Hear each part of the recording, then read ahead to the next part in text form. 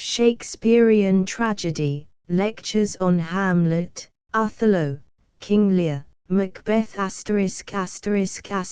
Shakespearean Tragedy Macmillan & Co., Limited London Times Bombay Times Calcutta Times Madras Times Melbourne The Macmillan Company New York Times Boston Times Chicago Times Dallas Times San Francisco The Macmillan Co.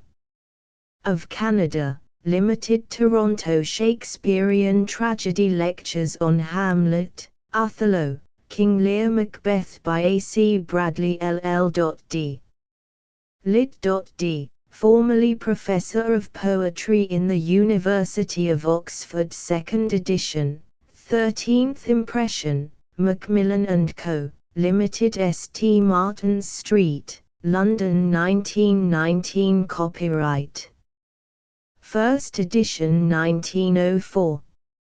Second edition March 1905.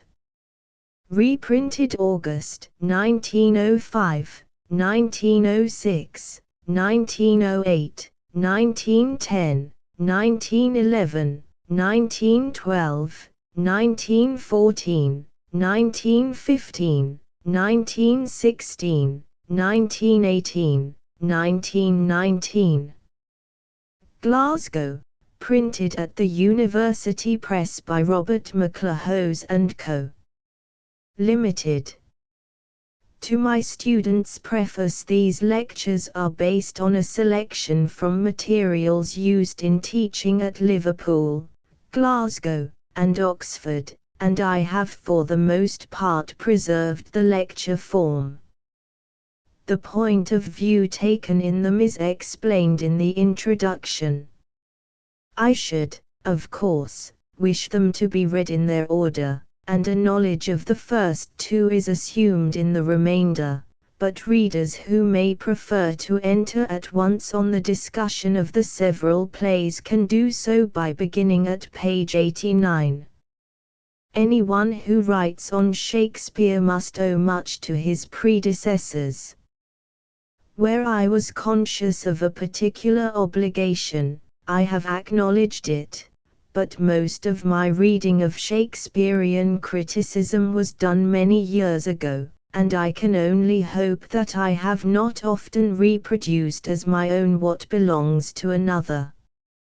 Many of the notes will be of interest only to scholars, who may find, I hope, something new in them.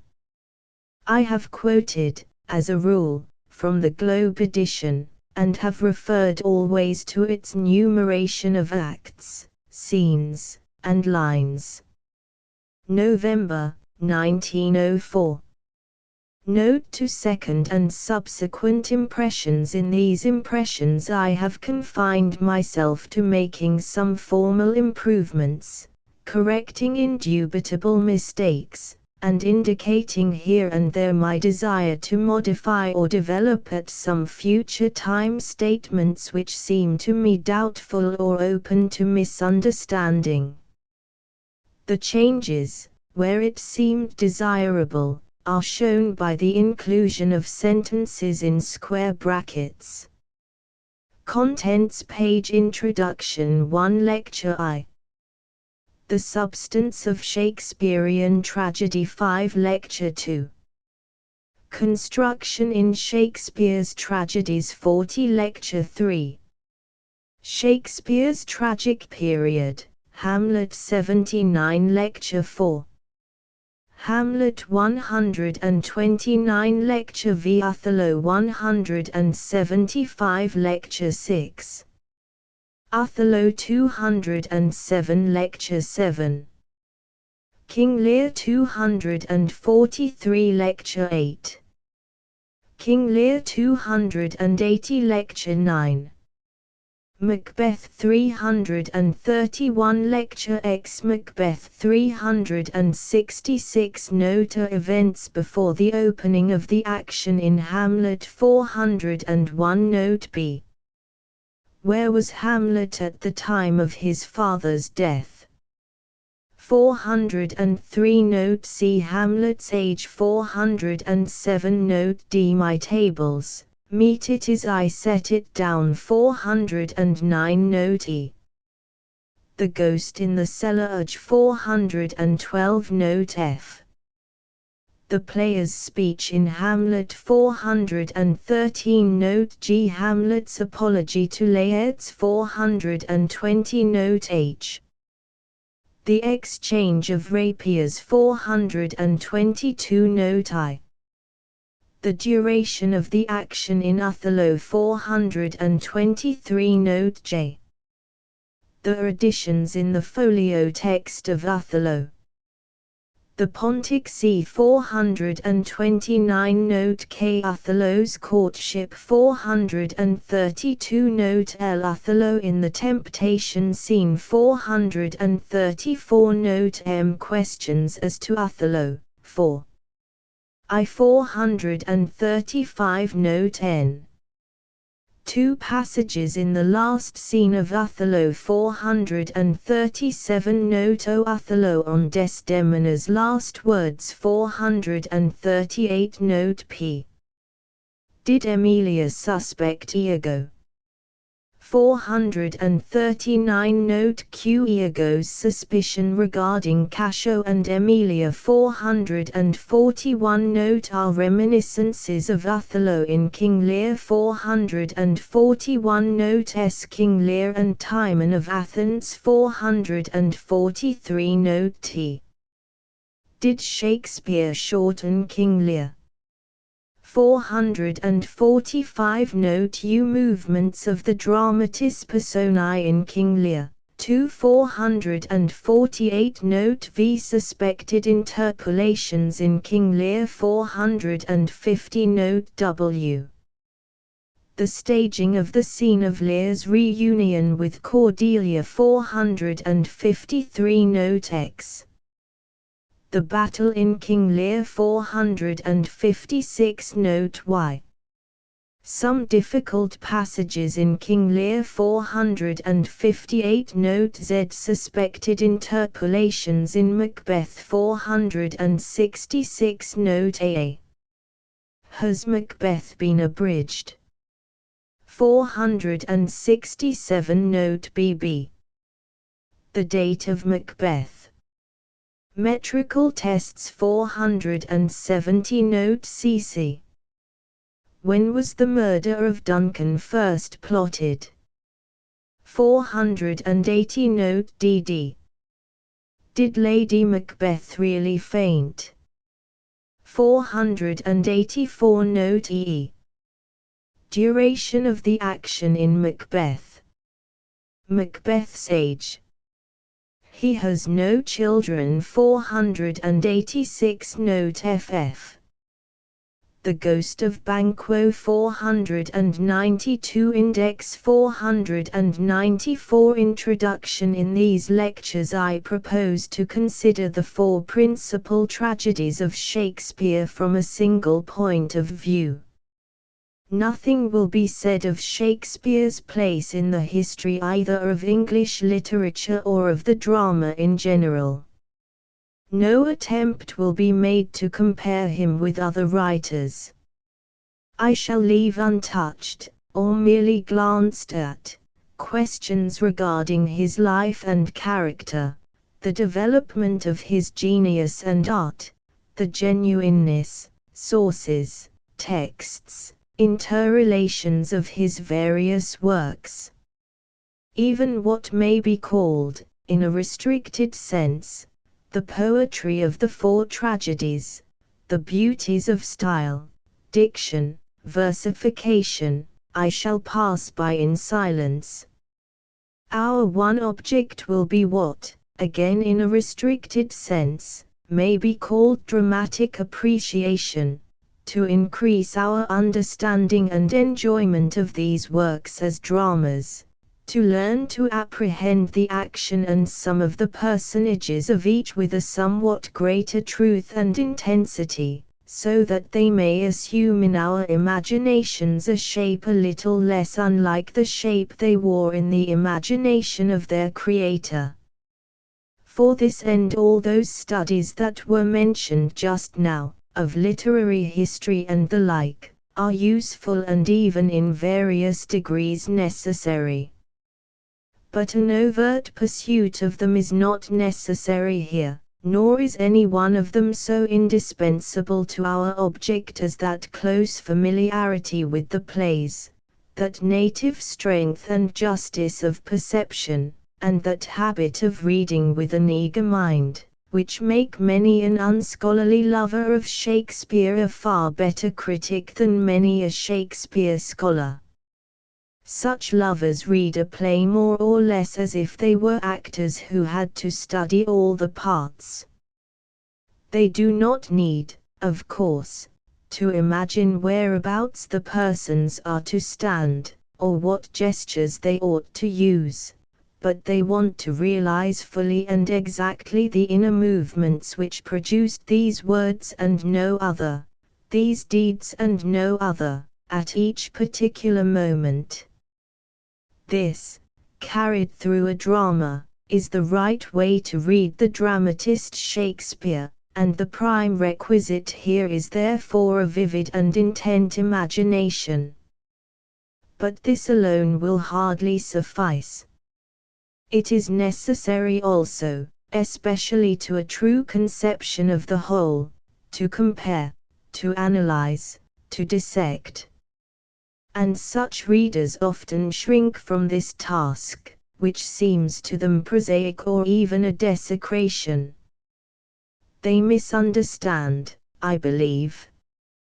They would not shrink if they remembered two things. In the first place, in this process of comparison and analysis, it is not requisite, it is on the contrary ruinous, to set imagination aside and to substitute some supposed cold reason, and it is only want of practice that makes the concurrent use of analysis and of poetic perception difficult or irksome. And, in the second place, these dissecting processes, though they are also imaginative, are still, and are meant to be, nothing but means to an end. When they have finished their work, it can only be finished for the time, they give place to the end, which is that same imaginative reading or recreation of the drama from which they set out, but a reading now enriched by the products of analysis, and therefore far more adequate and enjoyable. This, at any rate, is the faith in the strength of which I venture, with merely personal misgivings, on the path of analytic interpretation. And so, before coming to the first of the four tragedies, I propose to discuss some preliminary matters which concern them all. Though each is individual through and through, they have, in a sense, one and the same substance, for in all of them Shakespeare represents the tragic aspect of life, the tragic fact. They have, again, up to a certain point, a common form or structure. This substance and this structure, which would be found to distinguish them, for example, from Greek tragedies, may, to diminish repetition, be considered once for all, and in considering them we shall also be able to observe characteristic differences among the four plays. And to this may be added the little that it seems necessary to premise on the position of these dramas in Shakespeare's literary career. Much that is said on our main preliminary subjects will naturally hold good, within certain limits, of other dramas of Shakespeare beside Hamlet, Othello, King Lear, and Macbeth. But it will often apply to these other works only in part, and to some of them more fully than to others.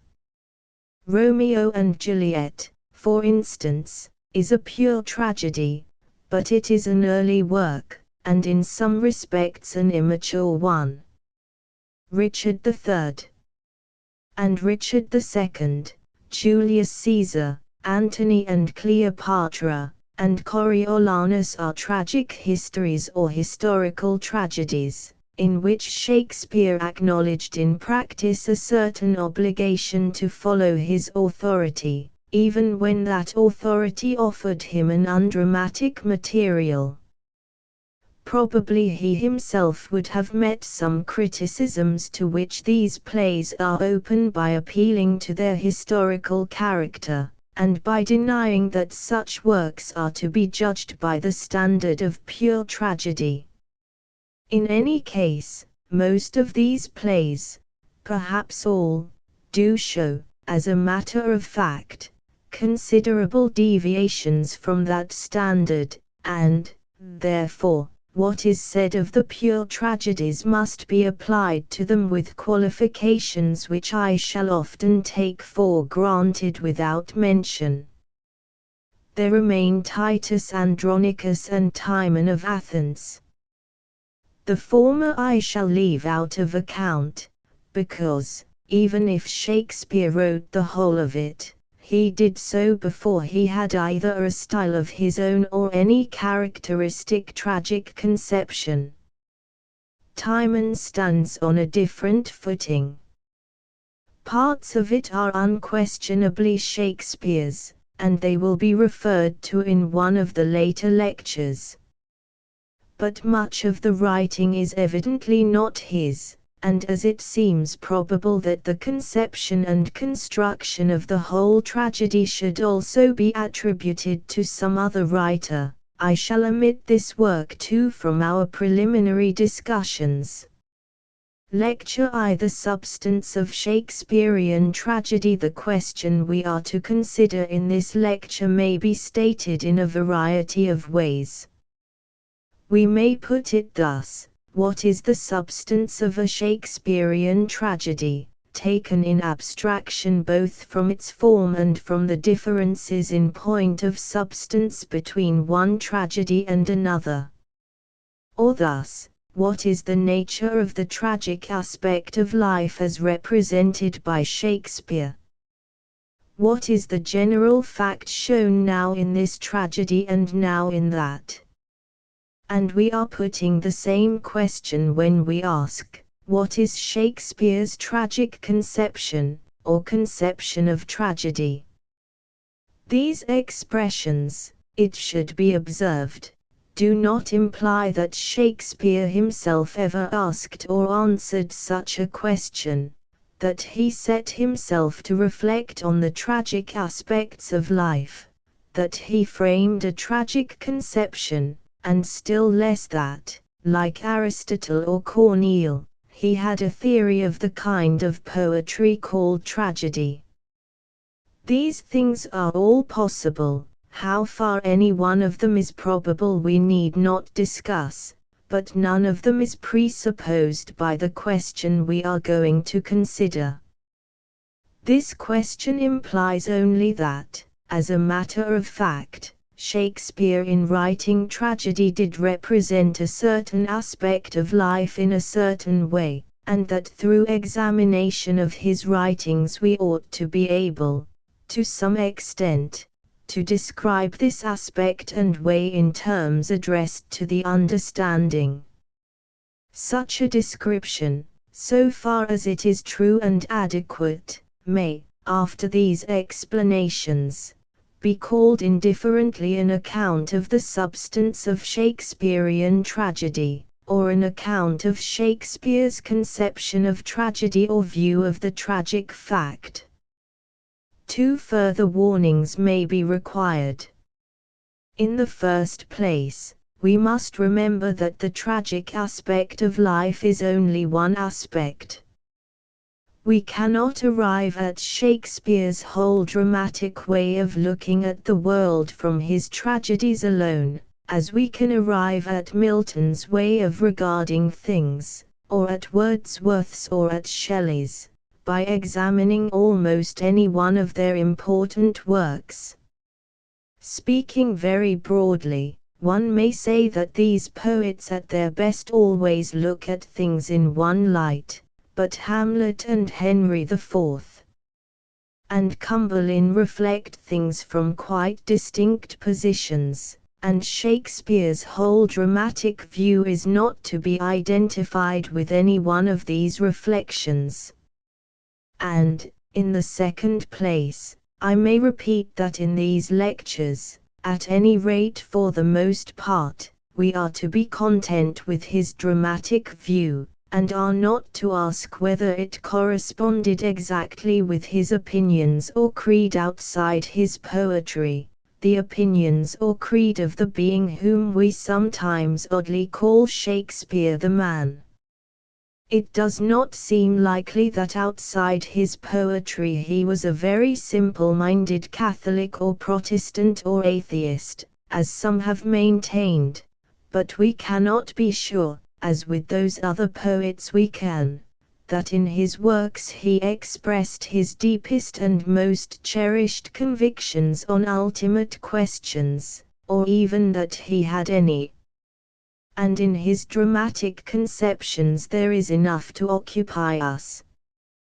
1. In approaching our subject it will be best, without attempting to shorten the path by referring to famous theories of the drama, to start directly from the facts, and to collect from them gradually an idea of Shakespearean tragedy. And first, to begin from the outside, such a tragedy brings before us a considerable number of persons, many more than the persons in a Greek play, unless the members of the chorus are reckoned among them, but it is preeminently the story of one person, the hero, one, or at most of two, the hero and heroine. Moreover, it is only in the love tragedies, Romeo and Juliet and Antony and Cleopatra, that the heroine is as much the center of the action as the hero. The rest, including Macbeth, are single stars. So that, having noticed the peculiarity of these two dramas, we may henceforth, for the sake of brevity, ignore it, and may speak of the tragic story as being concerned primarily with one person. The story, next, leads up to, and includes, the death of the hero. On the one hand, whatever may be true of tragedy elsewhere, no play at the end of which the hero remains alive is, in the full Shakespearean sense, a tragedy, and we no longer class Troilus and Cressida or Cymbeline as such, as did the editors of the Folio. On the other hand, the story depicts also the troubled part of the hero's life which precedes and leads up to his death, and an instantaneous death occurring by accident in the midst of prosperity would not suffice for it. It is, in fact, essentially a tale of suffering and calamity conducting to death. The suffering and calamity are, moreover, exceptional. They befall a conspicuous person. They are themselves of some striking kind. They are also, as a rule, unexpected, and contrasted with previous happiness or glory.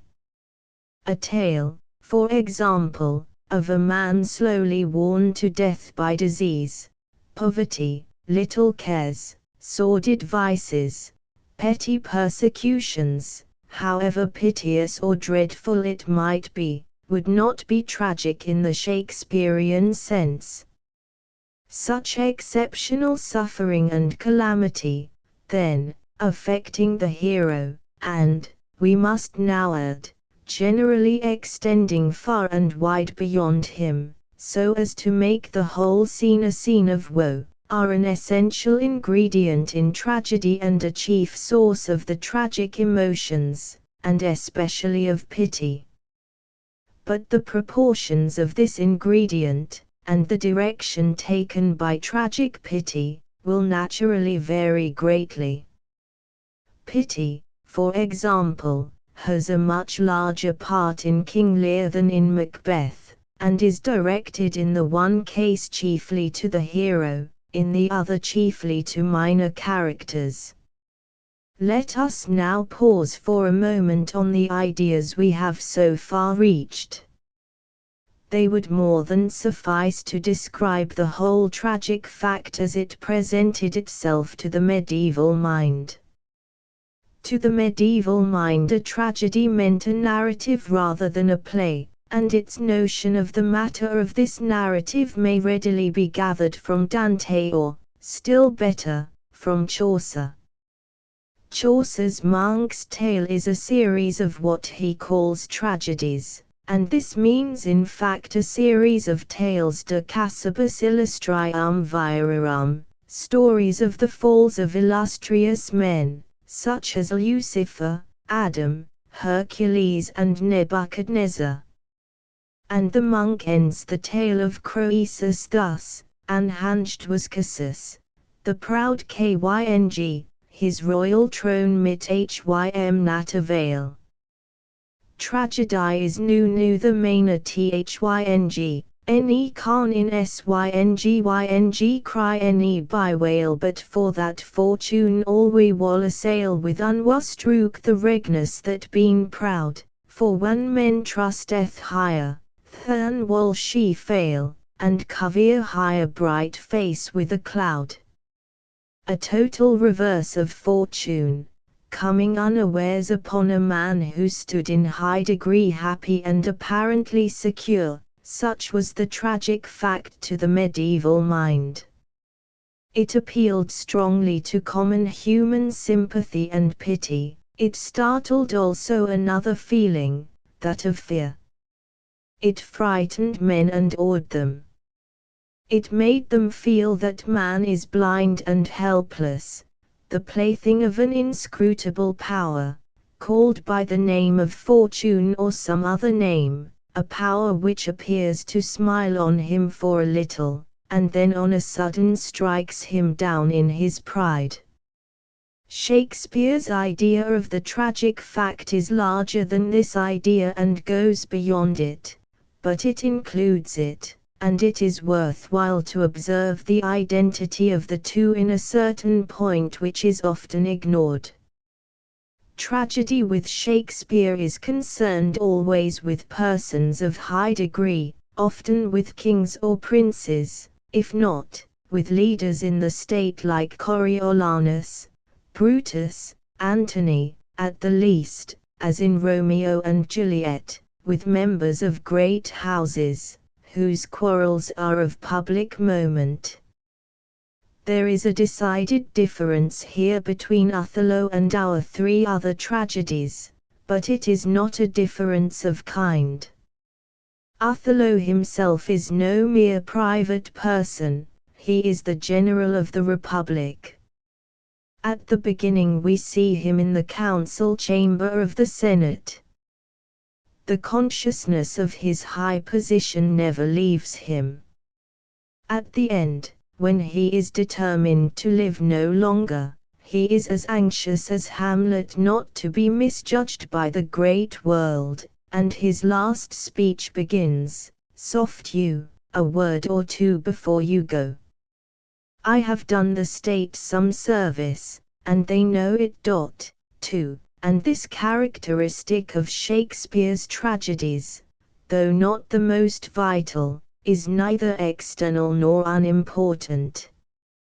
The saying that every deathbed is the scene of the fifth act of a tragedy has its meaning, but it would not be true if the word tragedy bore its dramatic sense. The pangs of despised love and the anguish of remorse, we say, are the same in a peasant and a prince, but, not to insist that they cannot be so when the prince is really a prince, the story of the prince, the triumvir, or the general, has a greatness and dignity of its own. His fate affects the welfare of a whole nation or empire, and when he falls suddenly from the height of earthly greatness to the dust, his fall produces a sense of contrast, of the powerlessness of man, and of the omnipotence, perhaps the caprice, of fortune or fate, which no tale of private life can possibly rival. Such feelings are constantly evoked by Shakespeare's tragedies, again in varying degrees. Perhaps they are the very strongest of the emotions awakened by the early tragedy of Richard II, where they receive a concentrated expression in Richard's famous speech about the antic death, who sits in the hollow crown that rounds the mortal temples of a king, grinning at his pomp, watching till his vanity and his fancied security have wholly encased him round, and then coming and boring with a little pin through his castle wall. And these feelings, though their predominance is subdued in the mightiest tragedies, remain powerful there. In the figure of the maddened Lear we see a sight most pitiful in the meanest wretch, past speaking of in a king. And if we would realize the truth in this matter, we cannot do better than compare with the effect of King Lear the effect of Turgenev's parallel and remarkable tale of peasant life, A King Lear of the Steppes. 2 Shakespearean tragedy as so far considered may be called a story of exceptional calamity leading to the death of a man in high estate.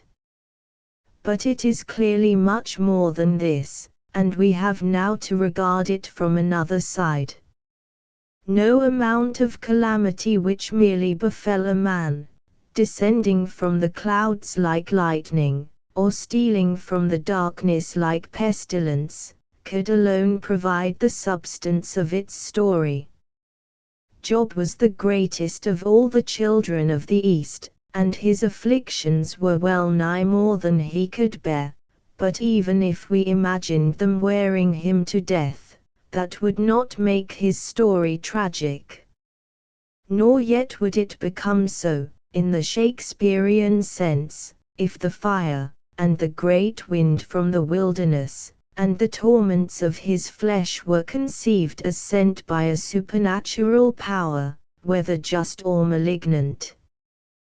The calamities of tragedy do not simply happen, nor are they sent, they proceed mainly from actions, and those the actions of men.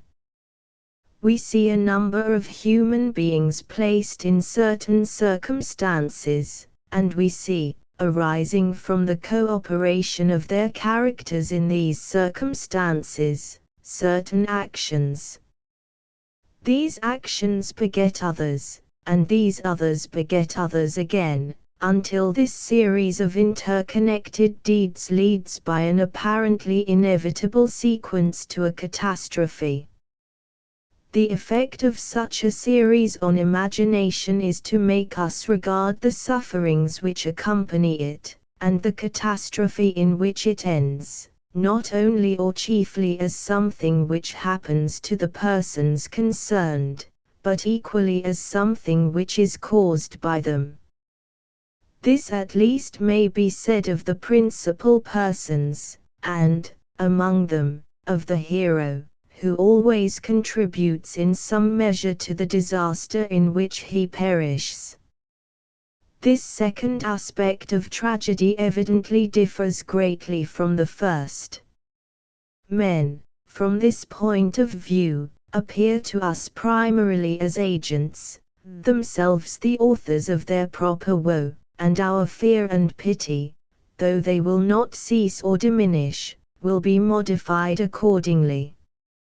We are now to consider this second aspect, remembering that it too is only one aspect, and additional to the first, not a substitute for it. The story or action of a Shakespearean tragedy does not consist, of course, solely of human actions or deeds, but the deeds are the predominant factor. And these deeds are, for the most part, actions in the full sense of the word, not things done 'tween asleep and wake, but acts or omissions thoroughly expressive of the doer, characteristic deeds. The center of the tragedy, therefore, may be said with equal truth to lie in action issuing from character, or in character issuing in action. Shakespeare's main interest lay here. To say that it lay in mere character, or was a psychological interest, would be a great mistake, for he was dramatic to the tips of his fingers. It is possible to find places where he has given a certain indulgence to his love of poetry, and even to his turn for general reflections, but it would be very difficult, and in his later tragedies perhaps impossible, to detect passages where he has allowed such freedom to the interest in character apart from action. But for the opposite extreme, for the abstraction of mere plot, which is a very different thing from the tragic action, for the kind of interest which predominates in a novel like The Woman in White, it is clear that he cared even less. I do not mean that this interest is absent from his dramas, but it is subordinate to others, and is so interwoven with them that we are rarely conscious of it apart, and rarely feel in any great strength the half-intellectual, half-nervous excitement of following an ingenious complication. What we do feel strongly, as a tragedy advances to its close, is that the calamities and catastrophe follow inevitably from the deeds of men, and that the main source of these deeds is character. The dictum that, with Shakespeare, character is destiny is no doubt an exaggeration, and one that may mislead, for many of his tragic personages, if they had not met with peculiar circumstances, would have escaped a tragic end, and might even have lived fairly untroubled lives, but it is the exaggeration of a vital truth. This truth, with some of its qualifications, will appear more clearly if we now go on to ask what elements are to be found in the story or action occasionally or frequently, beside the characteristic deeds, and the sufferings and circumstances, of the persons. I will refer to 3 of these additional factors. A. Shakespeare, occasionally and for reasons which need not be discussed here, represents abnormal conditions of mind, insanity, for example, somnambulism, hallucinations. And deeds issuing from these are certainly not what we call deeds in the fullest sense, deeds expressive of character. No, but these abnormal conditions are never introduced as the origin of deeds of any dramatic moment. Lady Macbeth's sleepwalking has no influence whatever on the events that follow it. Macbeth did not murder Duncan because he saw a dagger in the air, he saw the dagger because he was about to murder Duncan. Lear's insanity is not the cause of a tragic conflict any more than Ophelia's, it is, like Ophelia's, the result of a conflict, and in both cases the effect is mainly pathetic.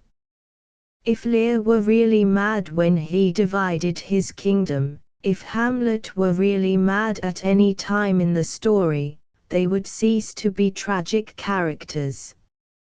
B. Shakespeare also introduces the supernatural into some of his tragedies. He introduces ghosts, and witches who have supernatural knowledge.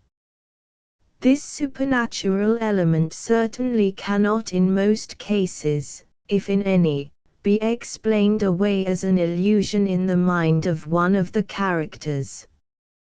And further, it does contribute to the action, and is in more than one instance an indispensable part of it, so that to describe human character, with circumstances, as always the sole motive force in this action would be a serious error. but the supernatural is always placed in the closest relation with character.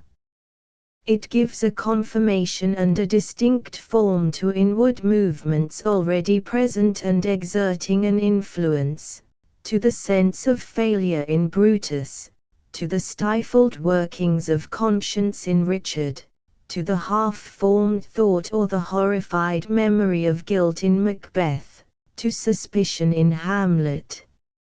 Moreover, its influence is never of a compulsive kind. It forms no more than an element, however important, in the problem which the hero has to face, and we are never allowed to feel that it has removed his capacity or responsibility for dealing with this problem. So far indeed are we from feeling this, that many readers run to the opposite extreme, and openly or privately regard the supernatural as having nothing to do with the real interest of the play. See, Shakespeare, lastly, in most of his tragedies allows to chance or accident an appreciable influence at some point in the action. Chance or accident here will be found, I think, to mean any occurrence, not supernatural, of course, which enters the dramatic sequence neither from the agency of a character, nor from the obvious surrounding circumstances. 3. It may be called an accident, in this sense, that Romeo never got the friar's message about the potion, and that Juliet did not awake from her long sleep a minute sooner, an accident that Edgar arrived at the prison just too late to save Cordelia's life, an accident that Desdemona dropped her handkerchief at the most fatal of moments, an accident that the pirate ship attacked Hamlet's ship, so that he was able to return forthwith to Denmark. Now this operation of accident is a fact, and a prominent fact, of human life. To exclude it wholly from tragedy, therefore, would be, we may say, to fail in truth. And, besides, it is not merely a fact. That men may start a course of events but can neither calculate nor control it, is a tragic fact. The dramatist may use accident so as to make us feel this, and there are also other dramatic uses to which it may be put. Shakespeare accordingly admits it. On the other hand, any large admission of chance into the tragic sequence, would certainly weaken, and might destroy, the sense of the causal connection of character, deed, and catastrophe. And Shakespeare really uses it very sparingly. We seldom find ourselves exclaiming, "What an unlucky accident!" I believe most readers would have to search painfully for instances. It is, further, frequently easy to see the dramatic intention of an accident, and some things which look like accidents have really a connection with character, and are therefore not in the full sense accidents. Finally, I believe it will be found that almost all the prominent accidents occur when the action is well advanced and the impression of the causal sequence is too firmly fixed to be impaired. Thus it appears that these three elements in the action are subordinate, while the dominant factor consists in deeds which issue from character. So that, by way of summary, we may now alter our first statement. A tragedy is a story of exceptional calamity leading to the death of a man in high estate, and we may say instead, what in its turn is one-sided, though less so, that the story is one of human actions producing exceptional calamity and ending in the death of such a man. 5. Before we leave the action, however, there is another question that may usefully be asked. Can we define this action further by describing it as a conflict? The frequent use of this idea in discussions on tragedy is ultimately due, I suppose, to the influence of Hegel's theory on the subject, certainly the most important theory since Aristotle's. But Hegel's view of the tragic conflict is not only unfamiliar to English readers and difficult to expound shortly, but it had its origin in reflections on Greek tragedy and, as Hegel was well aware, applies only imperfectly to the works of Shakespeare. 6. I shall, therefore, confine myself to the idea of conflict in its more general form. In this form it is obviously suitable to Shakespearean tragedy, but it is vague, and I will try to make it more precise by putting the question, who are the combatants in this conflict? Not seldom the conflict may quite naturally be conceived as lying between two persons, of whom the hero is one, or, more fully, as lying between two parties or groups, in one of which the hero is the leading figure.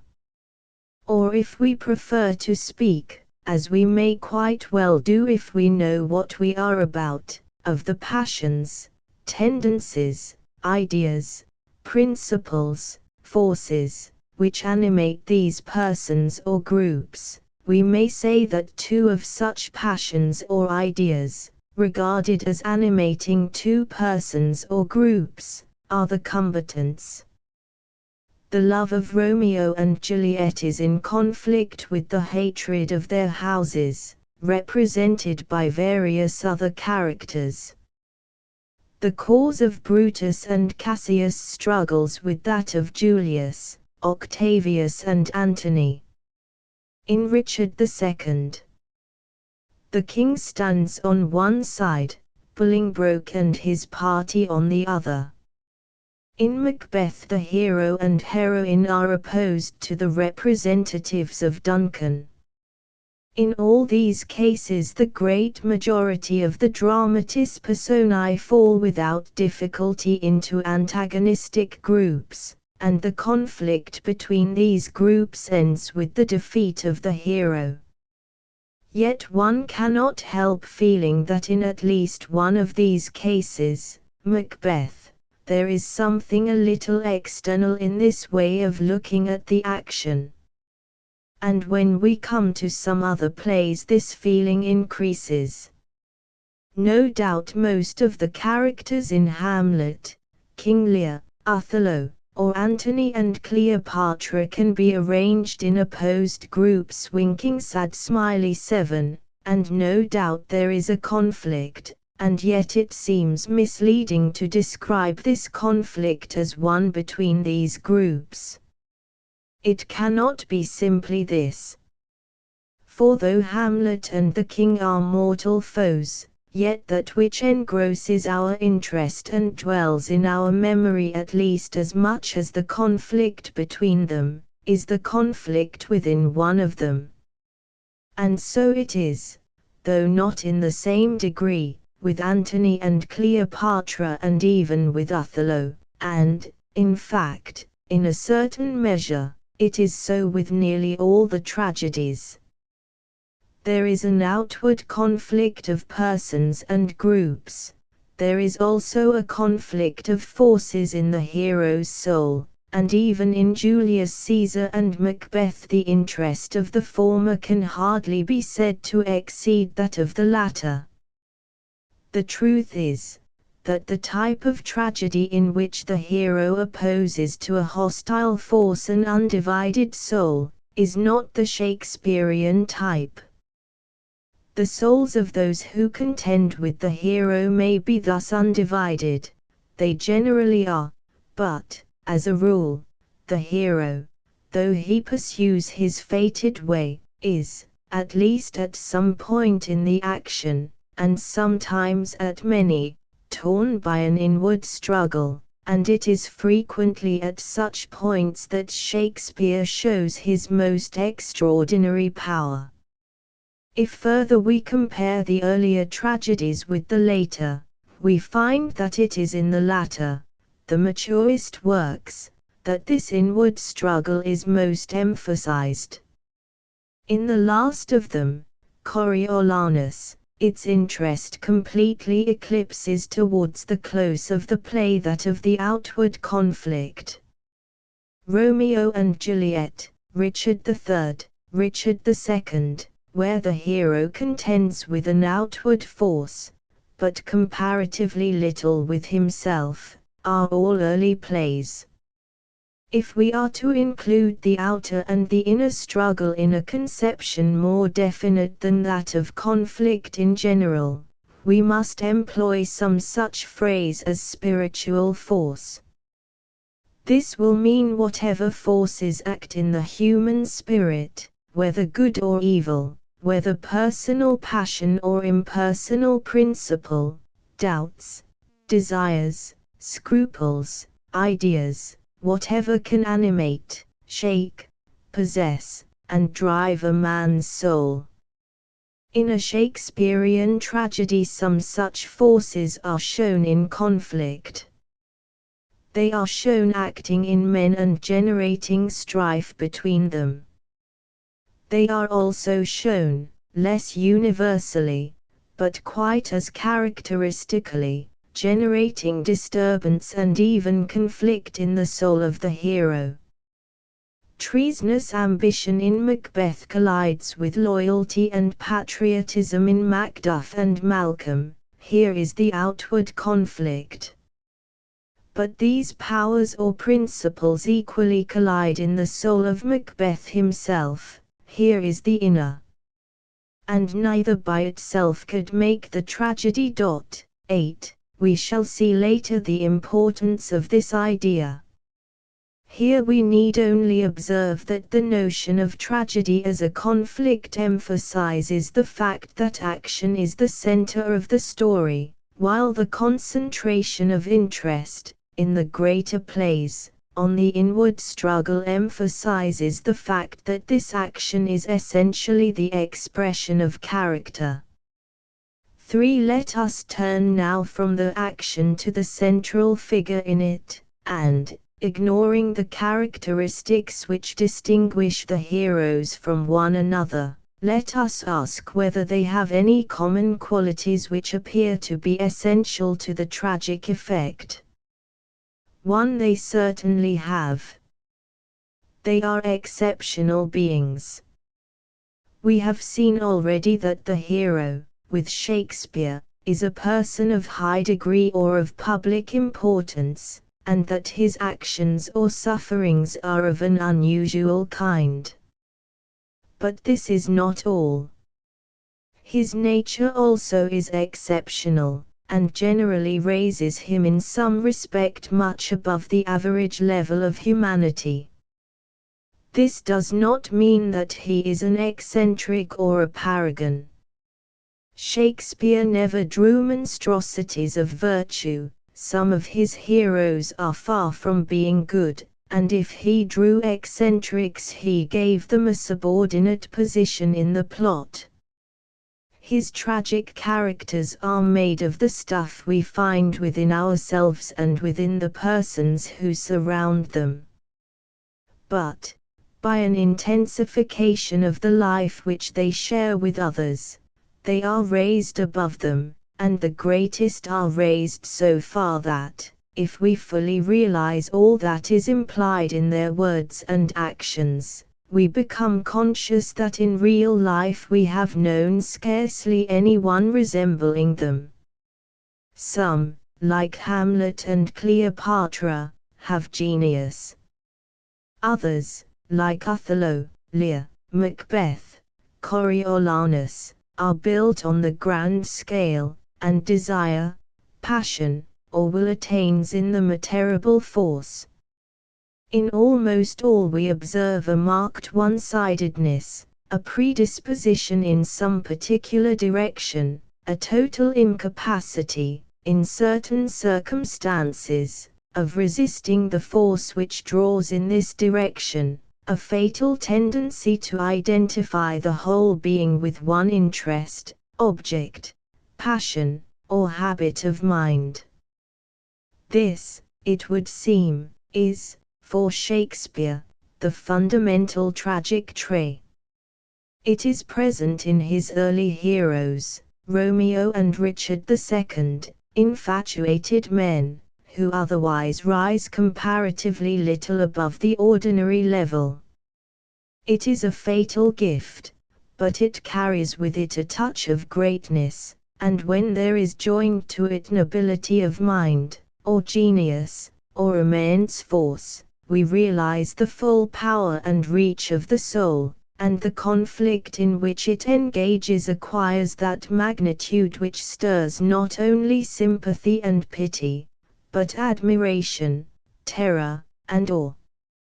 The easiest way to bring home to oneself the nature of the tragic character is to compare it with a character of another kind.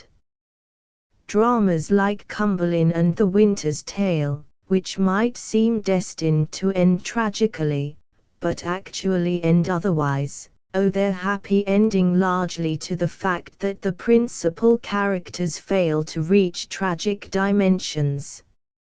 And, conversely, if these persons were put in the place of the tragic heroes, the dramas in which they appeared would cease to be tragedies. Posthumus would never have acted as Othello did. Othello, on his side, would have met Iachimo's challenge with something more than words. If, like Posthumus, he had remained convinced of his wife's infidelity, he would not have repented her execution. If, like Leonce, he had come to believe that by an unjust accusation he had caused her death, he would never have lived on, like Leonce. In the same way the villain Iachimo has no touch of tragic greatness. But Iago comes nearer to it, and if Iago had slandered Imogen and had supposed his slanders to have led to her death, he certainly would not have turned melancholy and wished to die. One reason why the end of The Merchant of Venice fails to satisfy us is that Shylock is a tragic character, and that we cannot believe in his accepting his defeat and the conditions imposed on him. This was a case where Shakespeare's imagination ran away with him, so that he drew a figure with which the destined pleasant ending would not harmonize. In the circumstances where we see the hero placed, his tragic trait, which is also his greatness, is fatal to him.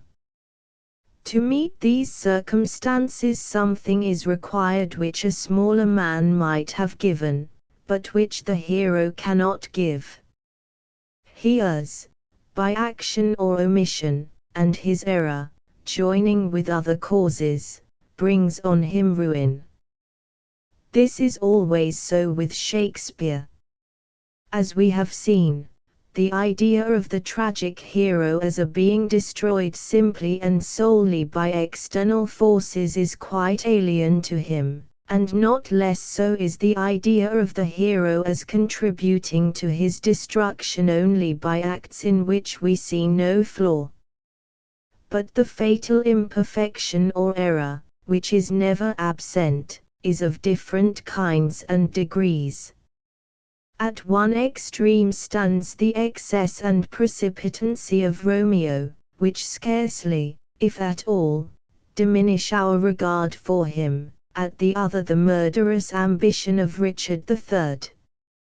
In most cases the tragic error involves no conscious breach of right, in some, for example that of Brutus or Othello, it is accompanied by a full conviction of right.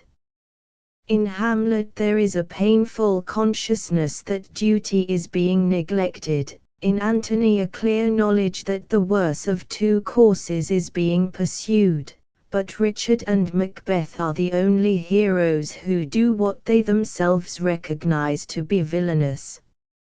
It is important to observe that Shakespeare does admit such heroes, 9, and also that he appears to feel, and exerts himself to meet, the difficulty that arises from their admission. The difficulty is that the spectator must desire their defeat and even their destruction, and yet this desire, and the satisfaction of it, are not tragic feelings. Shakespeare gives to Richard therefore a power which excites astonishment, and a courage which extorts admiration.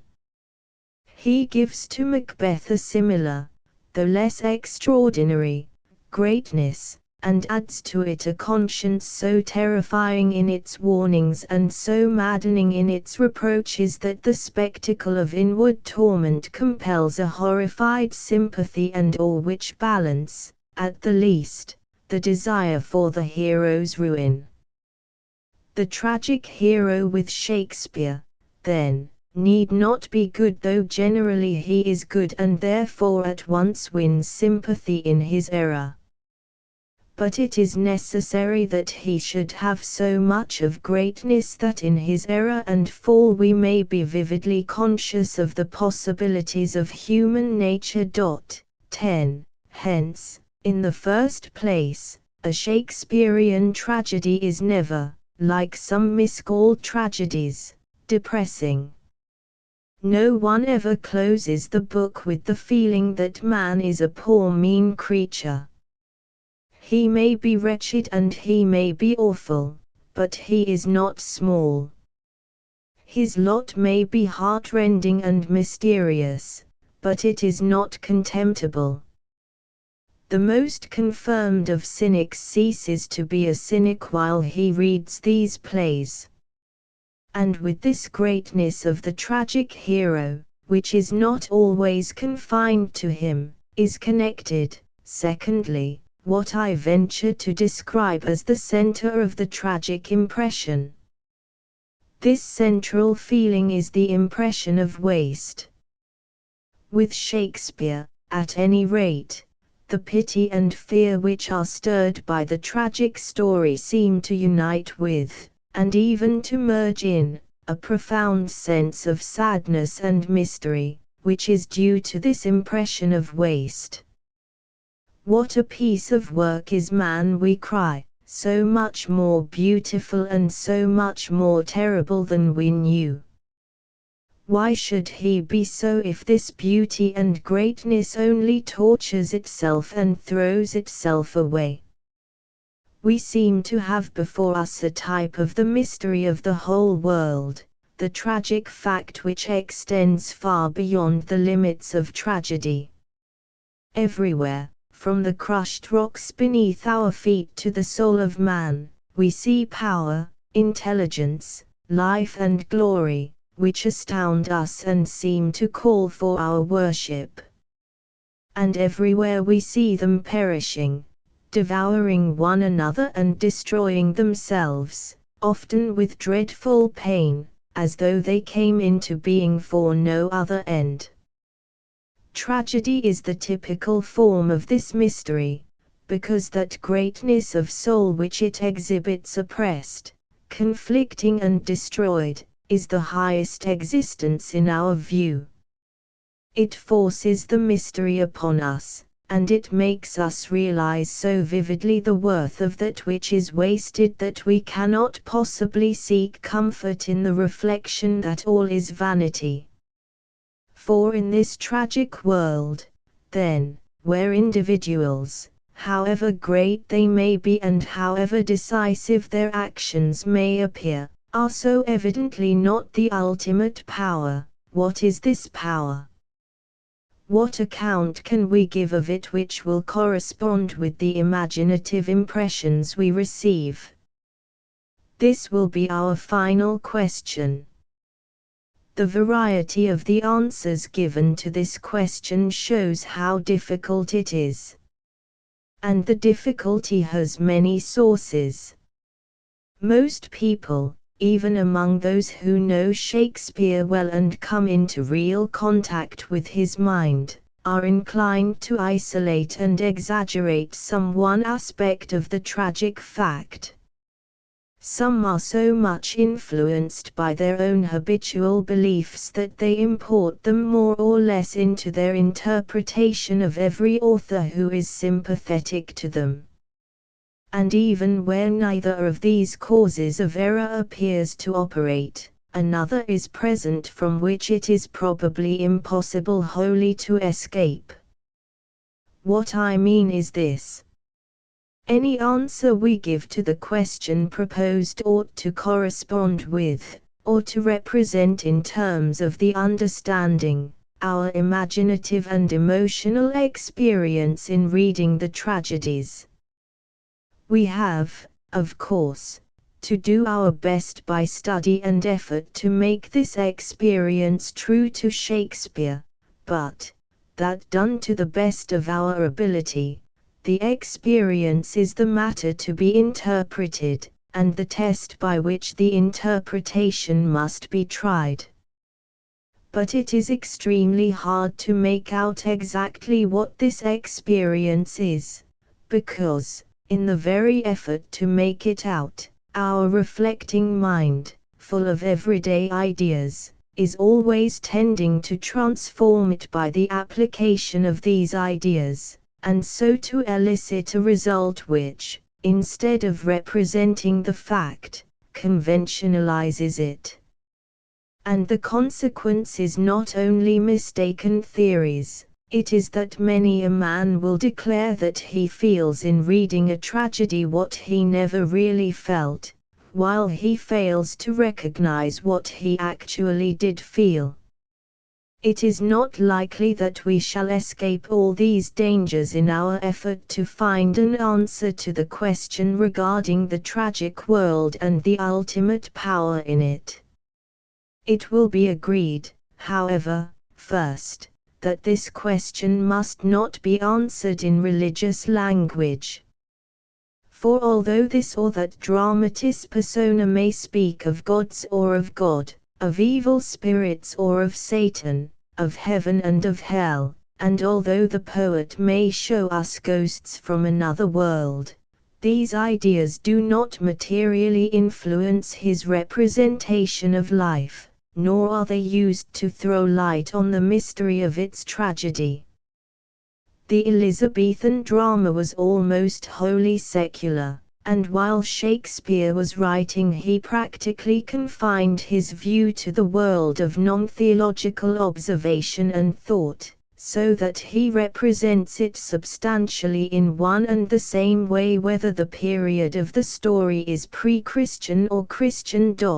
11. He looked at this secular world most intently and seriously, and he painted it, we cannot but conclude, with entire fidelity, without the wish to enforce an opinion of his own, and, in essentials, without regard to anyone's hopes, fears, or beliefs. His greatness is largely due to this fidelity in a mind of extraordinary power, and if, as a private person, he had a religious faith, his tragic view can hardly have been in contradiction with this faith, but must have been included in it, and supplemented, not abolished, by additional ideas. Two statements, next, may at once be made regarding the tragic fact as he represents it. 1. That it is and remains to us something piteous, fearful and mysterious. The other, that the representation of it does not leave us crushed, rebellious or desperate. These statements will be accepted, I believe, by any reader who is in touch with Shakespeare's mind and can observe his own. Indeed, such a reader is rather likely to complain that they are painfully obvious. But if they are true as well as obvious, something follows from them in regard to our present question. From the first it follows that the ultimate power in the tragic world is not adequately described as a law or order which we can see to be just and benevolent, as, in that sense, a moral order, for in that case the spectacle of suffering and waste could not seem to us so fearful and mysterious as it does. And from the second it follows that this ultimate power is not adequately described as a fate, whether malicious and cruel, or blind and indifferent to human happiness and goodness, for in that case the spectacle would leave us desperate or rebellious. Yet one or other of these two ideas will be found to govern most accounts of Shakespeare's tragic view or world.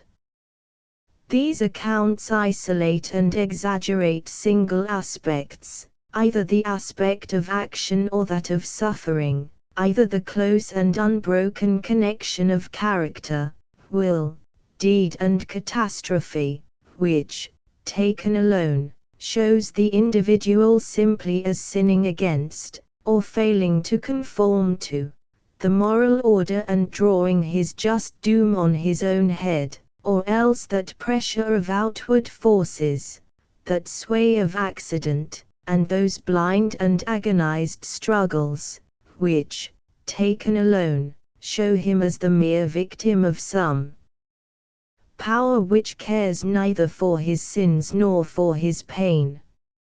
Such views contradict one another, and no third view can unite them, but the several aspects from whose isolation and exaggeration they spring are both present in the fact, and a view which would be true to the fact and to the whole of our imaginative experience must in some way combine these aspects.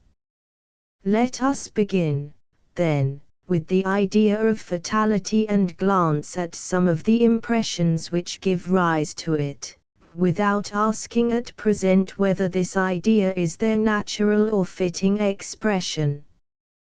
There can be no doubt that they do arise and that they ought to arise. If we do not feel at times that the hero is, in some sense, a doomed man, that he and others drift struggling to destruction like helpless creatures borne on an irresistible flood towards a cataract, that, faulty as they may be, their fault is far from being the sole or sufficient cause of all they suffer, and that the power from which they cannot escape is relentless and immovable, we have failed to receive an essential part of the full tragic effect. The sources of these impressions are various, and I will refer only to a few. One of them is put into words by Shakespeare himself when he makes the player king in Hamlet say, "Our thoughts are ours, their ends none of our own, their ends are the issues or outcomes of our thoughts, and these, says the speaker, are not our own." The tragic world is a world of action, and action is the translation of thought into reality. We see men and women confidently attempting it. They strike into the existing order of things in pursuance of their ideas. But what they achieve is not what they intended, it is terribly unlike it. They understand nothing, we say to ourselves, of the world on which they operate. They fight blindly in the dark, and the power that works through them makes them the instrument of a design which is not theirs. They act freely, and yet their action binds them hand and foot. And it makes no difference whether they meant well or ill. No one could mean better than Brutus, but he contrives misery for his country and death for himself. No one could mean worse than Iago, and he too is caught in the web he spins for others.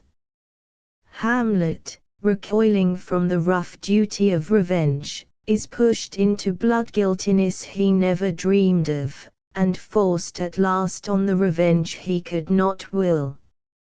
His adversary's murders, and no less his adversary's remorse, bring about the opposite of what they sought. Lear follows an old man's whim, half generous, half selfish, and in a moment it looses all the powers of darkness upon him. Othello agonizes over an empty fiction, and, meaning to execute solemn justice, butchers innocence and strangles love. They understand themselves no better than the world about them. Coriolanus thinks that his heart is iron, and it melts like snow before a fire. Lady Macbeth, who thought she could dash out her own child's brains, finds herself hounded to death by the smell of a stranger's blood.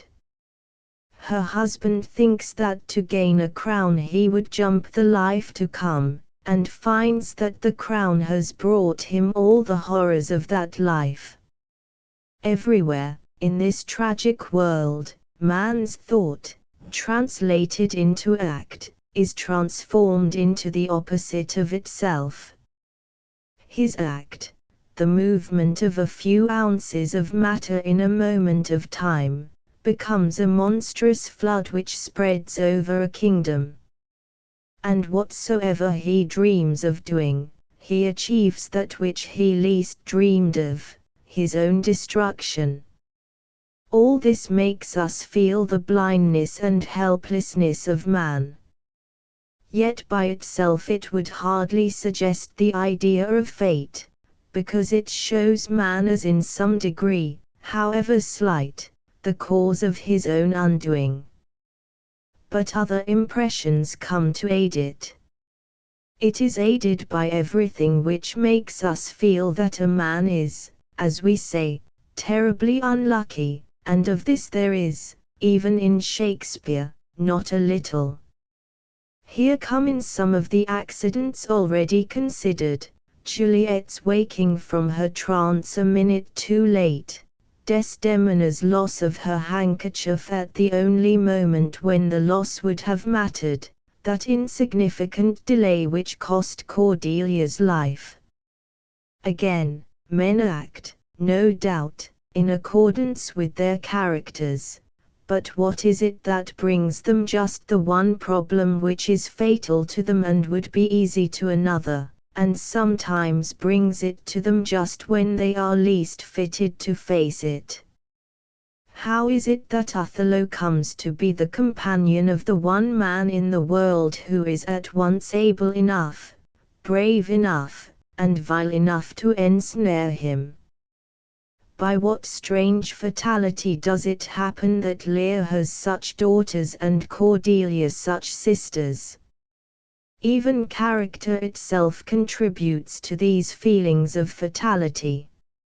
How could men escape, we cry, such vehement propensities as drive Romeo, Antony, Coriolanus, to their doom? And why is it that a man's virtues help to destroy him, and that his weakness or defect is so intertwined with everything that is admirable in him that we can hardly separate them even in imagination? If we find in Shakespeare's tragedies the source of impressions like these, it is important, on the other hand, to notice what we do not find there. We find practically no trace of fatalism in its more primitive, crude and obvious forms. Nothing, again, makes us think of the actions and sufferings of the persons as somehow arbitrarily fixed beforehand without regard to their feelings, thoughts and resolutions. Nor, I believe, are the facts ever so presented that it seems to us as if the supreme power, whatever it may be, had a special spite against a family or an individual. Neither, lastly, do we receive the impression, which, it must be observed, is not purely fatalistic, that a family, owing to some hideous crime or impiety in early days, is doomed in later days to continue a career of portentous calamities and sins. Shakespeare, indeed, does not appear to have taken much interest in heredity, or to have attached much importance to it. See, however, heredity in the index. What, then, is this fate which the impressions already considered lead us to describe as the ultimate power in the tragic world? It appears to be a mythological expression for the whole system or order, of which the individual characters form an inconsiderable and feeble part, which seems to determine, far more than they, their native dispositions and their circumstances, and, through these, their action, which is so vast and complex that they can scarcely at all understand it or control its workings, and which has a nature so definite and fixed that whatever changes take place in it produce other changes inevitably and without regard to men's desires and regrets. And whether this system or order is best called by the name of fate or no. 12. It can hardly be denied that it does appear as the ultimate power in the tragic world, and that it has such characteristics as these. But the name fate may be intended to imply something more, to imply that this order is a blank necessity, totally regardless alike of human will and of the difference between good and evil or right and wrong. And such an implication many readers would at once reject. They would maintain, on the contrary, that this order shows characteristics of quite another kind from those which made us give it the name of fate, characteristics which certainly should not induce us to forget those others, but which would lead us to describe it as a moral order and its necessity as a moral necessity. 5. Let us turn, then, to this idea. It brings into the light those aspects of the tragic fact which the idea of fate throws into the shade. And the argument which leads to it in its simplest form may be stated briefly thus: whatever may be said of accidents, circumstances and the like, human action is, after all, presented to us as the central fact in tragedy, and also as the main cause of the catastrophe. That necessity which so much impresses us is, after all, chiefly the necessary connection of actions and consequences. For these actions we, without even raising a question on the subject, hold the agents responsible, and the tragedy would disappear for us if we did not. The critical action is, in greater or less degree, wrong or bad. The catastrophe is, in the main, the return of this action on the head of the agent. It is an example of justice, and that order which, present alike within the agents and outside them, infallibly brings it about, is therefore just. The rigor of its justice is terrible, no doubt, for a tragedy is a terrible story, but, in spite of fear and pity, we acquiesce, because our sense of justice is satisfied.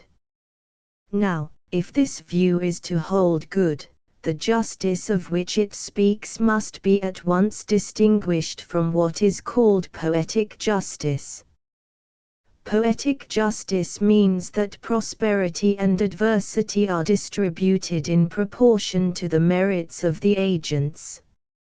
Such poetic justice is in flagrant contradiction with the facts of life, and it is absent from Shakespeare's tragic picture of life. Indeed, this very absence is a ground of constant complaint on the part of Dr. Johnson. The doer must suffer, this we find in Shakespeare. We also find that villainy never remains victorious and prosperous at the last, but an assignment of amounts of happiness and misery, an assignment even of life and death, in proportion to merit, we do not find. No one who thinks of Desdemona and Cordelia, or who remembers that one end awaits Richard III, and Brutus, Macbeth and Hamlet, or who asks himself which suffered most, Othello or Iago, will ever accuse Shakespeare of representing the ultimate power as poetically just. And we must go further. I venture to say that it is a mistake to use at all these terms of justice and merit or desert. And this for two reasons. In the first place, essential as it is to recognize the connection between act and consequence, and natural as it may seem in some cases, for example Macbeth's, to say that the doer only gets what he deserves, yet in very many cases to say this would be quite unnatural. We might not object to the statement that Lear deserved to suffer for his folly, selfishness and tyranny, but to assert that he deserved to suffer what he did suffer is to do violence not merely to language but to any healthy moral sense. It is, moreover, to obscure the tragic fact that the consequences of action cannot be limited to that which would appear to us to follow justly from them. And, this being so, when we call the order of the tragic world just, we are either using the word in some vague and unexplained sense, or we are going beyond what is shown us of this order, and are appealing to faith. But, in the second place, the ideas of justice and desert are, it seems to me, in all cases, even those of Richard III, and of Macbeth and Lady Macbeth, untrue to our imaginative experience. When we are immersed in a tragedy, we feel towards dispositions, actions, and persons such emotions as attraction and repulsion, pity, wonder, fear, horror, perhaps hatred, but we do not judge. This is a point of view which emerges only when, in reading a play, we slip, by our own fault or the dramatist's, from the tragic position, or when, in thinking about the play afterwards, we fall back on our everyday legal and moral notions.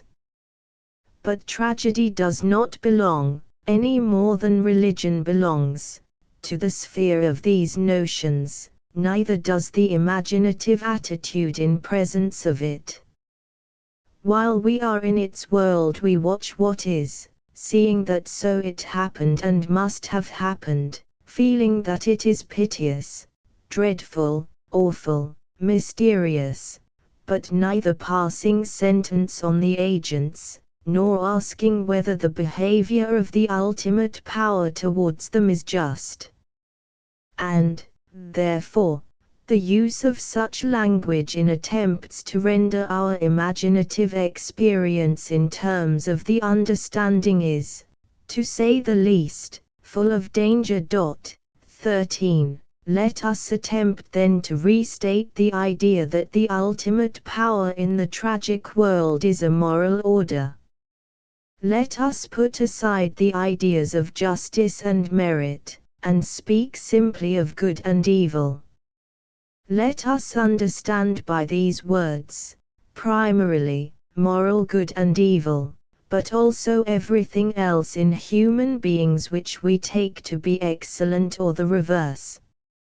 Let us understand the statement that the ultimate power or order is moral to mean that it does not show itself indifferent to good and evil, or equally favorable or unfavorable to both, but shows itself akin to good and alien from evil.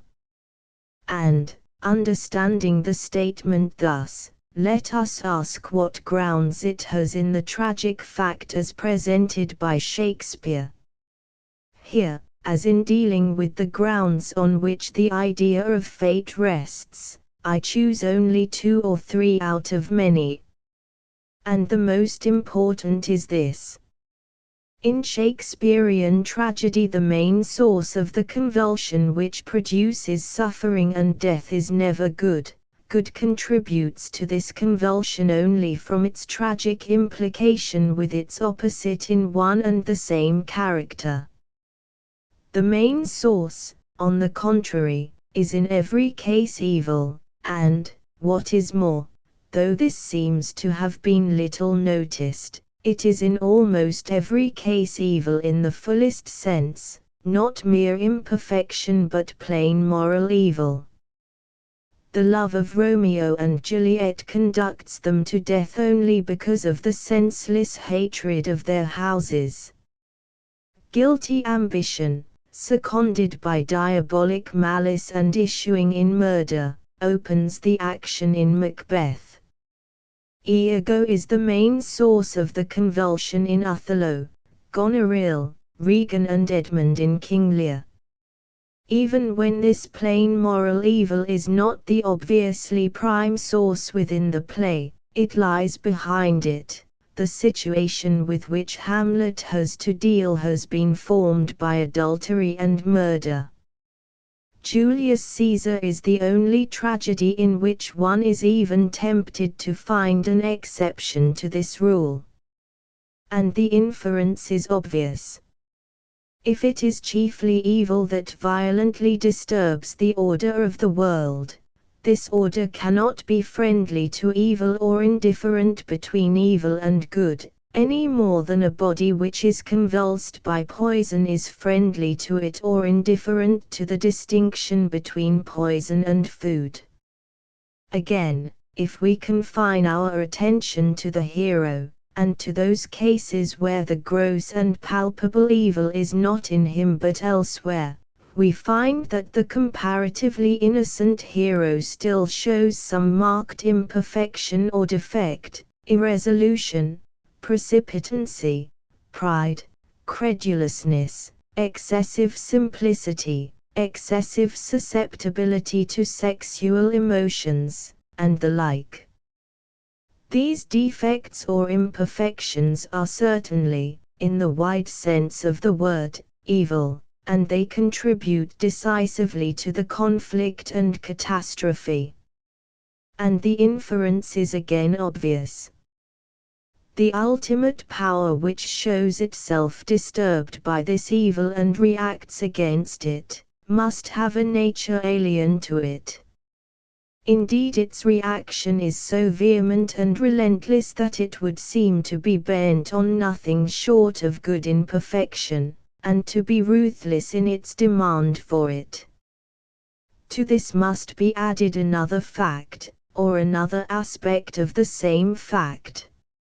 Evil exhibits itself everywhere as something negative, barren, weakening, destructive, a principle of death.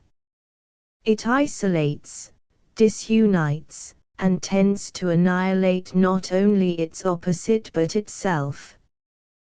That which keeps the evil man, 14, prosperous, makes him succeed, even permits him to exist, is the good in him. I do not mean only the obviously moral good. When the evil in him masters the good and has its way, it destroys other people through him, but it also destroys him. At the close of the struggle he has vanished, and has left behind him nothing that can stand. What remains is a family, a city, a country, exhausted, pale and feeble, but alive through the principle of good which animates it, and, within it, individuals who, if they have not the brilliance or greatness of the tragic character, still have won our respect and confidence. And the inference would seem clear. If existence in an order depends on good, and if the presence of evil is hostile to such existence, the inner being or soul of this order must be akin to good.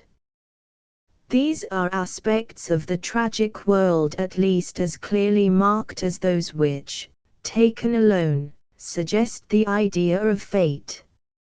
And the idea which they in their turn, when taken alone, may suggest, is that of an order which does not indeed award poetic justice but which reacts through the necessity of its own moral nature both against attacks made upon it and against failure to conform to it.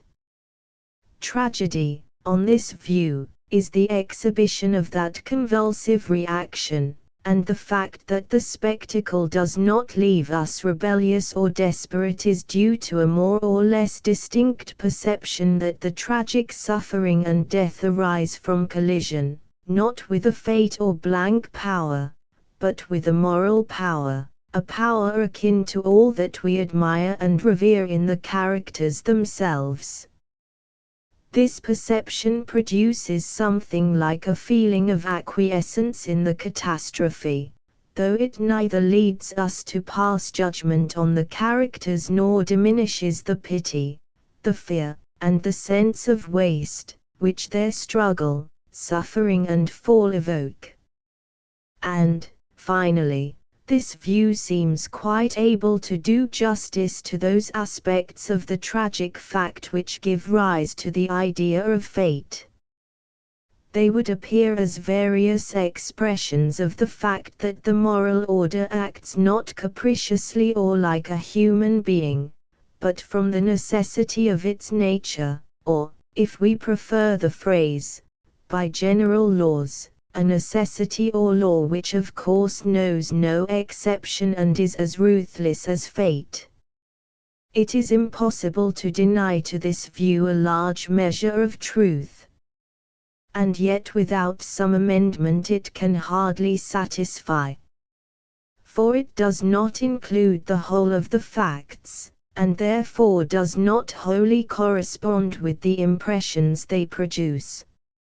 Let it be granted that the system or order which shows itself omnipotent against individuals is, in the sense explained, moral. Still, at any rate for the eye of sight, the evil against which it asserts itself, and the persons whom this evil inhabits, are not really something outside the order, so that they can attack it or fail to conform to it. They are within it and a part of it. It itself produces them, produces Iago as well as Desdemona, Iago's cruelty as well as Iago's courage. It is not poisoned, it poisons itself. Doubtless it shows by its violent reaction that the poison is poison, and that its health lies in good. But one significant fact cannot remove another, and the spectacle we witness scarcely warrants the assertion that the order is responsible for the good in Desdemona, but Iago for the evil in Iago. If we make this assertion we make it on grounds other than the facts as presented in Shakespeare's tragedies.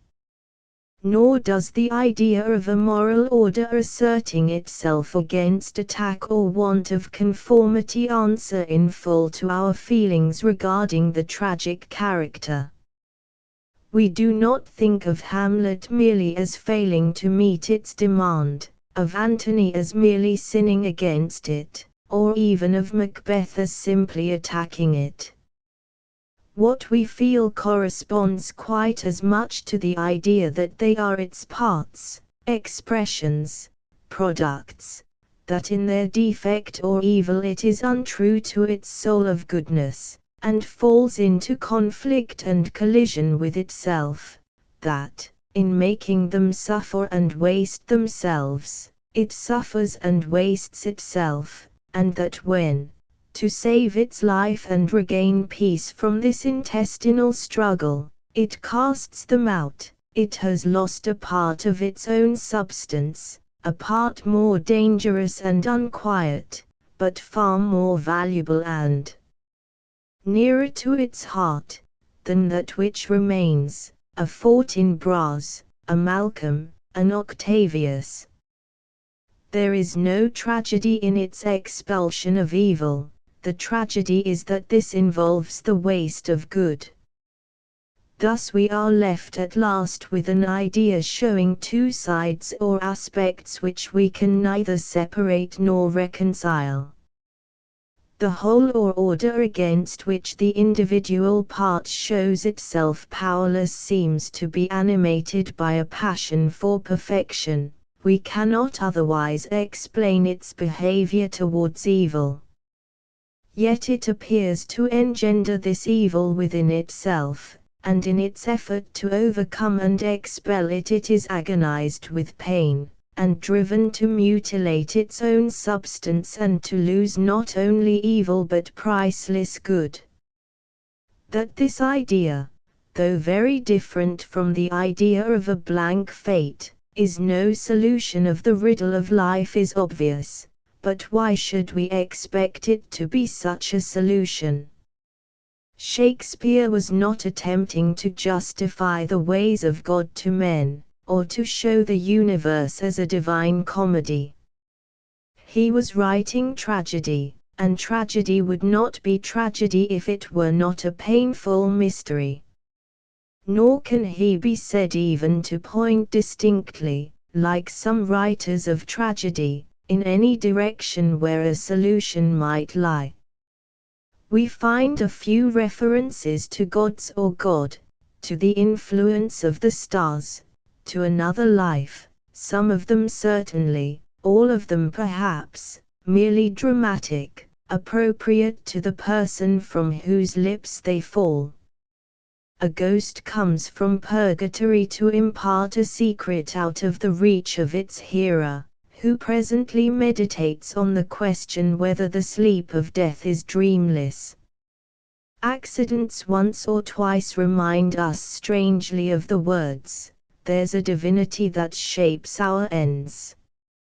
More important are other impressions. Sometimes from the very furnace of affliction a conviction seems born to us that somehow, if we could see it, this agony counts as nothing against the heroism and love which appear in it and thrill our hearts. Sometimes we are driven to cry out that these mighty or heavenly spirits who perish are too great for the little space in which they move, and that they vanish not into nothingness but into freedom. Sometimes from these sources and from others comes a presentiment, formless but haunting and even profound, that all the fury of conflict, with its waste and woe, is less than half the truth, even an illusion, such stuff as dreams are made on. But these faint and scattered intimations that the tragic world, being but a fragment of a whole beyond our vision, must needs be a contradiction and no ultimate truth, avail nothing to interpret the mystery. We remain confronted with the inexplicable fact, or the no less inexplicable appearance, of a world travailing for perfection, but bringing to birth, together with glorious good, an evil which it is able to overcome only by self-torture and self-waste. And this fact or appearance is tragedy. 15. Footnotes 1. Julius Caesar is not an exception to this rule. Caesar, whose murder comes in the third act, is in a sense the dominating figure in the story, but Brutus is the hero. 2. Timon of Athens, we have seen, was probably not designed by Shakespeare, but even Timon is no exception to the rule. The subplot is concerned with Alcibiades and his army, and Timon himself is treated by the Senate as a man of great importance. Arden of Feversham and a Yorkshire tragedy would certainly be exceptions to the rule, but I assume that neither of them is Shakespeare's, and if either is, it belongs to a different species from his admitted tragedies. See, on this species, Symonds, Shakespeare's predecessors, chapter 11. 3. Even a deed would, I think, be counted an accident if it were the deed of a very minor person whose character had not been indicated, because such a deed would not issue from the little world to which the dramatist had confined our attention. 4. Comedy stands in a different position. The tricks played by chance often form a principal part of the comic action. 5. It may be observed that the influence of the three elements just considered is to strengthen the tendency, produced by the sufferings considered first, to regard the tragic persons as passive rather than as agents. 6. An account of Hegel's view may be found in Oxford Lectures on Poetry. 7. The reader, however, will find considerable difficulty in placing some very important characters in these and other plays. I will give only 2 or 3 illustrations. Edgar is clearly not on the same side as Edmund, and yet it seems awkward to range him on Gloucester's side when Gloucester wishes to put him to death. Ophelia is in love with Hamlet, but how can she be said to be of Hamlet's party against the king and Polonius, or of their party against Hamlet? Desdemona worships Othello, yet it sounds odd to say that Othello is on the same side with a person whom he insults, strikes and murders. 8. I have given names to the spiritual forces in Macbeth merely to illustrate the idea, and without any pretension to adequacy. Perhaps, in view of some interpretations of Shakespeare's plays, it will be as well to add that I do not dream of suggesting that in any of his dramas Shakespeare imagined two abstract principles or passions conflicting, and incorporated them in persons, or that there is any necessity for a reader to define for himself the particular forces which conflict in a given case. 9. Aristotle apparently would exclude them. 10. Richard II is perhaps an exception, and I must confess that to me he is scarcely a tragic character, and that, if he is nevertheless a tragic figure, he is so only because his fall from prosperity to adversity is so great.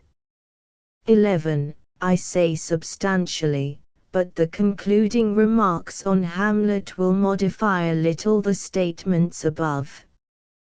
12. I have raised no objection to the use of the idea of fate, because it occurs so often both in conversation and in books about Shakespeare's tragedies that I must suppose it to be natural to many readers. Yet I doubt whether it would be so if Greek tragedy had never been written, and I must in candor confess that to me it does not often occur while I am reading, or when I have just read, a tragedy of Shakespeare. Wordsworth's lines, for example, about poor humanity's afflicted will struggling in vain with ruthless destiny do not represent the impression I receive. Much less do images which compare man to a puny creature helpless in the claws of a bird of prey.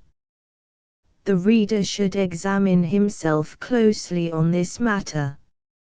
13. It is dangerous, I think, in reference to all really good tragedies, but I am dealing here only with Shakespeare's. In not a few Greek tragedies it is almost inevitable that we should think of justice and retribution, not only because the dramatis personae often speak of them, but also because there is something casuistical about the tragic problem itself. The poet treats the story in such a way that the question, is the hero doing right or wrong, is almost forced upon us. But this is not so with Shakespeare. Julius Caesar is probably the only one of his tragedies in which the question suggests itself to us, and this is one of the reasons why that play has something of a classic air. Even here, if we ask the question, we have no doubt at all about the answer. 14. It is most essential to remember that an evil man is much more than the evil in him. I may add that in this paragraph I have, for the sake of clearness, considered evil in its most pronounced form, but what is said would apply, mutatis mutandis, to evil as imperfection, etc. 15. Partly in order not to anticipate later passages, I abstained from treating fully here the question why we feel, at the death of the tragic hero, not only pain but also reconciliation and sometimes even exultation. As I cannot at present make good this defect, I would ask the reader to refer to the word reconciliation in the index. See also, in Oxford Lectures on Poetry, Hegel's Theory of Tragedy, especially pp. 90, 91. Lecture 2 Construction in Shakespeare's Tragedies. Having discussed the substance of a Shakespearean tragedy, we should naturally go on to examine the form. And under this head many things might be included, for example, Shakespeare's methods of characterization, his language, his versification, the construction of his plots. I intend, however, to speak only of the last of these subjects, which has been somewhat neglected. Winking sad smiley 16, and, as construction is a more or less technical matter, I shall add some general remarks on Shakespeare as an artist. 1. As a Shakespearean tragedy represents a conflict which terminates in a catastrophe, any such tragedy may roughly be divided into 3 parts. The first of these sets forth or expounds the situation, 17, or state of affairs, out of which the conflict arises, and it may, therefore, be called the exposition. The second deals with the definite beginning, the growth and the vicissitudes of the conflict. It forms accordingly the bulk of the play, comprising the second, third and fourth acts, and usually a part of the first and a part of the fifth.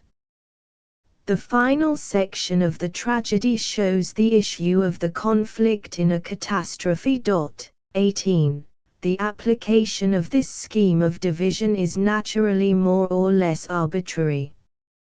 The first part glides into the second, and the second into the third, and there may often be difficulty in drawing the lines between them.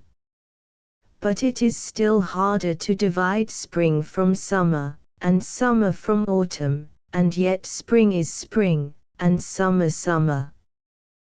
The main business of the exposition, which we will consider first, is to introduce us into a little world of persons, to show us their positions in life, their circumstances, their relations to one another, and perhaps something of their characters, and to leave us keenly interested in the question what will come out of this condition of things.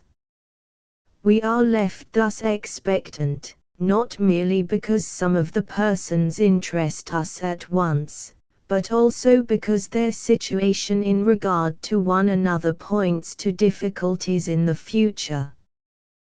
This situation is not one of conflict, 19, but it threatens conflict.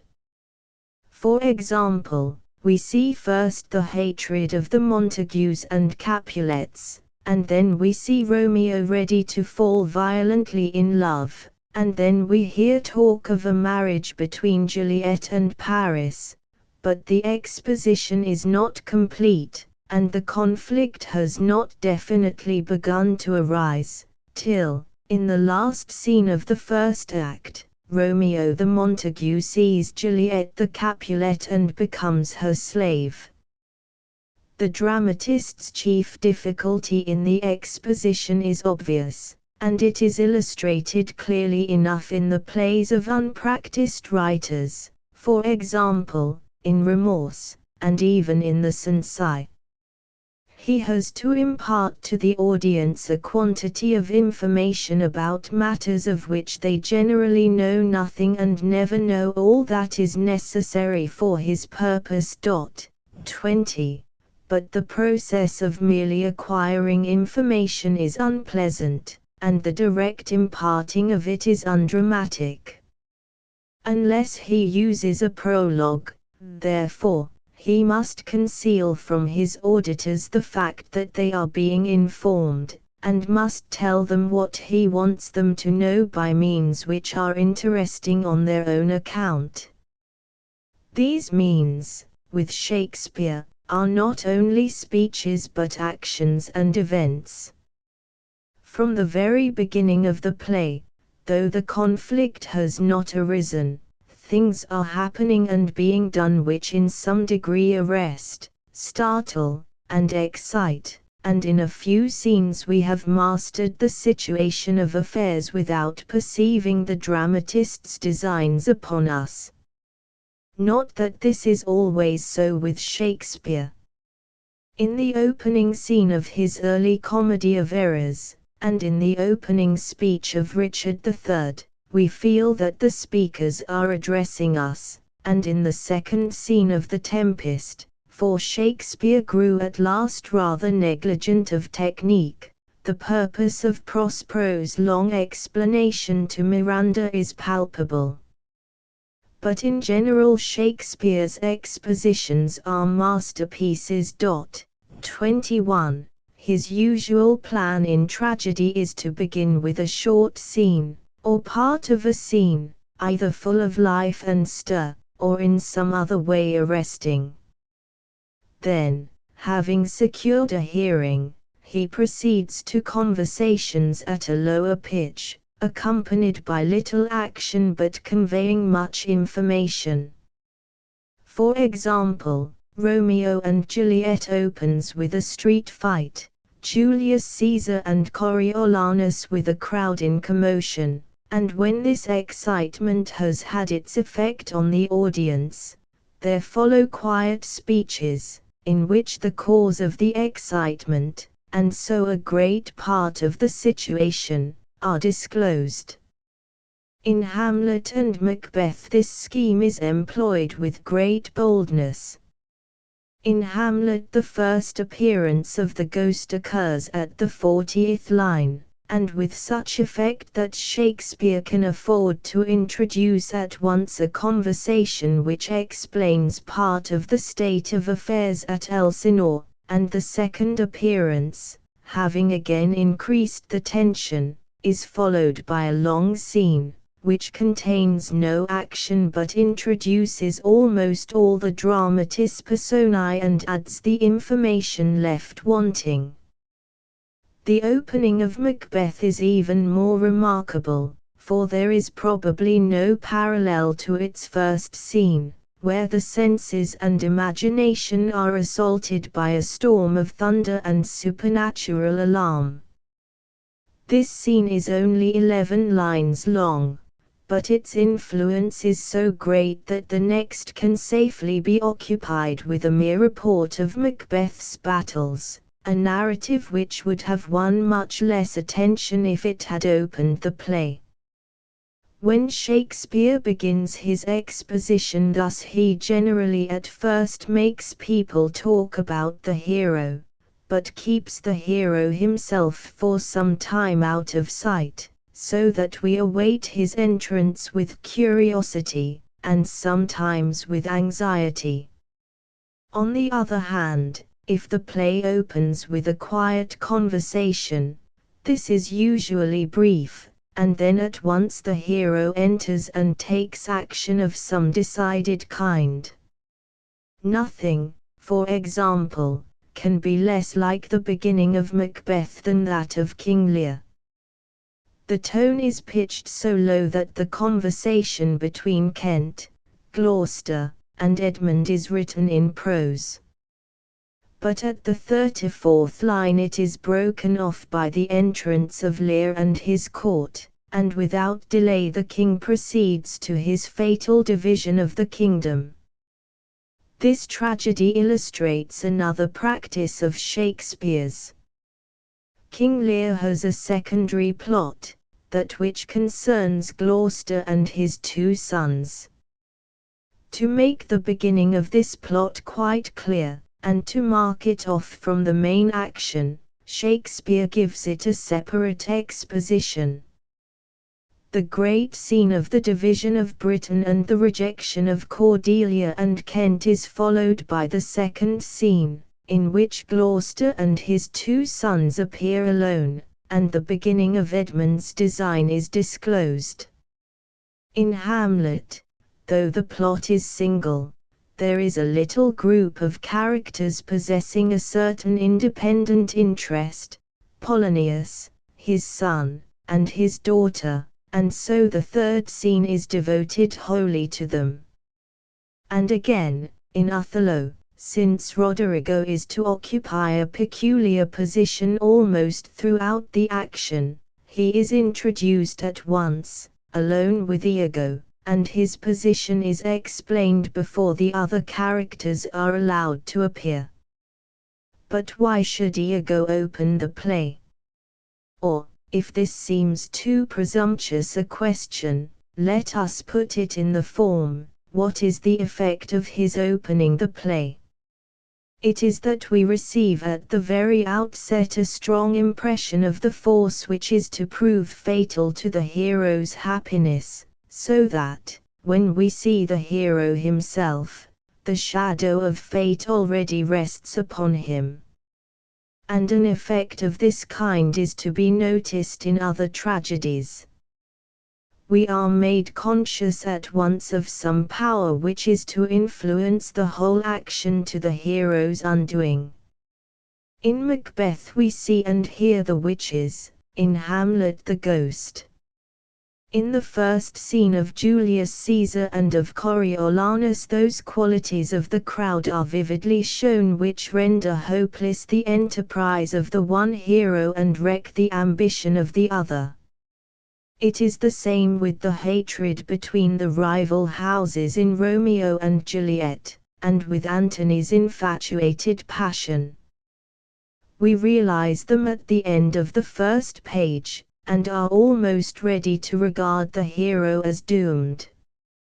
Often, again, at one or more points during the exposition this feeling is reinforced by some expression that has an ominous effect. The first words we hear from Macbeth, "So foul and fair a day I have not seen echo, though he knows it not." The last words we heard from the witches, "Fair is foul, and foul is fair." Romeo, on his way with his friends to the banquet, where he is to see Juliet for the first time, tells Mercutio that he has had a dream. What the dream was we never learn, for Mercutio does not care to know, and breaks into his speech about Queen Mab. But we can guess its nature from Romeo's last speech in the scene, "My mind misgives some consequence yet hanging in the stars shall bitterly begin his fearful date with this night's revels." When Brabantio, forced to acquiesce in his daughter's stolen marriage, turns, as he leaves the council chamber, to Othello, with the warning, "Look to her, Moor, if thou hast eyes to see, she has deceived her father, and may thee, this warning, and no less Othello's answer, my life upon her faith make our hearts sink. The whole of the coming story seems to be prefigured in Antony's muttered words, I too 120 these strong Egyptian fetters I must break, or lose myself in dotage, and, again, in Hamlet's weary sigh, following so soon on the passionate resolution stirred by the message of the ghost, the time is out of joint. O cursed spite, that ever I was born to set it right. These words occur at a point, the end of the first act, which may be held to fall either within the exposition or beyond it. I should take the former view, though such questions, as we saw at starting, can hardly be decided with certainty. The dimensions of this first section of a tragedy depend on a variety of causes, of which the chief seems to be the comparative simplicity or complexity of the situation from which the conflict arises. Where this is simple, the exposition is short, as in Julius Caesar and Macbeth. Where it is complicated, the exposition requires more space, as in Romeo and Juliet, Hamlet, and King Lear.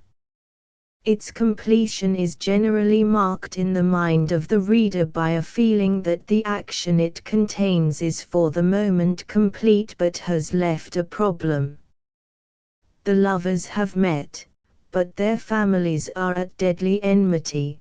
The hero seems at the height of success, but has admitted the thought of murdering his sovereign. The old king has divided his kingdom between two hypocritical daughters, and has rejected his true child. The hero has acknowledged a sacred duty of revenge, but is weary of life, and we ask, what will come of this? Sometimes, I may add, a certain time is supposed to elapse before the events which answer our question make their appearance and the conflict begins. In King Lear, for instance, about a fortnight, in Hamlet about 2 months. We come now to the conflict itself. And here 1 or 2 preliminary remarks are necessary. In the first place, it must be remembered that our point of view in examining the construction of a play will not always coincide with that which we occupy in thinking of its whole dramatic effect. For example, that struggle in the hero's soul which sometimes accompanies the outward struggle is of the highest importance for the total effect of a tragedy, but it is not always necessary or desirable to consider it when the question is merely one of construction. And this is natural. The play is meant primarily for the theatre, and theatrically the outward conflict, with its influence on the fortunes of the hero, is the aspect which first catches, if it does not engross, attention. For the average playgoer of every period, the main interest of Hamlet has probably lain in the vicissitudes of his long duel with the king, and the question, one may almost say, has been which will first kill the other. And so, from the point of view of construction, the fact that Hamlet spares the king when he finds him praying, is, from its effect on the hero's fortunes, of great moment, but the cause of the fact, which lies within Hamlet's character, is not so. In the second place, we must be prepared to find that, as the plays vary so much, no single way of regarding the conflict will answer precisely to the construction of all, that it sometimes appears possible to look at the construction of a tragedy in 2 quite different ways, and that it is material to find the best of the 2, and that thus, in any given instance, it is necessary first to define the opposing sides in the conflict. I will give one or two examples. In some tragedies, as we saw in our first lecture, the opposing forces can, for practical purposes, be identified with opposing persons or groups. So it is in Romeo and Juliet and Macbeth. But it is not always so. The love of Othello may be said to contend with another force, as the love of Romeo does, but Othello cannot be said to contend with Iago as Romeo contends with the representatives of the hatred of the houses, or as Macbeth contends with Malcolm and Macduff. Again, in Macbeth the hero, however much influenced by others, supplies the main driving power of the action, but in King Lear he does not. Possibly, therefore, the conflict, and with it the construction, may best be regarded from different points of view in these two plays, in spite of the fact that the hero is the central figure in each. But if we do not observe this, we shall attempt to find the same scheme in both, and shall either be driven to some unnatural view or to a skeptical despair of perceiving any principle of construction at all. With these warnings, I turn to the question whether we can trace any distinct method or methods by which Shakespeare represents the rise and development of the conflict. One at least is obvious, and indeed it is followed not merely during the conflict but from beginning to end of the play. There are, of course, in the action certain places where the tension in the minds of the audience becomes extreme. We shall consider these presently. But, in addition, there is, all through the tragedy, a constant alternation of rises and falls in this tension or in the emotional pitch of the work, a regular sequence of more exciting and less exciting sections.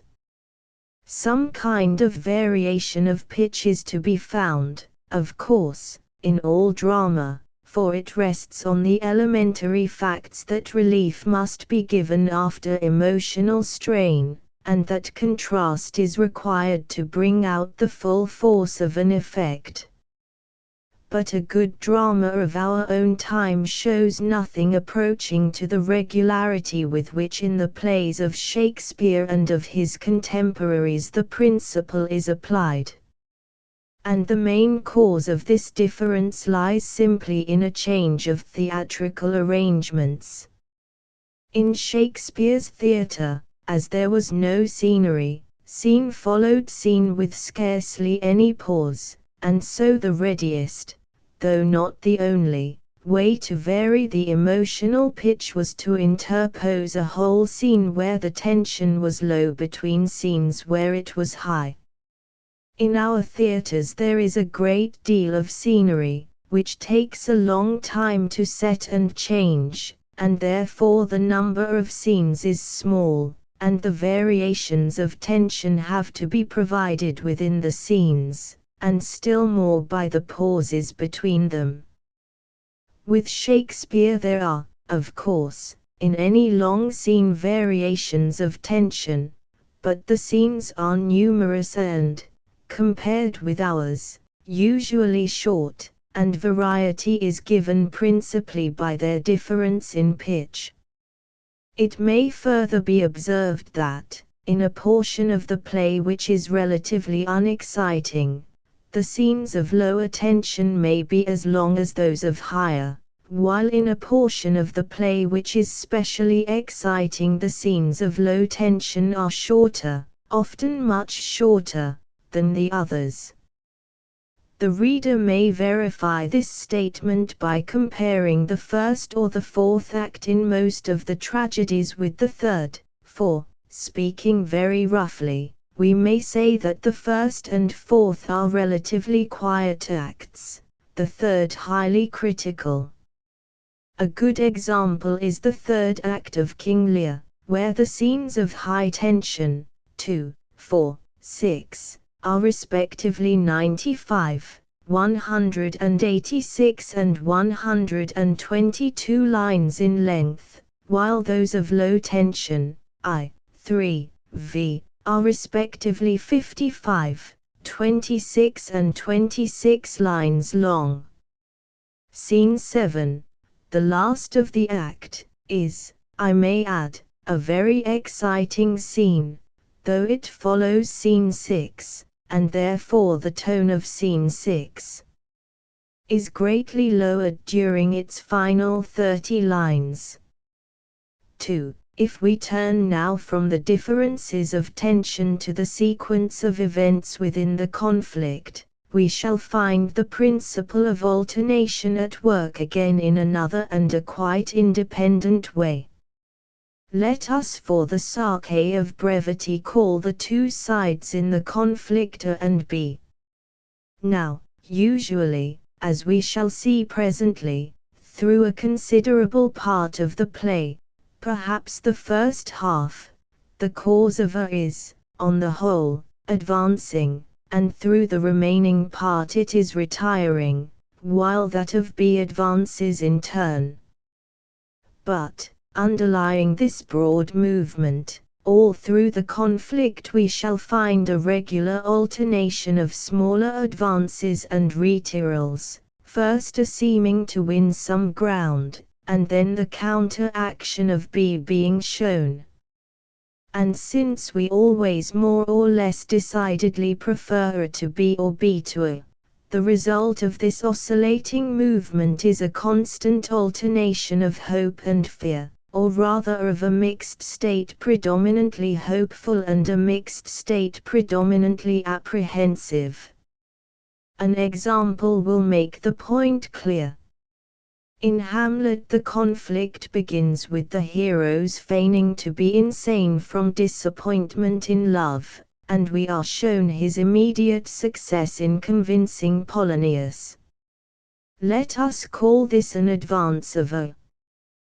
The next scene shows the king's great uneasiness about Hamlet's melancholy, and his skepticism as to Polonius's explanation of its cause. Advance of B. Hamlet completely baffles Rosencrantz and Guildenstern, who have been sent to discover his secret, and he arranges for the test of the play scene, advance of A.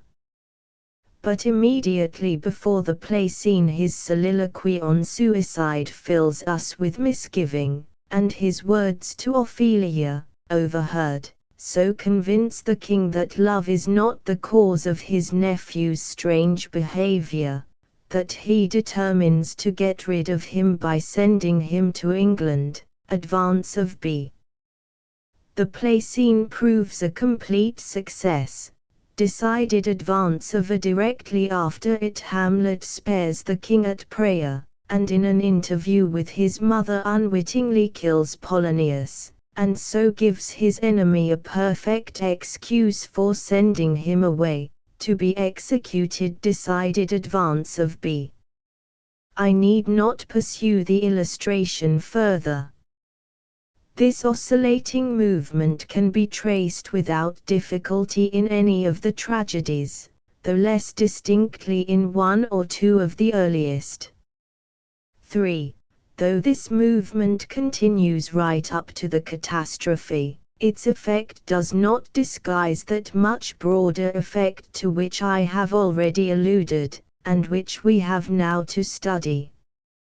In all the tragedies, though more clearly in some than in others, one side is distinctly felt to be on the whole advancing up to a certain point in the conflict, and then to be on the whole declining before the reaction of the other.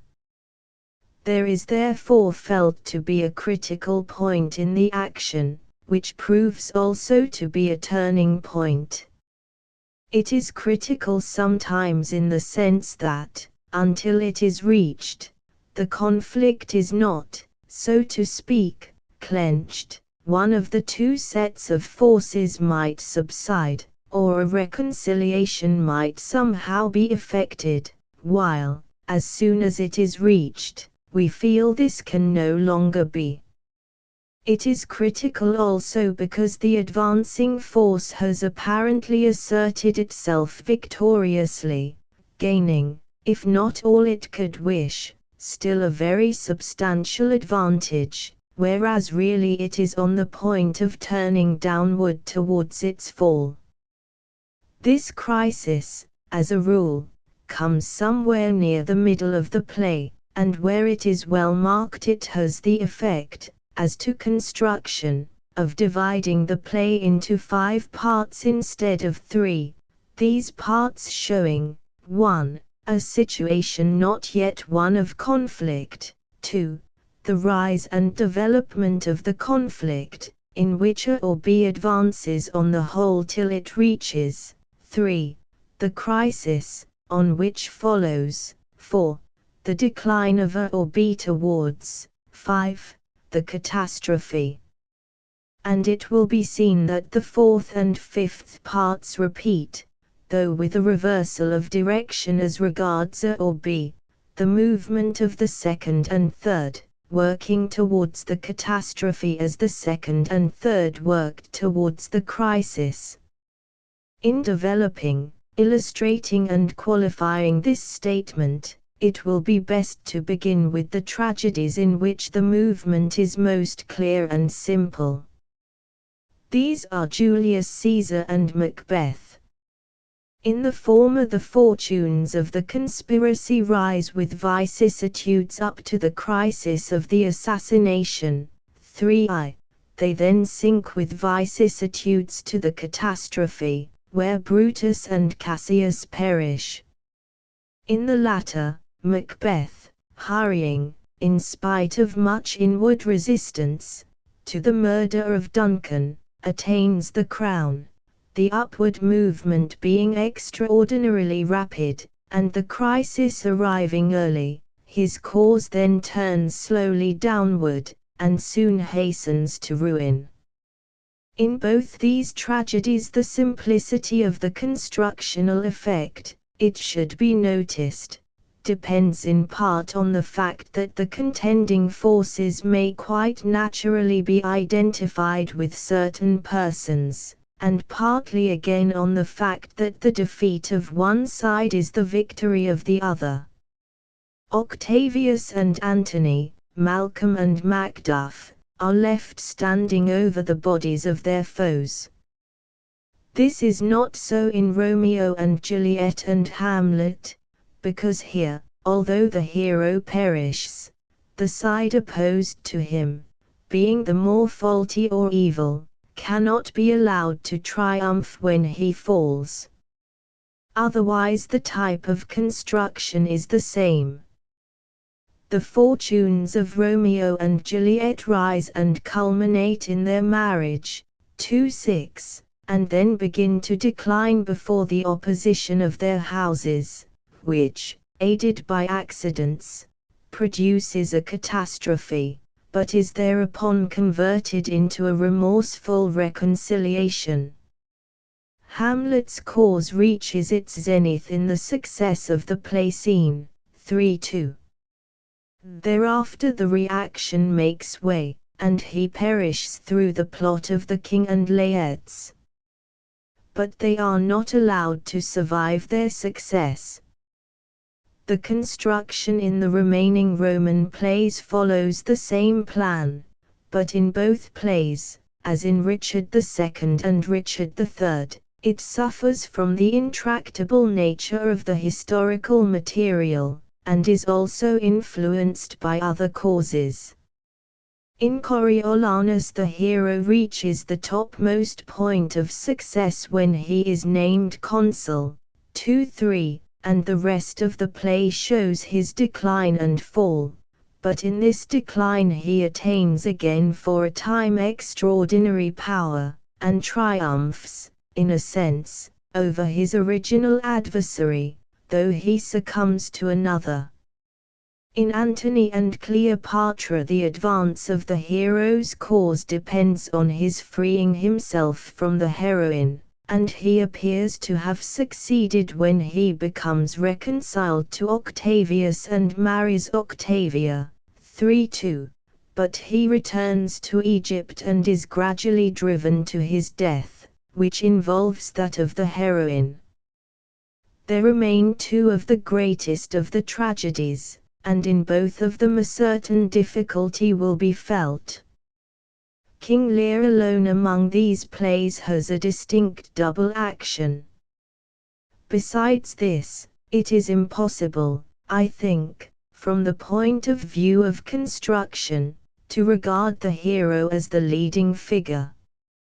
If we attempt to do so, we must either find the crisis in the first act, for after it Lear's course is downward, and this is absurd, or else we must say that the usual movement is present but its direction is reversed, the hero's course first sinking to the lowest point, in the storm scenes, and then rising again.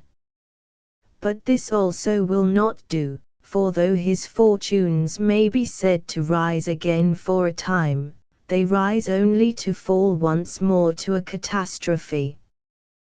The truth is, that after the first act, which is really filled by the exposition, Lear suffers but hardly initiates action at all, and the right way to look at the matter, from the point of view of construction, is to regard Goneril, Regan and Edmund as the leading characters. It is they who, in the conflict, initiate action. Their fortune mounts to the crisis, where the old king is driven out into the storm and loses his reason, and where Gloucester is blinded and expelled from his home. 3:6 and 7.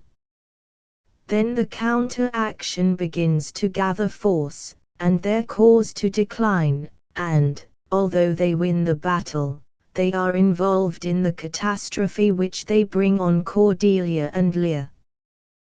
Thus we may still find in King Lear the usual scheme of an ascending and a descending movement of one side in the conflict. The case of Othello is more peculiar. In its whole constructional effect Othello differs from the other tragedies, and the cause of this difference is not hard to find, and will be mentioned presently. But how, after it is found, are we to define the principle of the construction? On the one hand, the usual method seems to show itself. Othello's fortune certainly advances in the early part of the play, and it may be considered to reach its topmost point in the exquisite joy of his reunion with Desdemona in Cyprus, while soon afterwards it begins to turn, and then falls to the catastrophe. But the topmost point thus comes very early, and, moreover, is but faintly marked, indeed, it is scarcely felt as a crisis at all. And, what is still more significant, though reached by conflict, it is not reached by conflict with the force which afterwards destroys it. Iago, in the early scenes, is indeed shown to cherish a design against Othello, but it is not Iago against whom he has at first to assert himself, but Brabantio, and Iago does not even begin to poison his mind until the third scene of the third act. Can we then, on the other hand, following the precedent of King Lear, and remembering the probable chronological juxtaposition of the two plays, regard Iago as the leading figure from the point of view of construction? This might at first seem the right view, for it is the case that Othello resembles King Lear in having a hero more acted upon than acting, or rather a hero driven to act by being acted upon. But then, if Iago is taken as the leading figure, the usual mode of construction is plainly abandoned, for there will nowhere be a crisis followed by a descending movement. Iago's cause advances, at first slowly and quietly, then rapidly, but it does nothing but advance until the catastrophe swallows his dupe and him together. And this way of regarding the action does positive violence, I think, to our natural impressions of the earlier part of the play. I think, therefore, that the usual scheme is so far followed that the drama represents first the rise of the hero, and then his fall. But, however this question may be decided, one striking peculiarity remains, and is the cause of the unique effect of Othello. In the first half of the play the main conflict is merely incubating, then it bursts into life, and goes storming, without intermission or change of direction, to its close. Now, in this peculiarity Othello is quite unlike the other tragedies, and in the consequent effect, which is that the second half of the drama is immeasurably more exciting than the first, it is approached only by Antony and Cleopatra. I shall therefore reserve it for separate consideration, though in proceeding to speak further of Shakespeare's treatment of the tragic conflict I shall have to mention some devices which are used in Othello as well as in the other tragedies. 3. Shakespeare's general plan, we have seen, is to show one set of forces advancing, in secret or open opposition to the other, to some decisive success, and then driven downward to defeat by the reaction it provokes. And the advantages of this plan, as seen in such a typical instance as Julius Caesar, are manifest. It conveys the movement of the conflict to the mind with great clearness and force. It helps to produce the impression that in his decline and fall the door's act is returning on his own head. And, finally, as used by Shakespeare, it makes the first half of the play intensely interesting and dramatic. Action which effects a striking change in an existing situation is naturally watched with keen interest, and this we find in some of these tragedies. And the spectacle, which others exhibit, of a purpose forming itself and, in spite of outward obstacles and often of inward resistance, forcing its way onward to a happy consummation or a terrible deed, not only gives scope to that psychological subtlety in which Shakespeare is scarcely rivaled, but is also dramatic in the highest degree. But when the crisis has been reached there come difficulties and dangers, which, if we put Shakespeare for the moment out of mind, are easily seen. An immediate and crushing counter-action would, no doubt, sustain the interest, but it would precipitate the catastrophe, and leave a feeling that there has been too long a preparation for a final effect so brief. What seems necessary is a momentary pause, followed by a counter-action which mounts at first slowly, and afterwards, as it gathers force, with quickening speed.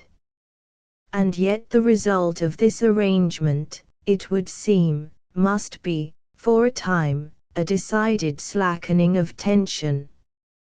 Nor is this the only difficulty. The persons who represent the counter-action and now take the lead, are likely to be comparatively unfamiliar, and therefore unwelcome, to the audience, and, even if familiar, they are almost sure to be at first, if not permanently, less interesting than those who figured in the ascending movement, and on whom attention has been fixed. Possibly, too, their necessary prominence may crowd the hero into the background. Hence the point of danger in this method of construction seems to lie in that section of the play which follows the crisis and has not yet approached the catastrophe. And this section will usually comprise the fourth act, together, in some cases, with a part of the third and a part of the fifth.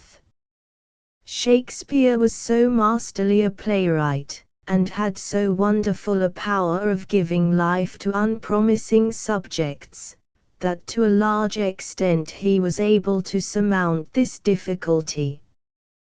But illustrations of it are easily to be found in his tragedies, and it is not always surmounted.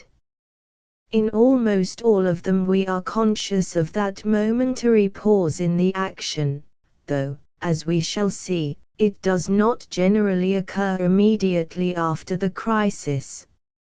Sometimes he allows himself to be driven to keep the hero off the stage for a long time while the counter-action is rising. Macbeth, Hamlet and Coriolanus during about 450 lines, Lear for nearly 500, Romeo for about 550. It matters less here, because Juliet is quite as important as Romeo.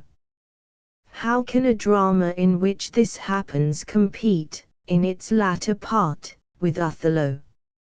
And again, how can deliberations between Octavius, Antony and Lepidus, between Malcolm and Macduff, between the Capulets, between Laertes and the king, keep us at the pitch, I do not say of the crisis, but even of the action which led up to it? Good critics, writers who have criticized Shakespeare's dramas from within, instead of applying to them some standard ready-made by themselves or derived from dramas and a theatre of quite other kinds than his, have held that some of his greatest tragedies fall off in the fourth act, and that one or two never wholly recover themselves. And I believe most readers would find, if they examined their impressions, that to their minds Julius Caesar, Hamlet, King Lear and Macbeth have all a tendency to drag in this section of the play, and that the first and perhaps also the last of these four fail even in the catastrophe to reach the height of the greatest scenes that have preceded the fourth act. I will not ask how far these impressions are justified. The difficulties in question will become clearer and will gain in interest if we look rather at the means which have been employed to meet them, and which certainly have in part, at least, overcome them. A. The first of these is always strikingly effective, sometimes marvelously so. The crisis in which the ascending force reaches its zenith is followed quickly, or even without the slightest pause, by a reverse or counterblow not less emphatic and in some cases even more exciting. And the effect is to make us feel a sudden and tragic change in the direction of the movement, which, after ascending more or less gradually, now turns sharply downward. To the assassination of Caesar, 3i, succeeds the scene in the Forum, 3-2, where Antony carries the people away in a storm of sympathy with the dead man and of fury against the conspirators. We have hardly realized their victory before we are forced to anticipate their ultimate defeat and to take the liveliest interest in their chief antagonist. In Hamlet, the thrilling success of the play scene, 3-2, is met and undone at once by the counterstroke of Hamlet's failure to take vengeance, 3-3, and his misfortune in killing Polonius, 3-4. Coriolanus has no sooner gained the consulship than he is excited to frenzy by the tribunes and driven into exile. On the marriage of Romeo follows immediately the brawl which leads to Mercutio's death and the banishment of the hero, 2:6 and 3i. In all of these instances excepting that of Hamlet, the scene of the counterstroke is at least as exciting as that of the crisis, perhaps more so. Most people, if asked to mention the scene that occupies the center of the action in Julius Caesar and in Coriolanus, would mention the scenes of Antony's speech and Coriolanus' banishment. Thus that apparently necessary pause in the action does not, in any of these dramas, come directly after the crisis. It is deferred, and in several cases it is by various devices deferred for some little time, for example in Romeo and Juliet till the hero has left Verona, and Juliet is told that her marriage with Paris is to take place next Thursday morn. End of Act 3. In Macbeth till the murder of Duncan has been followed by that of Banquo, and this by the banquet scene. Hence the point where this pause occurs is very rarely reached before the end of the third act. b. Either at this point, or in the scene of the counterstroke which precedes it, we sometimes find a peculiar effect. We are reminded of the state of affairs in which the conflict began. The opening of Julius Caesar warned us that, among a people so unstable and so easily led this way or that, the enterprise of Brutus is hopeless, the days of the Republic are done. In the scene of Antony's speech we see this same people again. At the beginning of Antony and Cleopatra the hero is about to leave Cleopatra for Rome, where the play takes, as it were, a fresh start after the crisis. He leaves Octavia for Egypt. In Hamlet, when the counterstroke succeeds to the crisis, the ghost, who had appeared in the opening scenes, reappears. Macbeth's action in the first part of the tragedy followed on the prediction of the witches who promised him the throne. When the action moves forward again after the banquet scene, the witches appear once more, and make those fresh promises which again drive him forward. This repetition of a first effect produces a fateful feeling. It generally also stimulates expectation as to the new movement about to begin.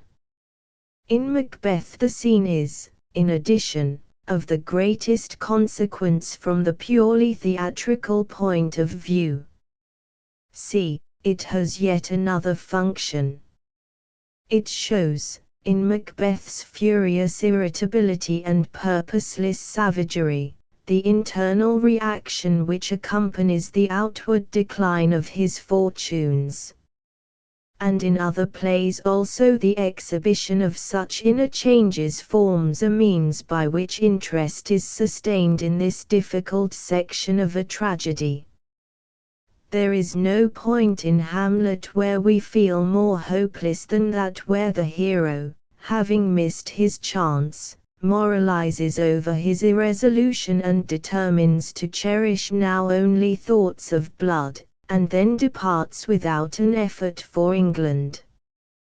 One purpose, again, of the quarrel scene between Brutus and Cassius, 4:3, as also of the appearance of Caesar's ghost just afterwards, is to indicate the inward changes. Otherwise the introduction of this famous and wonderful scene can hardly be defended on strictly dramatic grounds.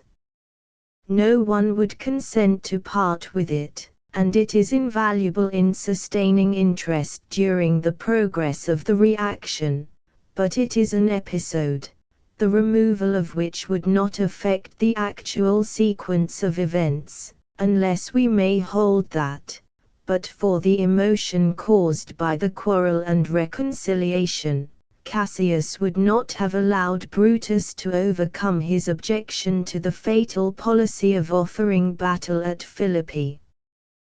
D. The quarrel scene illustrates yet another favorite expedient. In this section of a tragedy, Shakespeare often appeals to an emotion different from any of those excited in the first half of the play, and so provides novelty and generally also relief.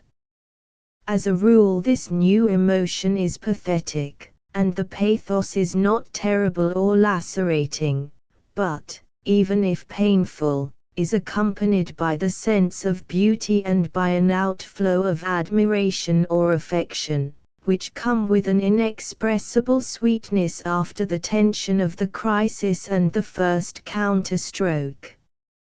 So it is with the reconciliation of Brutus and Cassius, and the arrival of the news of Portia's death. The most famous instance of this effect is the scene, 4:7, where Lear wakes from sleep and finds Cordelia bending over him, perhaps the most tear-compelling passage in literature. Another is the short scene, 4:2, in which the talk of Lady Macbeth and her little boy is interrupted by the entrance of the murderers, a passage of touching beauty and heroism. Another is the introduction of Ophelia in her madness, twice in different parts of 4v, where the effect, though intensely pathetic, is beautiful and moving rather than harrowing, and this effect is repeated in a softer tone in the description of Ophelia's death, end of Act 4. And in Othello, the passage where pathos of this kind reaches its height is certainly that where Desdemona and Emilia converse, and the willow song is sung, on the eve of the catastrophe, 4:3. Sometimes, again, in this section of a tragedy we find humorous or semi-humorous passages. On the whole, such passages occur most frequently in the early or middle part of the play, which naturally grows more somber as it nears the close, but their occasional introduction in the fourth act, and even later, affords variety and relief, and also heightens by contrast the tragic feelings. For example, there is a touch of comedy in the conversation of Lady Macbeth with her little boy. Purely and delightfully humorous are the talk and behavior of the servants in that admirable scene where Coriolanus comes disguised in mean apparel to the house of Aufidius. 4v. Of a more mingled kind is the effect of the discussion between Menenius and the sentinels in v2. And in the very middle of the supreme scene between the hero, Volumnia and Virgilia, little Marcius makes us burst out laughing, v3. A little before the catastrophe in Hamlet comes the gravedigger passage, a passage ever welcome, but of a length which could hardly be defended on purely dramatic grounds, and still later, occupying some 120 lines of the very last scene, we have the chatter of Osric with Hamlet's mockery of it.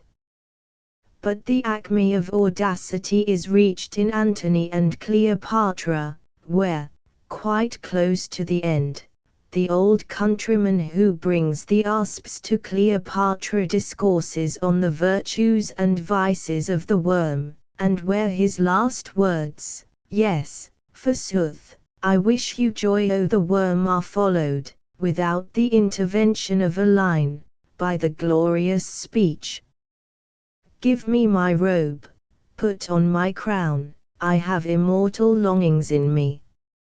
In some of the instances of pathos or humor just mentioned we have been brought to that part of the play which immediately precedes, or even contains, the catastrophe. And I will add at once 3 remarks which refer specially to this final section of a tragedy. In several plays Shakespeare makes here an appeal which in his own time was evidently powerful. He introduces scenes of battle. This is the case in Richard III, Julius Caesar, King Lear, Macbeth and Antony and Cleopatra. Richard, Brutus and Cassius, and Macbeth die on the battlefield. Even if his use of this expedient were not enough to show that battle scenes were extremely popular in the Elizabethan theatre, we know it from other sources. It is a curious comment on the futility of our spectacular effects that in our theatre these scenes, in which we strive after an illusion of which the Elizabethans never dreamt, produce comparatively little excitement, and to many spectators are even somewhat distasteful. 22. And although some of them thrill the imagination of the reader, they rarely, I think, quite satisfy the dramatic sense. Perhaps this is partly because a battle is not the most favorable place for the exhibition of tragic character, and it is worth notice that Brutus, Cassius and Antony do not die fighting, but commit suicide after defeat. The actual battle, however, does make us feel the greatness of Antony, and still more does it help us to regard Richard and Macbeth in their day of doom as heroes, and to mingle sympathy and enthusiastic admiration with desire for their defeat. In some of the tragedies, again, an expedient is used, which Freytag has pointed out, though he sometimes finds it, I think, where it is not really employed. Shakespeare very rarely makes the least attempt to surprise by his catastrophes. They are felt to be inevitable, though the precise way in which they will be brought about is not, of course, foreseen. Occasionally, however, where we dread the catastrophe because we love the hero, a moment occurs, just before it, in which a gleam of false hope lights up the darkening scene, and, though we know it is false, it affects us. Far the most remarkable example is to be found in the final act of King Lear. Here the victory of Edgar and the deaths of Edmund and the 2 sisters have almost made us forget the design on the lives of Lear and Cordelia. Even when we are reminded of it, there is still room for hope that Edgar, who rushes away to the prison, will be in time to save them, and, however familiar we are with the play, the sudden entrance of Lear, with Cordelia dead in his arms, comes on us with a shock. Much slighter, but quite perceptible, is the effect of Antony's victory on land, and of the last outburst of pride and joy as he and Cleopatra meet. 4:8. The frank apology of Hamlet to Laertes, their reconciliation, and a delusive appearance of quiet and even confident firmness in the tone of the hero's conversation with Horatio, almost blind us to our better knowledge, and give to the catastrophe an added pain. Those in the audience who are ignorant of Macbeth, and who take more simply than most readers now can do the mysterious prophecies concerning Birnam Wood and the man not born of woman, feel, I imagine, just before the catastrophe, a false fear that the hero may yet escape. I will mention only one point more.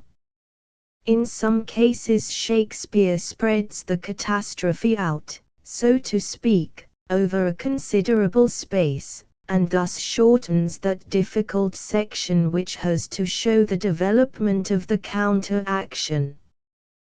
This is possible only where there is, besides the hero, some character who engages our interest in the highest degree, and with whose fate his own is bound up.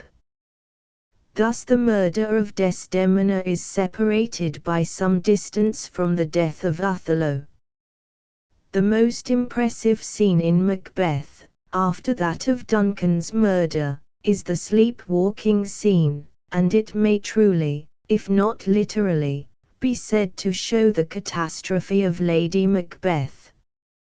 Yet it is the opening scene of the fifth act, and a number of scenes in which Macbeth's fate is still approaching intervene before the close. Finally, in Antony and Cleopatra the heroine equals the hero in importance, and here the death of Antony actually occurs in the fourth act, and the whole of the fifth is devoted to Cleopatra. Let us now turn to Othello and consider briefly its exceptional scheme of construction. The advantage of this scheme is obvious. In the second half of the tragedy there is no danger of dragging of any awkward pause, any undue lowering of pitch, any need of scenes which, however fine, are more or less episodic. The tension is extreme, and it is relaxed only for brief intervals to permit of some slight relief. From the moment when Iago begins to poison Othello's mind we hold our breath. Othello from this point onwards is certainly the most exciting of Shakespeare's plays, unless possibly Macbeth in its first part may be held to rival it. And Othello is such a masterpiece that we are scarcely conscious of any disadvantage attending its method of construction, and may even wonder why Shakespeare employed this method, at any rate in its purity, in this tragedy alone. Nor is it any answer to say that it would not elsewhere have suited his material. Even if this be granted, how was it that he only once chose a story to which this method was appropriate? To his eyes, or for his instinct, there must have been some disadvantage in it. And dangers in it are in fact not hard to see. In the first place, where the conflict develops very slowly, or, as in Othello, remains in a state of incubation during the first part of a tragedy, that part cannot produce the tension proper to the corresponding part of a tragedy like Macbeth, and may even run the risk of being somewhat flat. This seems obvious, and it is none the less true because in Othello the difficulty is overcome. We may even see that in Othello a difficulty was felt. The first act is full of stir, but it is so because Shakespeare has filled it with a kind of preliminary conflict between the hero and Brabantio, a personage who then vanishes from the stage. The long first scene of the second act is largely occupied with mere conversations, artfully drawn out to dimensions which can scarcely be considered essential to the plot. These expedients are fully justified by their success, and nothing more consummate in their way is to be found in Shakespeare than Othello's speech to the Senate and Iago's two talks with Roderigo. But the fact that Shakespeare can make a plan succeed does not show that the plan is, abstractedly considered, a good plan, and if the scheme of construction in Othello were placed, in the shape of a mere outline, before a playwright ignorant of the actual drama, he would certainly, I believe, feel grave misgivings about the first half of the play. There is a second difficulty in the scheme. When the middle of the tragedy is reached, the audience is not what it was at the beginning. It has been attending for some time, and has been through a certain amount of agitation. The extreme tension which now arises may therefore easily tire and displease it, all the more if the matter which produces the tension is very painful, if the catastrophe is not less so, and if the limits of the remainder of the play, not to speak of any other consideration, permit of very little relief. It is one thing to watch the scene of Duncan's assassination at the beginning of the second act, and another thing to watch the murder of Desdemona at the beginning of the fifth. If Shakespeare has wholly avoided this difficulty in Othello, it is by treating the first part of the play in such a manner that the sympathies excited are predominantly pleasant and therefore not exhausting. The scene in the council chamber, and the scene of the reunion at Cyprus, give almost unmixed happiness to the audience, however repulsive Iago may be. The humor of his gulling of Roderigo is agreeable, even the scene of Cassio's intoxication is not, on the whole, painful. Hence we come to the great temptation scene, where the conflict emerges into life, 3-3, with nerves unshaken and feelings much fresher than those with which we greet the banquet scene in Macbeth, 3-4, or the first of the storm scenes in King Lear, 3-I. The same skill may be observed in Antony and Cleopatra, where, as we saw, the second half of the tragedy is the more exciting. But, again, the success due to Shakespeare's skill does not show that the scheme of construction is free from a characteristic danger, and on the whole it would appear to be best fitted for a plot which, though it may cause painful agitation as it nears the end, actually ends with a solution instead of a catastrophe. But for Shakespeare's scanty use of this method there may have been a deeper, though probably an unconscious, reason. The method suits a plot based on intrigue. It may produce intense suspense.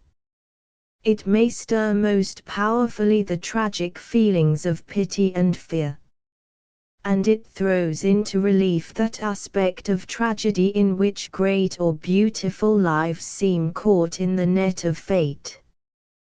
But it is apt to be less favorable to the exhibition of character, to show less clearly how an act returns upon the agent, and to produce less strongly the impression of an inexorable order working in the passions and actions of men, and laboring through their agony and waste towards good. Now, it seems clear from his tragedies that what appealed most to Shakespeare was this latter class of effects.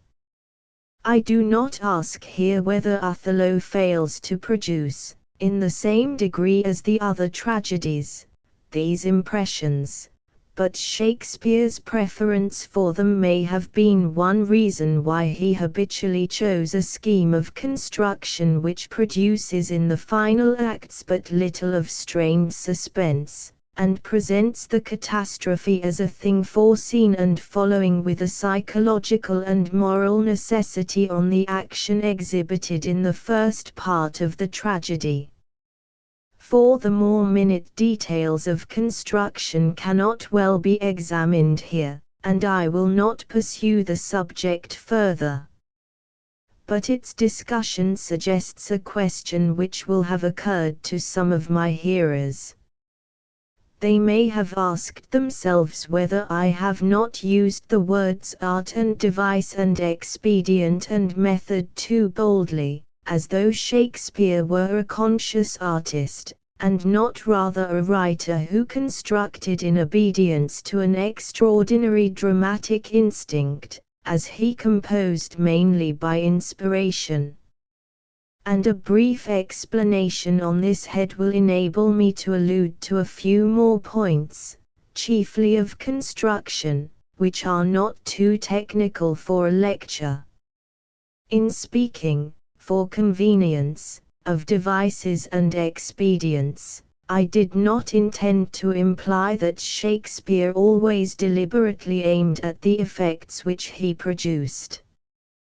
But no artist always does this, and I see no reason to doubt that Shakespeare often did it, or to suppose that his method of constructing and composing differed, except in degree, from that of the most conscious of artists.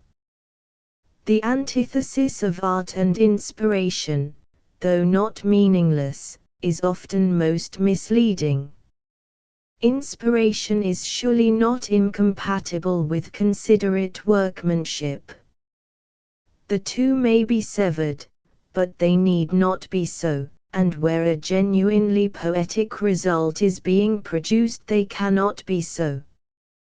The glow of a first conception must in some measure survive or rekindle itself in the work of planning and executing, and what is called a technical expedient may come to a man with as sudden a glory as a splendid image. Verse may be easy and unpremeditated, as Milton says his was, and yet many a word in it may be changed many a time, and the last change be more inspired than the original. The difference between poets in these matters is no doubt considerable, and sometimes important, but it can only be a difference of less and more. It is probable that Shakespeare often wrote fluently, for Johnson, a better authority than Hemming and Kendall, says so, and for anything we can tell he may also have constructed with unusual readiness. But we know that he revised and rewrote, for instance in Love's Labour's Lost and Romeo and Juliet and Hamlet. It is almost impossible that he can have worked out the plots of his best plays without much reflection and many experiments, and it appears to me scarcely more possible to mistake the signs of deliberate care in some of his famous speeches.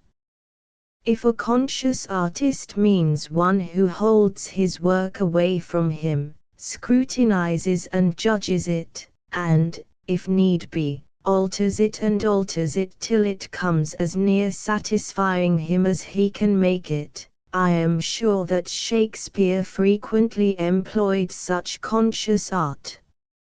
If it means, again, an artist who consciously aims at the effects he produces, what ground have we for doubting that he frequently employed such art, though probably less frequently than a good many other poets? But perhaps the notion of a conscious artist in drama is that of one who studies the theory of the art, and even writes with an eye to its rules. And we know it was long a favorite idea that Shakespeare was totally ignorant of the rules.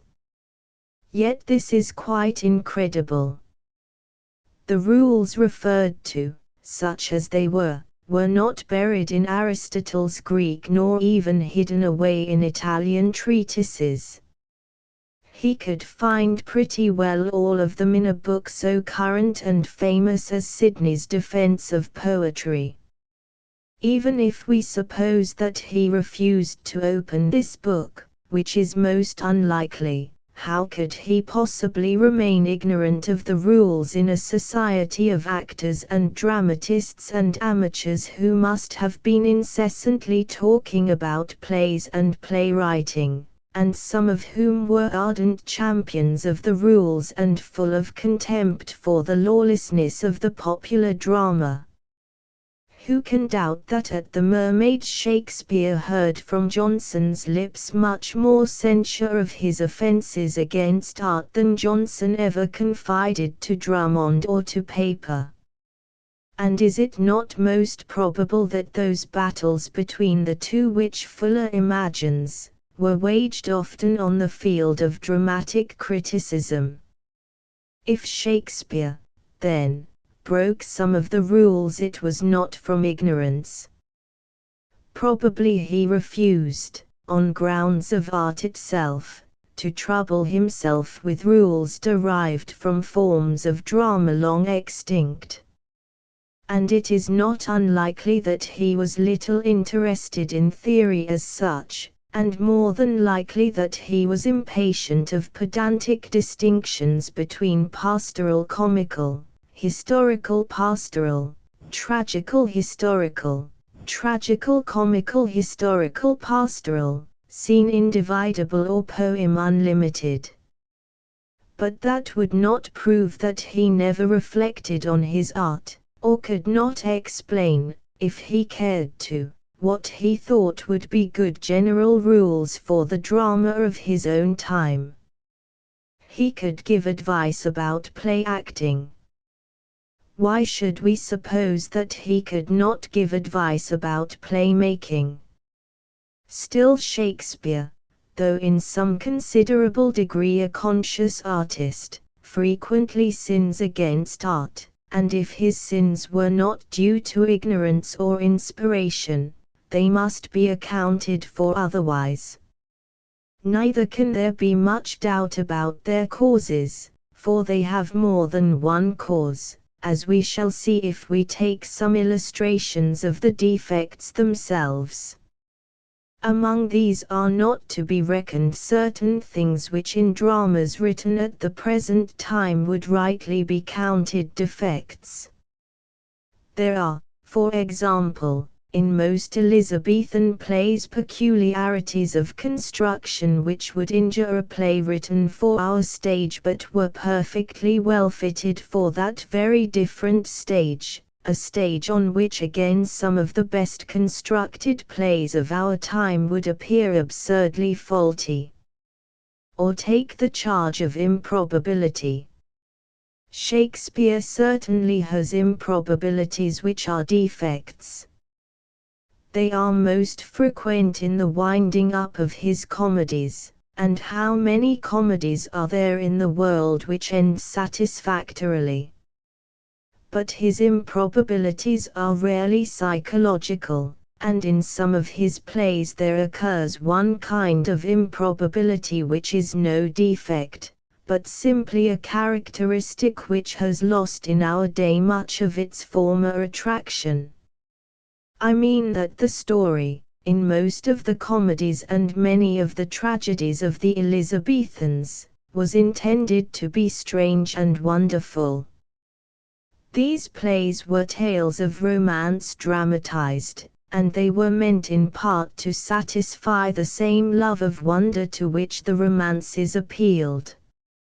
It is no defect in the Arthurian legends, or the old French romances, or many of the stories in the Decameron, that they are improbable. It is a virtue. To criticize them as though they were of the same species as a realistic novel, is, we should all say, merely stupid. Is it anything else to criticize in the same way Twelfth Night or As You Like It? And so, even when the difference between comedy and tragedy is allowed for, the improbability of the opening of King Lear, so often censured, is no defect. It is not out of character, it is only extremely unusual and strange. But it was meant to be so, like the marriage of the Black Othello with Desdemona, the Venetian senator's daughter. To come then to real defects, one may be found in places where Shakespeare strings together a number of scenes, some very short, in which the dramatis personae are frequently changed, as though a novelist were to tell his story in a succession of short chapters, in which he flitted from one group of his characters to another.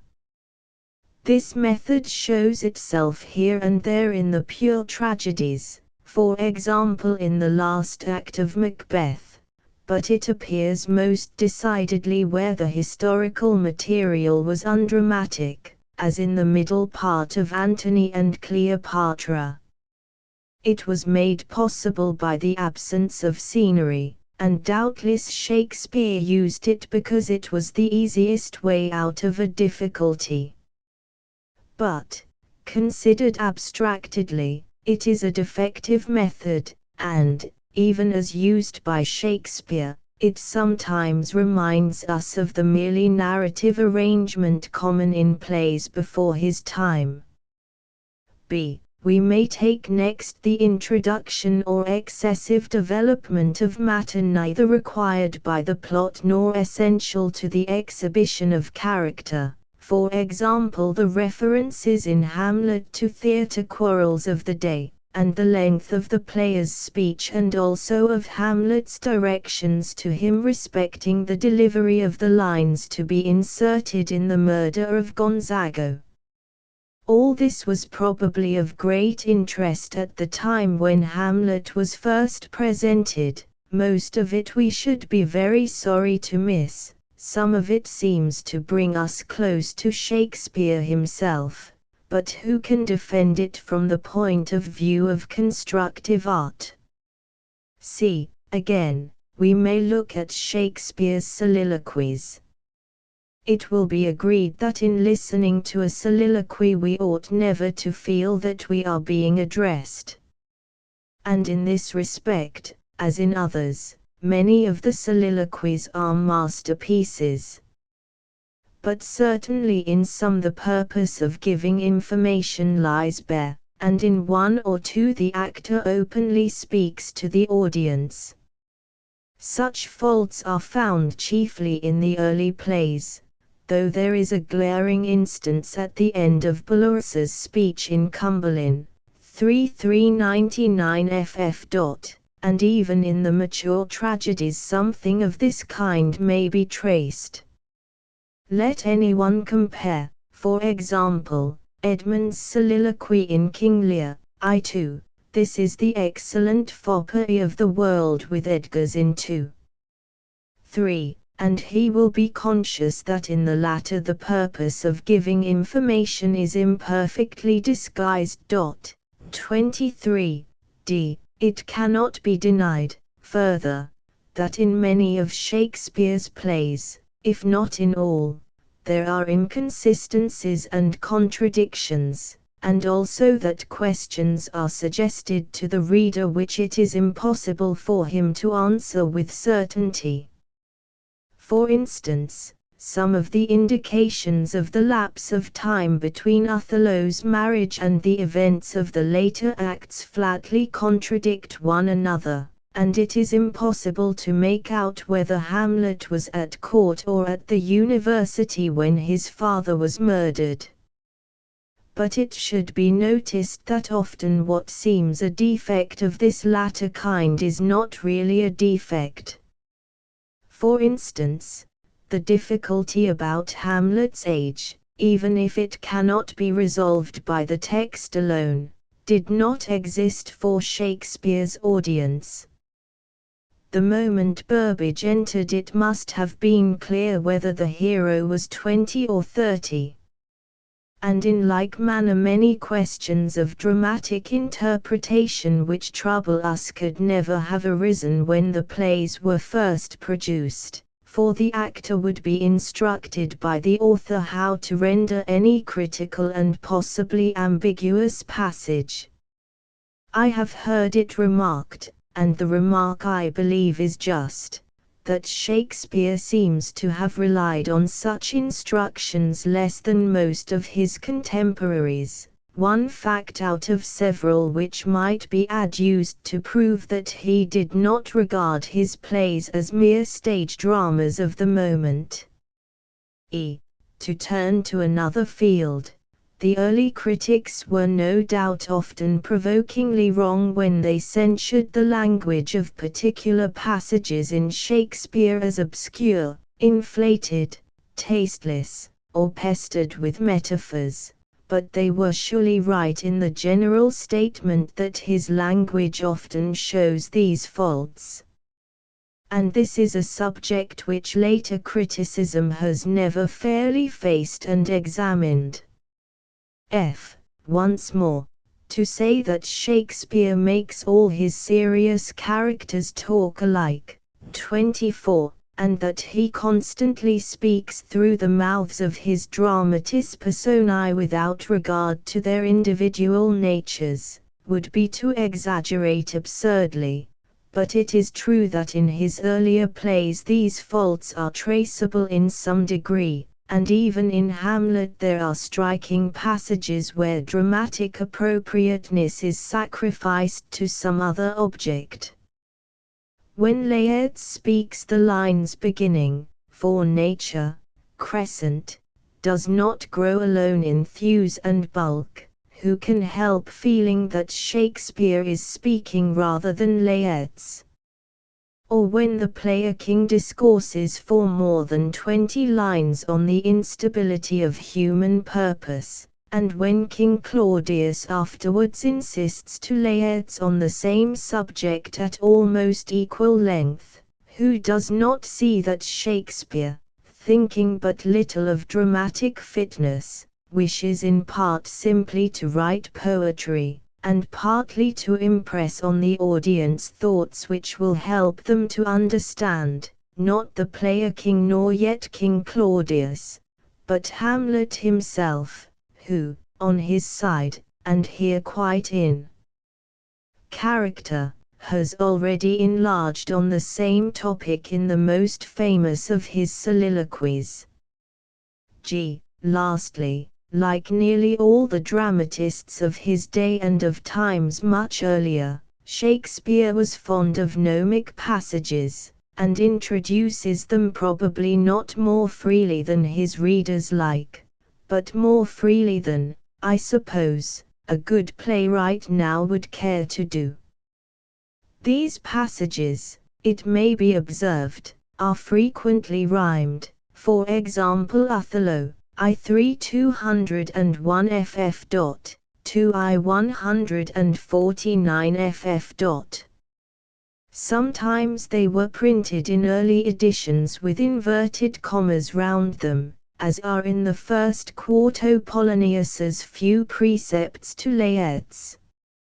If now we ask whence defects like these arose, we shall observe that some of them are shared by the majority of Shakespeare's contemporaries, and abound in the dramas immediately preceding his time.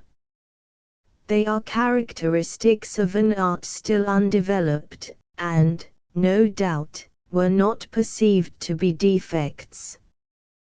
But though it is quite probable that in regard to one or two kinds of imperfection, such as the superabundance of gnomic passages, Shakespeare himself erred thus ignorantly, it is very unlikely that in most cases he did so, unless in the first years of his career of authorship. And certainly he never can have thought it artistic to leave inconsistencies, obscurities, or passages of bombast in his work. Most of the defects in his writings must be due to indifference or want of care.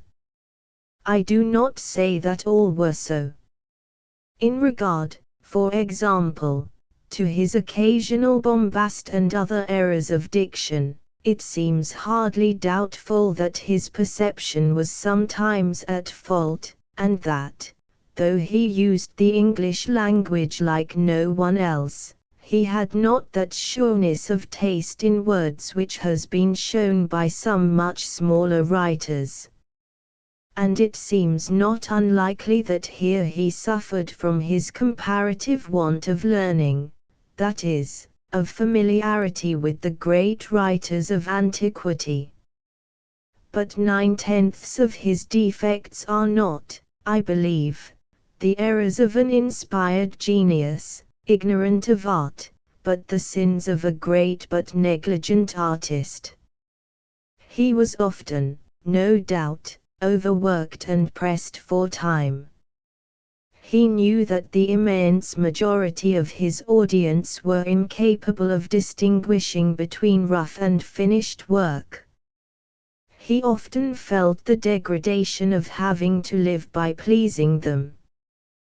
Probably in hours of depression he was quite indifferent to fame, and perhaps in another mood the whole business of playwriting seemed to him a little thing.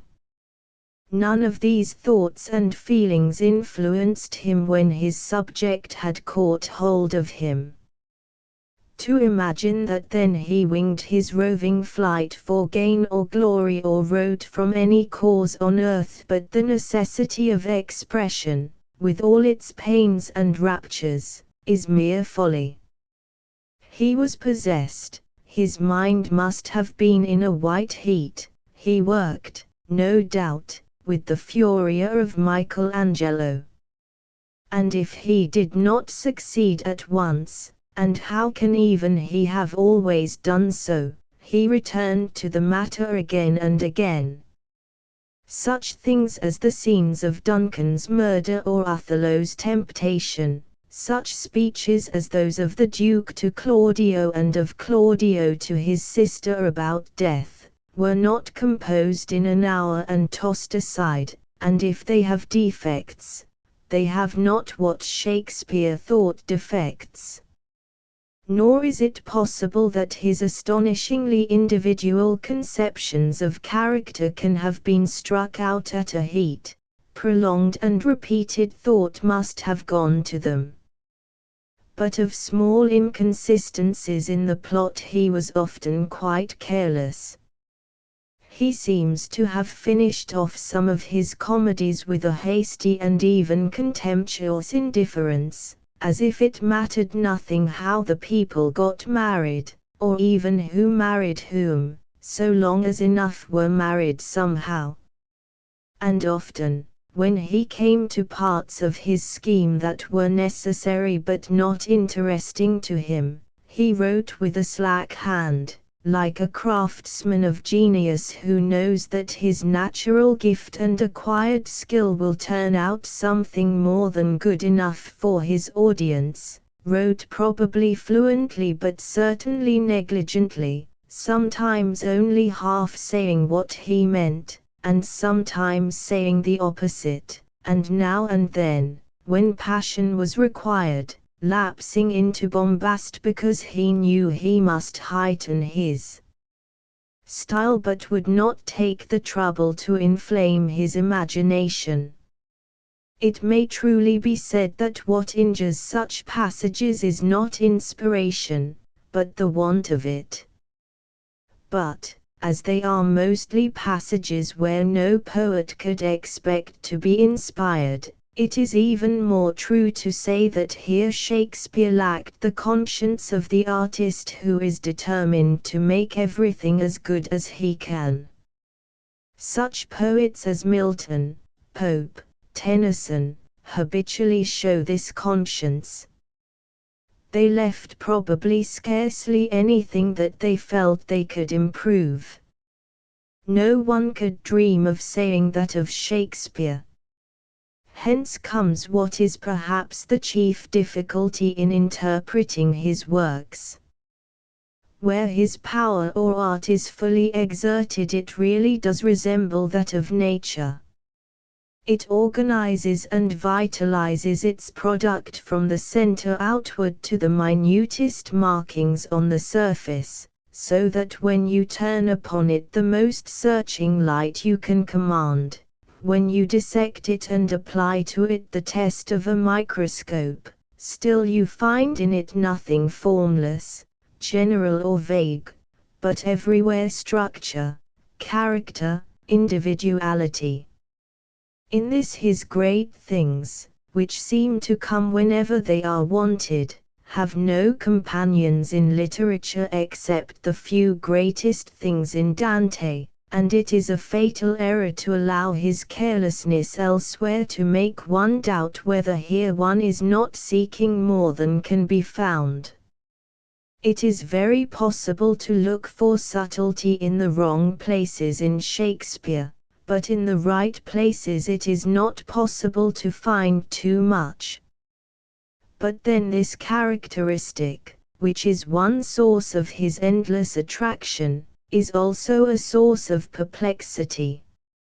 For in those parts of his plays which show him neither in his most intense nor in his most negligent mood, we are often unable to decide whether something that seems inconsistent, indistinct, feeble, exaggerated, is really so, or whether it was definitely meant to be as it is, and has an intention which we ought to be able to divine, whether, for example, we have before us some unusual trait in character, some abnormal movement of mind, only surprising to us because we understand so very much less of human nature than Shakespeare did, or whether he wanted to get his work done and made a slip, or in using an old play adopted hastily something that would not square with his own conception, or even refused to trouble himself with minutiae which we notice only because we study him, but which nobody ever notices in a stage performance. We know well enough what Shakespeare is doing when at the end of Measure for Measure he marries Isabella to the Duke, and a scandalous proceeding it is. But who can ever feel sure that the doubts which vex him as to some not unimportant points in Hamlet are due to his own want of eyesight or to Shakespeare's want of care? Footnotes 16. The famous critics of the Romantic Revival seem to have paid very little attention to this subject. Mr. R. G. Moulton has written an interesting book on Shakespeare as a dramatic artist, 1885. In parts of my analysis I am much indebted to Gustav Freytag's Technique des Dramas, a book which deserves to be much better known than it appears to be to Englishmen interested in the drama. I may add, for the benefit of classical scholars, that Freytag has a chapter on Sophocles. The reader of his book will easily distinguish, if he cares to, the places where I follow Freytag, those where I differ from him, and those where I write in independence of him. I may add that in speaking of construction I have thought it best to assume in my hearers no previous knowledge of the subject, that I have not attempted to discuss how much of what is said of Shakespeare would apply also to other dramatists, and that I have illustrated from the tragedies generally, not only from the chosen four. 17. This word throughout the lecture bears the sense it has here, which, of course, is not its usual dramatic sense. 18. In the same way a comedy will consist of 3 parts, showing the situation, the complication or entanglement, and the denouement or solution. 19. It is possible, of course, to open the tragedy with the conflict already begun, but Shakespeare never does so. 20. When the subject comes from English history, and especially when the play forms one of a series, some knowledge may be assumed. So in Richard III. Even in Richard II.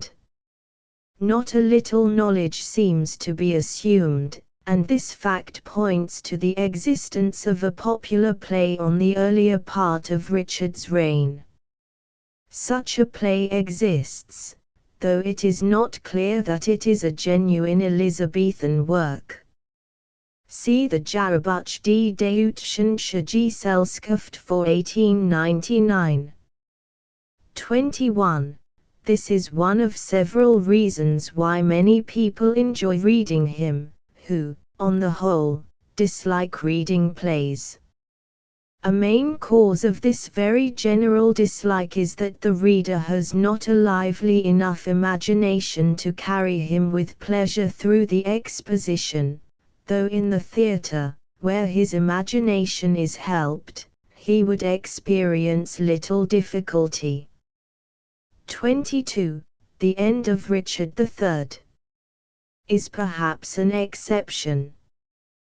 23. I do not discuss the general question of the justification of soliloquy, for it concerns not Shakespeare only, but practically all dramatists down to quite recent times. I will only remark that neither soliloquy nor the use of verse can be condemned on the mere ground that they are unnatural. No dramatic language is natural, all dramatic language is idealized. So that the question as to soliloquy must be one as to the degree of idealization and the balance of advantages and disadvantages. Since this lecture was written, I have read some remarks on Shakespeare's soliloquies to much the same effect by Killian in the Jahrbuch die Deutschen Shakespeare-Gesellschaft for 1903. 24. If by this we mean that these characters all speak what is recognizably Shakespeare's style, of course it is true, but it is no accusation. Nor does it follow that they all speak alike, and in fact they are far from doing so. Lecture 3 Shakespeare's Tragic Period, Hamlet 1. Before we come today to Hamlet, the first of our 4 tragedies, a few remarks must be made on their probable place in Shakespeare's literary career. But I shall say no more than seems necessary for our restricted purpose, and, therefore, for the most part shall merely be stating widely accepted results of investigation, without going into the evidence on which they rest. 25. Shakespeare's tragedies fall into 2 distinct groups, and these groups are separated by a considerable interval. He wrote tragedy, pure, like Romeo and Juliet, historical, like Richard III. In the early years of his career of authorship, when he was also writing such comedies as Love's Labour's Lost and The Midsummer Night's Dream. Then came a time, lasting some half-dozen years, during which he composed the most mature and humorous of his English history plays, the plays with Falstaff in them, and the best of his romantic comedies, the plays with Beatrice and Jacques and Viola in them. There are no tragedies belonging to these half-dozen years, nor any dramas approaching tragedy. But now, from about 1601 to about 1608, comes tragedy after tragedy: Julius Caesar, Hamlet, Othello, King Lear, Timon of Athens, Macbeth, Antony and Cleopatra and Coriolanus, and their companions are plays which cannot indeed be called tragedies, but certainly are not comedies in the same sense as As You Like It or The Tempest. These 7 years, accordingly, might, without much risk of misunderstanding, be called Shakespeare's tragic period. 26. And after it he wrote no more tragedies, but chiefly romances more serious and less sunny than As You Like It, but not much less serene. The existence of this distinct tragic period, of a time when the dramatist seems to have been occupied almost exclusively with deep and painful problems, has naturally helped to suggest the idea that the man also, in these years of middle age, from 37 to 44, was heavily burdened in spirit, that Shakespeare turned to tragedy not merely for change, or because he felt it to be the greatest form of drama and felt himself equal to it, but also because the world had come to look dark and terrible to him, and even that the railings of the cits and the maledictions of Timon express his own contempt and hatred for mankind. Discussion of this large and difficult subject, however, is not necessary to the dramatic appreciation of any of his works, and I shall say nothing of it here, but shall pass on at once to draw attention to certain stages and changes which may be observed within the tragic period. For this purpose too it is needless to raise any question as to the respective chronological positions of Othello, King Lear and Macbeth. What is important is also generally admitted, that Julius Caesar and Hamlet precede these plays, and that Antony and Cleopatra and Coriolanus follow them. 27. If we consider the tragedies first on the side of their substance, we find at once an obvious difference between the first two and the remainder. Both Brutus and Hamlet are highly intellectual by nature and reflective by habit. Both may even be called, in a popular sense, philosophic. Brutus may be called so in a stricter sense. Each, being also a good man, shows accordingly, when placed in critical circumstances, a sensitive and almost painful anxiety to do right. And though they fail, of course in quite different ways, to deal successfully with these circumstances, the failure in each case is connected rather with their intellectual nature and reflective habit than with any yielding to passion. Hence the name tragedy of thought which Schlegel gave to Hamlet, may be given also, as in effect it has been by Professor Dowden, to Julius Caesar. The later heroes, on the other hand, Othello, Lear, Timon, Macbeth, Antony, Coriolanus, have, one and all, passionate natures, and, speaking roughly, we may attribute the tragic failure in each of these cases to passion. Partly for this reason, the later plays are wilder and stormier than the first two. We see a greater mass of human nature in commotion, and we see Shakespeare's own powers exhibited on a larger scale. Finally, examination would show that, in all these respects, the first tragedy, Julius Caesar, is further removed from the later type than is the second, Hamlet. These two earlier works are both distinguished from most of the succeeding tragedies in another though a kindred respect. Moral evil is not so intently scrutinized or so fully displayed in them. In Julius Caesar, we may almost say, everybody means well. In Hamlet, though we have a villain, he is a small one. The murder which gives rise to the action lies outside the play, and the center of attention within the play lies in the hero's efforts to do his duty. It seems clear that Shakespeare's interest, since the early days when under Marlowe's influence he wrote Richard III, has not been directed to the more extreme or terrible forms of evil. But in the tragedies that follow Hamlet the presence of this interest is equally clear.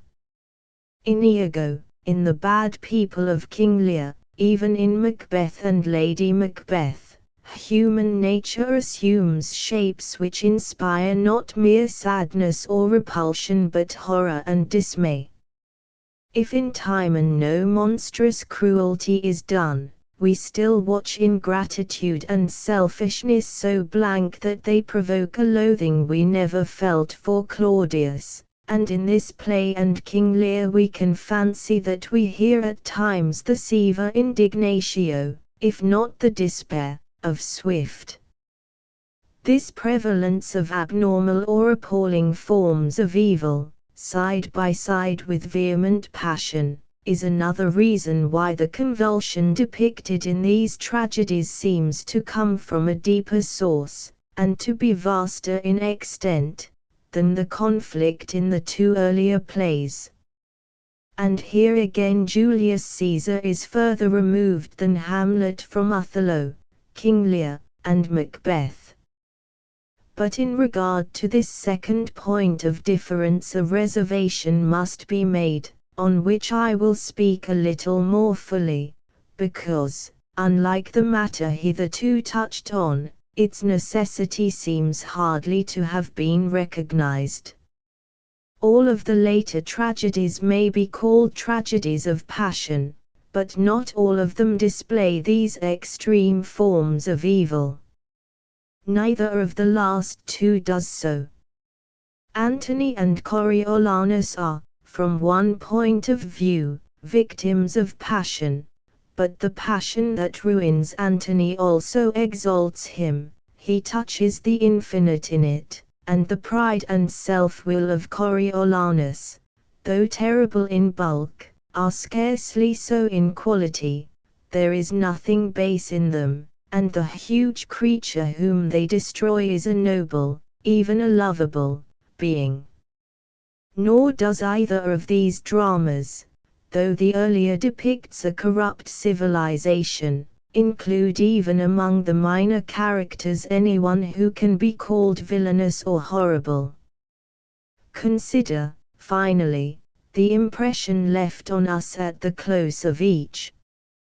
It is remarkable that this impression, though very strong, can scarcely be called purely tragic, or, if we call it so, at least the feeling of reconciliation which mingles with the obviously tragic emotions is here exceptionally well marked. The death of Antony, it will be remembered, comes before the opening of the fifth act. The death of Cleopatra, which closes the play, is greeted by the reader with sympathy and admiration, even with exultation at the thought that she has foiled Octavius, and these feelings are heightened by the deaths of Charmian and Ias, heroically faithful to their mistress, as Emilia was to hers. In Coriolanus the feeling of reconciliation is even stronger. The whole interest towards the close has been concentrated on the question whether the hero will persist in his revengeful design of storming and burning his native city, or whether better feelings will at last overpower his resentment and pride. He stands on the edge of a crime beside which, at least in outward dreadfulness, the slaughter of an individual looks insignificant. And when, at the sound of his mother's voice and the sight of his wife and child, nature asserts itself and he gives way, although we know he will lose his life, we care little for that, he has saved his soul.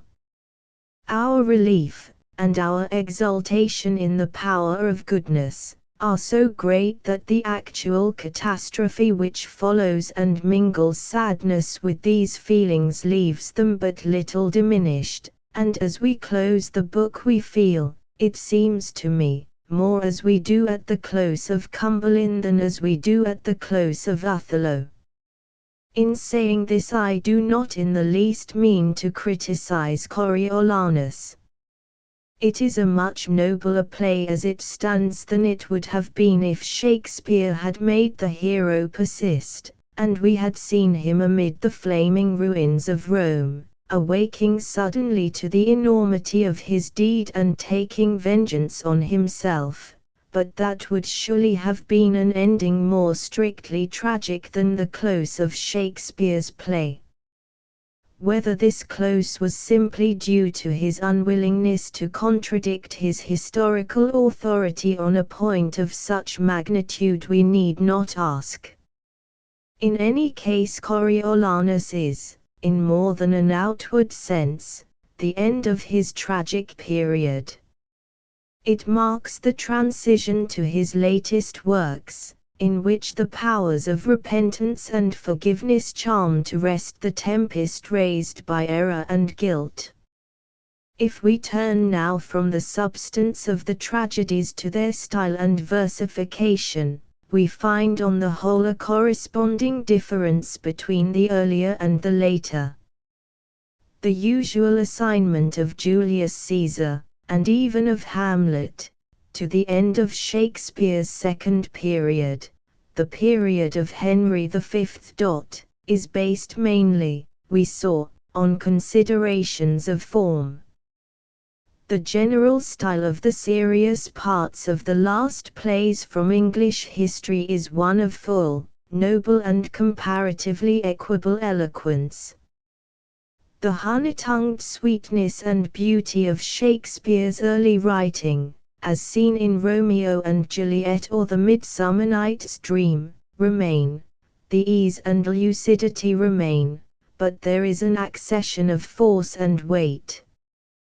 We find no great change from this style when we come to Julius Caesar, 28, which may be taken to mark its culmination. At this point in Shakespeare's literary development he reaches, if the phrase may be pardoned, a limited perfection. Neither thought on the one side, nor expression on the other, seems to have any tendency to outrun or contend with its fellow. We receive an impression of easy mastery and complete harmony, but not so strong an impression of inner power bursting into outer life. Shakespeare's style is perhaps nowhere else so free from defects, and yet almost every one of his subsequent plays contains writing which is greater. To speak familiarly, we feel in Julius Caesar that, although not even Shakespeare could better the style he has chosen, he has not let himself go.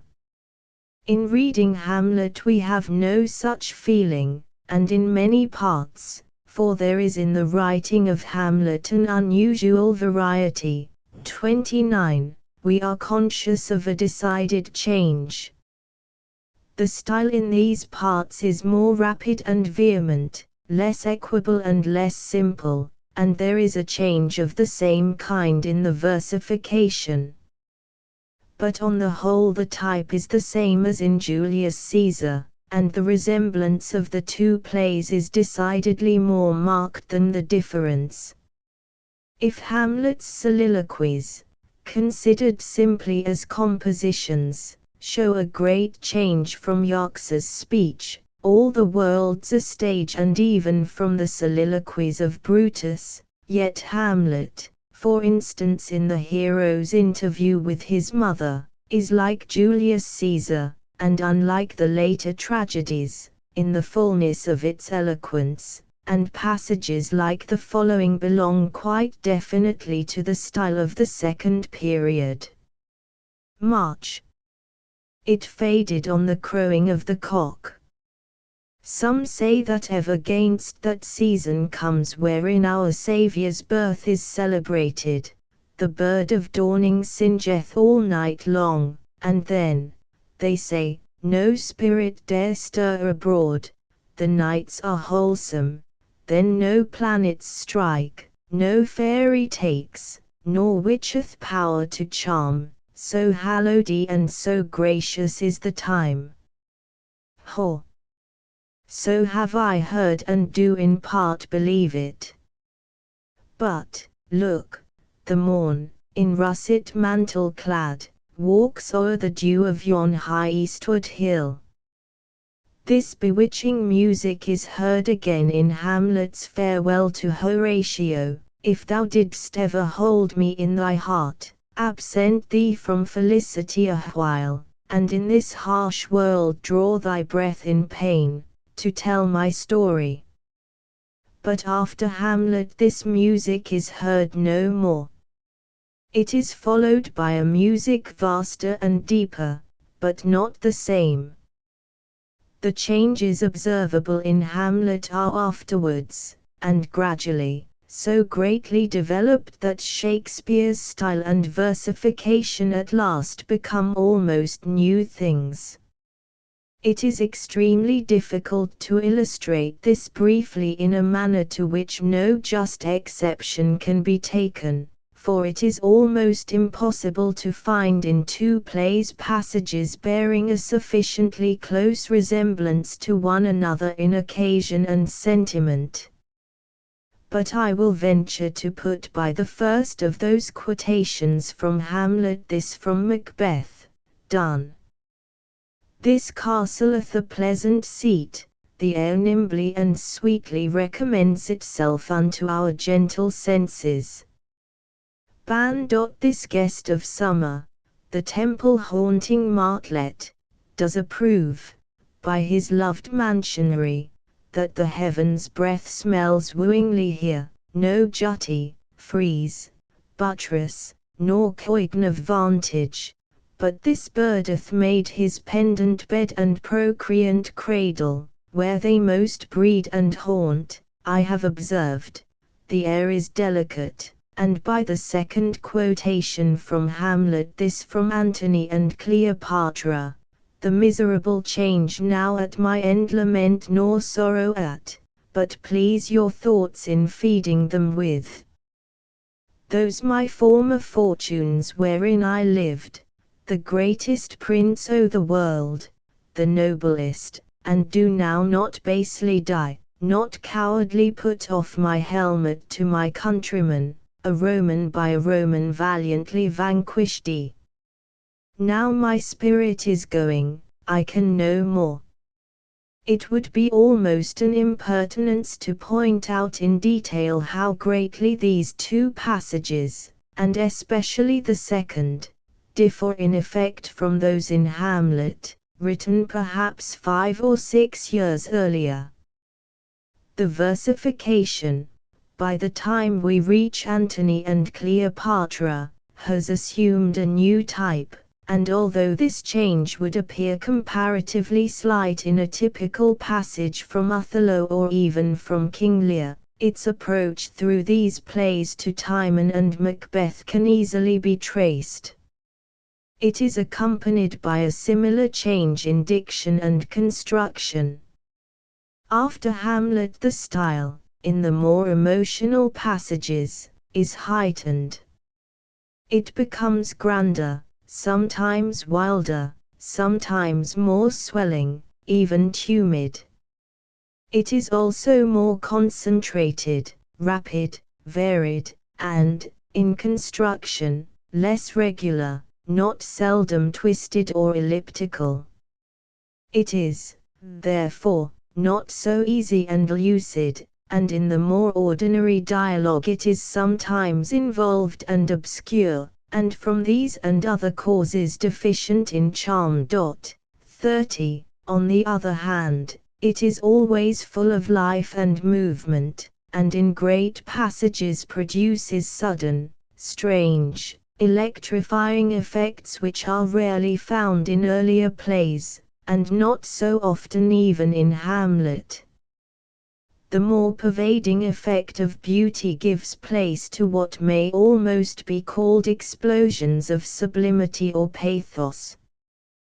There is room for differences of taste and preference as regards the style and versification of the end of Shakespeare's second period, and those of the later tragedies and last romances.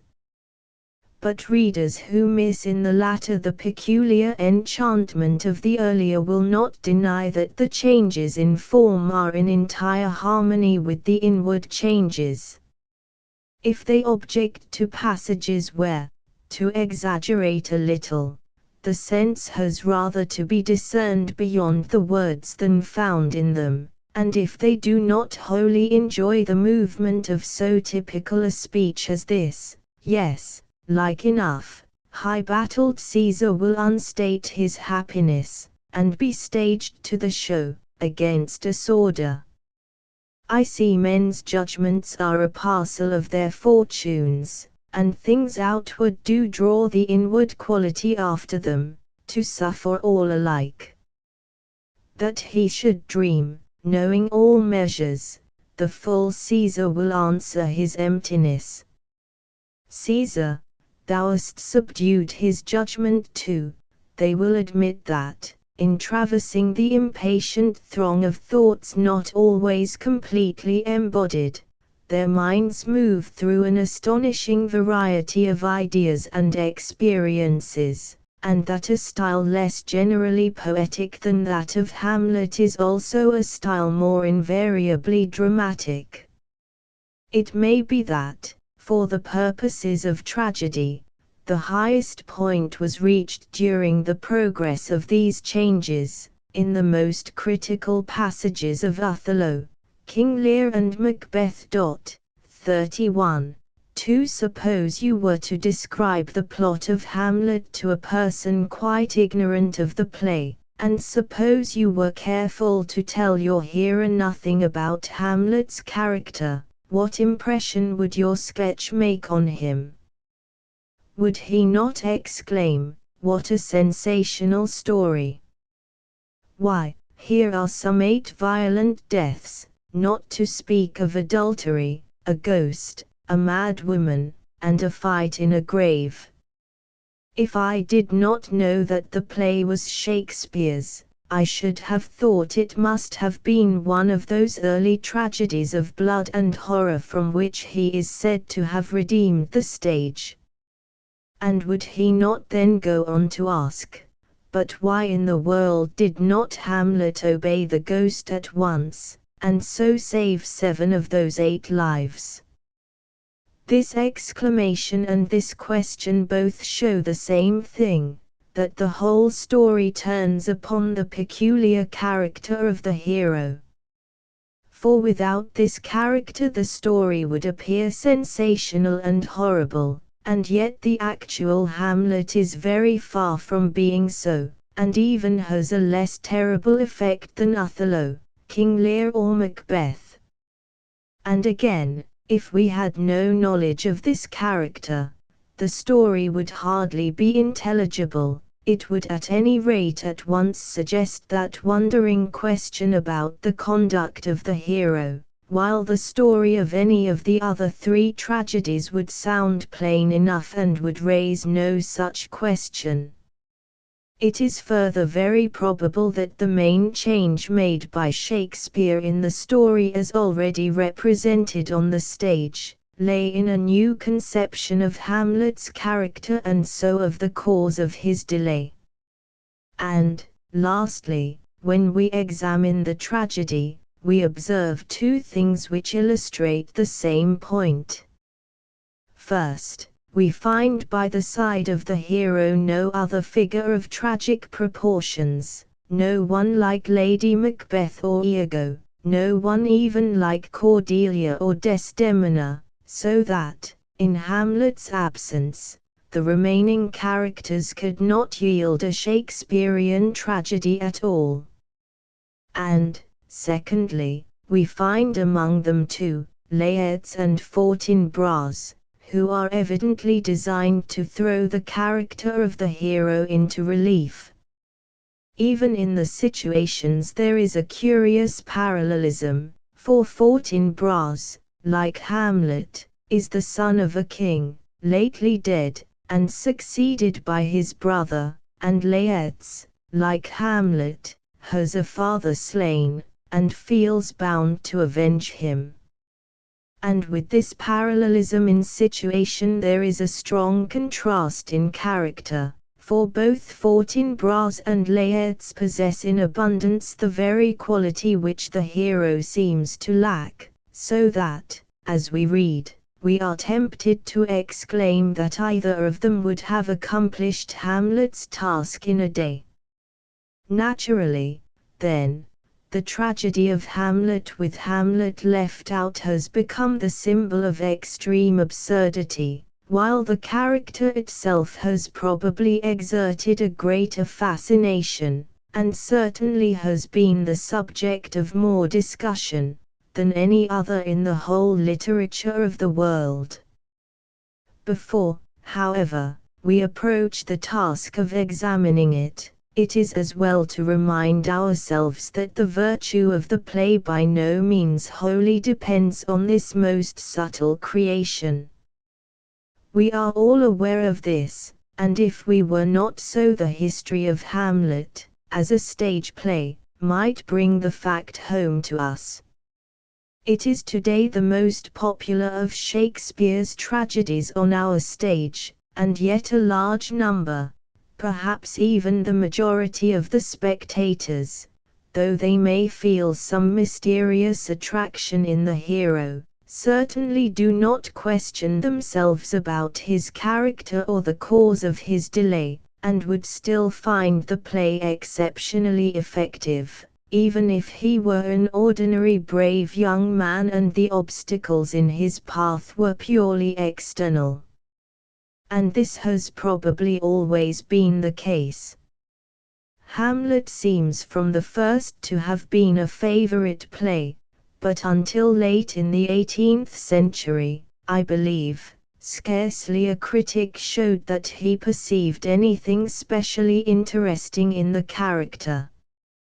Hanmer, in 1730, to be sure, remarks that there appears no reason at all in nature why this young prince did not put the usurper to death as soon as possible, but it does not even cross his mind that this apparent absurdity is odd and might possibly be due to some design on the part of the poet.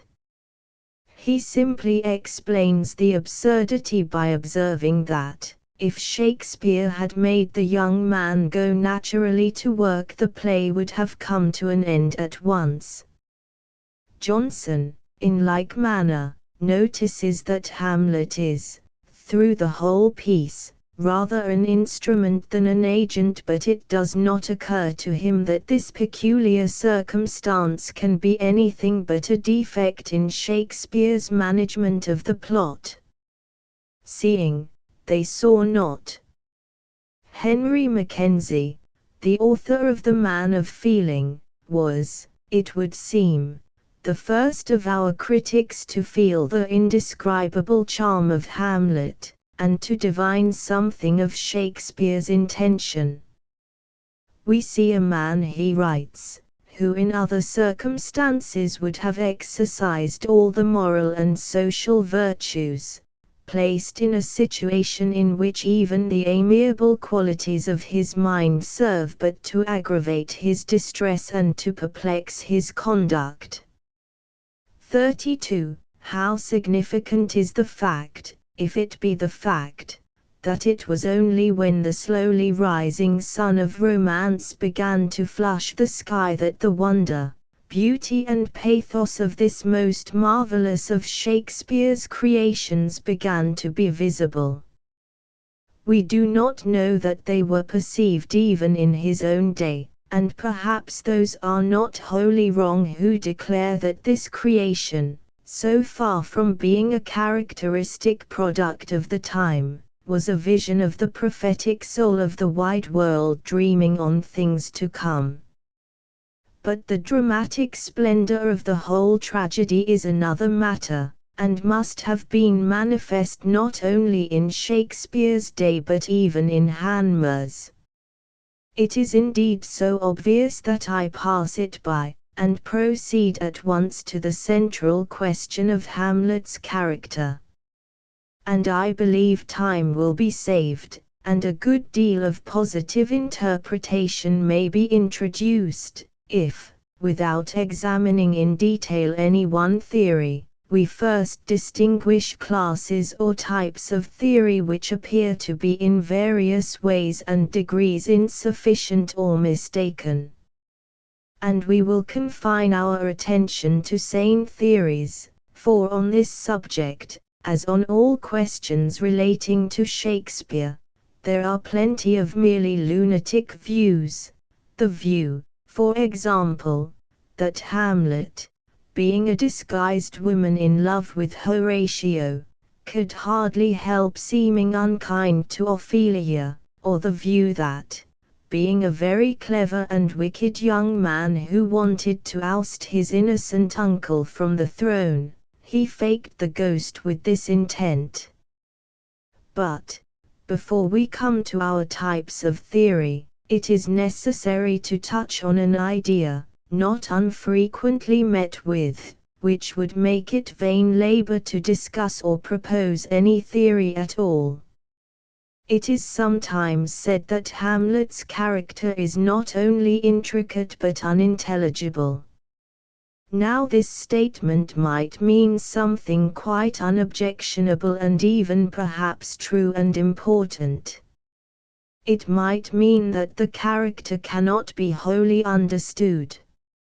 As we saw, there may be questions which we cannot answer with certainty now, because we have nothing but the text to guide us, but which never arose for the spectators who saw Hamlet acted in Shakespeare's day, and we shall have to refer to such questions in these lectures. Again, it may be held without any improbability that, from carelessness or because he was engaged on this play for several years, Shakespeare left inconsistencies in his exhibition of the character which must prevent us from being certain of his ultimate meaning. Or, possibly, we may be baffled because he has illustrated in it certain strange facts of human nature, which he had noticed but of which we are ignorant. But then all this would apply in some measure to other characters in Shakespeare, and it is not this that is meant by the statement that Hamlet is unintelligible. What is meant is that Shakespeare intended him to be so, because he himself was feeling strongly, and wished his audience to feel strongly, what a mystery life is, and how impossible it is for us to understand it.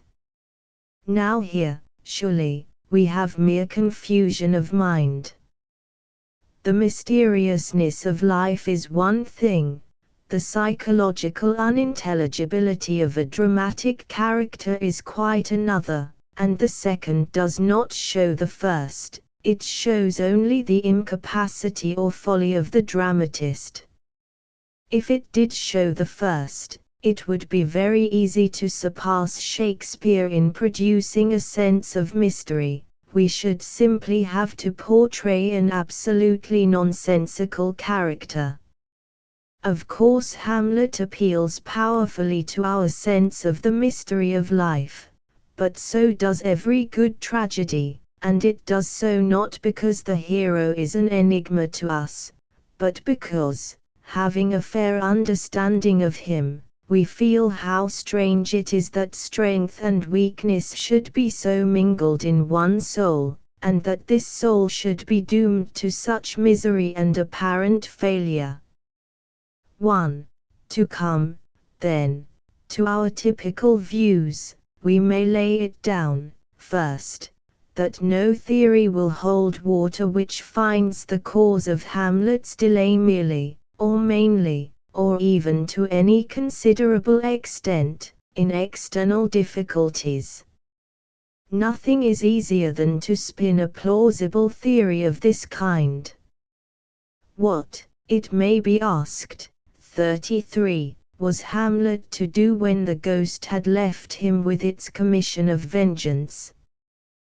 The king was surrounded not merely by courtiers but by a Swiss bodyguard. How was Hamlet to get at him? Was he then to accuse him publicly of the murder? If he did, what would happen? How would he prove the charge? All that he had to offer in proof was a ghost story. Others, to be sure, had seen the ghost, but no one else had heard its revelations. Obviously, then, even if the court had been honest, instead of subservient and corrupt, it would have voted Hamlet mad, or worse, and would have shut him up out of harm's way. He could not see what to do, therefore, and so he waited. Then came the actors, and at once with admirable promptness he arranged for the play scene, hoping that the king would betray his guilt to the whole court. Unfortunately, the king did not. It is true that immediately afterwards Hamlet got his chance, for he found the king defenseless on his knees.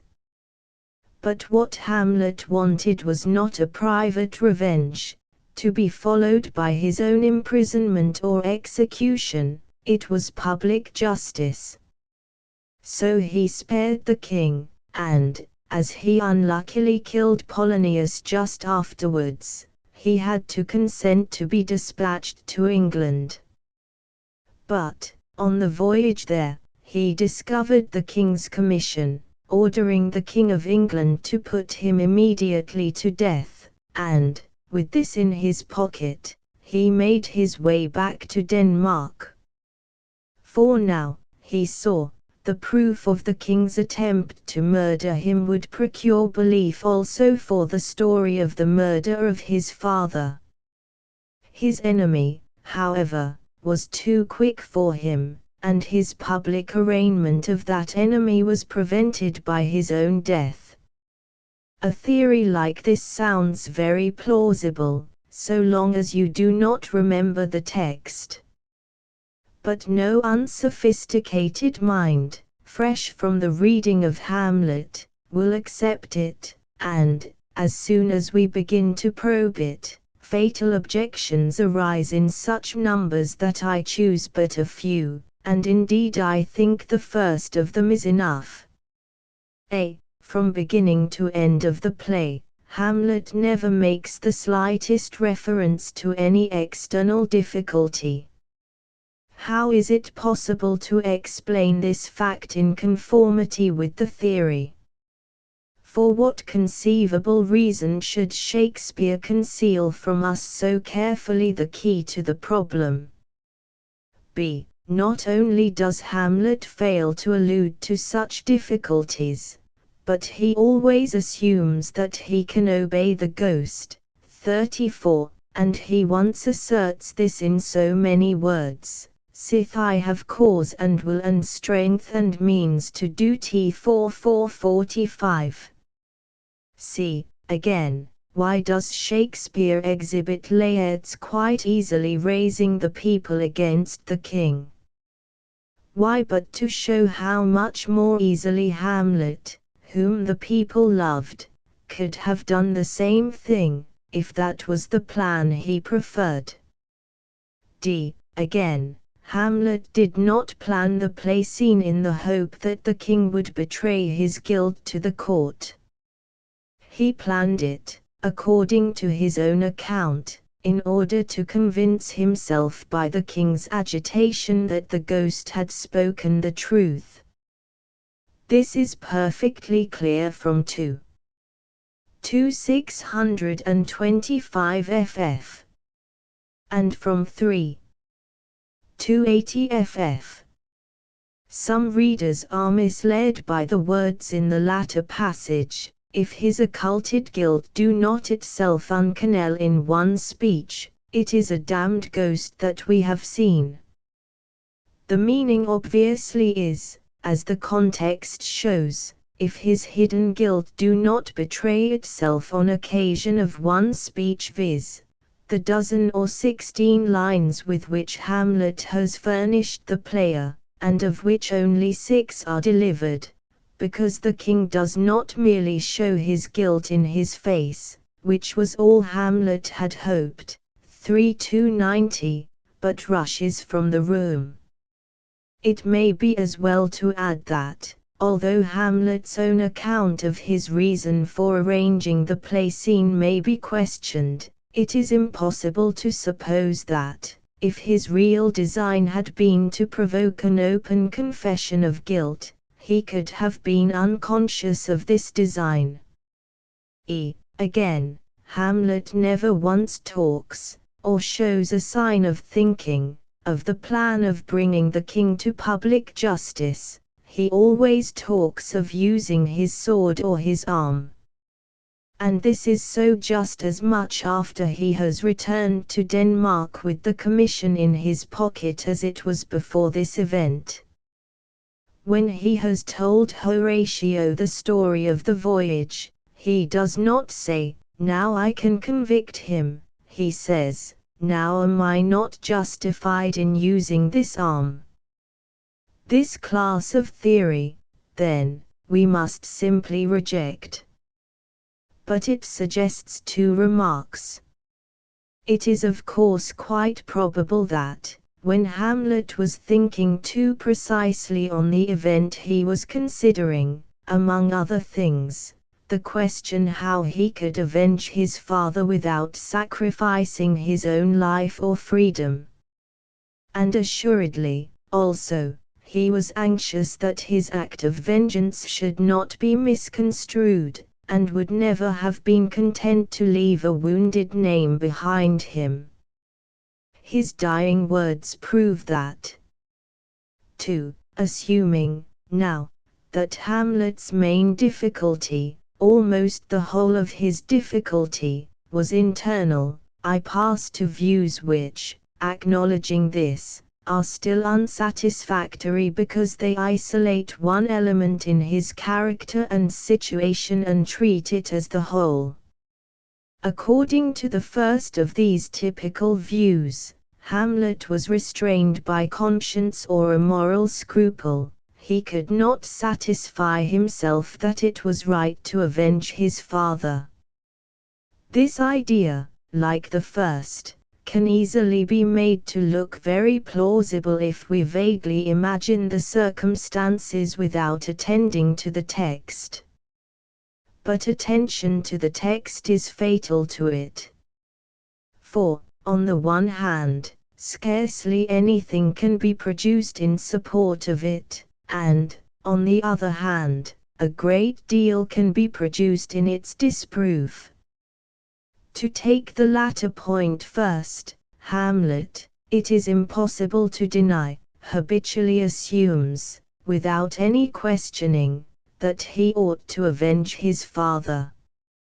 Even when he doubts, or thinks that he doubts, the honesty of the ghost, he expresses no doubt as to what his duty will be if the ghost turns out honest, if he but blench I know my course.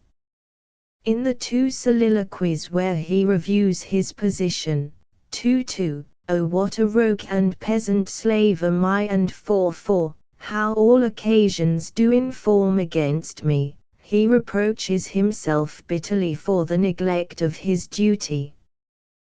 When he reflects on the possible causes of this neglect, he never mentions among them a moral scruple. When the ghost appears in the Queen's chamber, he confesses, conscience-stricken, that, lapsed in time and passion, he has let go by the acting of its command, but he does not plead that his conscience stood in his way. The ghost itself says that it comes to whet his almost blunted purpose, and conscience may unsettle a purpose but does not blunt it.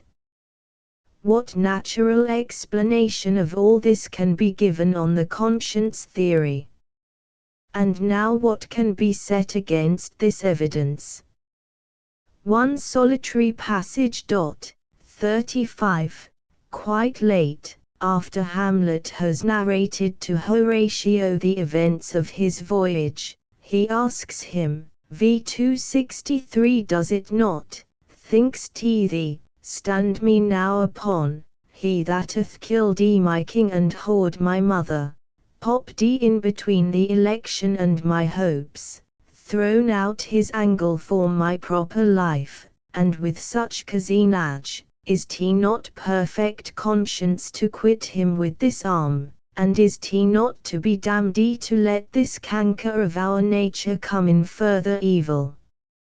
Here, certainly, is a question of conscience in the usual present sense of the word, and, it may be said, does not this show that all along Hamlet really has been deterred by moral scruples?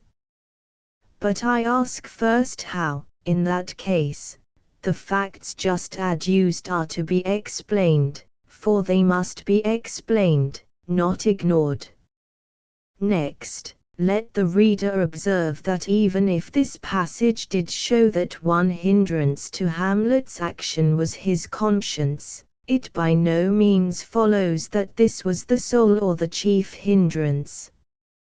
And, thirdly, let him observe, and let him ask himself whether the coincidence is a mere accident, that Hamlet is here almost repeating the words he used in vain self-reproach some time before. For 456 How stand I then, that have a father killed ye, a mother stained ye, excitements of my reason and my blood, and let all sleep?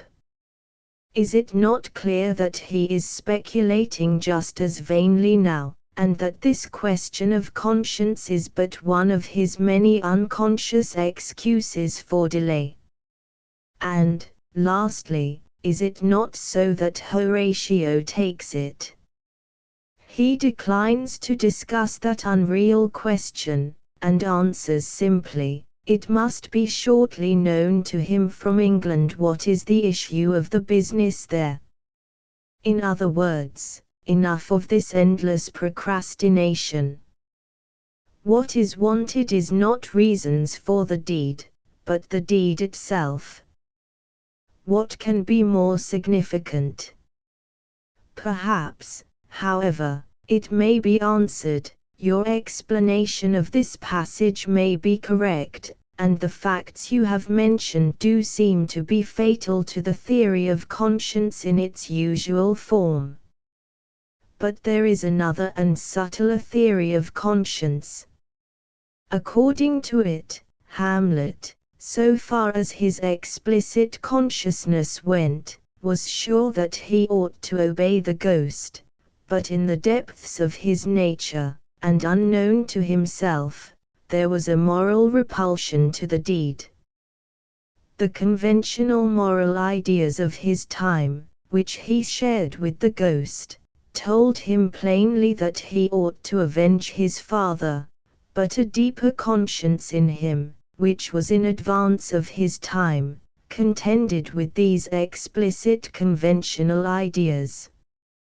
It is because this deeper conscience remains below the surface that he fails to recognize it, and fancies he is hindered by cowardice or sloth or passion or what not, but it emerges into light in that speech to Horatio. And it is just because he has this nobler moral nature in him that we admire and love him. Now I at once admit not only that this view is much more attractive and more truly tragic than the ordinary conscience theory, but that it has more verisimilitude. But I feel no doubt that it does not answer to Shakespeare's meaning, and I will simply mention, out of many objections to it, 3 which seem to be fatal. A. If it answers to Shakespeare's meaning, why in the world did he conceal that meaning until the last act? The facts adduced above seem to show beyond question that, on the hypothesis, he did so. That he did so is surely next door to incredible. In any case, it certainly requires an explanation, and certainly has not received one. B. Let us test the theory by reference to a single important passage, that where Hamlet finds the king at prayer and spares him. The reason Hamlet gives himself for sparing the king is that, if he kills him now, he will send him to heaven, whereas he desires to send him to hell. Now, this reason may be an unconscious excuse, but is it believable that, if the real reason had been the stirrings of his deeper conscience, that could have masked itself in the form of a desire to send his enemy's soul to hell? Is not the idea quite ludicrous? C. The theory requires us to suppose that, when the ghost enjoins Hamlet to avenge the murder of his father, it is laying on him a duty which we are to understand to be no duty but the very reverse. And is not that supposition wholly contrary to the natural impression which we all receive in reading the play? Surely it is clear that, whatever we in the 20th century may think about Hamlet's duty, we are meant in the play to assume that he ought to have obeyed the ghost. The conscience theory, then, in either of its forms we must reject. But it may remind us of points worth noting. In the first place, it is certainly true that Hamlet, in spite of some appearances to the contrary, was, as Gertie said, of a most moral nature, and had a great anxiety to do right. In this anxiety he resembles Brutus, and it is stronger in him than in any of the later heroes. And, secondly, it is highly probable that in his interminable broodings the kind of paralysis with which he was stricken masked itself in the shape of conscientious scruples as well as in many other shapes. And, finally, in his shrinking from the deed there was probably, together with much else, something which may be called a moral, though not a conscientious, repulsion. I mean a repugnance to the idea of falling suddenly on a man who could not defend himself. This, so far as we can see, was the only plan that Hamlet ever contemplated. There is no positive evidence in the play that he regarded it with the aversion that any brave and honorable man, one must suppose, would feel for it, but, as Hamlet certainly was brave and honorable, we may presume that he did so. 3. We come next to what may be called the sentimental view of Hamlet, a view common both among his worshippers and among his defamers. Its germ may perhaps be found in an unfortunate phrase of Goethe's, who of course is not responsible for the whole view: a lovely, pure and most moral nature, without the strength of nerve which forms a hero, sinks beneath a burden which it cannot bear and must not cast away. When this idea is isolated, developed and popularized, we get the picture of a graceful youth, sweet and sensitive, full of delicate sympathies and yearning aspirations, shrinking from the touch of everything gross and earthly, but frail and weak, a kind of Werther, with a face like Shelley's and a voice like Mr. Tree's. And then we ask in tender pity, how could such a man perform the terrible duty laid on him? How, indeed? And what a foolish ghost even to suggest such a duty! But this conception, though not without its basis in certain beautiful traits of Hamlet's nature, is utterly untrue. It is too kind to Hamlet on one side, and it is quite unjust to him on another.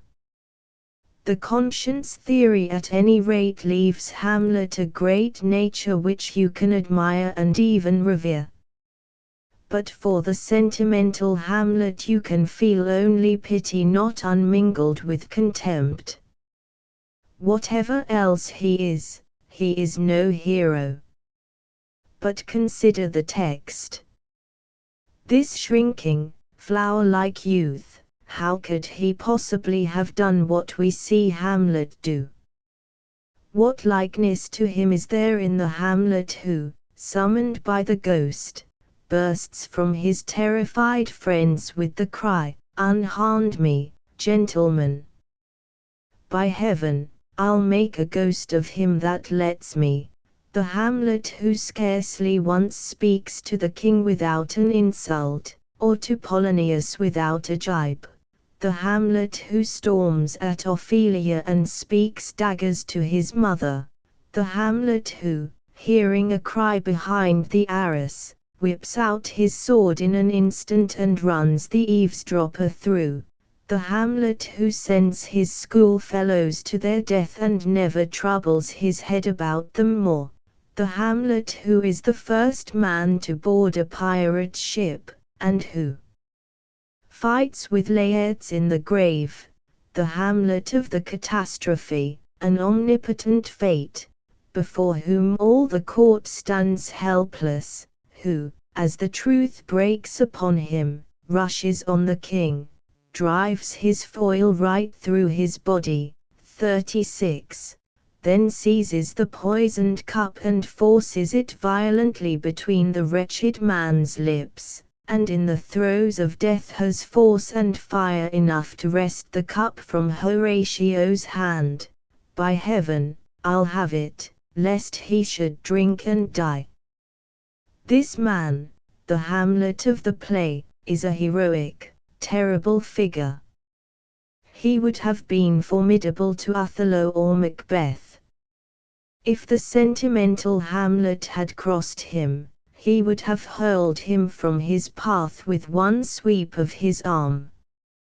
This view, then, or any view that approaches it, is grossly unjust to Hamlet, and turns tragedy into mere pathos. But, on the other side, it is too kind to him. It ignores the hardness and cynicism which were indeed no part of his nature, but yet, in this crisis of his life, are indubitably present and painfully marked. His sternness, itself left out of sight by this theory, is no defect, but he is much more than stern. Polonius possibly deserved nothing better than the words addressed to his corpse: "Thou wretched, rash, intruding fool, farewell. I took thee for thy better, take thy fortune. Thou findest to be too busy is some danger, yet this was Ophelia's father, and, whatever he deserved, it pains us, for Hamlet's own sake, to hear the words, 'This man shall set me packing, I'll lug the guts into the neighbor room.'" There is the same insensibility in Hamlet's language about the fate of Rosencrantz and Guildenstern, and, observe, their deaths were not in the least required by his purpose. Grant, again, that his cruelty to Ophelia was partly due to misunderstanding, partly forced on him, partly feigned, still one surely cannot altogether so account for it, and still less can one so account for the disgusting and insulting grossness of his language to her in the play scene. I know this is said to be merely an example of the custom of Shakespeare's time. But it is not so.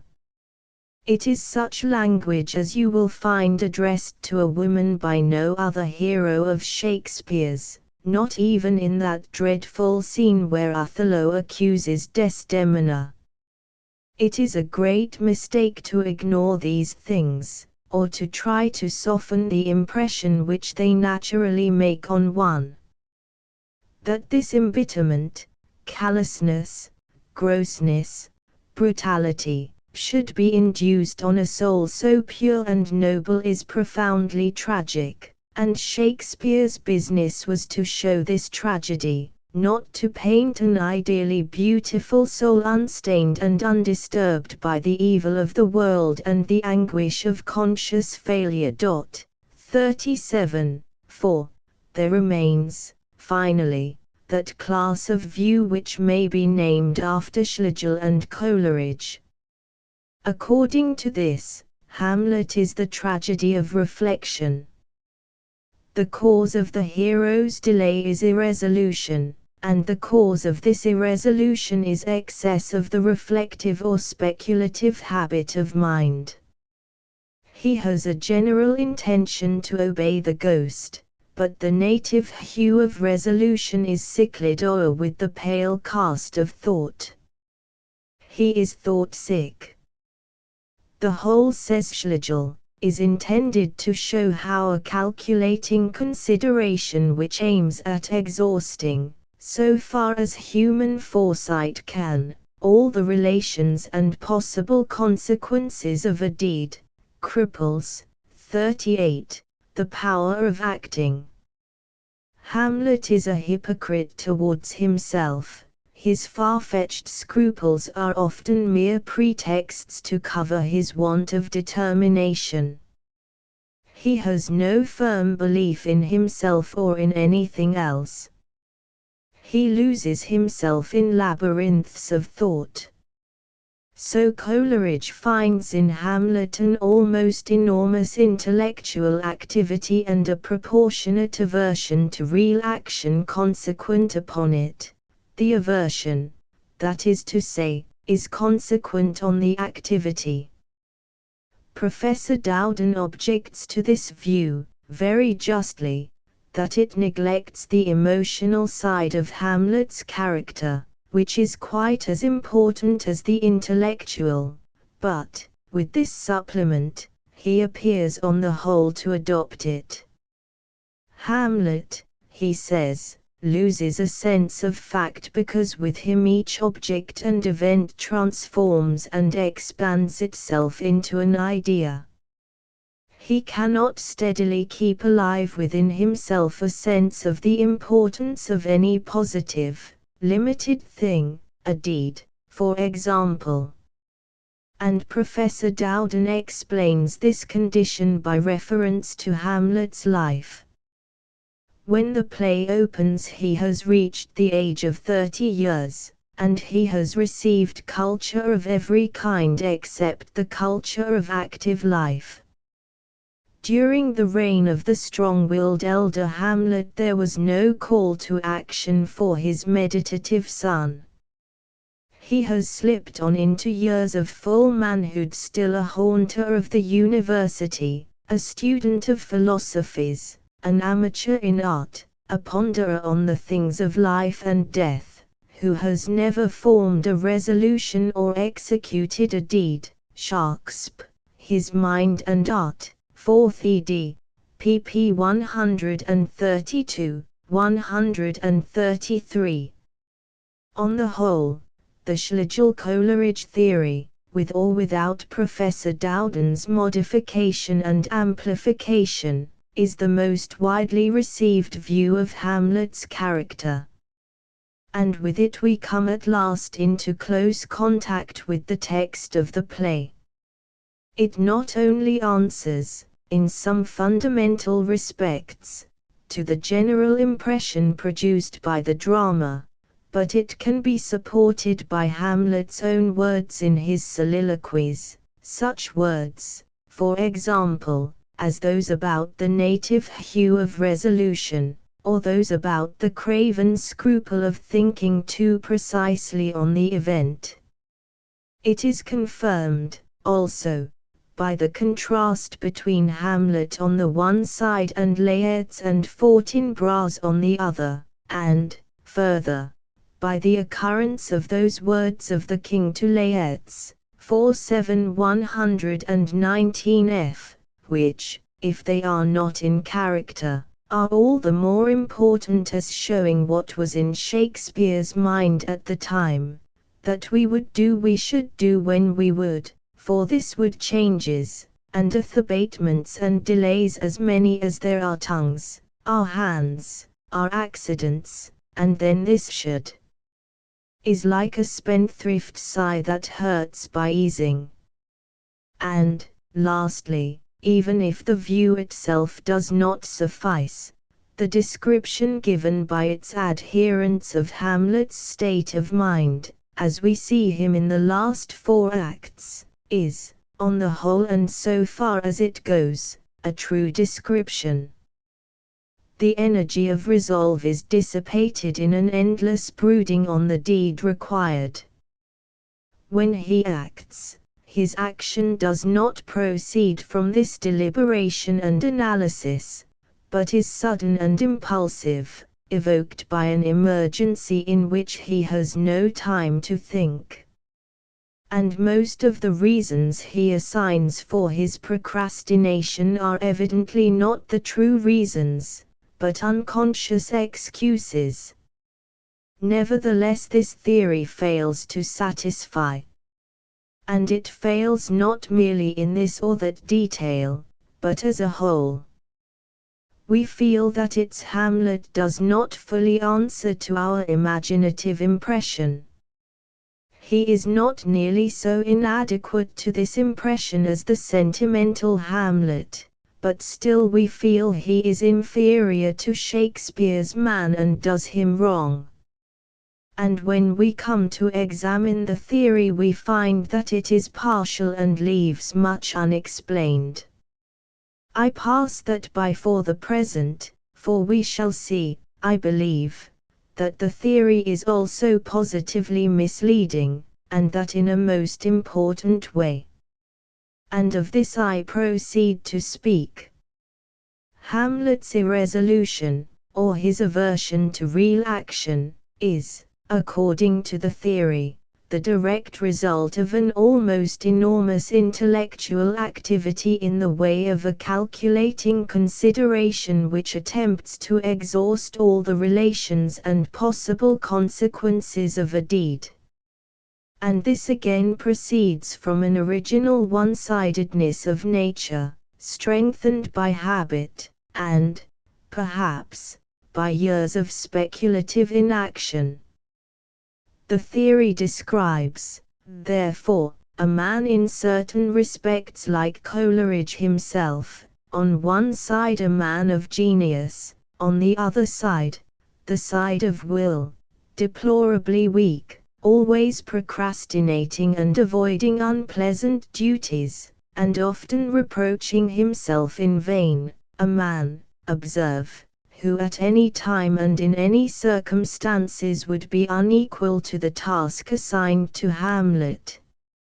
And thus, I must maintain, it degrades Hamlet and travesties the play. For Hamlet, according to all the indications in the text, was not naturally or normally such a man, but rather, I venture to affirm, a man who at any other time and in any other circumstances than those presented would have been perfectly equal to his task, and it is, in fact, the very cruelty of his fate that the crisis of his life comes on him at the one moment when he cannot meet it, and when his highest gifts, instead of helping him, conspire to paralyze him. This aspect of the tragedy the theory quite misses, and it does so because it misconceives the cause of that irresolution which, on the whole, it truly describes. For the cause was not directly or mainly an habitual excess of reflectiveness. The direct cause was a state of mind quite abnormal and induced by special circumstances, a state of profound melancholy.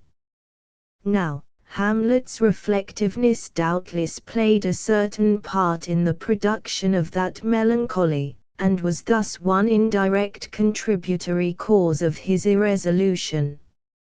And, again, the melancholy, once established, displayed, as one of its symptoms, an excessive reflection on the required deed.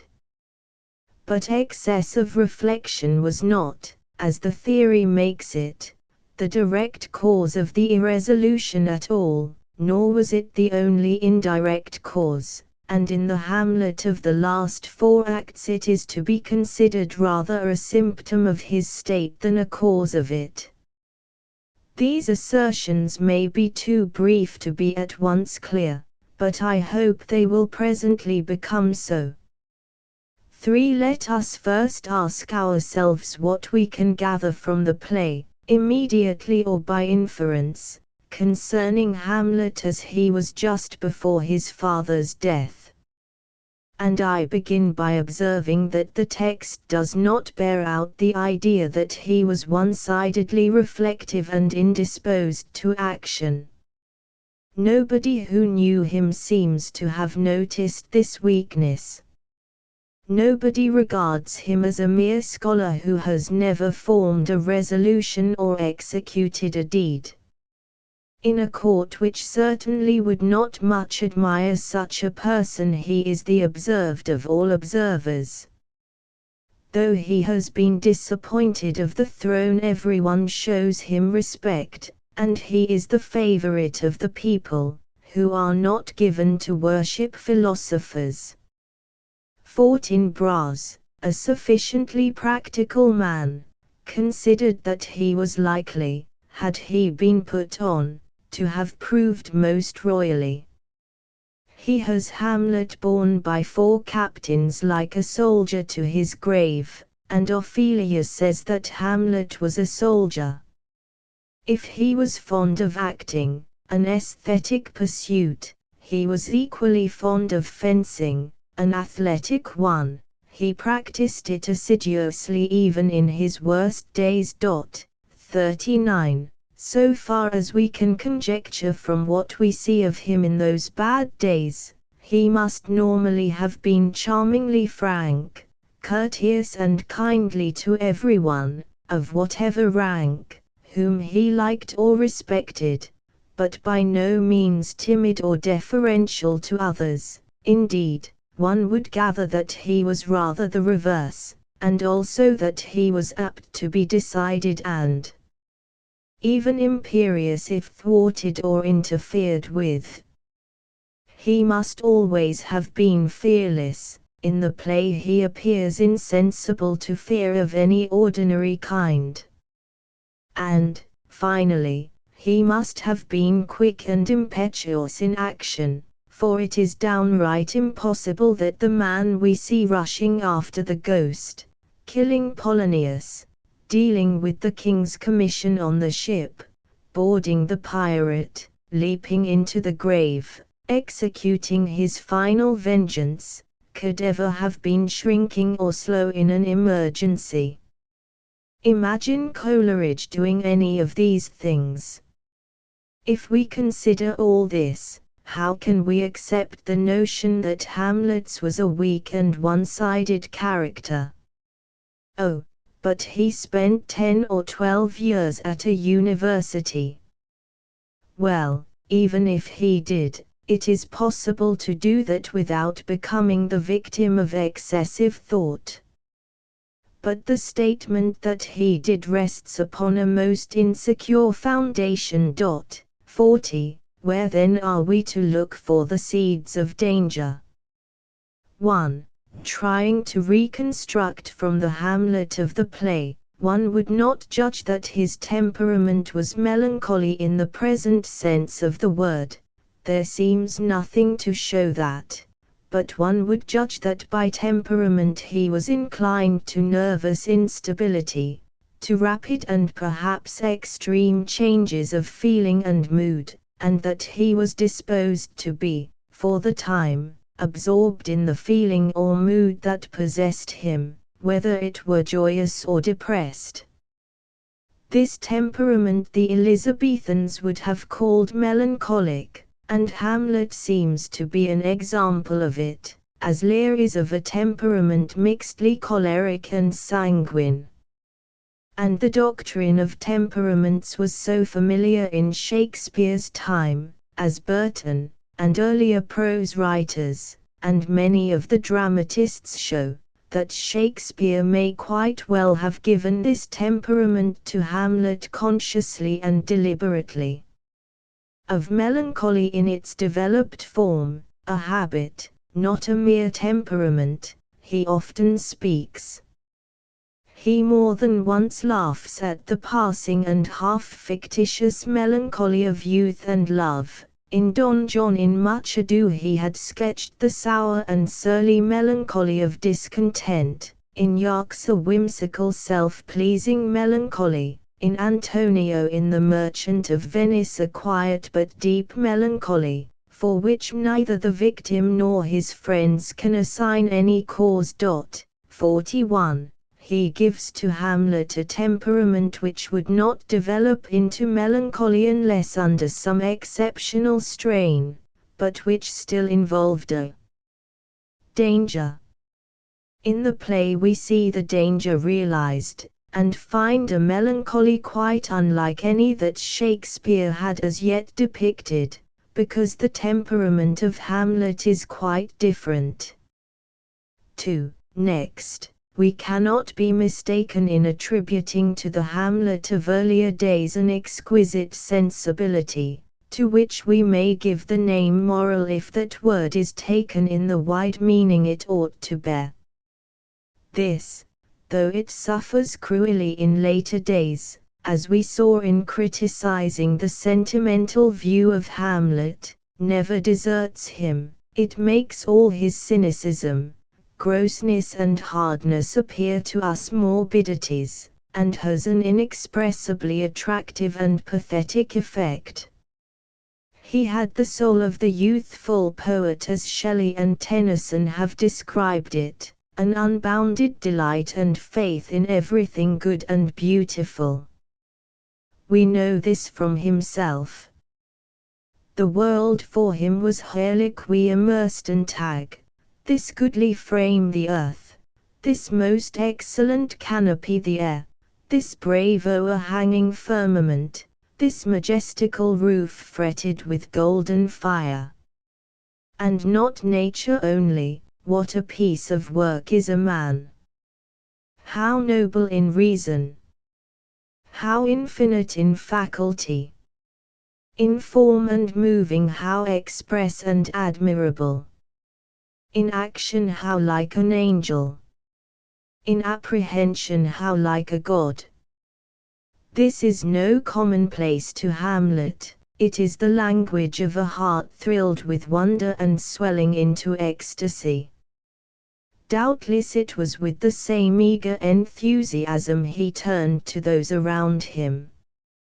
Where else in Shakespeare is there anything like Hamlet's adoration of his father?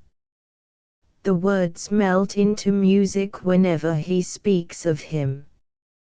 And, if there are no signs of any such feeling towards his mother, though many signs of love, it is characteristic that he evidently never entertained a suspicion of anything unworthy in her, characteristic, and significant of his tendency to see only what is good unless he is forced to see the reverse.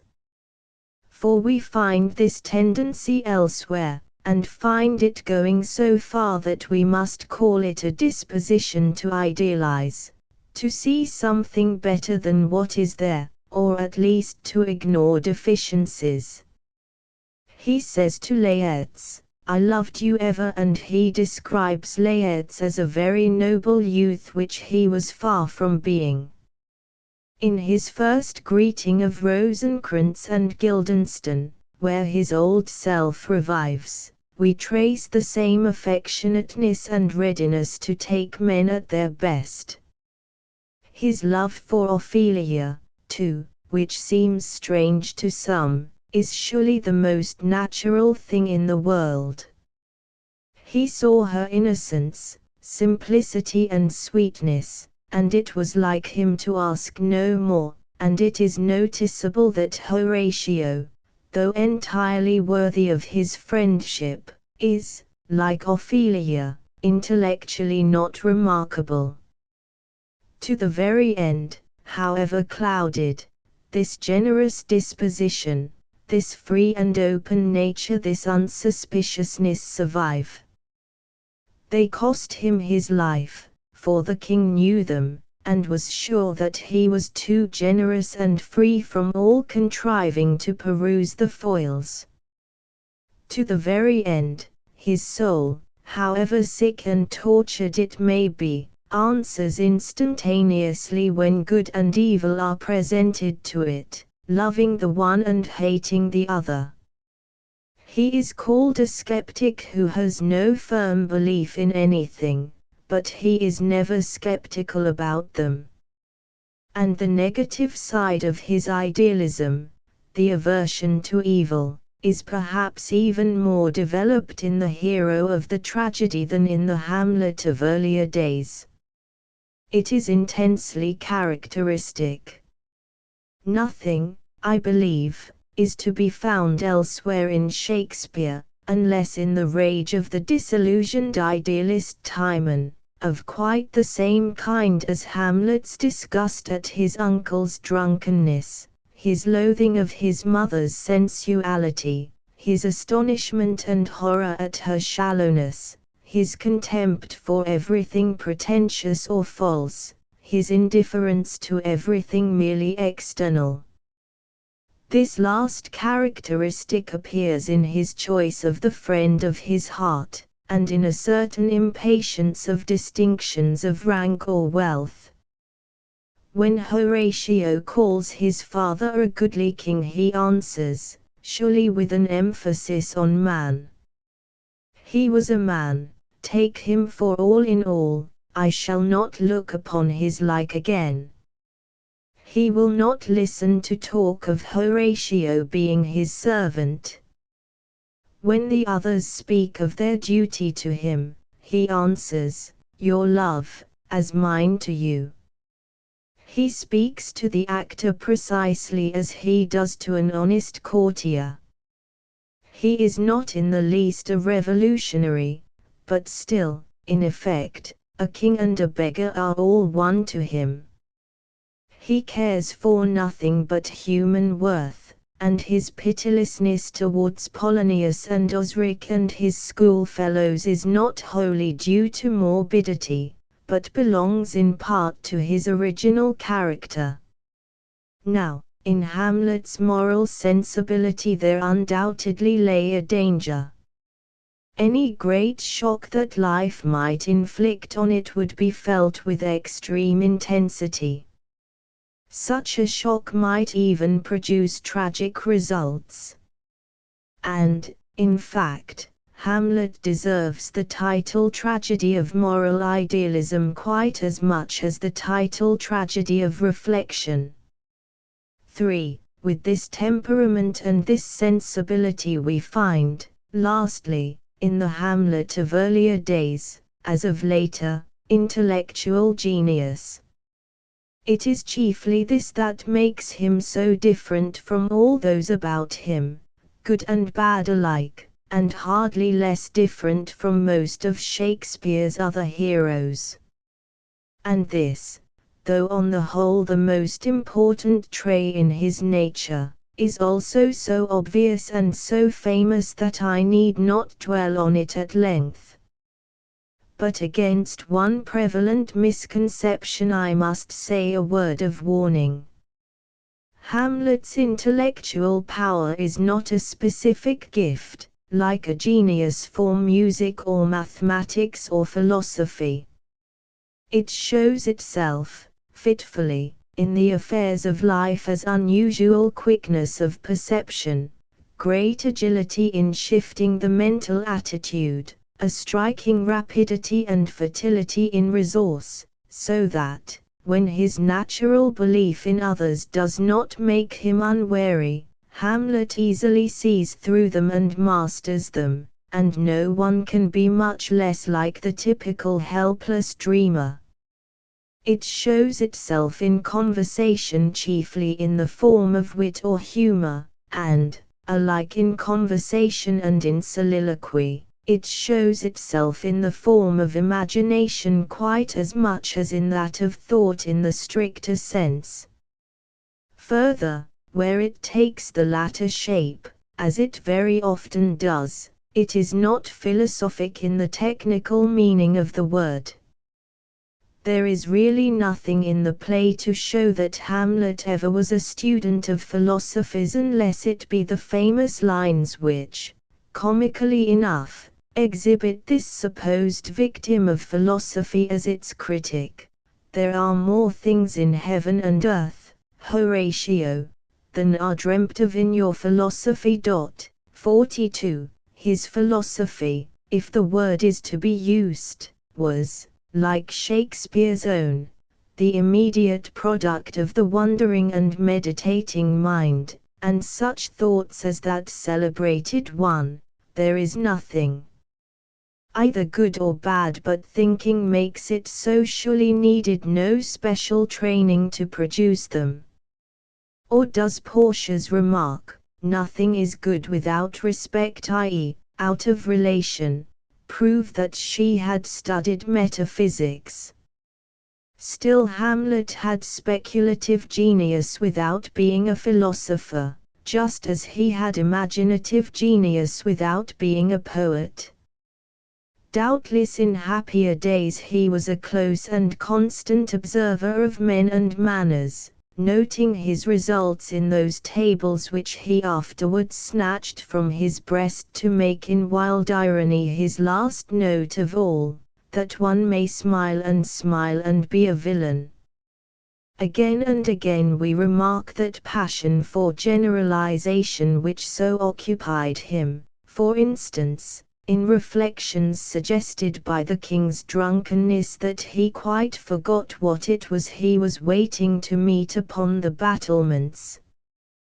Doubtless, too, he was always considering things, as Horatio thought, too curiously. There was a necessity in his soul driving him to penetrate below the surface and to question what others took for granted. That fixed habitual look which the world wears for most men did not exist for him. He was forever unmaking his world and rebuilding it in thought, dissolving what to others were solid facts, and discovering what to others were old truths. There were no old truths for Hamlet. It is for Horatio a thing of course that there's a divinity that shapes our ends, but for Hamlet it is a discovery hardly one. And throughout this kingdom of the mind, where he felt that man, who in action is only like an angel, is in apprehension like a god, he moved, we must imagine, more than content, so that even in his dark days he declares he could be bounded in a nutshell and yet count himself a king of infinite space, were it not that he had bad dreams. If now we ask whether any special danger lurked here, how shall we answer? We must answer, it seems to me, some danger, no doubt, but, granted the ordinary chances of life, not much. For, in the first place, that idea which so many critics quietly take for granted, the idea that the gift and the habit of meditative and speculative thought tend to produce irresolution in the affairs of life, would be found by no means easy to verify. Can you verify it, for example, in the lives of the philosophers, or again in the lives of men whom you have personally known to be addicted to such speculation? I cannot.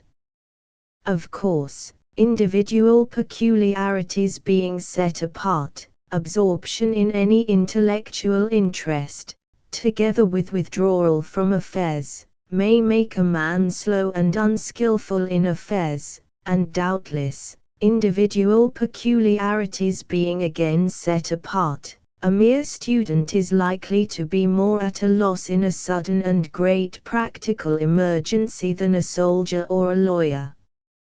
But in all this there is no difference between a physicist, a historian, and a philosopher, and again, slowness, want of skill, and even helplessness are something totally different from the peculiar kind of irresolution that Hamlet shows. The notion that speculative thinking specially tends to produce this is really a mere illusion. In the second place, even if this notion were true, it has appeared that Hamlet did not live the life of a mere student, much less of a mere dreamer, and that his nature was by no means simply or even one-sidedly intellectual, but was healthily active. Hence, granted the ordinary chances of life, there would seem to be no great danger in his intellectual tendency and his habit of speculation, and I would go further and say that there was nothing in them, taken alone, to unfit him even for the extraordinary call that was made upon him. In fact, if the message of the ghost had come to him within a week of his father's death, I see no reason to doubt that he would have acted on it as decisively as Othello himself, though probably after a longer and more anxious deliberation. And therefore the Schlegel Coleridge view, apart from its descriptive value, seems to me fatally untrue, for it implies that Hamlet's procrastination was the normal response of an over-speculative nature confronted with a difficult practical problem. On the other hand, under conditions of a peculiar kind, Hamlet's reflectiveness certainly might prove dangerous to him, and his genius might even, to exaggerate a little, become his doom. Suppose that violent shock to his moral being of which I spoke, and suppose that under this shock, any possible action being denied to him, he began to sink into melancholy, then, no doubt, his imaginative and generalizing habit of mind might extend the effects of this shock through his whole being and mental world.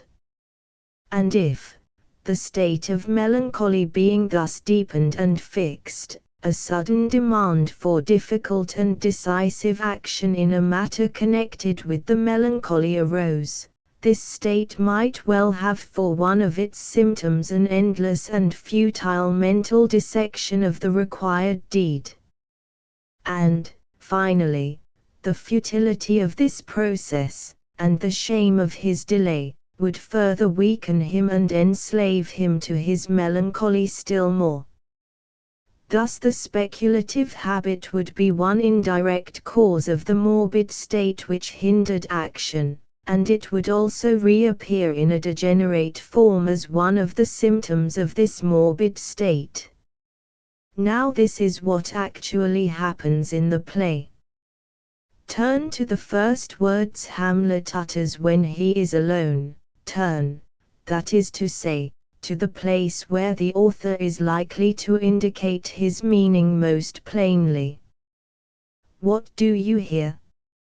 Oh, that this too solid flesh would melt, thaw and resolve itself into a dew. Or that the everlasting had not fixed his canon 'gainst self-slaughter. O God! God! How weary, stale, flat and unprofitable, seem to me all the uses of this world. Fie on tea. Ah fie!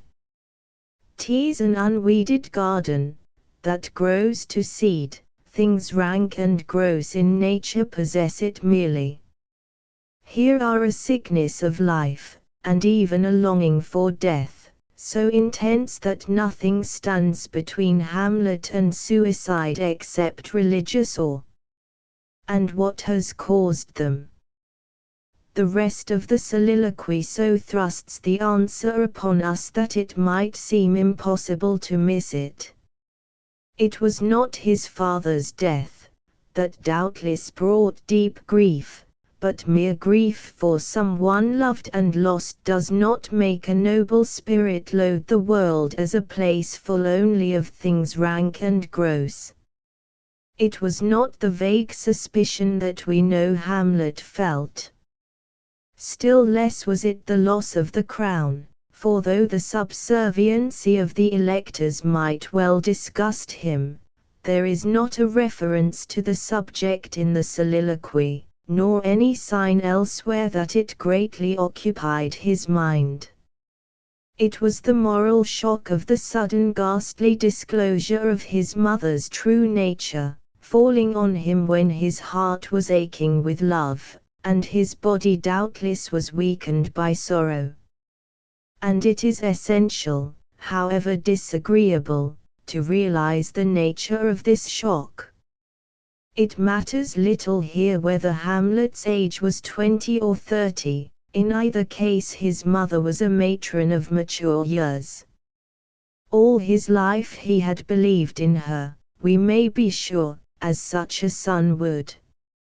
He had seen her not merely devoted to his father, but hanging on him like a newly wedded bride, hanging on him as if increase of appetite had grown by what it fed on.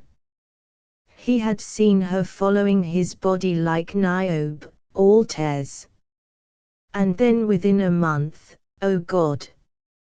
A beast would have mourned longer, she married again, and married Hamlet's uncle, a man utterly contemptible and loathsome in his eyes, married him in what to Hamlet was incestuous wedlock. Winking sad smiley 43, married him not for any reason of state, nor even out of old family affection, but in such a way that her son was forced to see in her action not only an astounding shallowness of feeling but an eruption of coarse sensuality, rank and gross. 44, speeding post-haste to its horrible delight.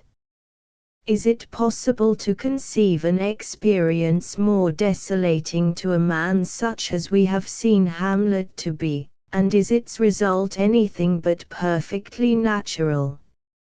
It brings bewildered horror, then loathing, then despair of human nature. His whole mind is poisoned. He can never see Ophelia in the same light again. She is a woman, and his mother is a woman. If she mentions the word grief to him, the answer drops from his lips like venom, as women's love. The last words of the soliloquy, which is wholly concerned with this subject, are, "But break, my heart, for I must hold my tongue." He can do nothing. He must lock in his heart, not any suspicion of his uncle that moves obscurely there, but that horror and loathing, and if his heart ever found relief, it was when those feelings, mingled with the love that never died out in him, poured themselves forth in a flood as he stood in his mother's chamber beside his father's marriage bed. 45. If we still wonder, and ask why the effect of this shock should be so tremendous, let us observe that now the conditions have arisen under which Hamlet's highest endowments, his moral sensibility and his genius, become his enemies. A nature morally blunter would have felt even so dreadful a revelation less keenly. A slower and more limited and positive mind might not have extended so widely through its world the disgust and disbelief that have entered it. But Hamlet has the imagination which, for evil as well as good, feels and sees all things in one. Thought is the element of his life, and his thought is infected. He cannot prevent himself from probing and lacerating the wound in his soul. One idea, full of peril, holds him fast, and he cries out in agony at it, but is impotent to free himself. Must I remember? Let me not think on't. And when, with the fading of his passion, the vividness of this idea abates, it does so only to leave behind a boundless weariness and a sick longing for death. And this is the time which his fate chooses. In this hour of uttermost weakness, this sinking of his whole being towards annihilation, there comes on him, bursting the bounds of the natural world with a shock of astonishment and terror, the revelation of his mother's adultery and his father's murder, and, with this, the demand on him, in the name of everything dearest and most sacred, to arise and act. And for a moment, though his brain reels and totters. 46. His soul leaps up in passion to answer this demand. But it comes too late. It does but strike home the last rivet in the melancholy which holds him bound. The time is out of joint. O cursed spite that ever I was born to set it right, so he mutters within an hour of the moment when he vowed to give his life to the duty of revenge, and the rest of the story exhibits his vain efforts to fulfill this duty, his unconscious self-excuses and unavailing self-reproaches, and the tragic results of his delay. For melancholy I said, not dejection, nor yet insanity. That Hamlet was not far from insanity is very probable.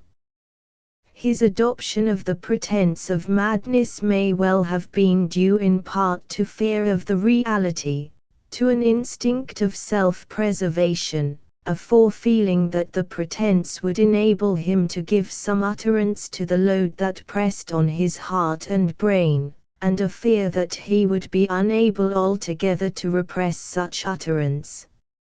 And if the pathologist calls his state melancholia, and even proceeds to determine its species, I see nothing to object to in that. I am grateful to him for emphasizing the fact that Hamlet's melancholy was no mere common depression of spirits, and I have no doubt that many readers of the play would understand it better if they read an account of melancholia in a work on mental diseases.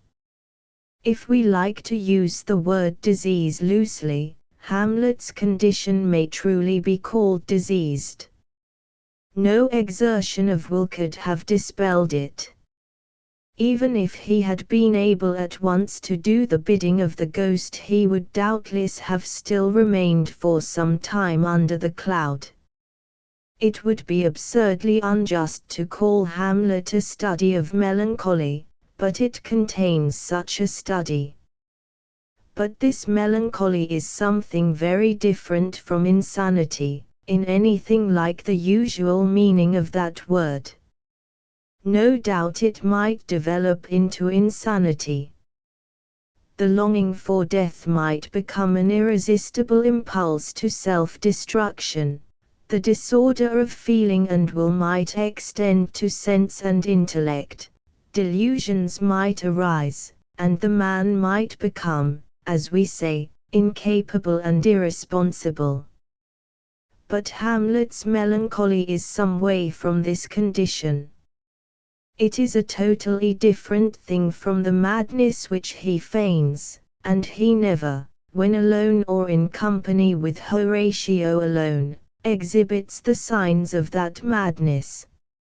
Nor is the dramatic use of this melancholy, again, open to the objections which would justly be made to the portrayal of an insanity which brought the hero to a tragic end.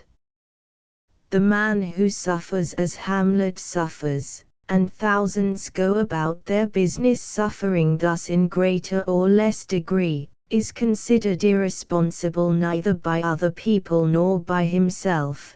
He is only too keenly conscious of his responsibility.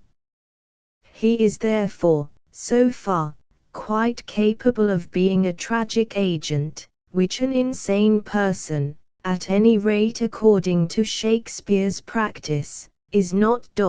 47, and, finally, Hamlet's state is not one which a healthy mind is unable sufficiently to imagine. It is probably not further from average experience, nor more difficult to realize, than the great tragic passions of Othello, Antony or Macbeth. Let me try to show now, briefly, how much this melancholy accounts for. It accounts for the main fact, Hamlet's inaction.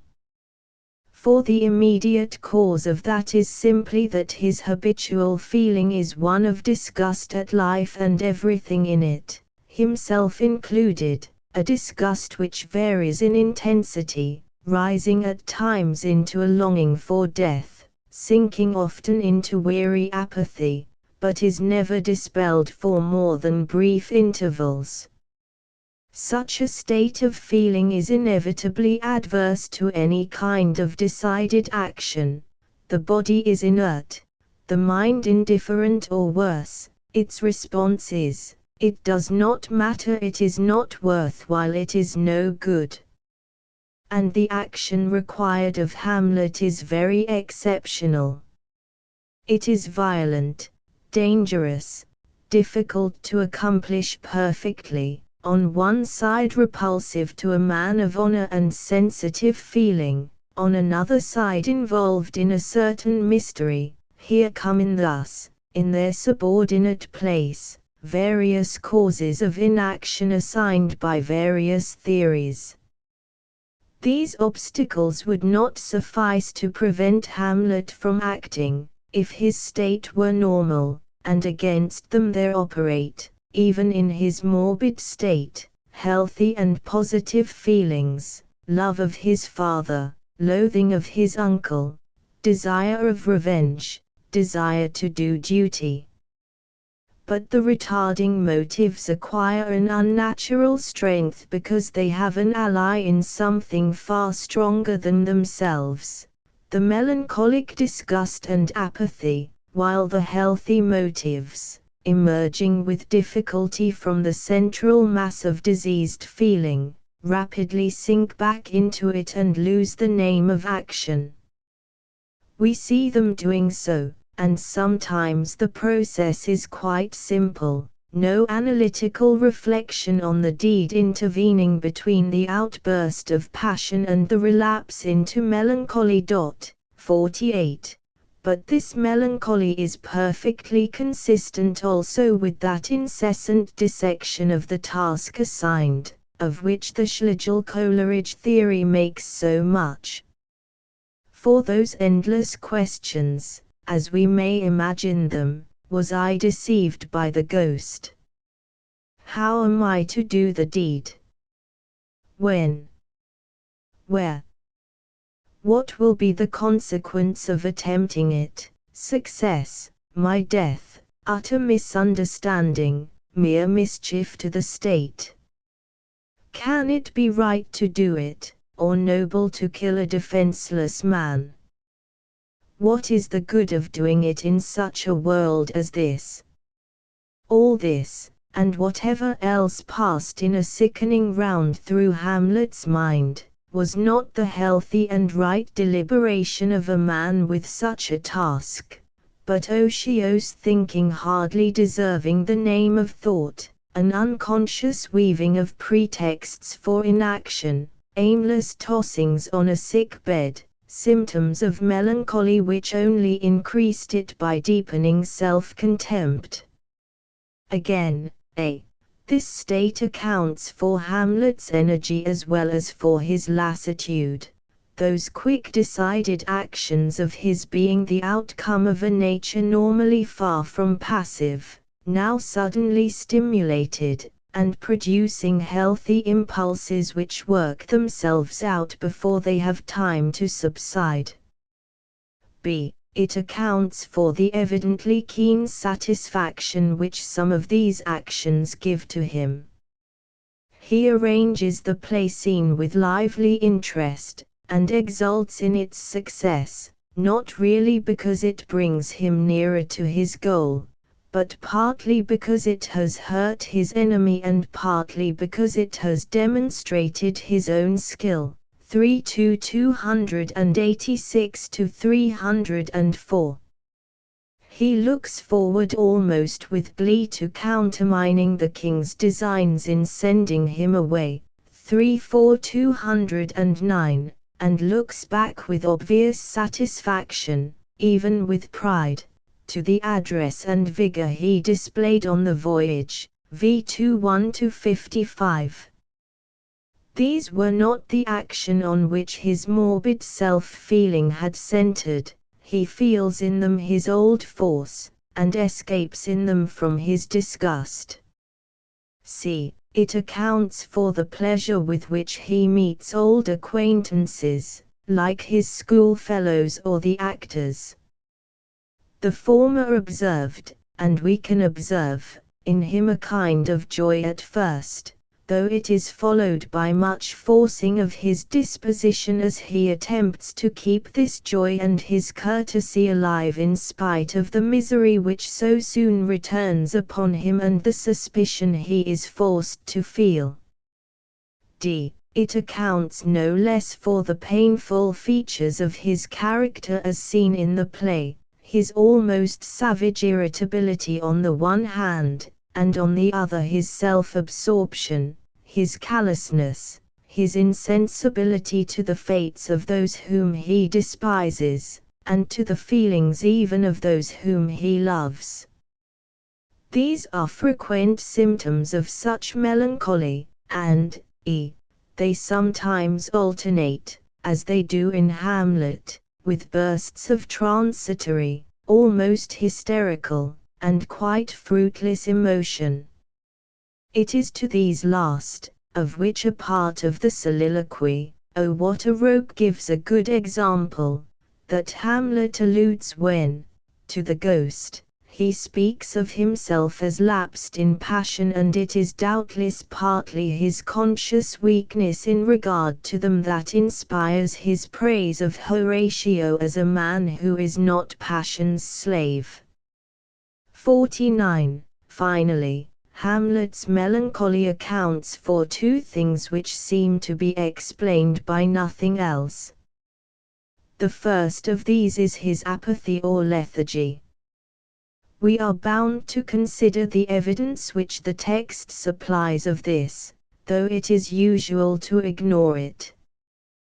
When Hamlet mentions, as one possible cause of his inaction, his thinking too precisely on the event, he mentions another, bestial oblivion, and the thing against which he inveighs in the greater part of that soliloquy, 4:4, is not the excess or the misuse of reason, which for him here and always is godlike, but this bestial oblivion or dullness, this letting all sleep, this allowing of heaven-sent reason to fast unused. What is a man, if his chief good and market of his time be but to sleep and feed? A beast, no more. 50. So, in the soliloquy in 2:2 he accuses himself of being a dull and muddy-mettled rascal who peaks, mopes, like John A. dreams, unpregnant of his cause, dully indifferent to his cause. 51. So, when the ghost appears to him the second time, he accuses himself of being tardy and lapsed in time, and the ghost speaks of his purpose being almost blunted, and bids him not to forget, compare oblivion. And so, what is emphasized in those undramatic but significant speeches of the player King and of Claudius is the mere dying away of purpose or of love. 52. Surely what all this points to is not a condition of excessive but useless mental activity. Indeed there is, in reality, curiously little about that in the text, but rather one of dull, apathetic, brooding gloom, in which Hamlet, so far from analyzing his duty, is not thinking of it at all, but for the time literally forgets it. It seems to me we are driven to think of Hamlet chiefly thus during the long time which elapsed between the appearance of the ghost and the events presented in the second act. The ghost, in fact, had more reason than we suppose at first for leaving with Hamlet as his parting injunction the command, "Remember me," and for greeting him, on reappearing, with the command, "Do not forget." 53. These little things in Shakespeare are not accidents. the second trait which is fully explained only by Hamlet's melancholy is his own inability to understand why he delays. This emerges in a marked degree when an occasion like the player's emotion or the sight of Fortinbras' army stings Hamlet into shame at his inaction.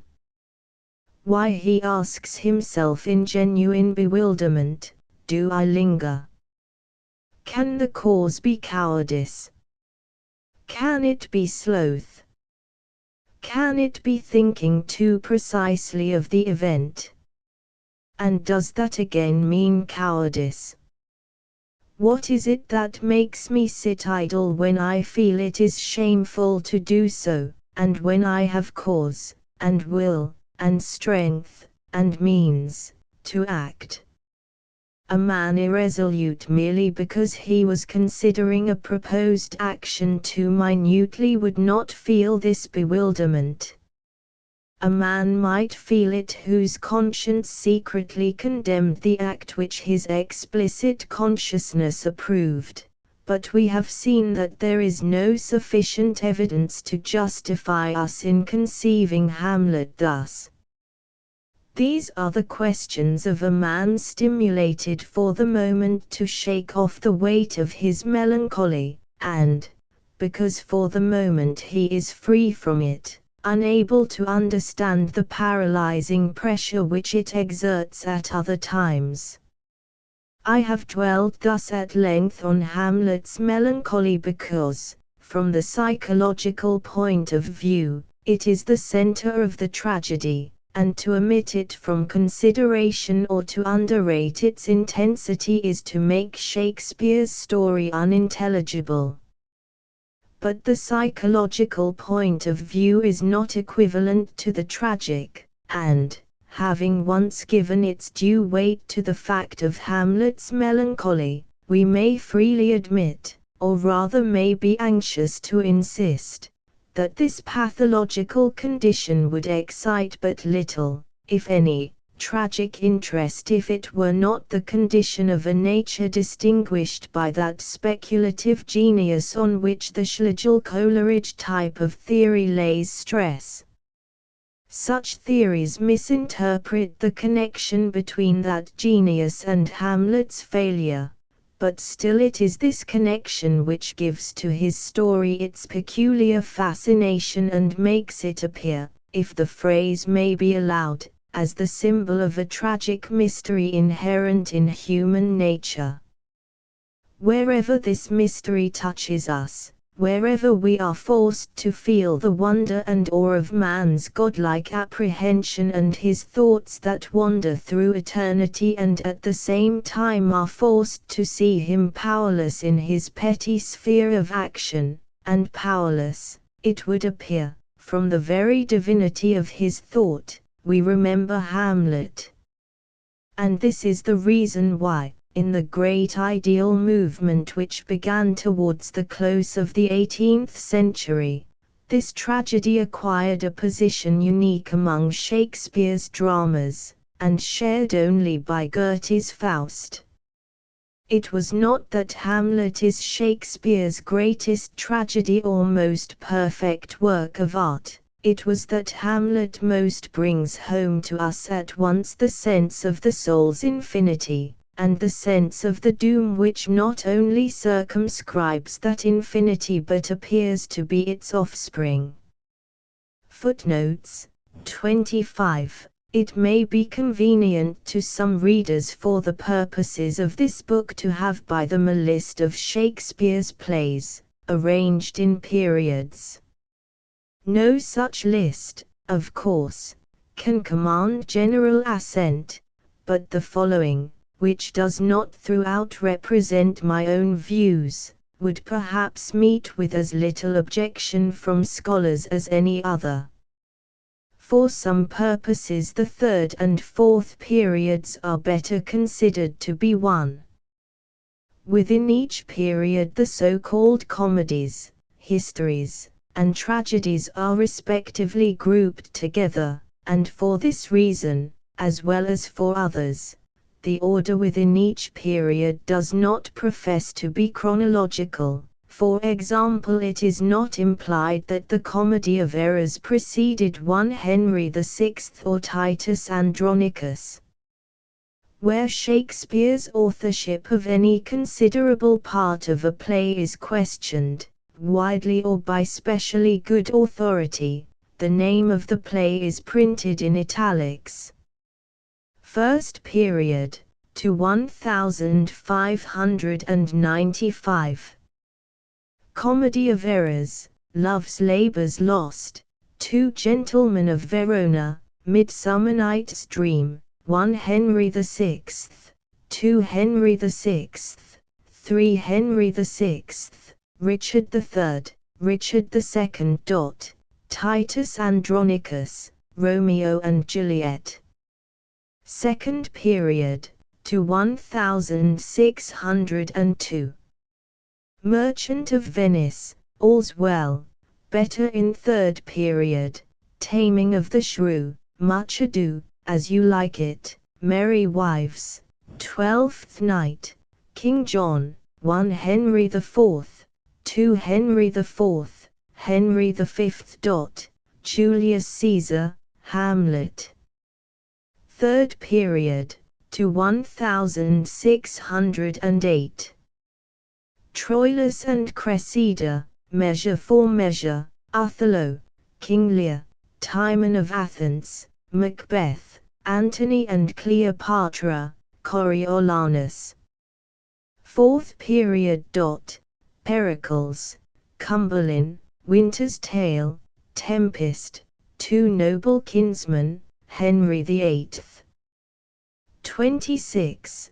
The reader will observe that this tragic period would not exactly coincide with the third period of the division given in the last note.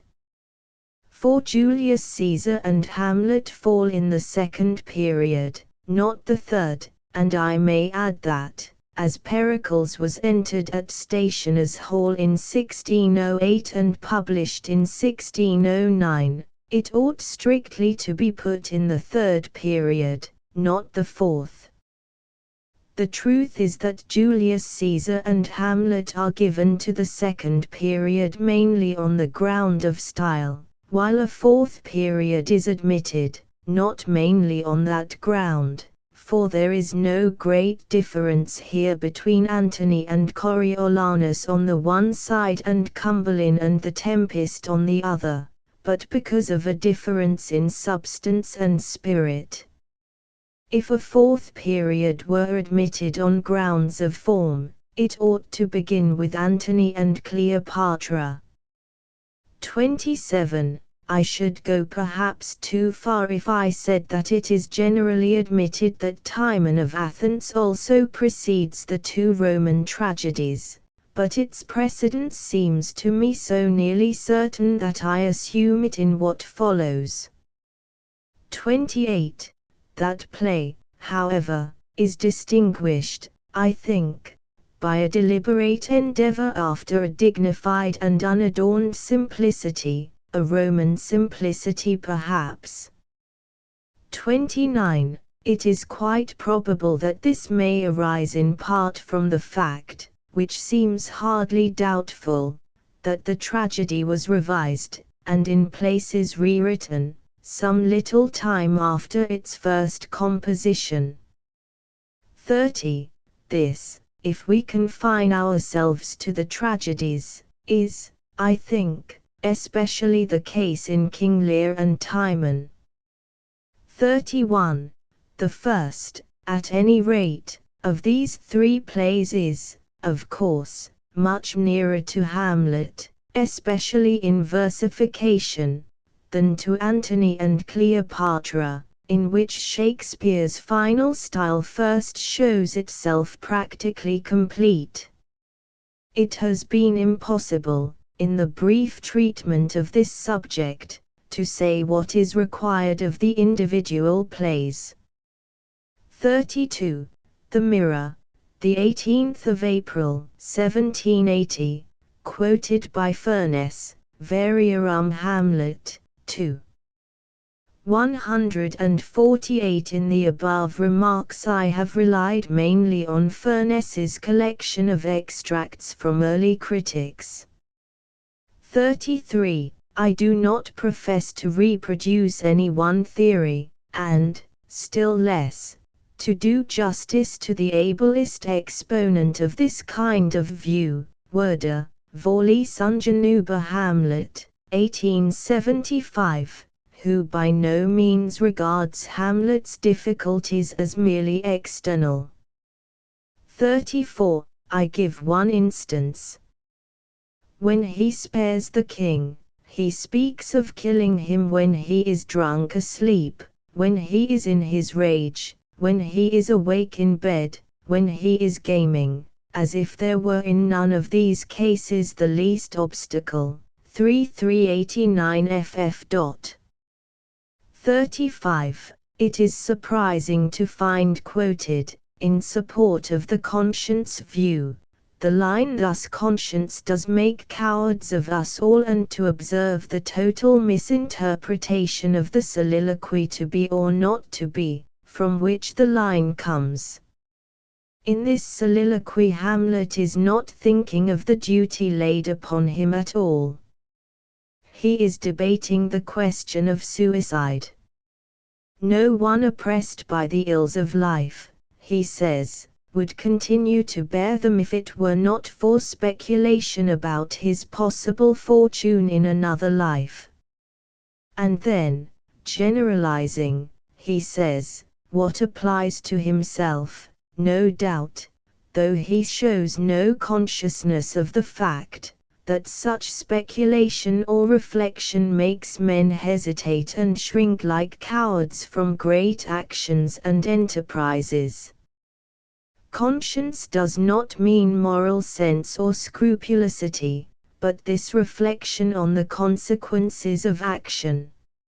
It is the same thing as the craven scruple of thinking too precisely on the event of the speech in 4. For as to this use of conscience see Schmidt, SV, and the parallels there given. The Oxford Dictionary also gives many examples of similar uses of conscience, though it unfortunately lends its authority to the misinterpretation criticized. 36. The king does not die of the poison on the foil, like Laertes and Hamlet. They were wounded before he was, but they die after him. 37. I may add here a word on one small matter. It is constantly asserted that Hamlet wept over the body of Polonius. Now, if he did, it would make no difference to my point in the paragraph above, but there is no warrant in the text for the assertion. It is based on some words of the Queen, 4I24, in answer to the king's question, "Where is he gone?" to draw apart the body he hath killed, o'er whom his very madness, like some ore among a mineral of metal's base, shows itself pure, he weeps for what is done. But the Queen, as was pointed out by Doing, is trying to screen her son.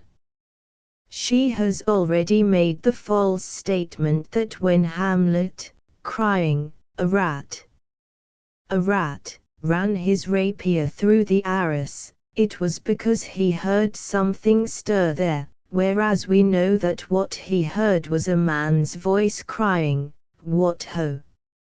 Help, help, help!" And in this scene she has come straight from the interview with her son, terribly agitated, shaken with sighs and profound heaves in the night, line 30. Now we know what Hamlet said to the body, and of the body, in that interview, and there is assuredly no sound of tears in the voice that said those things and others. The only sign of relenting is in the words, 3-4-171 For this same Lord, I do repent, but heaven hath pleased it so, to punish me with this and this with me, that I must be their scourge and minister. His mother's statement, therefore, is almost certainly untrue, though it may be to her credit. It is just conceivable that Hamlet wept at 130, and that the queen supposed he was weeping for Polonius. Perhaps, however, he may have wept over Polonius's body afterwards. Well, in the next scene, 4:2, we see him alone with the body, and are therefore likely to witness his genuine feelings. And his first words are, safely stowed. 38, not must cripple as the English translation has it. 39, he says so to Horatio, whom he has no motive for deceiving, v. 218. His contrary statement, 308, is made to Rosencrantz and Guildenstern. 40, see note B, 41.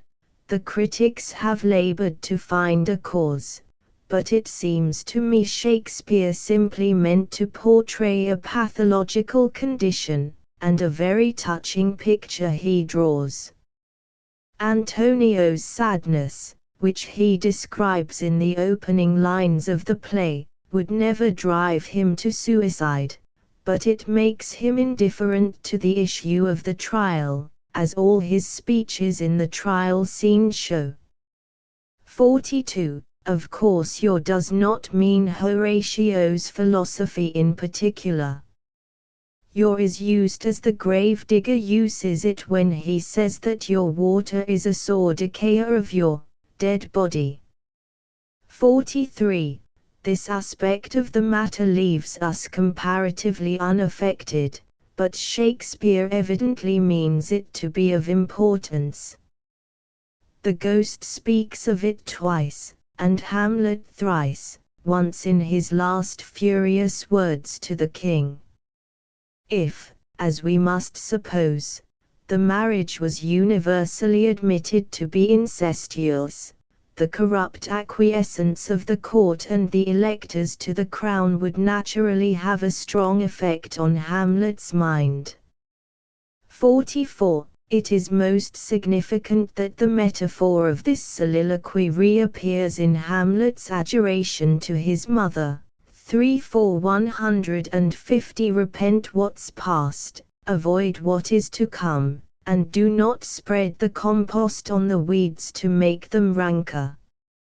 45. If the reader will now look at the only speech of Hamlet's that precedes the soliloquy, and is more than one line in length, the speech beginning seems, Madam.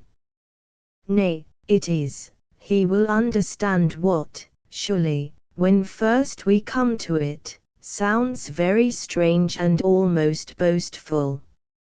It is not, in effect, about Hamlet himself at all, it is about his mother. I do not mean that it is intentionally and consciously so, and still less that she understood it so. 46. See note D. 47. CP 13.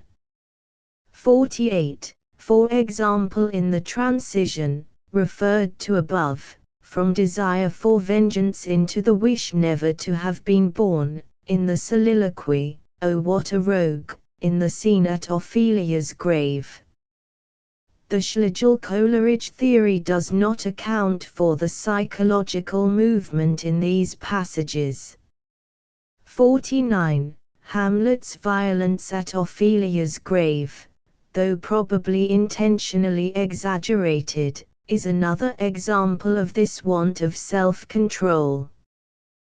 The Queen's description of him, vi 307, this is mere madness, and thus a while the fit will work on him, anon, as patient as the female dove, when that her golden couplets are disclosed, his silence will sit drooping. May be true to life, though it is evidently prompted by anxiety to excuse his violence on the ground of his insanity. On this passage see further note G. 50. Throughout, I italicize to show the connection of ideas. 51. Compare measure for measure, 4. 423. This deed makes me unpregnant and dull to all proceedings. 52. 3. To 196 ff. 4. 7 111 ff.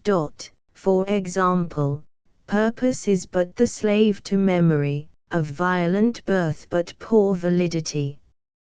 53. So, before, he had said to him, and duller should st thou be than the fat weed that roots itself in ease on Lethe wharf, would st thou not stir in this. On Hamlet's soliloquy after the ghost's disappearance see note D. Lecture 4. Hamlet. The only way, if there is any way, in which a conception of Hamlet's character could be proved true, would be to show that it, and it alone, explains all the relevant facts presented by the text of the drama. To attempt such a demonstration here would obviously be impossible, even if I felt certain of the interpretation of all the facts. But I propose now to follow rapidly the course of the action in so far as it specially illustrates the character, reserving for separate consideration one important but particularly doubtful point. 1. We left Hamlet, at the close of the first act, when he had just received his charge from the spirit of his father, and his condition was vividly depicted in the fact that, within an hour of receiving this charge, he had relapsed into that weariness of life or longing for death which is the immediate cause of his later inaction. When next we meet him, at the opening of the second act, a considerable time has elapsed, apparently as much as 2 months. 54. The ambassadors sent to the King of Norway, I-227, are just returning. Laertes, whom we saw leaving Elsinore, I-3, has been in Paris long enough to be in want of fresh supplies. Ophelia has obeyed her father's command, given in I-3, and has refused to receive Hamlet's visits or letters. What has Hamlet done? He has put on an antic disposition and established a reputation for lunacy, with the result that his mother has become deeply anxious about him, and with the further result that the king, who was formerly so entirely at ease regarding him that he wished him to stay on at court, is now extremely uneasy and very desirous to discover the cause of his transformation. Hence Rosencrantz and Guildenstern have been sent for, to cheer him by their company and to worm his secret out of him, and they are just about to arrive. Beyond exciting thus the apprehensions of his enemy, Hamlet has done absolutely nothing, and, as we have seen, we must imagine him during this long period sunk for the most part in bestial oblivion or fruitless broodings, and falling deeper and deeper into the slough of despond. Now he takes a further step. He suddenly appears unannounced in Ophelia's chamber, and his appearance and behavior are such as to suggest both to Ophelia and to her father that his brain is turned by disappointment in love. How far this step was due to the design of creating a false impression as to the origin of his lunacy, how far to other causes, is a difficult question, but such a design seems certainly present. It succeeds, however, only in part, for, although Polonius is fully convinced, the king is not so, and it is therefore arranged that the two shall secretly witness a meeting between Ophelia and Hamlet. Meanwhile Rosencrantz and Guildenstern arrive, and at the king's request begin their attempts, easily foiled by Hamlet, to pluck out the heart of his mystery. Then the players come to court, and for a little while one of Hamlet's old interests revives, and he is almost happy. But only for a little while. The emotion shown by the player in reciting the speech which tells of Hecuba's grief for her slaughtered husband awakes into burning life the slumbering sense of duty and shame. He must act.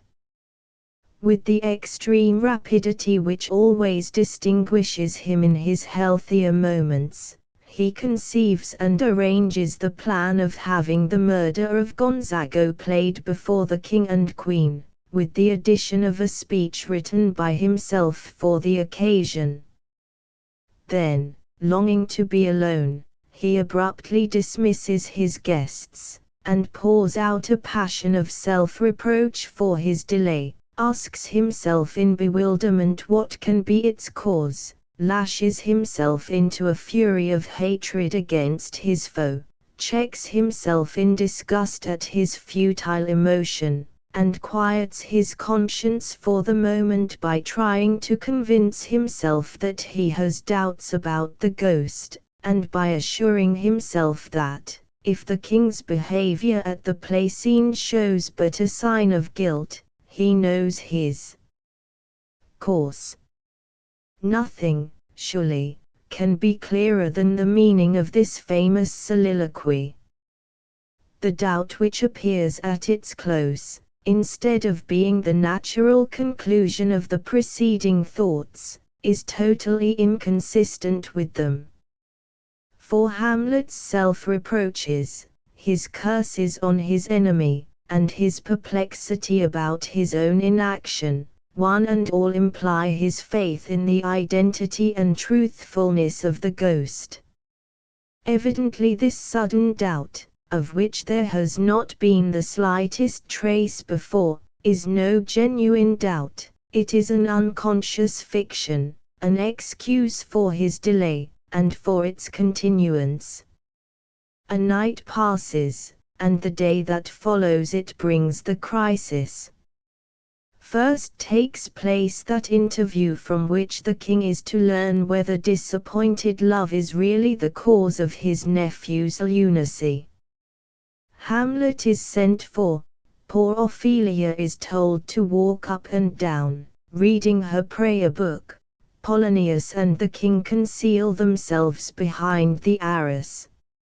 And Hamlet enters, so deeply absorbed in thought that for some time he supposes himself to be alone. What is he thinking of? The murder of Gonzago, which is to be played in a few hours, and on which everything depends. Not at all.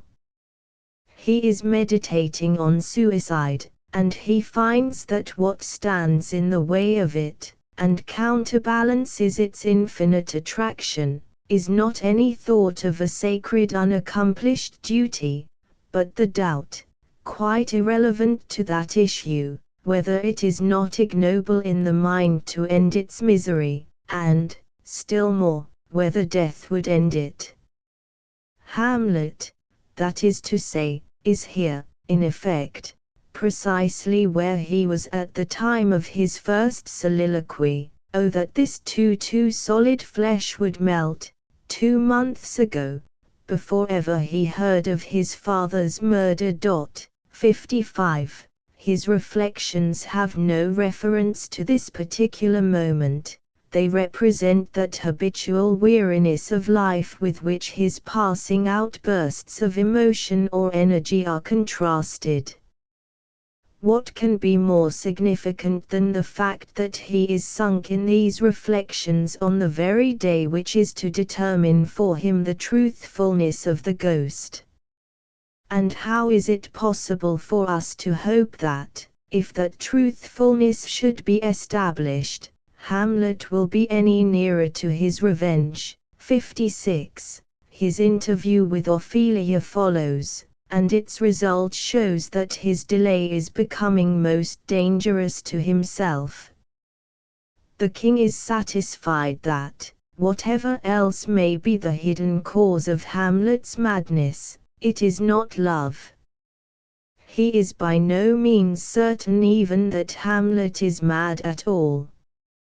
He has heard that infuriated threat, "I say, we will have no more marriages. Those that are married, all but one, shall live, the rest shall keep as they are." He is thoroughly alarmed. He at any rate will not delay. On the spot he determines to send Hamlet to England. But, as Polonius is present, we do not learn at once the meaning of this purpose. Evening comes. The approach of the play scene raises Hamlet's spirits. He is in his element. He feels that he is doing something towards his end, striking a stroke, but a stroke of intellect. In his instructions to the actor on the delivery of the inserted speech, and again in his conversation with Horatio just before the entry of the court, we see the true Hamlet, the Hamlet of the days before his father's death. But how characteristic it is that he appears quite as anxious that his speech should not be ranted as that Horatio should observe its effect upon the king. This trait appears again even at that thrilling moment when the actor is just going to deliver the speech. Hamlet sees him beginning to frown and glare like the conventional stage murderer, and calls to him impatiently, "Leave thy damnable faces and begin." 57. Hamlet's device proves a triumph far more complete than he had dared to expect. He had thought the king might blench, but he does much more. When only 6 of the dozen or 16 lines have been spoken, he starts to his feet and rushes from the hall, followed by the whole dismayed court.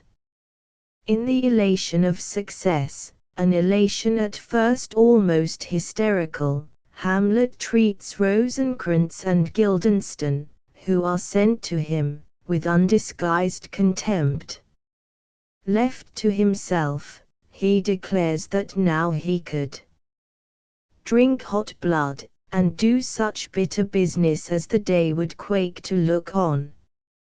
He has been sent for by his mother, and is going to her chamber, and so vehement and revengeful is his mood that he actually fancies himself in danger of using daggers to her as well as speaking them.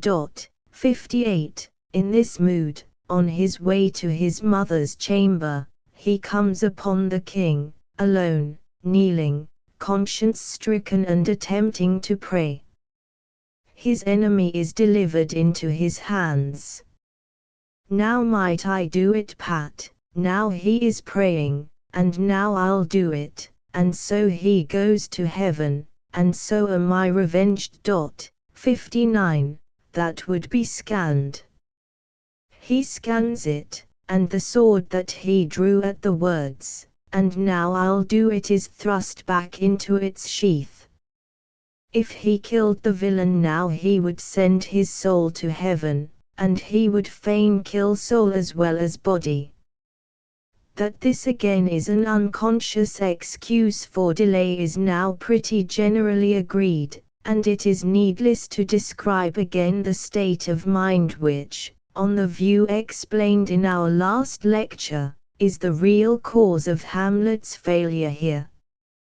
The first 5 words he utters, "Now might I do it," show that he has no effective desire to do it, and in the little sentences that follow, and the long pauses between them, the endeavor at a resolution, and the sickening return of melancholic paralysis, however difficult a task they set to the actor, are plain enough to a reader. And any reader who may retain a doubt should observe the fact that, when the ghost reappears, Hamlet does not think of justifying his delay by the plea that he was waiting for a more perfect vengeance. But in one point the great majority of critics, I think, go astray. The feeling of intense hatred which Hamlet expresses is not the cause of his sparing the king, and in his heart he knows this, but it does not at all follow that this feeling is unreal. All the evidence afforded by the play goes to show that it is perfectly genuine, and I see no reason whatever to doubt that Hamlet would have been very sorry to send his father's murderer to heaven, nor much to doubt that he would have been glad to send him to perdition. The reason for refusing to accept his own version of his motive in sparing Claudius is not that his sentiments are horrible, but that elsewhere, and also in the opening of his speech here, we can see that his reluctance to act is due to other causes. The incident of the sparing of the king is contrived with extraordinary dramatic insight. On the one side we feel that the opportunity was perfect. Hamlet could not possibly any longer tell himself that he had no certainty as to his uncle's guilt. And the external conditions were most favorable, for the king's remarkable behavior at the play scene would have supplied a damning confirmation of the story Hamlet had to tell about the ghost. Even now, probably, in a court so corrupt as that of Elsinore, he could not with perfect security have begun by charging the king with the murder, but he could quite safely have killed him first and given his justification afterwards, especially as he would certainly have had on his side the people, who loved him and despised Claudius. On the other hand, Shakespeare has taken care to give this perfect opportunity so repulsive a character that we can hardly bring ourselves to wish that the hero should accept it. One of his minor difficulties, we have seen, probably was that he seemed to be required to attack a defenseless man, and here this difficulty is at its maximum. This incident is, again, the turning point of the tragedy. So far, Hamlet's delay, though it is endangering his freedom and his life, has done no irreparable harm, but his failure here is the cause of all the disasters that follow. In sparing the king, he sacrifices Polonius, Ophelia, Rosencrantz and Guildenstern, Laertes, the queen and himself. This central significance of the passage is dramatically indicated in the following scene by the reappearance of the ghost and the repetition of its charge. Polonius is the first to fall. The old courtier, whose vanity would not allow him to confess that his diagnosis of Hamlet's lunacy was mistaken, had suggested that, after the theatricals, the Queen should endeavor in a private interview with her son to penetrate the mystery, while he himself would repeat his favorite part of eavesdropper, 3i 184 ff. It has now become quite imperative that the prince should be brought to disclose his secret, for his choice of the murder of Gonzago and perhaps his conduct during the performance, have shown a spirit of exaggerated hostility against the king which has excited general alarm. Rosencrantz and Guildenstern discourse to Claudius on the extreme importance of his preserving his invaluable life, as though Hamlet's insanity had now clearly shown itself to be homicidal. 60. When, then, at the opening of the interview between Hamlet and his mother, the son, instead of listening to her remonstrances, roughly assumes the offensive, she becomes alarmed, and when, on her attempting to leave the room, he takes her by the arm and forces her to sit down, she is terrified, cries out, "Thou wilt not murder me," and screams for help. Polonius, behind the arras, echoes her call, and in a moment Hamlet, hoping the concealed person is the king, runs the old man through the body. Evidently this act is intended to stand in sharp contrast with Hamlet's sparing of his enemy. The king would have been just as defenseless behind the arras as he had been on his knees, but here Hamlet is already excited and in action, and the chance comes to him so suddenly that he has no time to scan it. It is a minor consideration, but still for the dramatist not unimportant, that the audience would wholly sympathize with Hamlet's attempt here, as directed against an enemy who is lurking to entrap him, instead of being engaged in a business which perhaps to the bulk of the audience then, as now, seemed to have a relish of salvation in tea.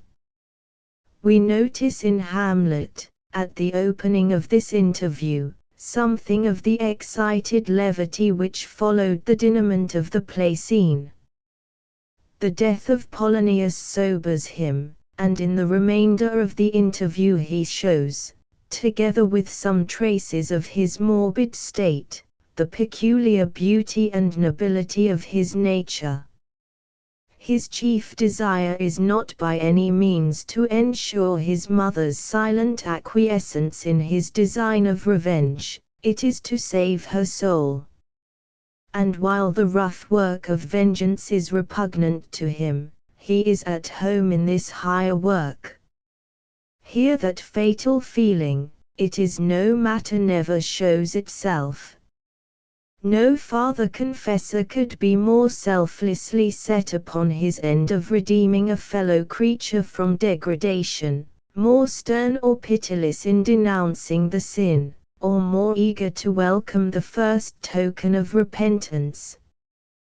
There is something infinitely beautiful in that sudden sunshine of faith and love which breaks out when, at the Queen's surrender, "O Hamlet, thou hast cleft my heart in twain," he answers, "O throw away the worser part of it, and live the purer with the other half."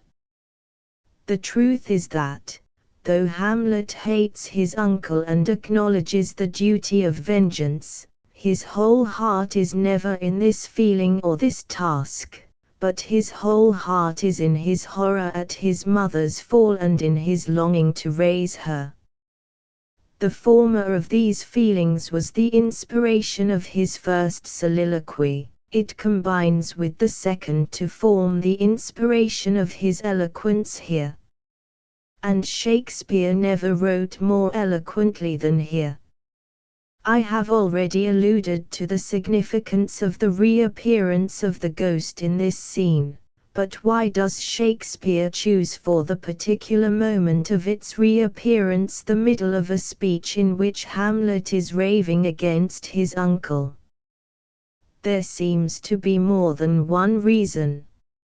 In the first place, Hamlet has already attained his object of stirring shame and contrition in his mother's breast, and is now yielding to the old temptation of unpacking his heart with words, and exhausting in useless emotion the force which should be stored up in his will.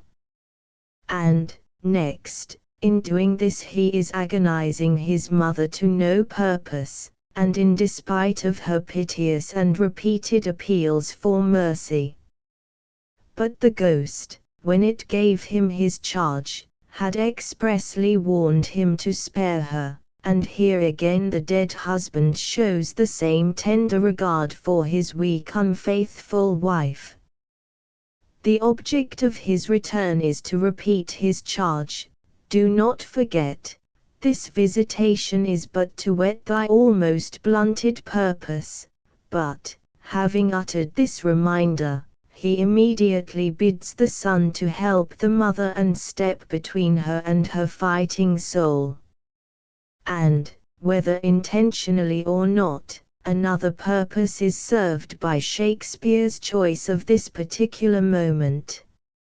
It is a moment when the state of Hamlet's mind is such that we cannot suppose the ghost to be meant for an hallucination, and it is of great importance here that the spectator or reader should not suppose any such thing.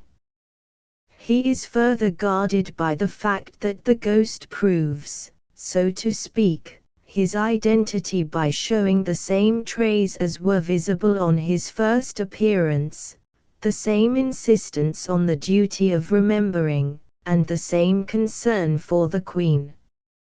And the result is that we construe the ghost's interpretation of Hamlet's delay, almost blunted purpose, as the truth, the dramatist's own interpretation. Let me add that probably no one in Shakespeare's audience had any doubt of his meaning here.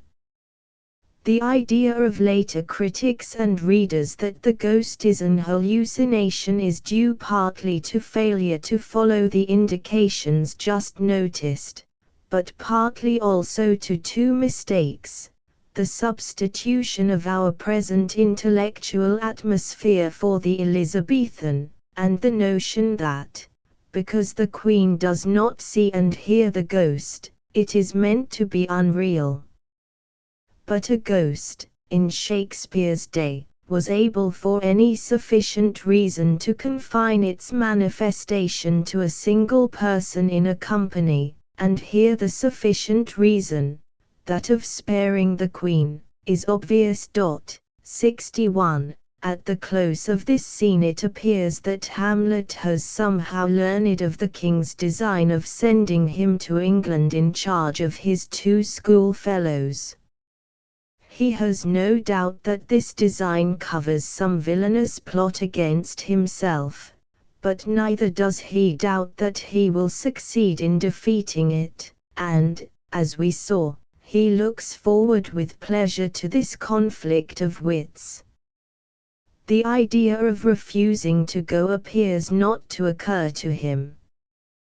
Perhaps, for here we are left to conjecture, he feels that he could not refuse unless at the same time he openly accused the King of his father's murder, a course which he seems at no time to contemplate, for by the slaughter of Polonius he has supplied his enemy with the best possible excuse for getting him out of the country. Besides, he has so effectually warned this enemy that, after the death of Polonius is discovered, he is kept under guard. 3:14.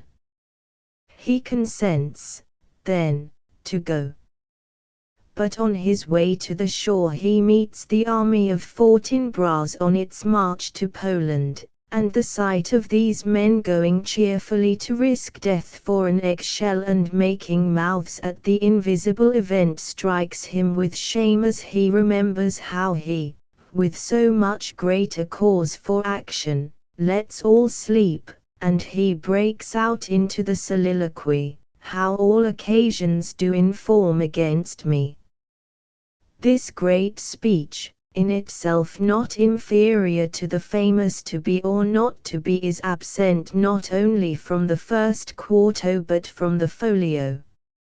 It is therefore probable that, at any rate by the time when the folio appeared, 1623, it had become customary to omit it in theatrical representation, and this is still the custom. But, while no doubt it is dramatically the least indispensable of the soliloquies, it has a direct dramatic value, and a great value for the interpretation of Hamlet's character. It shows that Hamlet, though he is leaving Denmark, has not relinquished the idea of obeying the ghost. It exhibits very strikingly his inability to understand why he has delayed so long. It contains that assertion which so many critics forget, that he has cause and will and strength and means to do it.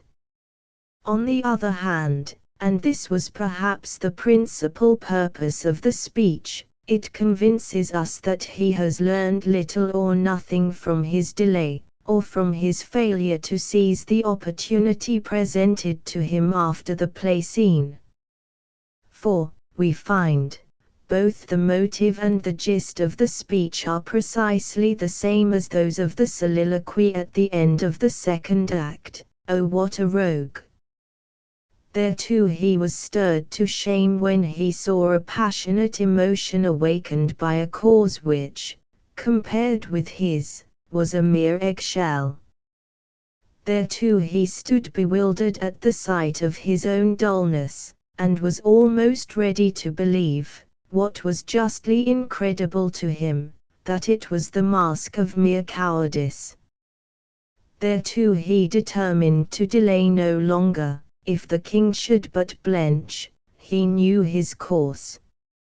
Yet this determination led to nothing then, and why, we ask ourselves in despair, should the bloody thoughts he now resolves to cherish ever pass beyond the realm of thought? Between this scene, 4-4, and the remainder of the play we must again suppose an interval, though not a very long one.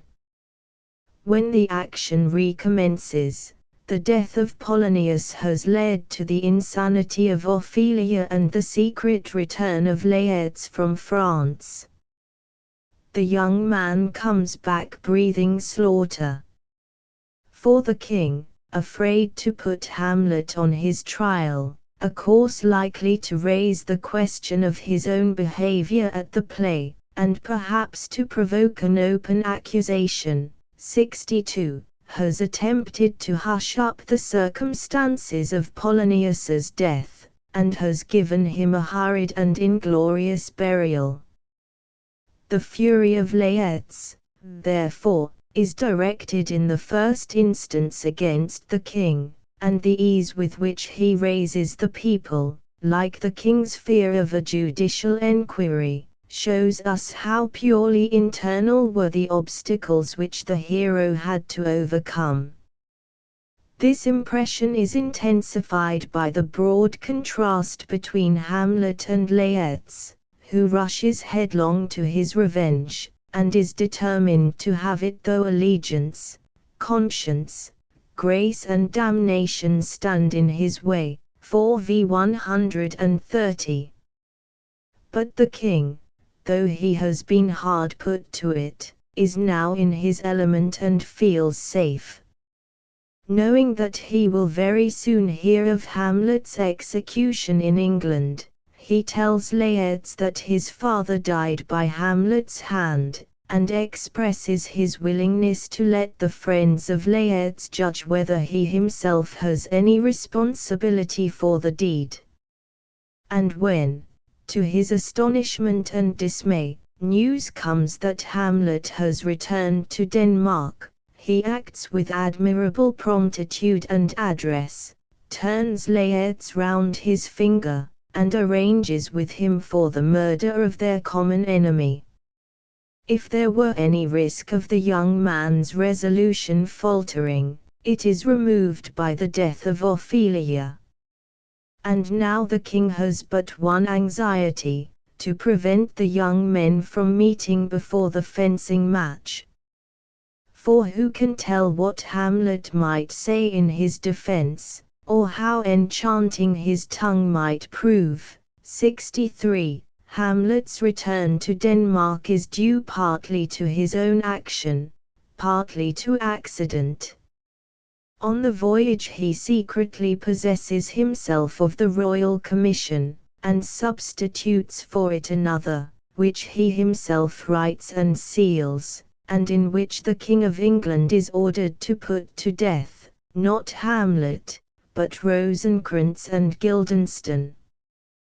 Then the ship is attacked by a pirate, which, apparently, finds its intended prize too strong for it, and makes off. But as Hamlet in the grapple eager for fighting, has boarded the assailant, he is carried off in it, and by promises induces the pirates to put him ashore in Denmark. In what spirit does he return?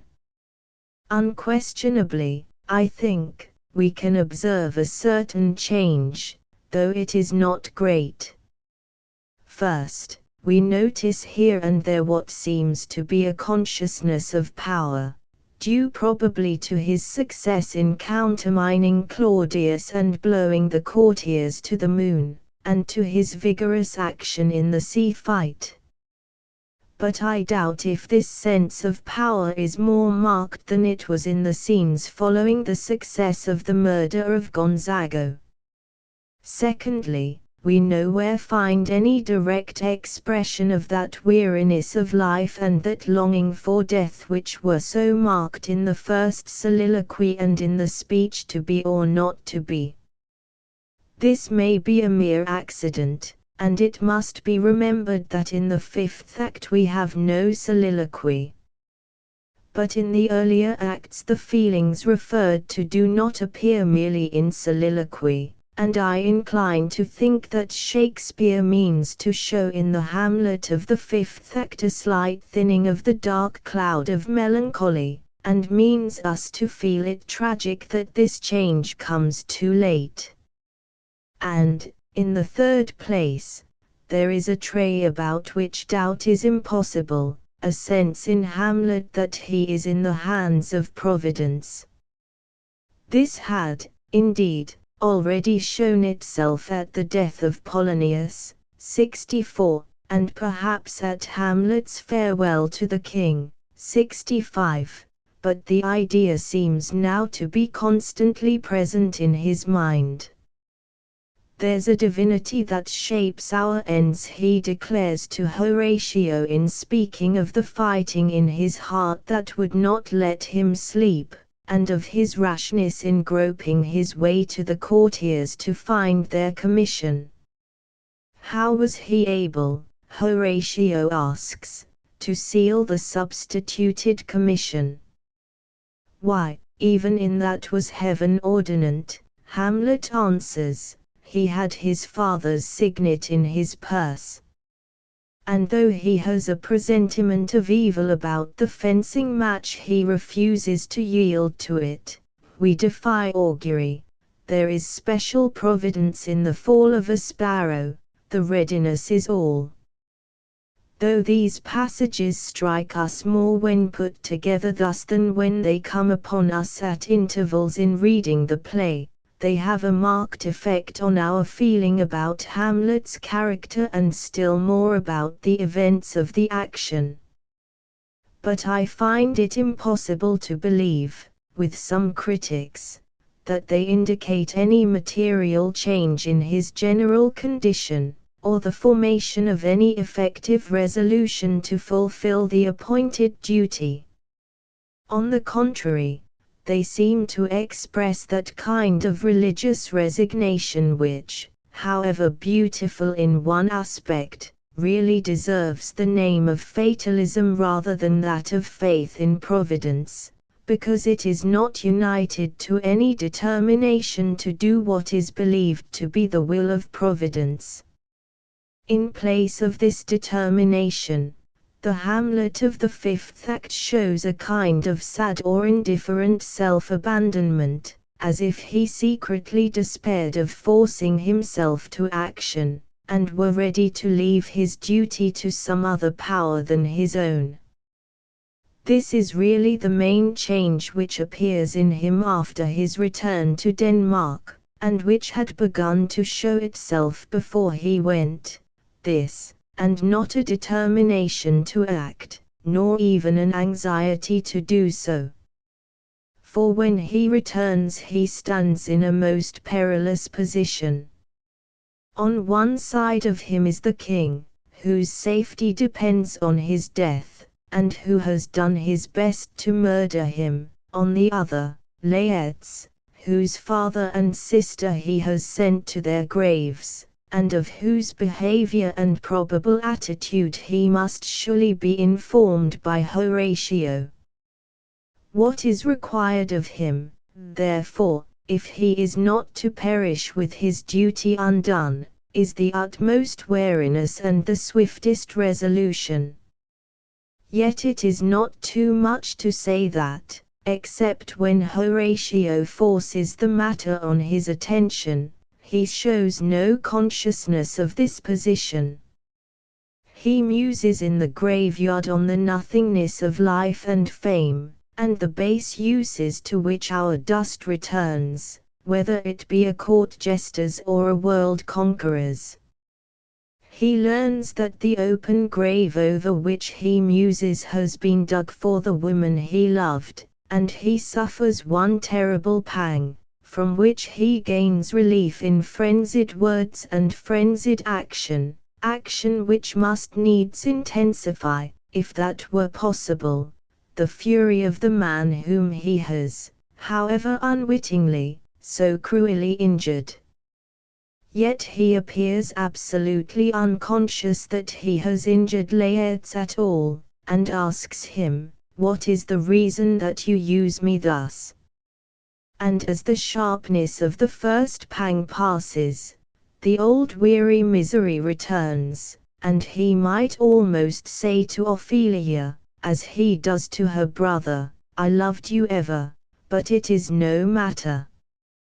It is no matter, nothing matters." The last scene opens. He narrates to Horatio the events of the voyage and his uncle's attempt to murder him. But the conclusion of the story is no plan of action, but the old fatal question, ought I not to act? 66. And, while he asks it, his enemies have acted. Osric enters with an invitation to him to take part in a fencing match with Laertes. This match, he is expressly told so, has been arranged by his deadly enemy the king, and his antagonist is a man whose hands but a few hours ago were at his throat, and whose voice he had heard shouting, "The devil take thy soul." But he does not think of that. To fence is to show a courtesy, and to himself it is a relief, action, and not the one hateful action. There is something noble in his carelessness, and also in his refusal to attend to the presentiment which he suddenly feels, and of which he says, "Not only the readiness is all but also it is no matter." Something noble, and yet, when a sacred duty is still undone, ought one to be so ready to die? With the same carelessness, and with that trustfulness which makes us love him, but which is here so fatally misplaced, he picks up the first foil that comes to his hand, asks indifferently, "These foils have all a length," and begins. And fate descends upon his enemies, and his mother, and himself. But he is not left in utter defeat. Not only is his task at last accomplished, but Shakespeare seems to have determined that his hero should exhibit in his latest hour all the glorious power and all the nobility and sweetness of his nature. Of the first, the power, I spoke before, 67, but there is a wonderful beauty in the revelation of the second. His body already laboring in the pangs of death, his mind soars above them. He forgives Laertes, he remembers his wretched mother and bids her adieu, ignorant that she has preceded him. We hear now no word of lamentation or self-reproach. He has will, and just time, to think, not of the past or of what might have been, but of the future, to forbid his friend's death in words more pathetic in their sadness than even his agony of spirit had been, and to take care, so far as in him lies, for the welfare of the state which he himself should have guided. Then in spite of shipwreck he reaches the haven of silence where he would be. What else could his world-wearied flesh desire? But we desire more, and we receive it. As those mysterious words, "The rest is silence," die upon Hamlet's lips, Horatio answers, "Now cracks a noble heart. Good night, sweet prince, and flights of angels sing thee to thy rest." Why did Shakespeare here, so much against his custom, introduce this reference to another life? Did he remember that Hamlet is the only one of his tragic heroes whom he has not allowed us to see in the days when this life smiled on him? Did he feel that, while for the others we might be content to imagine after life's fitful fever nothing more than release and silence, we must ask more for one whose godlike reason and passionate love of goodness have only gleamed upon us through the heavy clouds of melancholy, and yet have left us murmuring, as we bow our heads, "This was the noblest spirit of them all." How many things still remain to say of Hamlet. Before I touch on his relation to Ophelia, I will choose but two. Neither of them, compared with the matters so far considered, is of great consequence, but both are interesting, and the first seems to have quite escaped observation. 1. Most people have, beside their more essential traits of character, little peculiarities which, for their intimates, form an indissoluble part of their personality. In comedy, and in other humorous works of fiction, such peculiarities often figure prominently, but they rarely do so, I think, in tragedy. Shakespeare, however, seems to have given one such idiosyncrasy to Hamlet. It is a trick of speech, a habit of repetition. And these are simple examples of it from the first soliloquy, "O God! God! How weary, stale, flat and unprofitable seem to me all the uses of this world. Fie on te! Ah fie! Now I ask your patience. You will say, there is nothing individual here. Everybody repeats words thus. And the tendency, in particular, to use such repetitions in moments of great emotion is well known, and frequently illustrated in literature, for example, in David's cry of lament for Absalom. This is perfectly true, and plenty of examples could be drawn from Shakespeare himself. But what we find in Hamlet's case is, I believe, not common. In the first place, this repetition is a habit with him. Here are some more instances. Thrift, Horatio, indeed, sirs, but this troubles me. Come, deal justly with me. Come, wormwood. I do not profess to have made an exhaustive search, but I am much mistaken if this habit is to be found in any other serious character of Shakespeare. 68, and, in the second place, and here I appeal with confidence to lovers of Hamlet, some of these repetitions strike us as intensely characteristic. Some even of those already quoted strike one thus, and still more do the following. A. Horatio. It would have much amazed you. Hamlet. Very like, very like. Stay it long. B. Polonius. What do you read, my lord? Hamlet. Words, words, words. C. Polonius. My honourable lord, I will most humbly take my leave of you. Hamlet. You cannot, sir, take from me anything that I will more willingly part withal, except my life, except my life, except my life. D. Ophelia. Good my lord, how does your honour for this many a day? Hamlet. I humbly thank you, well, well, well. Is there anything that Hamlet says or does in the whole play more unmistakably individual than these replies? 69. 2. Hamlet, everyone has noticed, is fond of quibbles and word-play, and of conceits and turns of thought such as are common in the poets whom Johnson called metaphysical.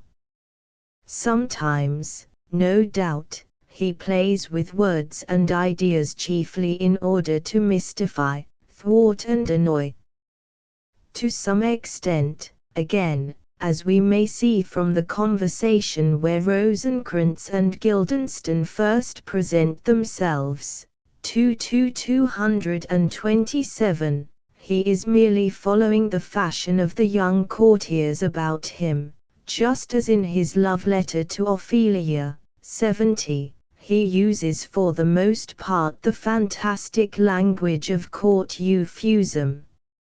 Nevertheless, in this trait there is something very characteristic. We should be greatly surprised to find it marked in Othello or Lear or Timon, in Macbeth or Antony or Coriolanus, and, in fact, we find it in them hardly at all. One reason of this may perhaps be that these characters are all later creations than Hamlet, and that Shakespeare's own fondness for this kind of play, like the fondness of the theatrical audience for it, diminished with time. But the main reason is surely that this tendency, as we see it in Hamlet, betokens a nimbleness and flexibility of mind which is characteristic of him and not of the later less many-sided heroes. Macbeth, for instance, has an imagination quite as sensitive as Hamlet's to certain impressions, but he has none of Hamlet's delight in freaks and twists of thought, or of his tendency to perceive and play with resemblances in the most diverse objects and ideas. The Romeo shows this tendency. The only tragic hero who approaches Hamlet here is Richard II, who indeed in several ways recalls the emasculated Hamlet of some critics, and may, like the real Hamlet, have owed his existence in part to Shakespeare's personal familiarity with the weaknesses and dangers of an imaginative temperament. That Shakespeare meant this trait to be characteristic of Hamlet is beyond question.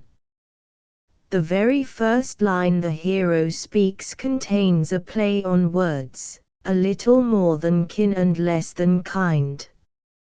The fact is significant, though the pun itself is not specially characteristic. Much more so, and indeed absolutely individual, are the uses of wordplay in moments of extreme excitement. Remember the awe and terror of the scene where the ghost beckons Hamlet to leave his friends and follow him into the darkness, and then consider this dialogue, Hamlet. It waves me still. Go on, I'll follow thee. Marcellus. You shall not go, my lord. Hamlet. Hold off your hands.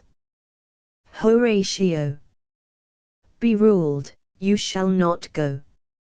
Hamlet.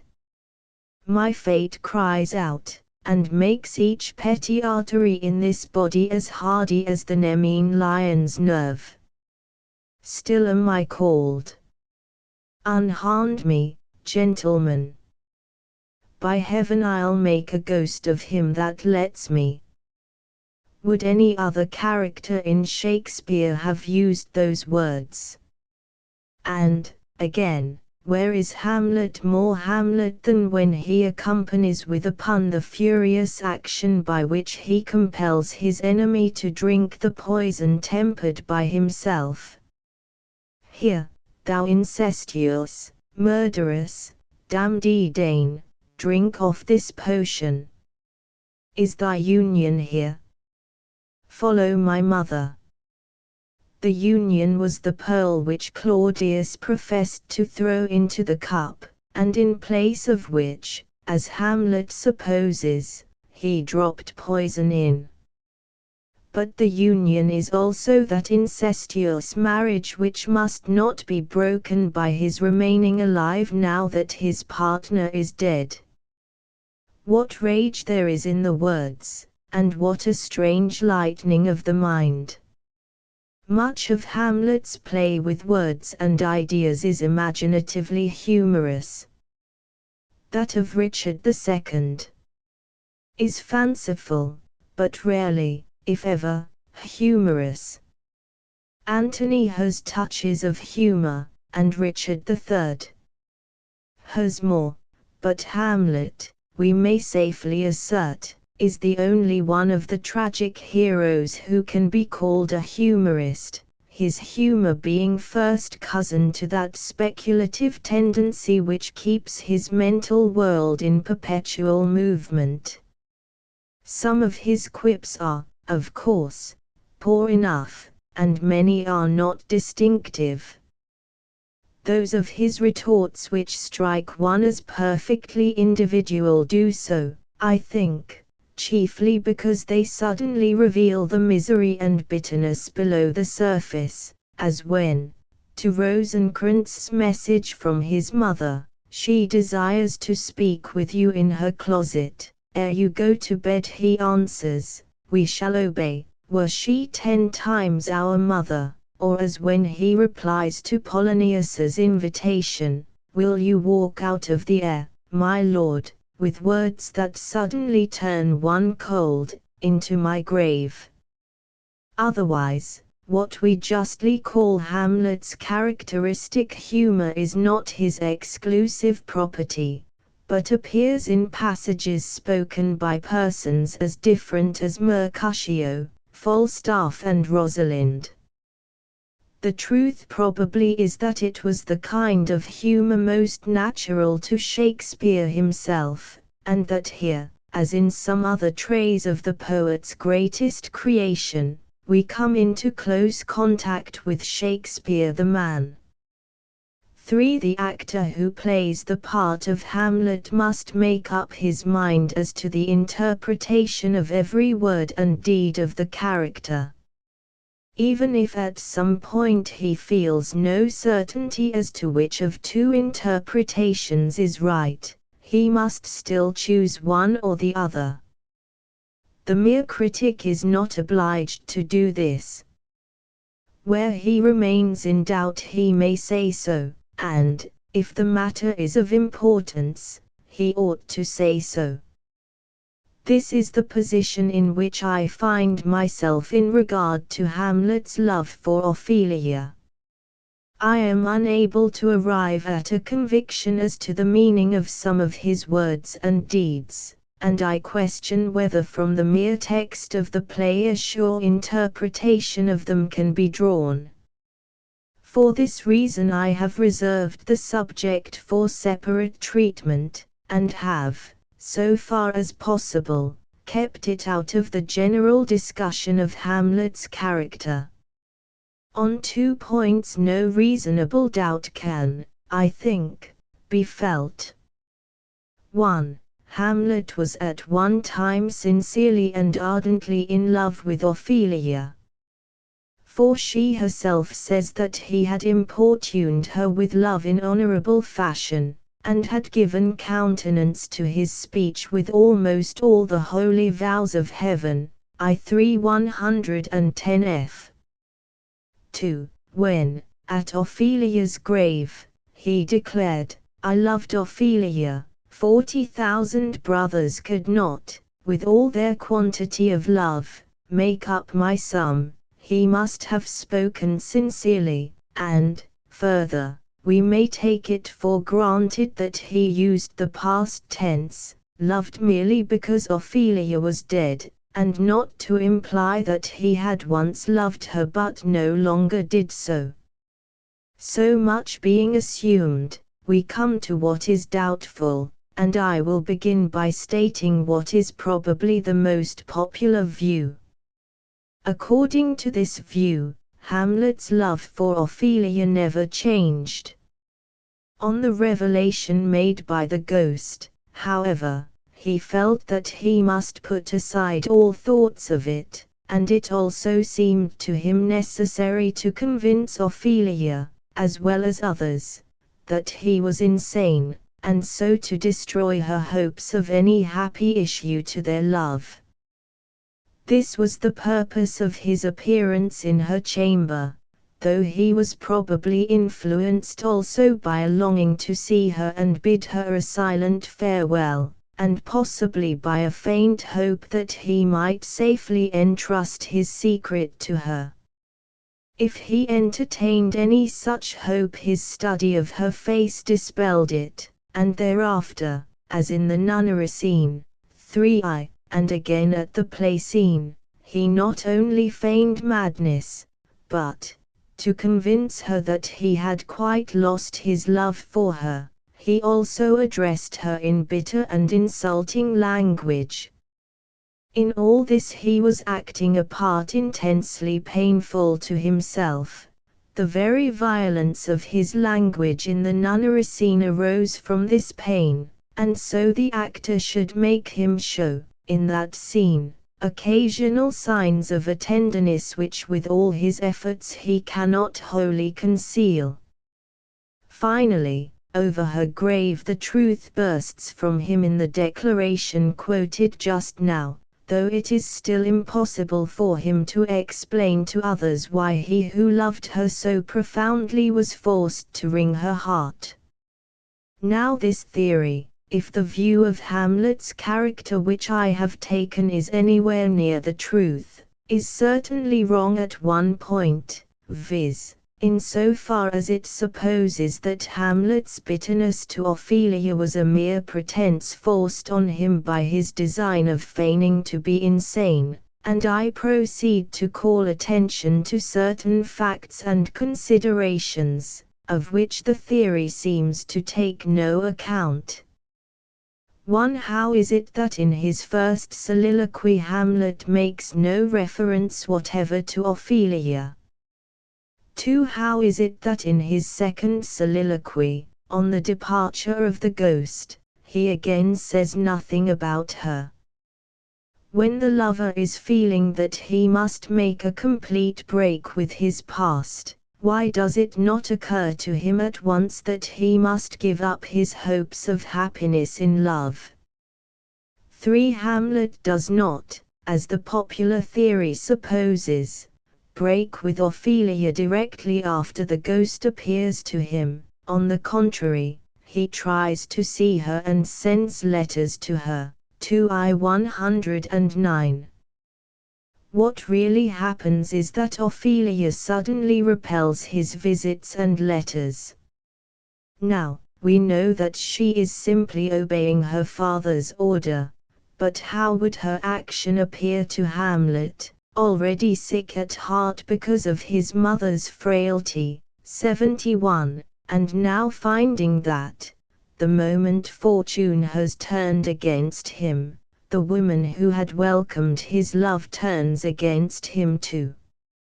Even if he divined, as his insults to Polonius suggest, that her father was concerned in this change, would he not still, in that morbid condition of mind, certainly suspect her of being less simple than she had appeared to him. 72. Even if he remained free from this suspicion, and merely thought her deplorably weak, would he not probably feel anger against her, an anger like that of the hero of Locksley Hall against his Amy?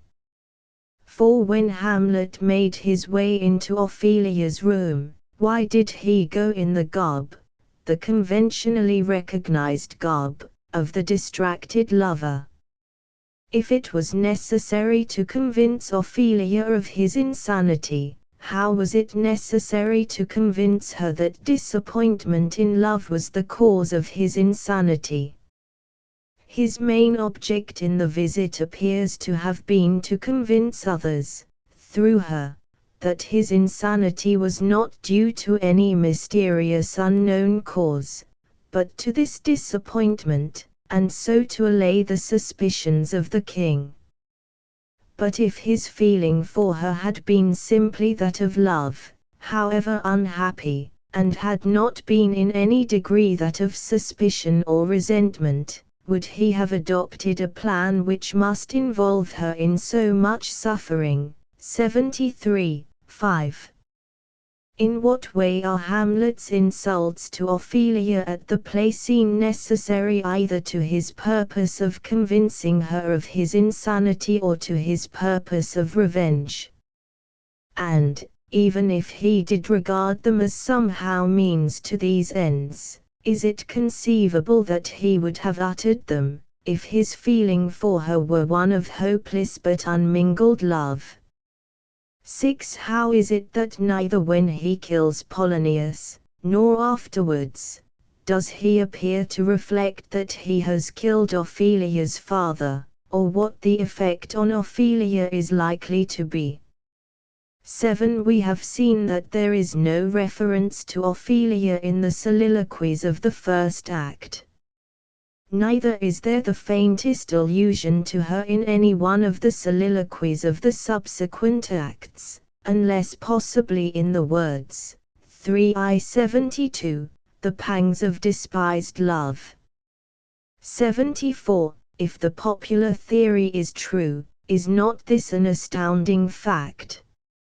8. Considering this fact, is there no significance in the further fact, which, by itself, would present no difficulty, that in speaking to Horatio Hamlet never alludes to Ophelia, and that at his death he says nothing of her?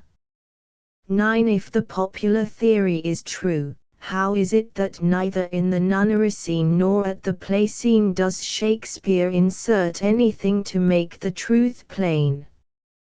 For words like Othello's "O hardness to dissemble" would have sufficed. These considerations, coupled with others as to Hamlet's state of mind, seem to point to two conclusions. They suggest, first, that Hamlet's love, though never lost, was, after Ophelia's apparent rejection of him, mingled with suspicion and resentment, and that his treatment of her was due in part to this cause. And I find it impossible to resist this conclusion. But the question how much of his harshness is meant to be real, and how much assumed, seems to me impossible in some places to answer.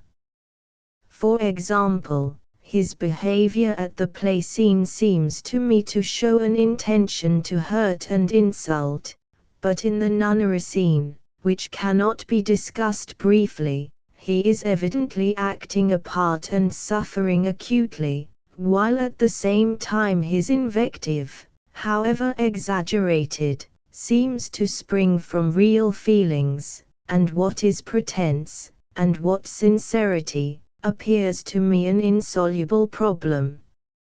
Something depends here on the further question whether or no Hamlet suspects or detects the presence of listeners, but, in the absence of an authentic stage tradition, this question too seems to be unanswerable. but something further seems to follow from the considerations adduced.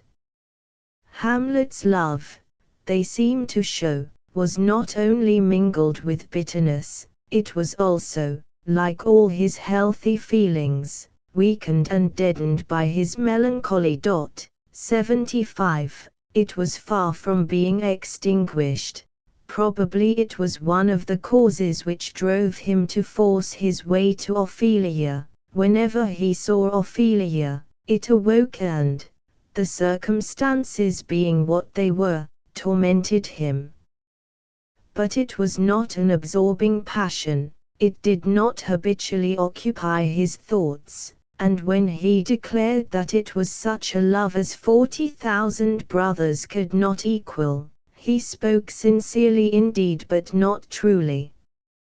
What he said was true, if I may put it thus, of the inner healthy self which doubtless in time would have fully reasserted itself, but it was only partly true of the Hamlet whom we see in the play.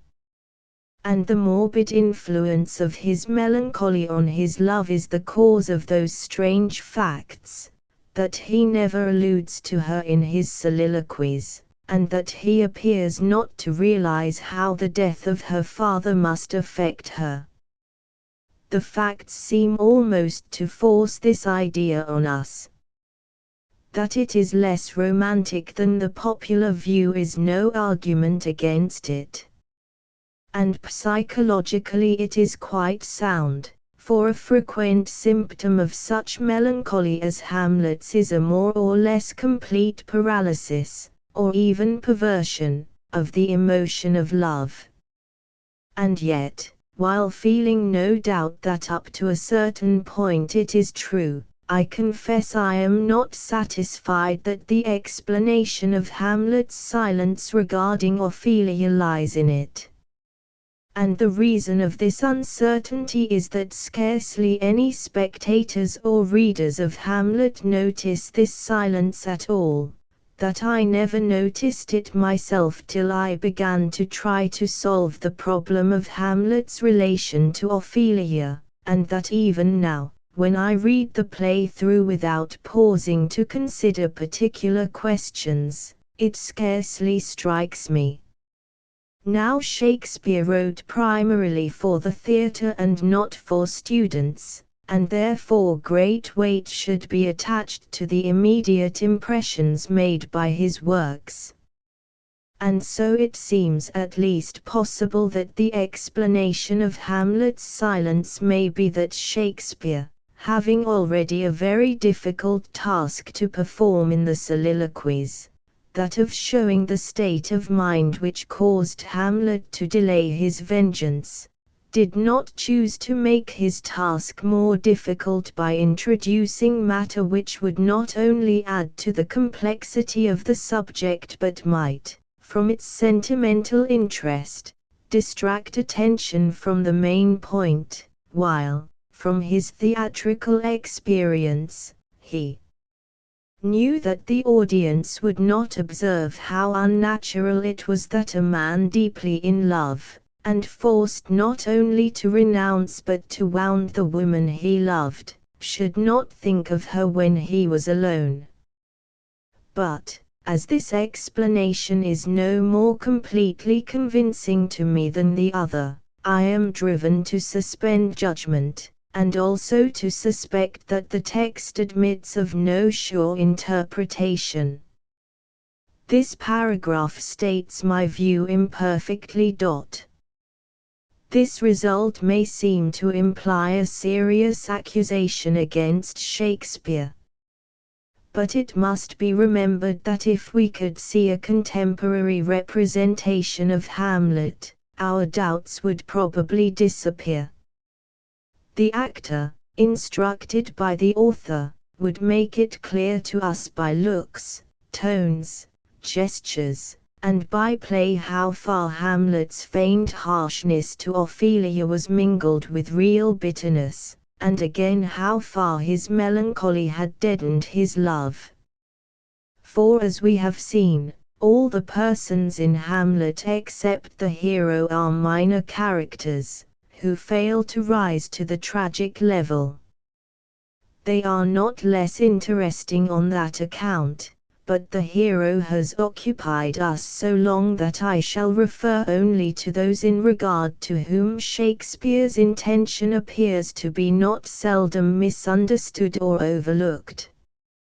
It may seem strange that Ophelia should be one of these, and yet Shakespearean literature and the experience of teachers show that there is much difference of opinion regarding her, and in particular that a large number of readers feel a kind of personal irritation against her.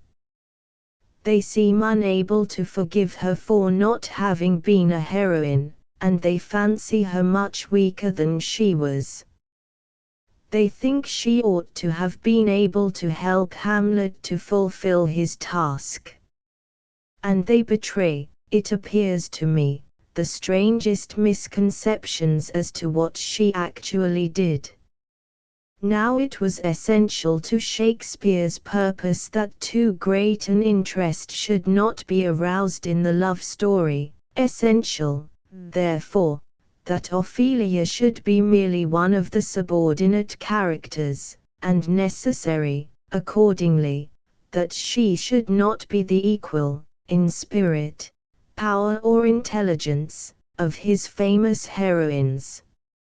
If she had been an Imogen, a Cordelia, even a Portia or a Juliet, the story must have taken another shape. Hamlet would either have been stimulated to do his duty, or, which is more likely, he would have gone mad, or, which is likeliest, he would have killed himself in despair. Ophelia, therefore, was made a character who could not help Hamlet, and for whom on the other hand he would not naturally feel a passion so vehement or profound as to interfere with the main motive of the play. 76, and in the love and the fate of Ophelia herself there was introduced an element, not of deep tragedy but of pathetic beauty, which makes the analysis of her character seem almost a desecration. Ophelia is plainly quite young and inexperienced. She has lost her mother, and has only a father and a brother, affectionate but worldly, to take care of her. Everyone in the drama who has any heart is drawn to her. To the persons in the play, as to the readers of it, she brings the thought of flowers. Rose of Maylaides names her. Lay her in the earth, and from her fair and unpolluted flesh may violets spring. So he prays at her burial. Sweets to the sweet the queen murmurs, as she scatters flowers on the grave, and the flowers which Ophelia herself gathered, those which she gave to others, and those which floated about her in the brook, glimmer in the picture of the mind. Her affection for her brother is shown in 2 or 3 delicate strokes. Her love for her father is deep, though mingled with fear. For Hamlet she has, some say, no deep love, and perhaps she is so near childhood that old affections have still the strongest hold, but certainly she has given to Hamlet all the love of which her nature is as yet capable. Beyond these 3 beloved ones she seems to have eyes and ears for no one. The queen is fond of her, but there is no sign of her returning the queen's affection. Her existence is wrapped up in these 3. On this childlike nature and on Ophelia's inexperience everything depends. The knowledge that there's tricks in the world has reached her only as a vague report. Her father and brother are jealously anxious for her because of her ignorance and innocence, and we resent their anxiety chiefly because we know Hamlet better than they. Her whole character is that of simple unselfish affection. Naturally she is incapable of understanding Hamlet's mind, though she can feel its beauty. Naturally, too, she obeys her father when she is forbidden to receive Hamlet's visits and letters. If we remember not what we know but what she knows of her lover and her father, if we remember that she had not, like Juliet, confessed her love, and if we remember that she was much below her suitor in station, her compliance surely must seem perfectly natural, apart from the fact that the standard of obedience to a father was in Shakespeare's day higher than in ours. But she does more than obey, we are told. She runs off frightened to report to her father Hamlet's strange visit and behavior. She shows to her father one of Hamlet's letters, and tells him, 77, the whole story of the courtship, and she joins in a plot to win Hamlet's secret from him. One must remember, however, that she had never read the tragedy. Consider for a moment how matters looked to her. She knows nothing about the ghost and its disclosures. She has undergone for some time the pain of repelling her lover and appearing to have turned against him. She sees him, or hears of him, sinking daily into deeper gloom, and so transformed from what he was that he is considered to be out of his mind. She hears the question constantly discussed what the cause of this sad change can be, and her heart tells her, how can it fail to tell her, that her unkindness is the chief cause? Suddenly Hamlet forces his way into her chamber, and his appearance and his behavior are those of a man crazed with love. She is frightened, why not? She is not Lady Macbeth. Rosalind would have been frightened. Which of her senses would be wholly unmoved if his room were invaded by a lunatic? She is frightened, then, frightened, if you will, like a child. Yes, but, observe, her one idea is to help Hamlet. She goes, therefore, at once to her father. To whom else should she go? Her brother is away. Her father, whom she saw with her own eyes and not with Shakespeare's, is kind, and the wisest of men, and concerned about Hamlet's state. Her father finds, in her report, the solution of the mystery. Hamlet is mad because she has repulsed him. Why should she not tell her father the whole story and give him an old letter which may help to convince the king and the queen? Nay, why should she not allow herself to be used as a decoy to settle the question why Hamlet is mad? It is all important that it should be settled, in order that he may be cured. All her seniors are simply and solely anxious for his welfare, and, if her unkindness is the cause of his sad state, they will permit her to restore him by kindness. 3:40. Was she to refuse to play a part just because it would be painful to her to do so? I find in her joining the plot, as it is absurdly called, a sign not of weakness, but of unselfishness and strength. But she practiced deception, she even told a lie. Hamlet asked her where her father was, and she said he was at home, when he was really listening behind a curtain. Poor Ophelia! It is considered angelic in Desdemona to say untruly that she killed herself, but most immoral or pusillanimous in Ophelia to tell her lie.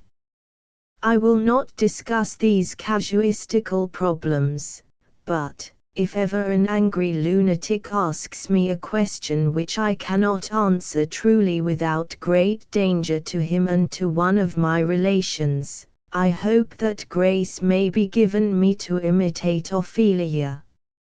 Seriously, at such a terrible moment was it weak, was it not rather heroic, in a simple girl not to lose her presence of mind and not to flinch, but to go through her task for Hamlet's sake and her father's? And, finally, is it really a thing to be taken as matter of course, and no matter for admiration, in this girl that, from beginning to end, and after a storm of utterly unjust reproach, not a thought of resentment should even cross her mind? Still, we are told, it was ridiculously weak in her to lose her reason. And here again her critics seem hardly to realize the situation, hardly to put themselves in the place of a girl whose lover, estranged from her, goes mad and kills her father. They seem to forget also that Ophelia must have believed that these frightful calamities were not mere calamities, but followed from her action in repelling her lover. Nor do they realize the utter loneliness that must have fallen on her. Of the three persons who were all the world to her, her father has been killed, Hamlet has been sent out of the country insane, and her brother is abroad. Horatio, when her mind gives way, tries to befriend her, but there is no sign of any previous relation between them, or of Hamlet's having commended her to his friend's care. What support she can gain from the Queen we can guess from the Queen's character, and from the fact that, when Ophelia is most helpless, the Queen shrinks from the very sight of her. 4v1. She was left, thus, absolutely alone, and if she looked for her brother's return, as she did, 4v70, she might reflect that it would mean danger to Hamlet. Whether this idea occurred to her we cannot tell.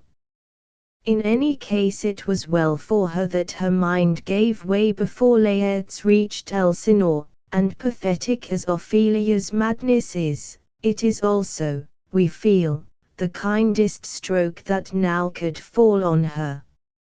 It is evident, I think, that this was the effect Shakespeare intended to produce. In her madness Ophelia continues sweet and lovable. Thought and affliction, passion, hell itself, she turns to favor and to prettiness. In her wanderings we hear from time to time an undertone of the deepest sorrow, but never the agonized cry of fear or horror which makes madness dreadful or shocking. 78, and the picture of her death, if our eyes grow dim in watching it, is still purely beautiful. Coleridge was true to Shakespeare when he wrote of the affecting death of Ophelia, who in the beginning lay like a little projection of land into a lake or stream, covered with spray flowers quietly reflected in the quiet waters, but at length is undermined or loosened, and becomes a fairy isle, and after a brief vagrancy sinks almost without an eddy. 79. 5. I reluctantly pass by Polonius, Laertes and the beautiful character of Horatio, to say something in conclusion of the Queen and the King. The answers to two questions asked about the Queen are, it seems to me, practically certain. 1. She did not merely marry a second time with indecent haste, she was false to her husband while he lived. This is surely the most natural interpretation of the words of the Ghost, IV 41f, coming, as they do, before his account of the murder. And against this testimony what force has the objection that the Queen in the murder of Gonzago is not represented as an adulteress? Hamlet's mark in arranging the play scene was not his mother, whom besides he had been expressly ordered to spare, IV 84f. 2. On the other hand, she was not privy to the murder of her husband, either before the deed or after it. There is no sign of her being so, and there are clear signs that she was not. The representation of the murder in the play scene does not move her, and when her husband starts from his throne, she innocently asks him, "How fares my lord?" In the interview with Hamlet, when her son says of his slaughter of Polonius, "A bloody deed. Almost as bad, good mother, as kill a king and marry with his brother," the astonishment of her repetition as kill a king, is evidently genuine, and, if it had not been so, she would never have had the hardihood to exclaim, "What have I done, that thou darest wag thy tongue in noise so rude against me?" Further, it is most significant that when she and the king speak together alone, nothing that is said by her or to her implies her knowledge of the secret. The Queen was not a bad-hearted woman, not at all the woman to think little of murder. But she had a soft animal nature, and was very dull and very shallow. She loved to be happy, like a sheep in the sun, and, to do her justice, it pleased her to see others happy, like more sheep in the sun. She never saw that drunkenness is disgusting till Hamlet told her so, and, though she knew that he considered her marriage hasty, 2:257, she was untroubled by any shame at the feelings which had led to it. It was pleasant to sit upon her throne and see smiling faces round her, and foolish and unkind in Hamlet to persist in grieving for his father instead of marrying Ophelia and making everything comfortable. She was fond of Ophelia and genuinely attached to her son, though willing to see her lover exclude him from the throne, and, no doubt, she considered equality of rank a mere trifle compared with the claims of love. The belief at the bottom of her heart was that the world is a place constructed simply that people may be happy in it in a good-humored sensual fashion. Her only chance was to be made unhappy. When affliction comes to her, the good in her nature struggles to the surface through the heavy mass of sloth. Like other faulty characters in Shakespeare's tragedies, she dies a better woman than she had lived.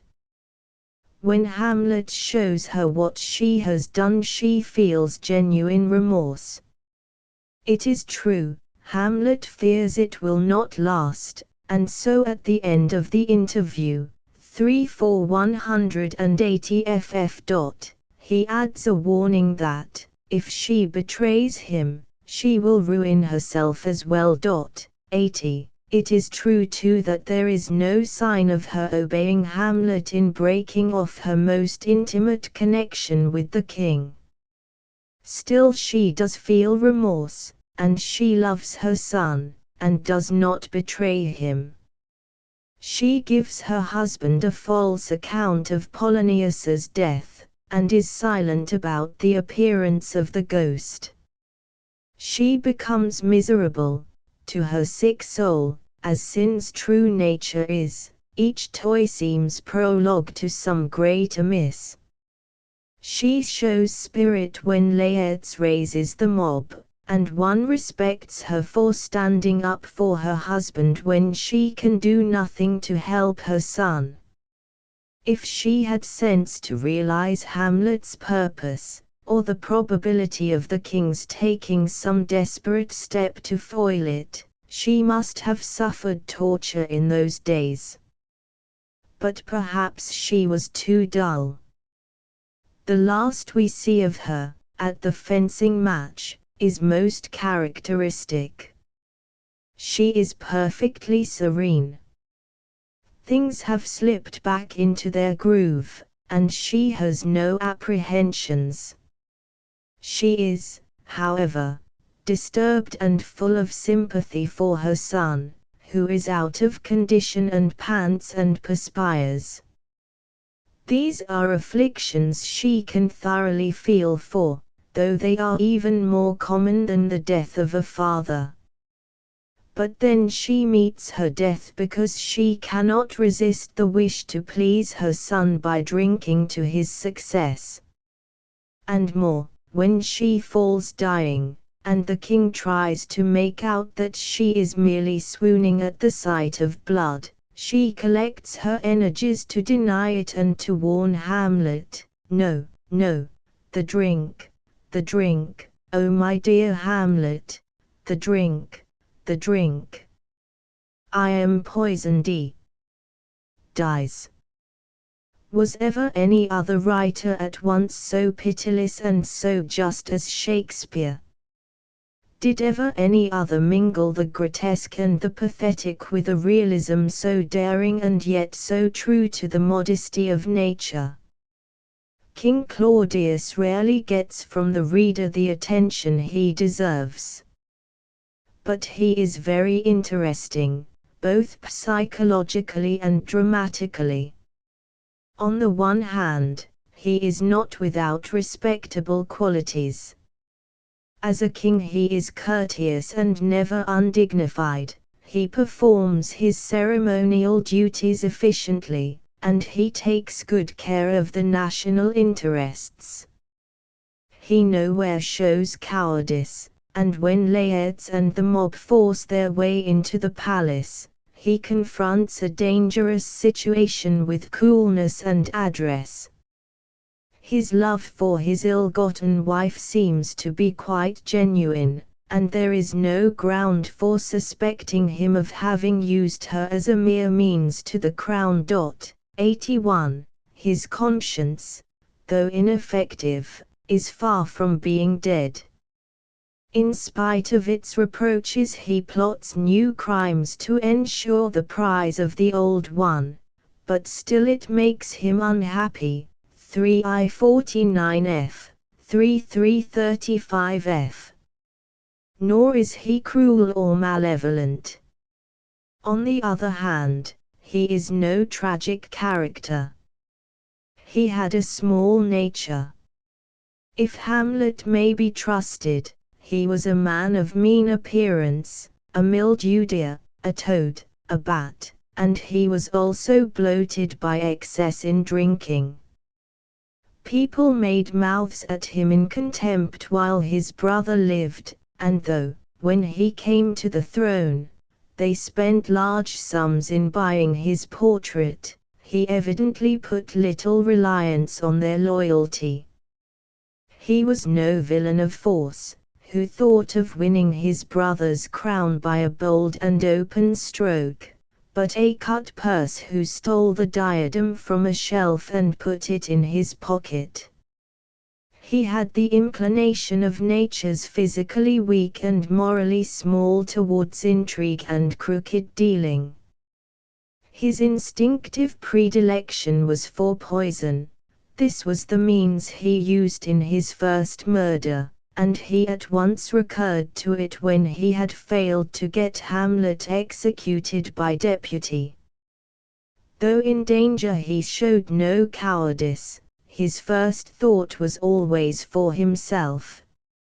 "I like him not, nor stands it safe with us to let his madness range." These are the first words we hear him speak after the play scene. His first comment on the death of Polonius is, "It had been so with us had we been there," and his second is, "Alas, how shall this bloody deed be answered? It will be laid to us." He was not, however, stupid, but rather quick-witted and adroit. He won the queen partly indeed by presence, how pitifully characteristic of her, but also by witchcraft of his wit or intellect. He seems to have been soft-spoken, ingratiating in manner, and given to smiling on the person he addressed, that one may smile, and be a villain. We see this in his speech to Laertes about the young man's desire to return to Paris, I 242f. Hamlet scarcely ever speaks to him without an insult, but he never shows resentment, hardly even annoyance. He makes use of Laertes with great dexterity. He had evidently found that a clear head, a general complaisance, a willingness to bend and oblige where he could not overawe, would lead him to his objects, that he could trick men and manage them. Unfortunately, he imagined he could trick something more than men. This error, together with a decided trait of temperament, leads him to his ruin. He has a sanguine disposition. When first we see him, all has fallen out to his wishes, and he confidently looks forward to a happy life. He believes his secret to be absolutely safe, and he is quite ready to be kind to Hamlet, in whose melancholy he sees only excess of grief. He has no desire to see him leave the court. He promises him his voice for the succession, I 108, 355, he will be a father to him. Before long, indeed, he becomes very uneasy, and then more and more alarmed, but when, much later, he has contrived Hamlet's death in England, he has still no suspicion that he need not hope for happiness, till I know 'tis done, how are my haps, my joys were ne'er begun. Nay, his very last words show that he goes to death unchanged, oh yet defend me, friends, I am but hurt, equals wounded, he cries, although in half a minute he is dead. That his crime has failed, and that it could do nothing else, never once comes home to him. He thinks he can overreach heaven. When he is praying for pardon, he is all the while perfectly determined to keep his crown, and he knows it. More, it is one of the grimmest things in Shakespeare, but he puts such things so quietly that we are apt to miss them. When the king is praying for pardon for his first murder, he has just made his final arrangements for a second, the murder of Hamlet. But he does not allude to that fact in his prayer. If Hamlet had really wished to kill him at a moment that had no relish of salvation in it, he had no need to wait. 82, so we are inclined to say, and yet it was not so. For this was the crisis for Claudius as well as Hamlet. He had better have died at once, before he had added to his guilt a share in the responsibility for all the woe and death that followed. And so, we may allow ourselves to say, here also Hamlet's indiscretion served him well. The power that shaped his end shaped the king's no less. For, to return in conclusion to the action of the play, in all that happens or is done we seem to apprehend some vaster power. We do not define it, or even name it, or perhaps even say to ourselves that it is there, but our imagination is haunted by the sense of it, as it works its way through the deeds or the delays of men to its inevitable end. and most of all do we feel this in regard to Hamlet and the king. For these two, the one by his shrinking from his appointed task, and the other by efforts growing ever more feverish to rid himself of his enemy, seem to be bent on avoiding each other.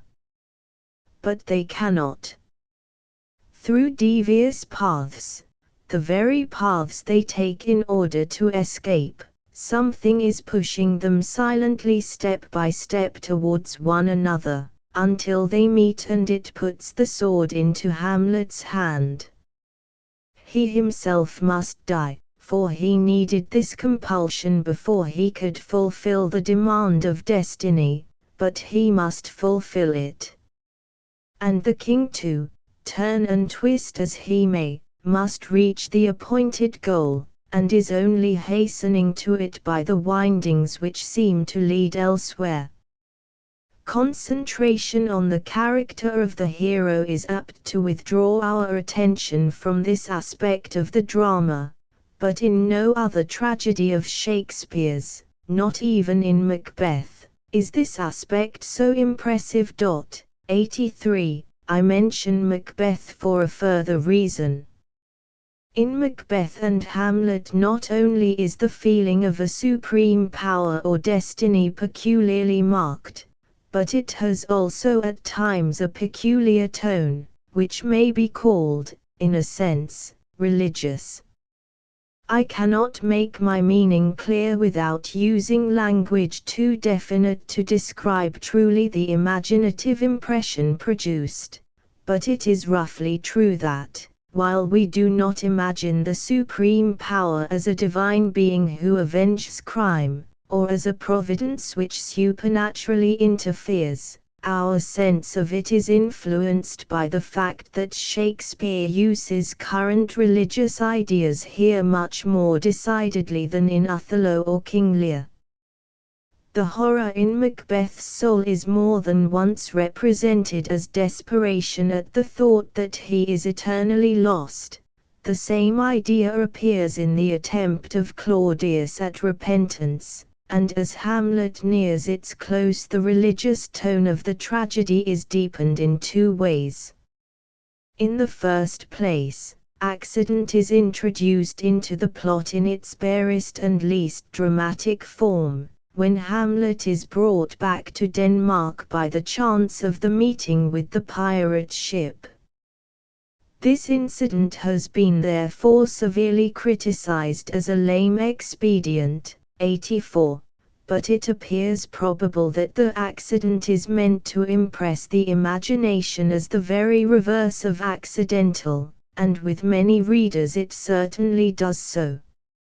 And that this was the intention is made the more likely by a second fact, the fact that in connection with the events of the voyage Shakespeare introduces that feeling, on Hamlet's part, of his being in the hands of Providence. The repeated expressions of this feeling are not, I have maintained, a sign that Hamlet has now formed a fixed resolution to do his duty forthwith, but their effect is to strengthen in the spectator the feeling that, whatever may become of Hamlet, and whether he wills it or not, his task will surely be accomplished, because it is the purpose of a power against which both he and his enemy are impotent, and which makes of them the instruments of its own will. Observing this, we may remember another significant point of resemblance between Hamlet and Macbeth, the appearance in each play of a ghost, a figure which seems quite in place in either, whereas it would seem utterly out of place in Othello or King Lear. Much might be said of the ghost in Hamlet, but I confine myself to the matter which we are now considering. What is the effect of the appearance of the ghost?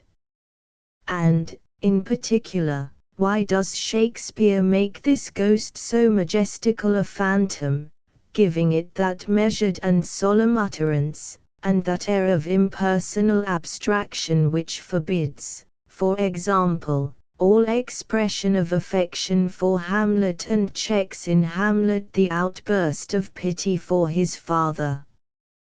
Whatever the intention may have been, the result is that the ghost affects imagination not simply as the apparition of a dead king who desires the accomplishment of his purposes, but also as the representative of that hidden ultimate power, the messenger of divine justice set upon the expiation of offenses which it appeared impossible for man to discover and avenge, a reminder or a symbol of the connection of the limited world of ordinary experience with the vaster life of which it is but a partial appearance.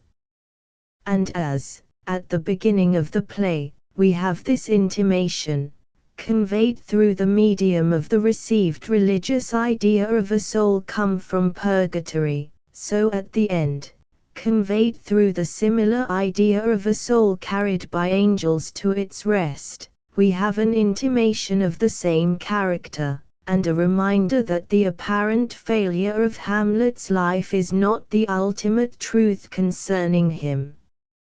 If these various peculiarities of the tragedy are considered, it will be agreed that, while Hamlet certainly cannot be called in the specific sense a religious drama, there is in it nevertheless both a freer use of popular religious ideas, and a more decided, though always imaginative, intimation of a supreme power concerned in human evil and good, than can be found in any other of Shakespeare's tragedies.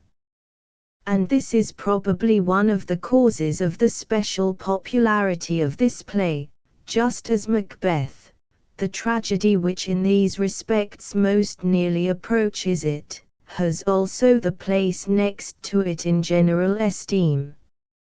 Footnotes: 54, in the first act, I-2 138. Hamlet says that his father has been dead not quite 2 months. In the third act, 3-2 135, Ophelia says King Hamlet has been dead twice 2 months. The events of the third act are separated from those of the second by 1 night, 2-2 565. 55. The only difference is that in the to be or not to be soliloquy there is no reference to the idea that suicide is forbidden by the everlasting. Even this, however, seems to have been present in the original form of the speech, for the version in the first quarto has a line about our being born before an everlasting judge. 56. The present position of the to be or not to be soliloquy, and of the interview with Ophelia, appears to have been due to an afterthought of Shakespeare's, for in the first quarto they precede, instead of following, the arrival of the players, and consequently the arrangement for the play scene. This is a notable instance of the truth that inspiration is by no means confined to a poet's first conceptions. 57. Compare again the scene at Ophelia's grave, where a strong strain of aesthetic disgust is traceable in Hamlet's towering passion with Lear's, nay, and thou lt mouth, I'll rant as well as thou, vi 306. 58. O heart, lose not thy nature, let not ever the soul of Nero enter this firm bosom, Nero, who put to death his mother who had poisoned her husband. This passage is surely remarkable. And so are the later words, 3-4-28, a bloody deed, almost as bad, good mother, as kill a king, and marry with his brother. Are we to understand that at this time he really suspected her of complicity in the murder? We must remember that the ghost had not told him she was innocent of that. 59. I am inclined to think that the note of interrogation put after revenged in a late quarto is right. 63. 3:1-26. The state of affairs at court at this time, though I have not seen it noticed by critics, seems to me puzzling. It is quite clear from 3:2-310 ff. From the passage just cited, and from 4:7:1-5 and 30 ff. That everyone sees in the play scene a gross and menacing insult to the king. Yet no one shows any sign of perceiving in it also an accusation of murder. Surely that is strange. Are we perhaps meant to understand that they do perceive this, but out of subservience choose to ignore the fact? If that were Shakespeare's meaning, the actors could easily indicate it by their looks. And if it were so, any sympathy we may feel for Rosencrantz and Guildenstern in their fate would be much diminished. But the mere text does not suffice to decide either this question or the question whether the two courtiers were aware of the contents of the commission they bore to England. 61. This passage in Hamlet seems to have been in Hayward's mind when, in the second part of the Iron Age, Pearson's reprint, Volume 3, p. 423, he makes the ghost of Agamemnon appear in order to satisfy the doubts of aurists as to his mother's guilt. No reader could possibly think that this ghost was meant to be an hallucination, yet Clytemnestra cannot see it. The ghost of King Hamlet, I may add, goes further than that of Agamemnon, for he is audible, as well as visible, to the privileged person. 62. I think it is clear that it is this fear which stands in the way of the obvious plan of bringing Hamlet to trial and getting him shut up or executed. It is much safer to hurry him off to his doom in England before he can say anything about the murder which he has somehow discovered.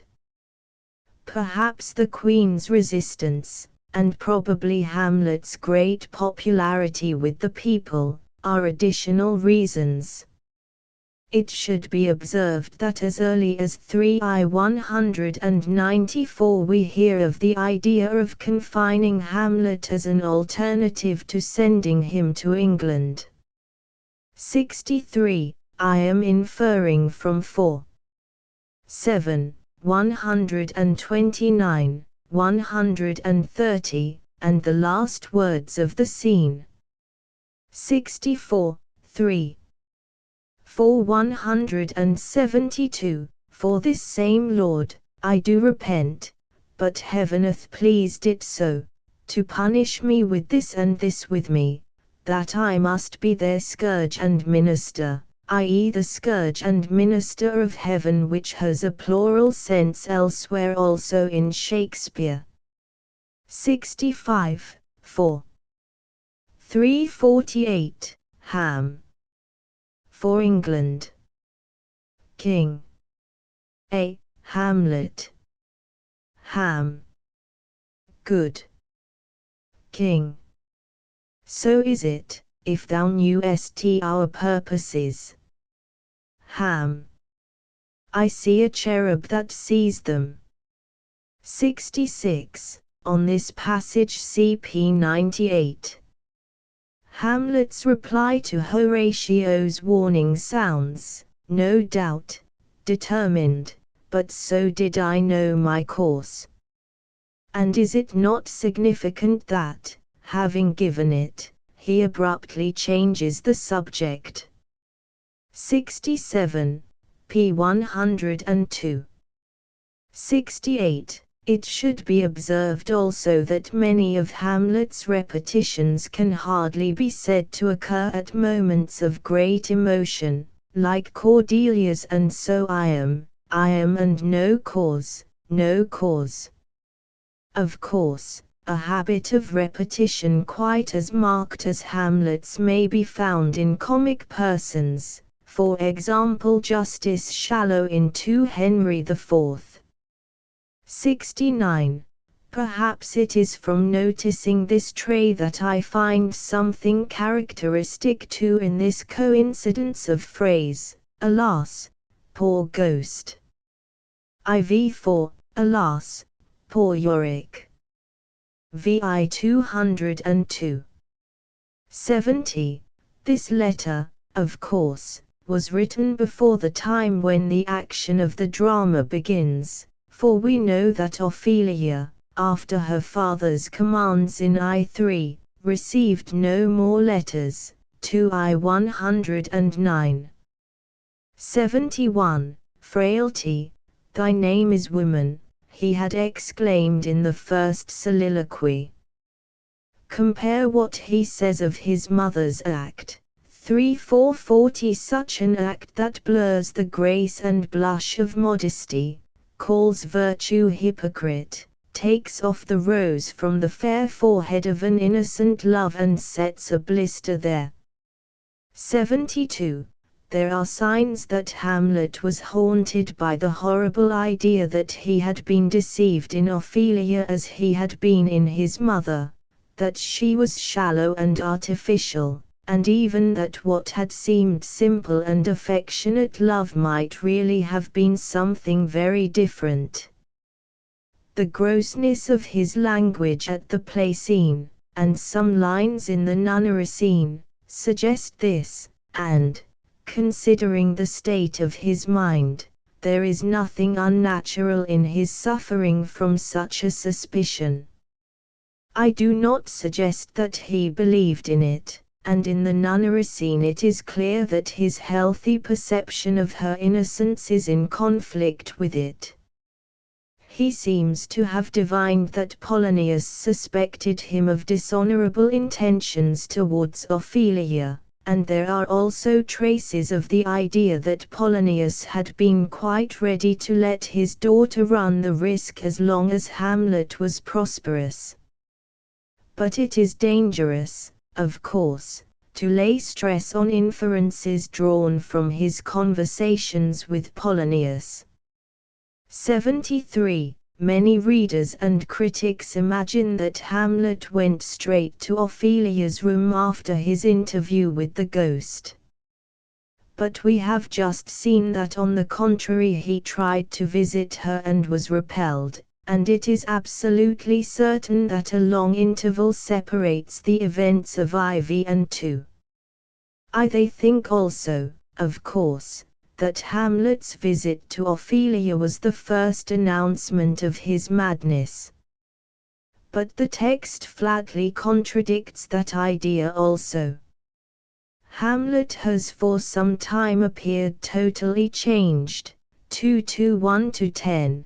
The king is very uneasy at his transformation and has sent for his schoolfellows in order to discover its cause. Polonius now, after Ophelia has told him of the interview, comes to announce his discovery, not of Hamlet's madness, but of its cause. 2:49.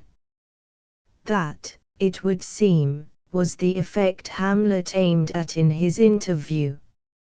I may add that Ophelia's description of his intent examination of her face suggests doubt rather as to her honesty or sincerity than as to her strength of mind. I cannot believe that he ever dreamed of confiding his secret to her. 74. If this is an allusion to his own love, the adjective despised is significant. But I doubt the allusion. The other calamities mentioned by Hamlet, the oppressor's wrong, the proud man's contumely, the law's delay, the insolence of office, and the spurns that patient merit of the unworthy takes are not at all specially his own. 75. it should be noticed that it was not apparently of long standing. See the words of late in I3. 91, 99. 76. This, I think, may be said on almost any sane view of Hamlet's love. 77. Polonius says so, and it may be true. 78. I have heard an actress in this part utter such a cry as is described above, but there is absolutely nothing in the text to justify her rendering. Even the exclamation "Oh, ho," found in the quartos at 4. v. 33, but omitted in the folios and by almost all modern editors, coming as it does after the stanza, "He is dead and gone," lady evidently expresses grief, not terror. 79. In the remarks above I have not attempted, of course, a complete view of the character, which has often been well described, but I cannot forbear a reference to one point which I do not remember to have seen noticed. In the nunnery scene Ophelia's first words pathetically betray her own feeling, "Good my lord, how does your honour for this many a day?" She then offers to return Hamlet's presents. This has not been suggested to her by her father, it is her own thought. And the next lines, in which she refers to the sweet words which accompanied those gifts, and to the unkindness which has succeeded that kindness, imply a reproach. So again do those most touching little speeches, Hamlet. "I did love you once." Ophelia. "Indeed, my lord, you made me believe so." Hamlet. "You should not have believed me. I loved you not." Ophelia. "I was the more deceived." Now the obvious surface fact was not that Hamlet had forsaken her, but that she had repulsed him, and here, with his usual unobtrusive subtlety, Shakespeare shows how Ophelia, even though she may have accepted from her elders the theory that her unkindness has driven Hamlet mad, knows within herself that she is forsaken, and cannot repress the timid attempt to win her lover back by showing that her own heart is unchanged. I will add one note. There are critics who, after all the help given them in different ways by Gertie and Coleridge and Mrs. Jameson, still shake their heads over Ophelia's song, "Tomorrow is St. Valentine's Day." Probably they are incurable, but they may be asked to consider that Shakespeare makes Desdemona, as chaste as ice, as pure as snow, sing an old song containing the line, "If I court mo women, you'll couch with mo men." 80, i.e. the king will kill her to make all sure. 81. I do not rely so much on his own statement to Laertes, 4:7-12f, as on the absence of contrary indications, on his tone in speaking to her, and on such signs as his mention of her in soliloquy, 3:355. 82. This also is quietly indicated. Hamlet spares the king, he says, because if the king is killed praying he will go to heaven. On Hamlet's departure, the king rises from his knees, and mutters, "My words fly up, my thoughts remain below, words without thoughts never to heaven go." 83. I am indebted to Werder in this paragraph. 84. The attempt to explain this meeting as prearranged by Hamlet is scarcely worth mention. Lecture v. Othello. There is practically no doubt that Othello was the tragedy written next after Hamlet. Such external evidence as we possess points to this conclusion, and it is confirmed by similarities of style, diction and versification, and also by the fact that ideas and phrases of the earlier play are echoed in the later. 85. There is, further, not to speak of one curious point, to be considered when we come to Iago, a certain resemblance in the subjects. The heroes of the two plays are doubtless extremely unlike, so unlike that each could have dealt without much difficulty with the situation which proved fatal to the other, but still each is a man exceptionally noble and trustful, and each endures the shock of a terrible disillusionment.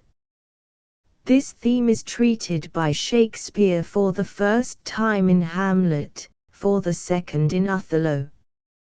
It recurs with modifications in King Lear, and it probably formed the attraction which drew Shakespeare to refashion in part another writer's tragedy of Timon. These four dramas may so far be grouped together in distinction from the remaining tragedies.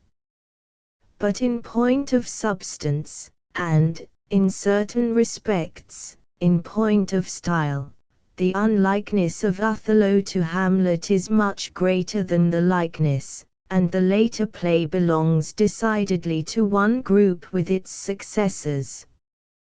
We have seen that, like them, it is a tragedy of passion, a description inapplicable to Julius Caesar or Hamlet. And with this change goes another, an enlargement in the stature of the hero. There is in most of the later heroes something colossal, something which reminds us of Michelangelo's figures. They are not merely exceptional men, they are huge men, as it were, survivors of the heroic age living in a later and smaller world. We do not receive this impression from Romeo or Brutus or Hamlet, nor did it lie in Shakespeare's design to allow more than touches of this trait to Julius Caesar himself, but it is strongly marked in Lear and Coriolanus, and quite distinct in Macbeth and even in Antony. Othello is the first of these men, a being essentially large and grand, towering above his fellows, holding a volume of force which in repose ensures preeminence without an effort, and in commotion reminds us rather of the fury of the elements than of the tumult of common human passion. 1. What is the peculiarity of Othello? What is the distinctive impression that it leaves? Of all Shakespeare's tragedies, I would answer, not even excepting King Lear, Othello is the most painfully exciting and the most terrible.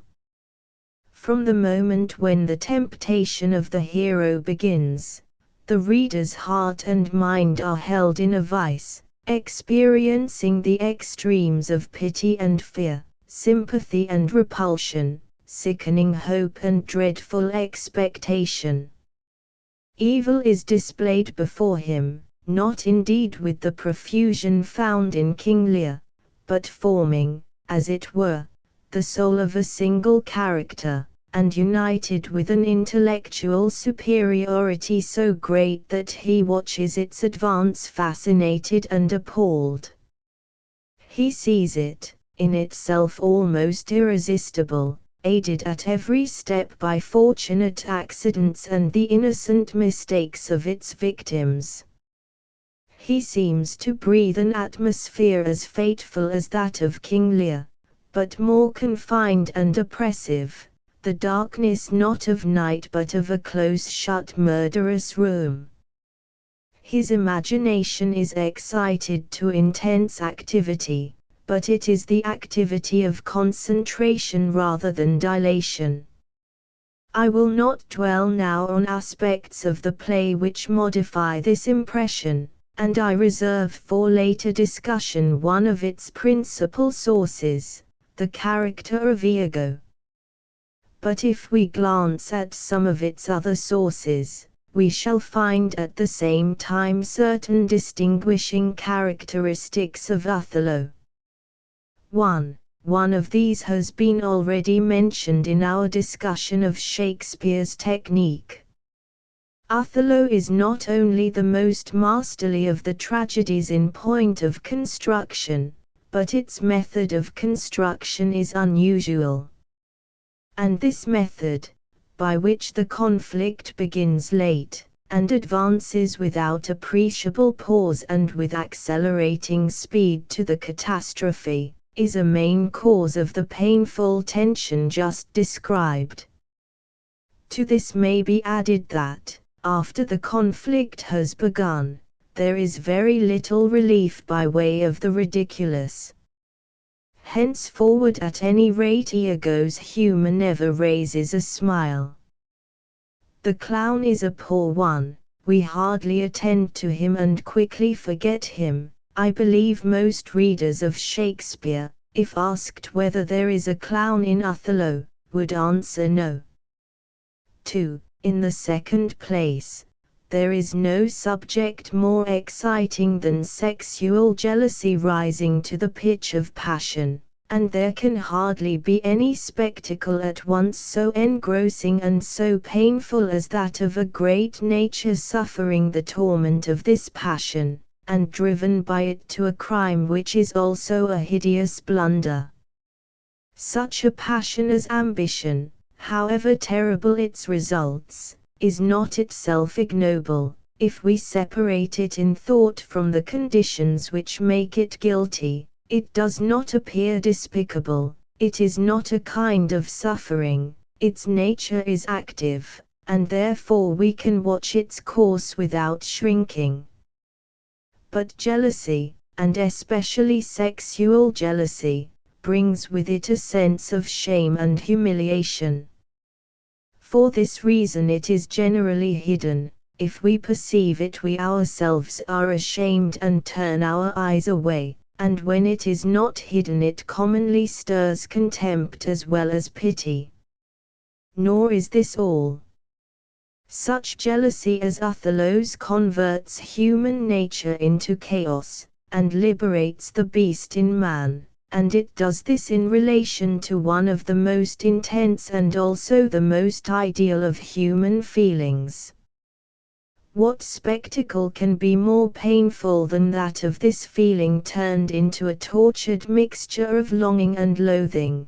The golden purity of passion split by poison into fragments, the animal in man forcing itself into his consciousness in naked grossness, and he writhing before it but powerless to deny it entrance, gasping inarticulate images of pollution, and finding relief only in a bestial thirst for blood.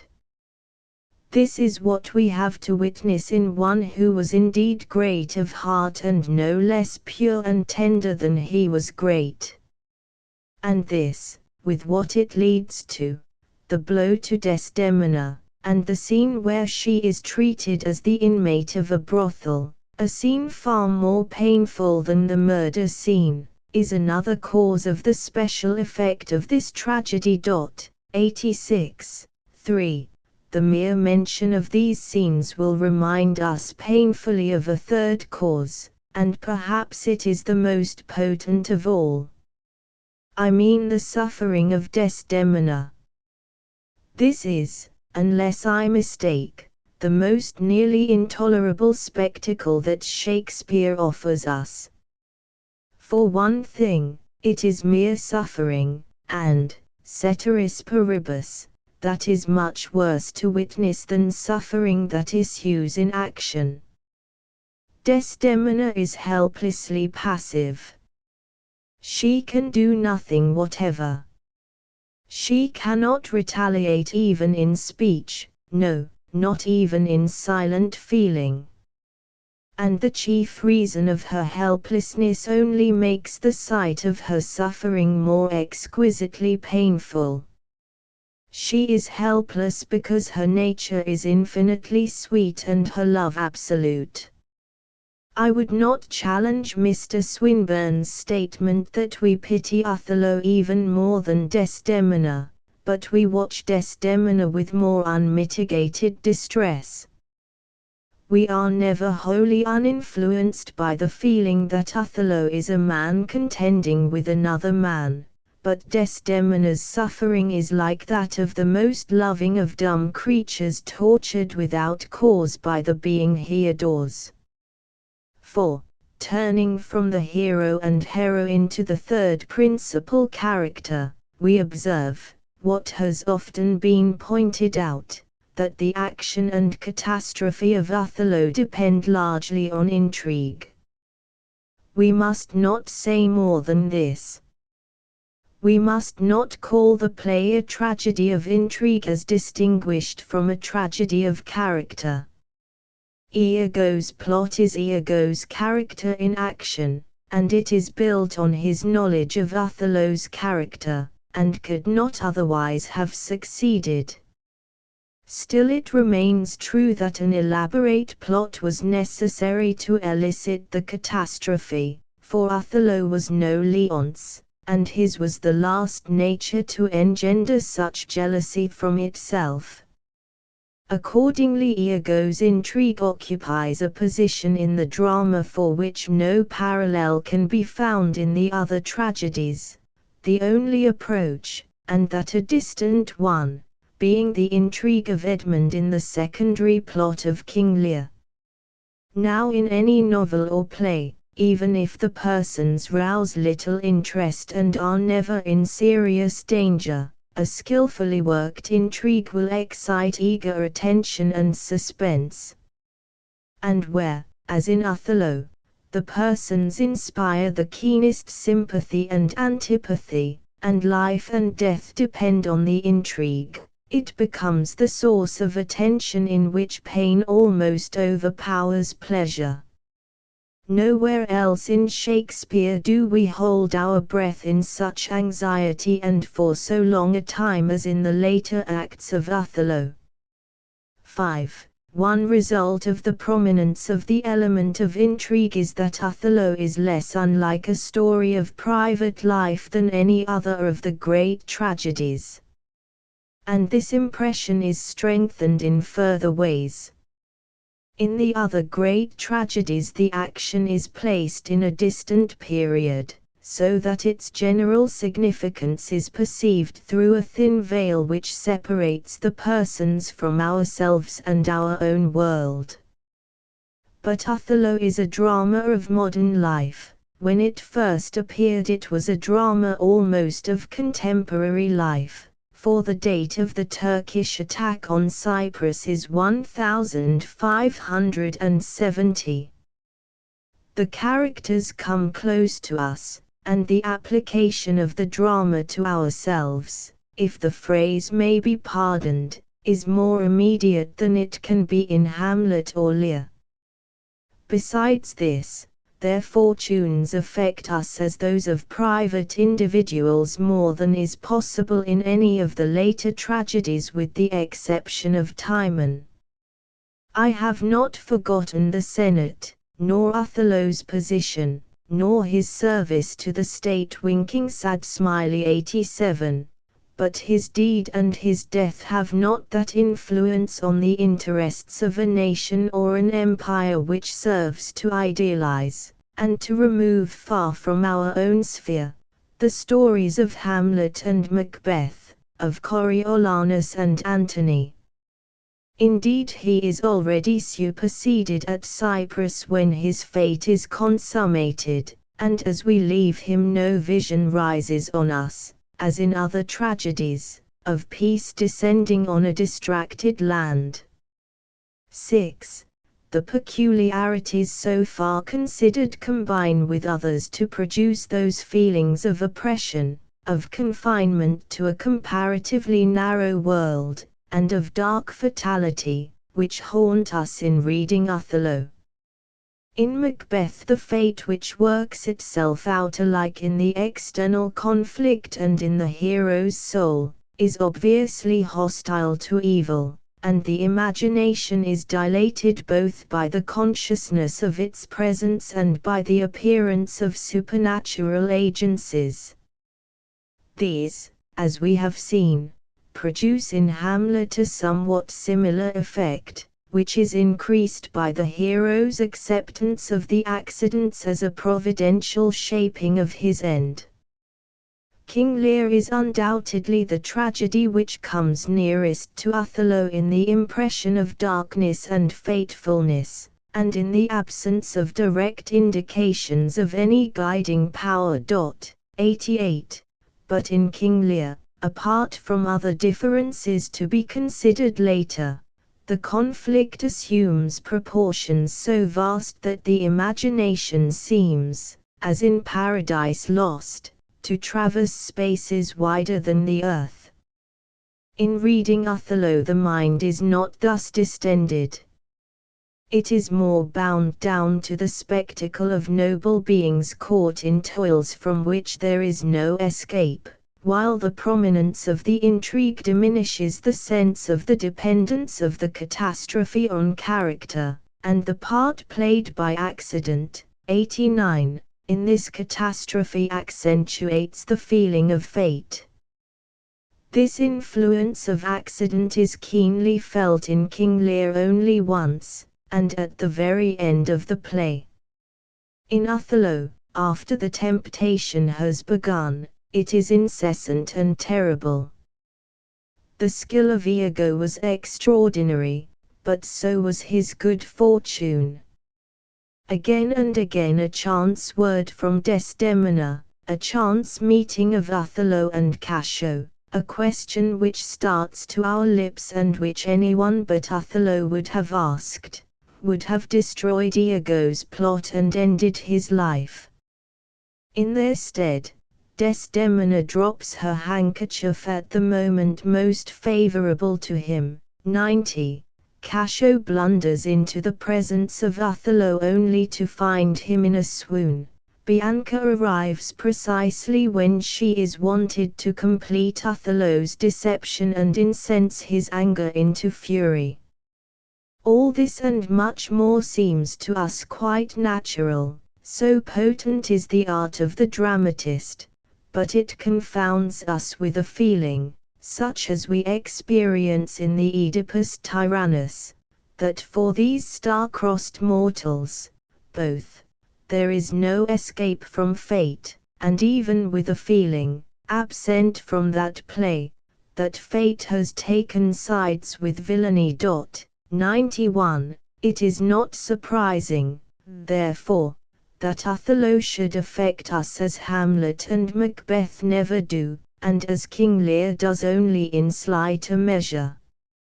On the contrary, it is marvelous that, before the tragedy is over, Shakespeare should have succeeded in toning down this impression into harmony with others more solemn and serene. But has he wholly succeeded? Or is there a justification for the fact, a fact it certainly is, that some readers, while acknowledging, of course, the immense power of Othello, and even admitting that it is dramatically perhaps Shakespeare's greatest triumph, still regard it with a certain distaste, or, at any rate, hardly allow it a place in their minds beside Hamlet, King Lear and Macbeth? The distaste to which I refer is due chiefly to two causes. First, to many readers in our time, men as well as women, the subject of sexual jealousy, treated with Elizabethan fullness and frankness, is not merely painful but so repulsive that not even the intense tragic emotions which the story generates can overcome this repulsion. But, while it is easy to understand a dislike of Othello thus caused, it does not seem necessary to discuss it, for it may fairly be called personal or subjective. It would become more than this, and would amount to a criticism of the play, only if those who feel it maintained that the fullness and frankness which are disagreeable to them are also needless from a dramatic point of view, or betray a design of appealing to unpoetic feelings in the audience. But I do not think that this is maintained, or that such a view would be plausible. To some readers, again, parts of Othello appear shocking or even horrible. They think, if I may formulate their objection, that in these parts Shakespeare has sinned against the canons of art, by representing on the stage a violence or brutality the effect of which is unnecessarily painful and rather sensational than tragic. The passages which thus give offense are probably those already referred to, that where Othello strikes Desdemona, 4 251, that where he affects to treat her as an inmate of a house of ill fame, 4 and finally the scene of her death. The issues thus raised ought not to be ignored or impatiently dismissed, but they cannot be decided, it seems to me, by argument. All we can profitably do is to consider narrowly our experience, and to ask ourselves this question: if we feel these objections, do we feel them when we are reading the play with all our force, or only when we are reading it in a half-hearted manner? For, however matters may stand in the former case, in the latter case evidently the fault is ours and not Shakespeare's. And if we try the question thus, I believe we shall find that on the whole the fault is ours. The first, and least important, of the three passages, that of the blow, seems to me the most doubtful. I confess that, do what I will, I cannot reconcile myself with it. It seems certain that the blow is by no means a tap on the shoulder with a roll of paper, as some actors, feeling the repulsiveness of the passage, have made it. It must occur, too, on the open stage. And there is not, I think, a sufficiently overwhelming tragic feeling in the passage to make it bearable. But in the other two scenes the case is different. There, it seems to me, if we fully imagine the inward tragedy in the souls of the persons as we read, the more obvious and almost physical sensations of pain or horror do not appear in their own likeness, and only serve to intensify the tragic feelings in which they are absorbed. Whether this would be so in the murder scene if Desdemona had to be imagined as dragged about the open stage, as in some modern performances, may be doubtful, but there is absolutely no warrant in the text for imagining this, and it is also quite clear that the bed where she is stifled was within the curtains, 92, and so, presumably, in part concealed.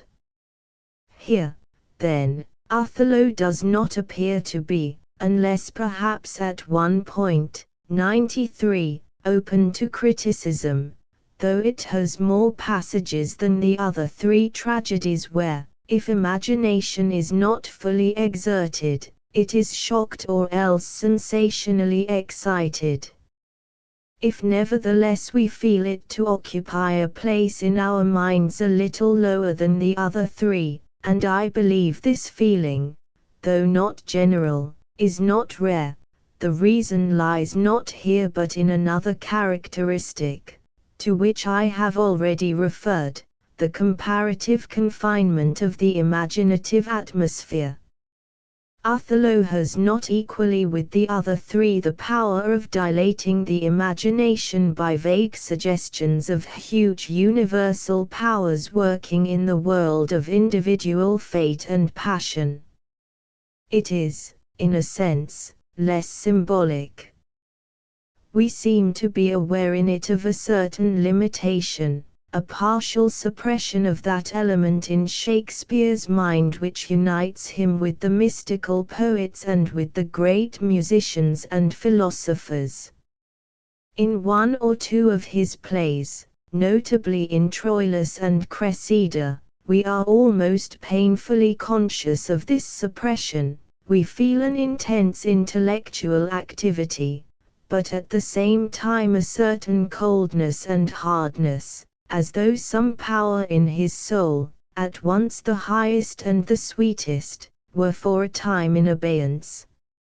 In other plays, notably in The Tempest, we are constantly aware of the presence of this power, and in such cases we seem to be peculiarly near to Shakespeare himself. Now this is so in Hamlet and King Lear, and, in a slighter degree, in Macbeth, but it is much less so in Othello. I do not mean that in Othello the suppression is marked, or that, as in Troilus and Cressida, it strikes us as due to some unpleasant mood. It seems rather to follow simply from the design of a play on a contemporary and wholly mundane subject. Still it makes a difference of the kind I have attempted to indicate, and it leaves an impression that in Othello we are not in contact with the whole of Shakespeare.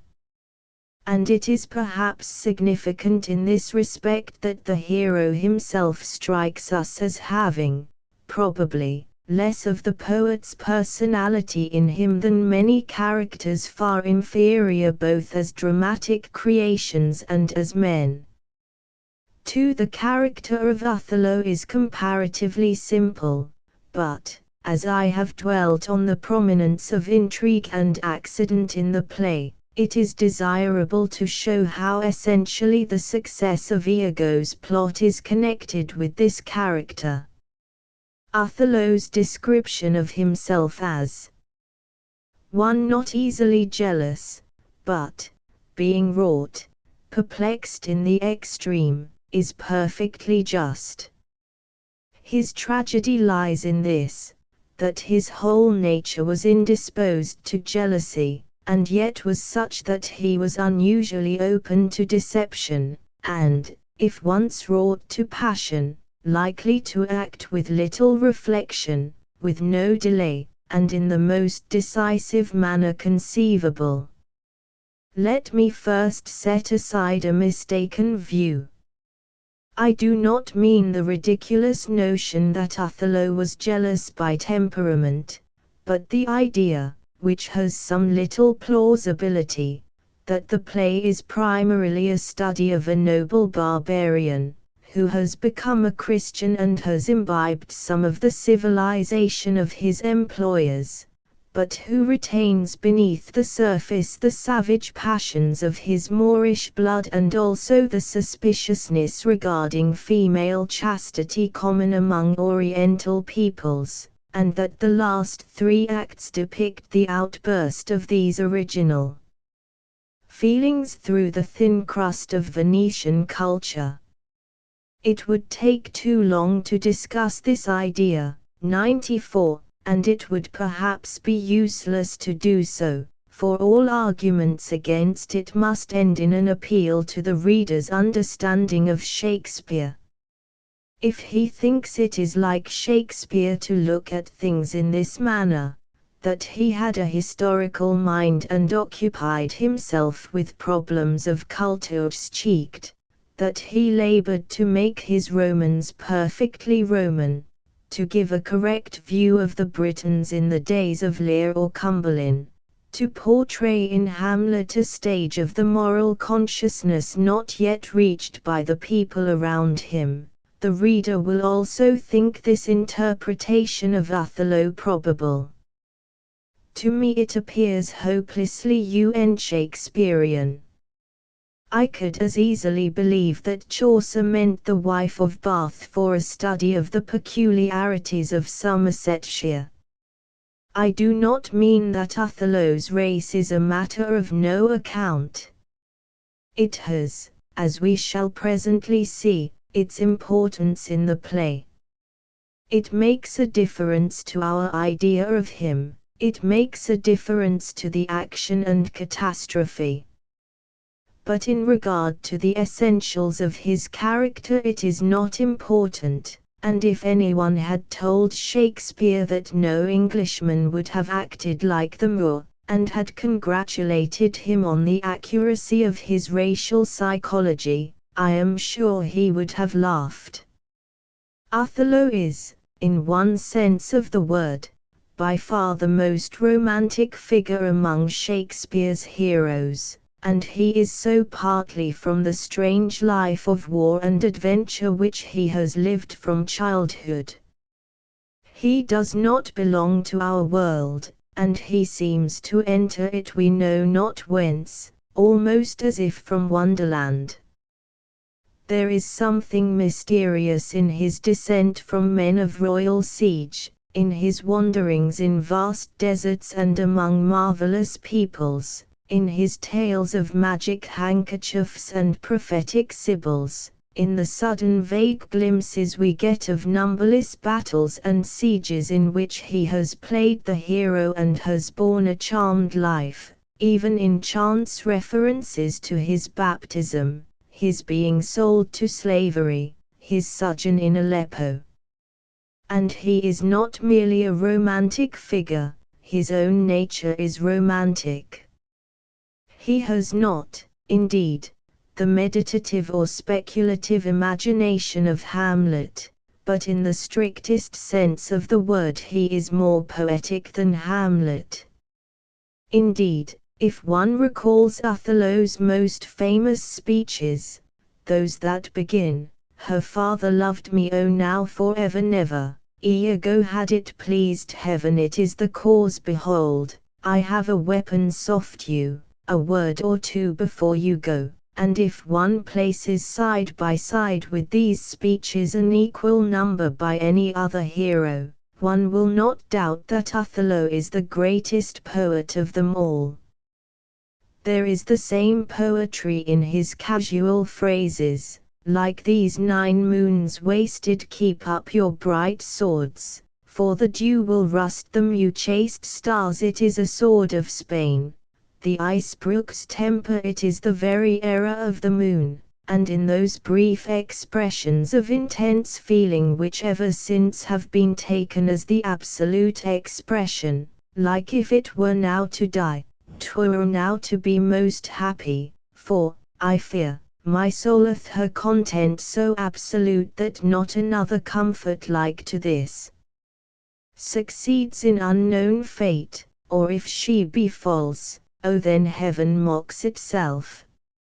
I'll not believe it, or no, my heart is turned to stone, I strike it, and it hurts my hand, or but yet the pity of it, Iago. O Iago, the pity of it, Iago. Or O thou weed, who art so lovely fair and smellest so sweet that the sense aches at thee, would thou hadst ne'er been born. And this imagination, we feel, has accompanied his whole life. He has watched with a poet's eye the Arabian trees dropping their medicinable gum, and the Indian throwing away his chance-found pearl, and has gazed in a fascinated dream at the Pontic sea rushing, never to return, to the Propontic and the Hellespont, and has felt as no other man ever felt, for he speaks of it as none other ever did, the poetry of the pride, pomp, and circumstance of glorious war. So he comes before us, dark and grand, with a light upon him from the sun where he was born, but no longer young, and now grave, self-controlled, steeled by the experience of countless perils, hardships and vicissitudes, at once simple and stately in bearing and in speech, a great man naturally modest but fully conscious of his worth, proud of his services to the state, unawed by dignitaries and unelated by honors, secure, it would seem, against all dangers from without and all rebellion from within. And he comes to have his life crowned with the final glory of love, a love as strange, adventurous and romantic as any passage of his eventful history, filling his heart with tenderness and his imagination with ecstasy. For there is no love, not that of Romeo in his youth, more steeped in imagination than Othello's. The sources of danger in this character are revealed but too clearly by the story. In the first place, Othello's mind, for all its poetry, is very simple. He is not observant.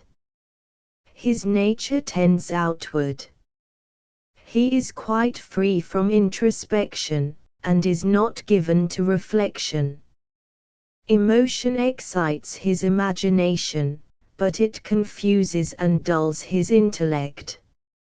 On this side he is the very opposite of Hamlet, with whom, however, he shares a great openness and trustfulness of nature.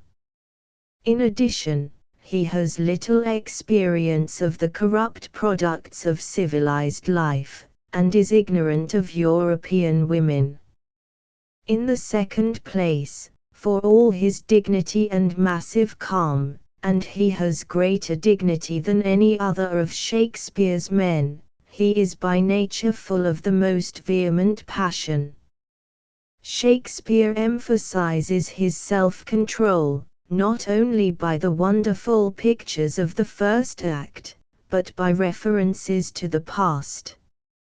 Lodovico, amazed at his violence, exclaims, "Is this the noble Moor whom our full senate call all in all sufficient? Is this the nature whom passion could not shake? Whose solid virtue the shot of accident nor dart of chance could neither graze nor pierce? Iago, who has here no motive for lying, asks, can he be angry? I have seen the cannon when it hath blown his ranks into the air, and, like the devil, from his very arm puffed his own brother, and can he be angry?" 95. This, and other aspects of his character, are best exhibited by a single line, one of Shakespeare's miracles, the words by which Othello silences in a moment the night brawl between his attendants and those of Brabantio, "Keep up your bright swords, for the dew will rust them." And the same self-control is strikingly shown where Othello endeavors to elicit some explanation of the fight between Cassio and Montano. Here, however, there occur ominous words, which make us feel how necessary was this self-control, and make us admire it the more. "Now, by heaven, my blood begins my safer guides to rule, and passion, having my best judgment collid, assays to lead the way." We remember these words later, when the sun of reason is collid blackened and blotted out in total eclipse. Lastly, Othello's nature is all of one piece. His trust, where he trusts, is absolute. Hesitation is almost impossible to him. He is extremely self-reliant, and decides and acts instantaneously. If stirred to indignation, as in Aleppo once, he answers with one lightning stroke. Love, if he loves, must be to him the heaven where either he must live or bear no life. If such a passion as jealousy seizes him, it will swell into a well-nigh uncontrollable flood. He will press for immediate conviction or immediate relief. Convinced, he will act with the authority of a judge and the swiftness of a man in mortal pain. Undeceived, he will do like execution on himself. This character is so noble, Othello's feelings and actions follow so inevitably from it and from the forces brought to bear on it, and his sufferings are so heart-rending, that he stirs, I believe, in most readers a passion of mingled love and pity which they feel for no other hero in Shakespeare, and to which not even Mr. Swinburne can do more than justice. Yet there are some critics and not a few readers who cherish a grudge against him. They do not merely think that in the later stages of his temptation he showed a certain obtuseness, and that, to speak pedantically, he acted with unjustifiable precipitance and violence. No one, I suppose, denies that. But, even when they admit that he was not of a jealous temper, they consider that he was easily jealous. They seem to think that it was inexcusable in him to feel any suspicion of his wife at all, and they blame him for never suspecting Iago or asking him for evidence.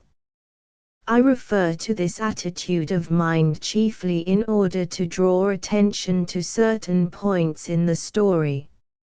It comes partly from mere inattention, for Othello did suspect Iago and did ask him for evidence, partly from a misconstruction of the text which makes Othello appear jealous long before he really is so. Winking sad smiley 96, and partly from failure to realize certain essential facts.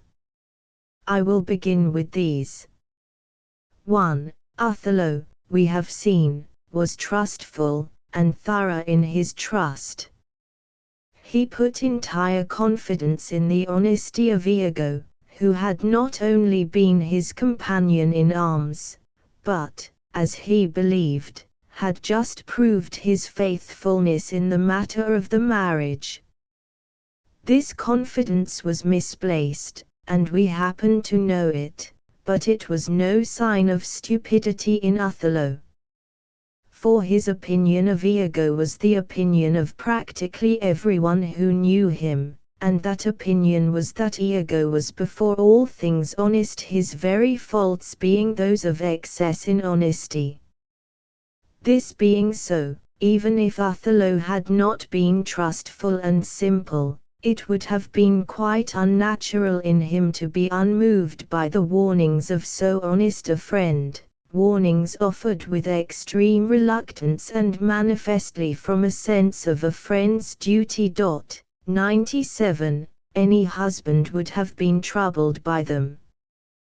2. Iago does not bring these warnings to a husband who had lived with a wife for months and years and knew her like his sister or his bosom friend. Nor is there any ground in Othello's character for supposing that, if he had been such a man, he would have felt and acted as he does in the play. But he was newly married. In the circumstances he cannot have known much of Desdemona before his marriage, and further he was conscious of being under the spell of a feeling which can give glory to the truth but can also give it to a dream. 3. This consciousness in any imaginative man is enough, in such circumstances, to destroy his confidence in his powers of perception. In Othello's case, after a long and most artful preparation, there now comes, to reinforce its effect, the suggestions that he is not an Italian, not even a European, that he is totally ignorant of the thoughts and the customary morality of Venetian women. Winking sad smiley 98. That he had himself seen in Desdemona's deception of her father how perfect an actress she could be. As he listens in horror, for a moment at least the past is revealed to him in a new and dreadful light, and the ground seems to sink under his feet. These suggestions are followed by a tentative but hideous and humiliating insinuation of what his honest and much experienced friend fears may be the true explanation of Desdemona's rejection of acceptable suitors, and of her strange, and naturally temporary, preference for a black man. Here Iago goes too far. He sees something in Othello's face that frightens him, and he breaks off. Nor does this idea take any hold of Othello's mind. But it is not surprising that his utter powerlessness to repel it on the ground of knowledge of his wife, or even of that instinctive interpretation of character which is possible between persons of the same race, 99, should complete his misery, so that he feels he can bear no more, and abruptly dismisses his friend. 238. Now I repeat that any man situated as Othello was would have been disturbed by Iago's communications, and I add that many men would have been made wildly jealous. But up to this point, where Iago is dismissed, Othello, I must maintain, does not show jealousy. His confidence is shaken, he is confused and deeply troubled, he feels even horror, but he is not yet jealous in the proper sense of that word. In his soliloquy, 258 ff.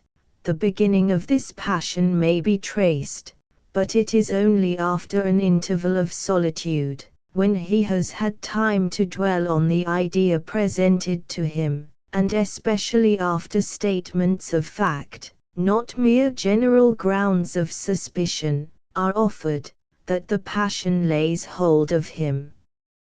Even then, however, and indeed to the very end, he is quite unlike the essentially jealous man, quite unlike Leonce.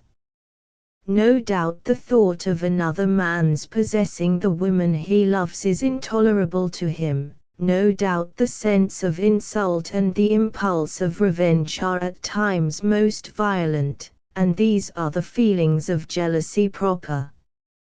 But these are not the chief or the deepest source of Othello's suffering. It is the wreck of his faith and his love. It is the feeling, if she be false, oh then heaven mocks itself.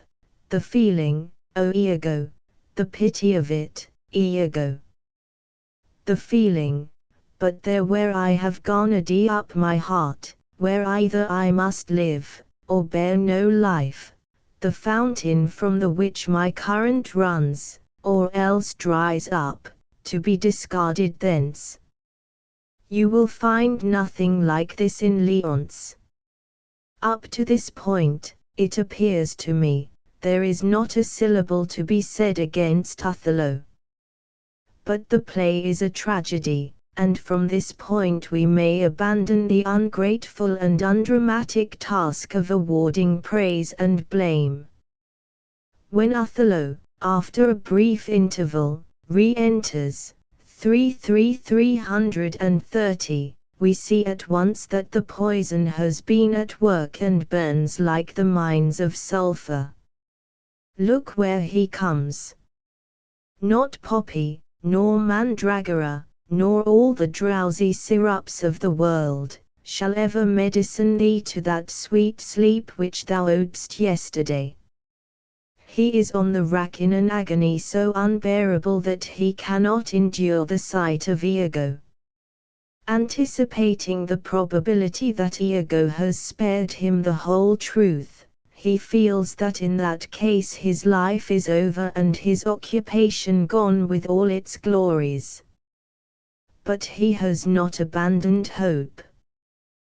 The bare possibility that his friend is deliberately deceiving him, though such a deception would be a thing so monstrously wicked that he can hardly conceive it credible, is a kind of hope.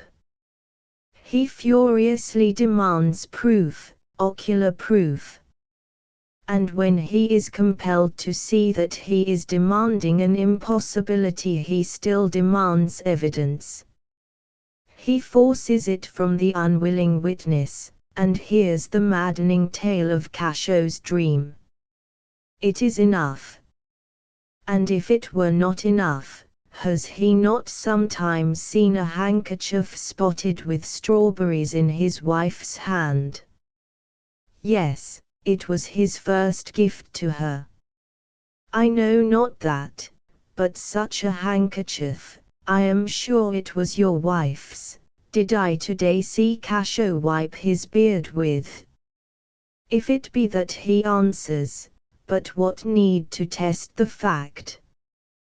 The madness of revenge is in his blood, and hesitation is a thing he never knew.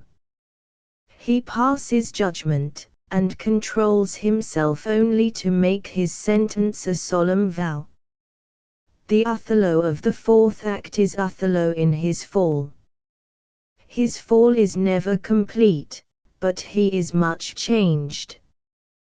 Towards the close of the temptation scene he becomes at times most terrible, but his grandeur remains almost undiminished. Even in the following scene, 3-4, where he goes to test Desdemona in the matter of the handkerchief, and receives a fatal confirmation of her guilt, our sympathy with him is hardly touched by any feeling of humiliation. But in the fourth act chaos has come. A slight interval of time may be admitted here. It is but slight, for it was necessary for Iago to hurry on, and terribly dangerous to leave a chance for a meeting of Cassio with Othello, and his insight into Othello's nature taught him that his plan was to deliver blow on blow, and never to allow his victim to recover from the confusion of the first shock. Still there is a slight interval, and when Othello reappears we see at a glance that he is a changed man. He is physically exhausted, and his mind is dazed. 100. He sees everything blurred through a mist of blood and tears.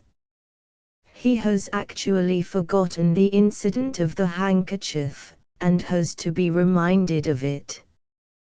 When Iago, perceiving that he can now risk almost any lie, tells him that Cassio has confessed his guilt, Othello, the hero who has seemed to us only second to Coriolanus in physical power, trembles all over. He mutters disjointed words. A blackness suddenly intervenes between his eyes and the world. He takes it for the shuddering testimony of nature to the horror he has just heard.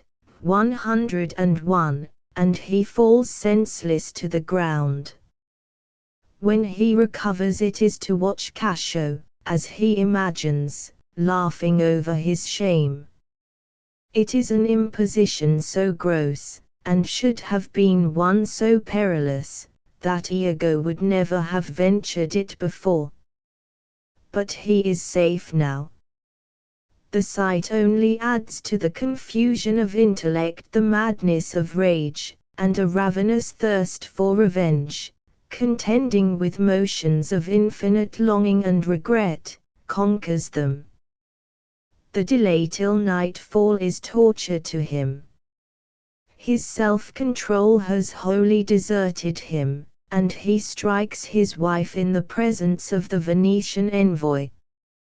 He is so lost to all sense of reality that he never asks himself what will follow the deaths of Cassio and his wife. An ineradicable instinct of justice, rather than any last quiver of hope, leads him to question Emilia, but nothing could convince him now, and there follows the dreadful scene of accusation, and then, to allow us the relief of burning hatred and burning tears, the interview of Desdemona with Iago, and that last talk of hers with Emilia, and her last song. But before the end there is again a change. The supposed death of Cassio, vi, satiates the thirst for vengeance.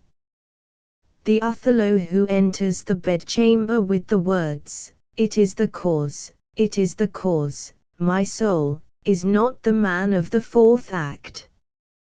The deed he is bound to do is no murder, but a sacrifice. He is to save Desdemona from herself, not in hate but in honor, and also in love. His anger has passed, a boundless sorrow has taken its place, and this sorrow's heavenly, it strikes where it doth love.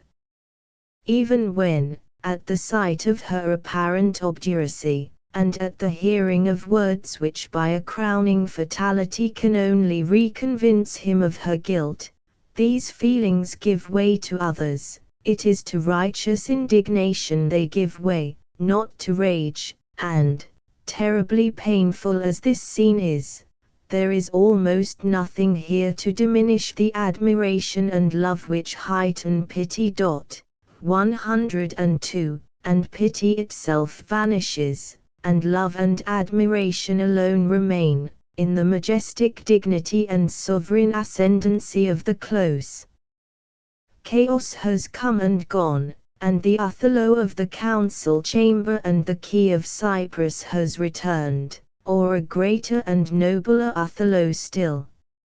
As he speaks those final words in which all the glory and agony of his life, long ago in India and Arabia and Aleppo, and afterwards in Venice, and now in Cyprus, seem to pass before us, like the pictures that flash before the eyes of a drowning man, a triumphant scorn for the fetters of the flesh and the littleness of all the lives that must survive him sweeps our grief away, and when he dies upon a kiss the most painful of all tragedies leaves us for the moment free from pain, and exulting in the power of love and man's unconquerable mind. 3. The words just quoted come from Wordsworth's sonnet to Saint Louverture.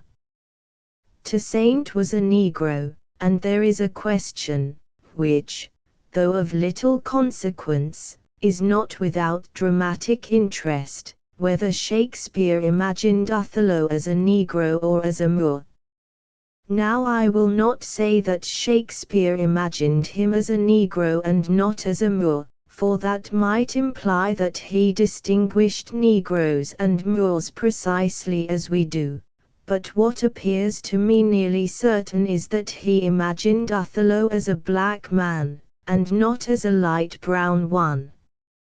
In the first place, we must remember that the brown or bronze to which we are now accustomed in the Othellos of our theatres is a recent innovation.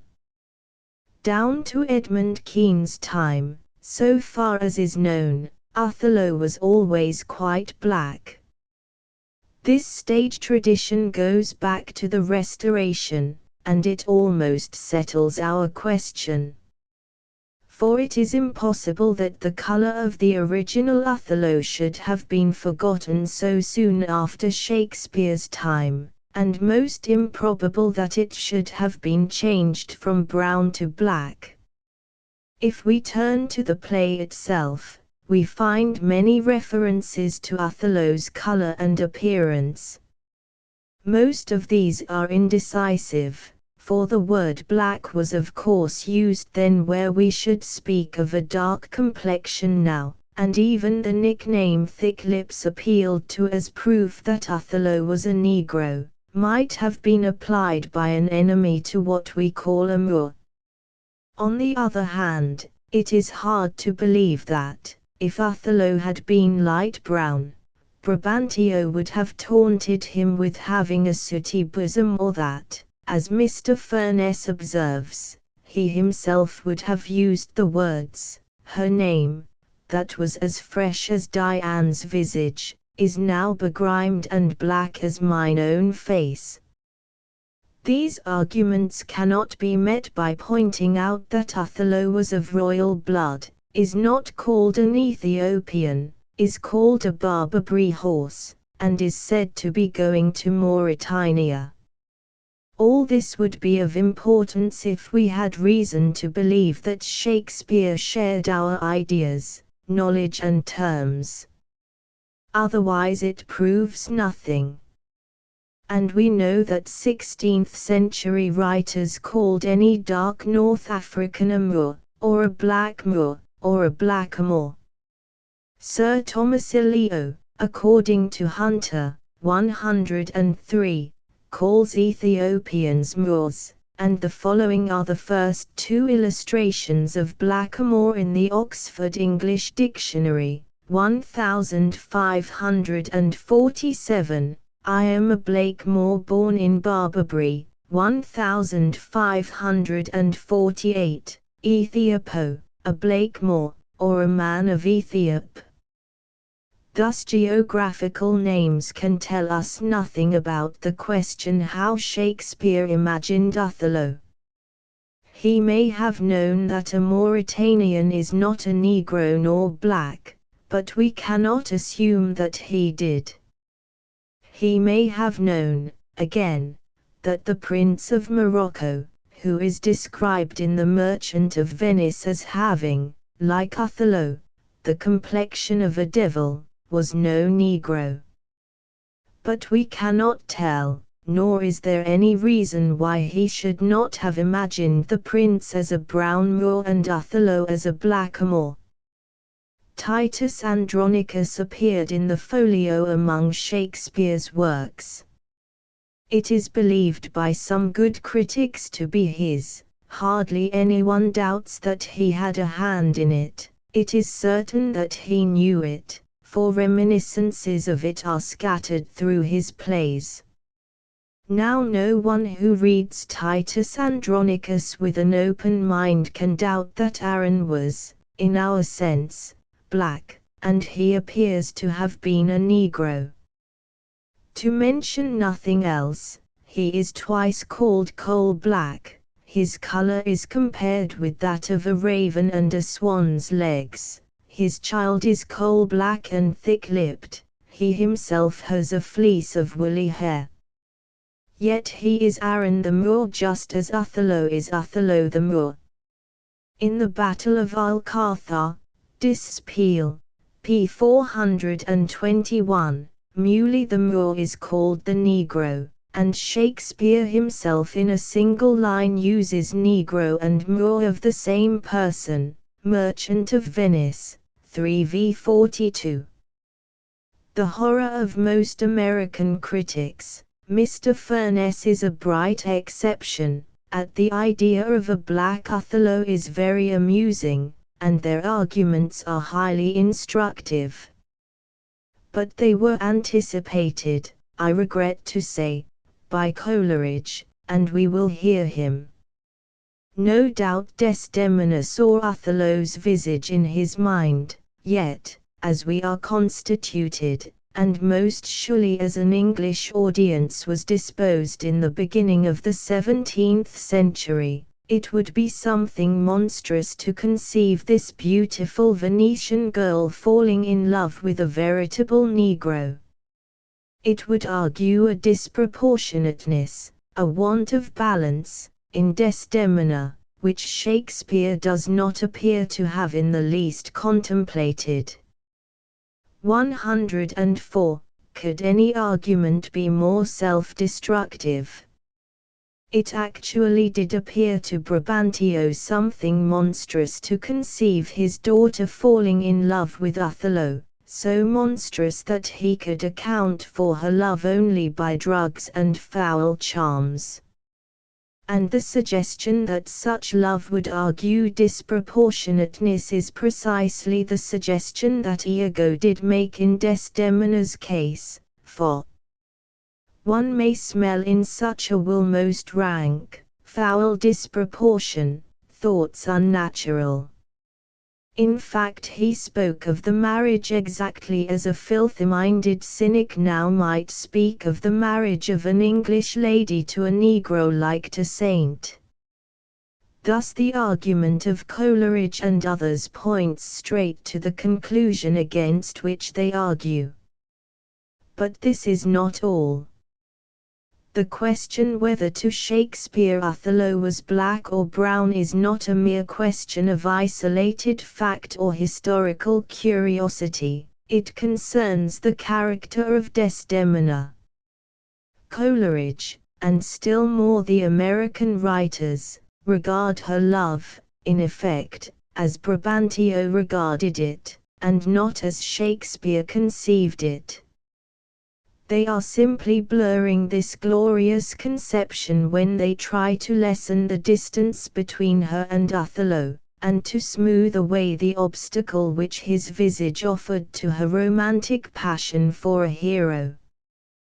Desdemona, the eternal womanly in its most lovely and adorable form, simple and innocent as a child, ardent with the courage and idealism of a saint, radiant with that heavenly purity of heart which men worship the more because nature so rarely permits it to themselves, had no theories about universal brotherhood, and no phrases about one blood in all the nations of the earth or barbarian, Scythian, bond and free, but when her soul came in sight of the noblest soul on earth, she made nothing of the shrinking of her senses, but followed her soul until her senses took part with it, and loved him with the love which was her doom. It was not prudent. It even turned out tragically. She met in life with the reward of those who rise too far above our common level, and we continue to allot her the same reward when we consent to forgive her for loving a brown man, but find it monstrous that she should love a black one. 105. There is perhaps a certain excuse for our failure to rise to Shakespeare's meaning, and to realize how extraordinary and splendid a thing it was in a gentle Venetian girl to love Othello, and to assail fortune with such a downright violence and storm as is expected only in a hero. It is that when first we hear of her marriage we have not yet seen the Desdemona of the later acts, and therefore we do not perceive how astonishing this love and boldness must have been in a maiden so quiet and submissive. And when we watch her in her suffering and death we are so penetrated by the sense of her heavenly sweetness and self-surrender that we almost forget that she had shown herself quite as exceptional in the active assertion of her own soul and will. She tends to become to us predominantly pathetic, the sweetest and most pathetic of Shakespeare's women, as innocent as Miranda and as loving as Viola, yet suffering more deeply than Cordelia or Imogen. And she seems to lack that independence and strength of spirit which Cordelia and Imogen possess, and which in a manner raises them above suffering.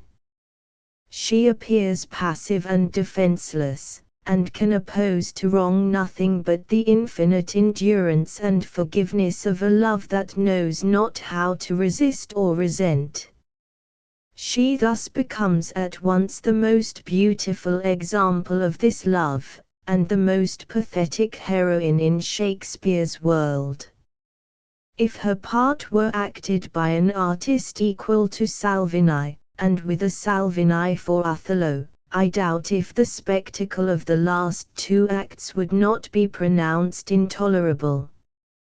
Of course this later impression of Desdemona is perfectly right, but it must be carried back and united with the earlier before we can see what Shakespeare imagined.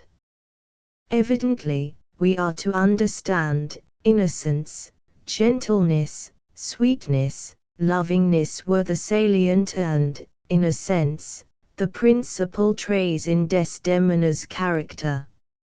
She was, as her father supposed her to be, a maiden never bold, of spirit so still and quiet that her motion blushed at herself.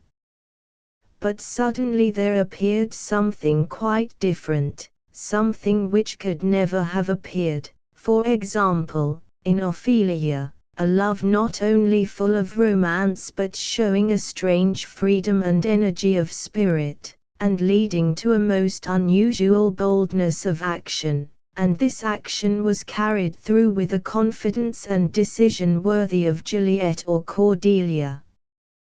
Desdemona does not shrink before the Senate, and her language to her father, though deeply respectful, is firm enough to stir in us some sympathy with the old man who could not survive his daughter's loss.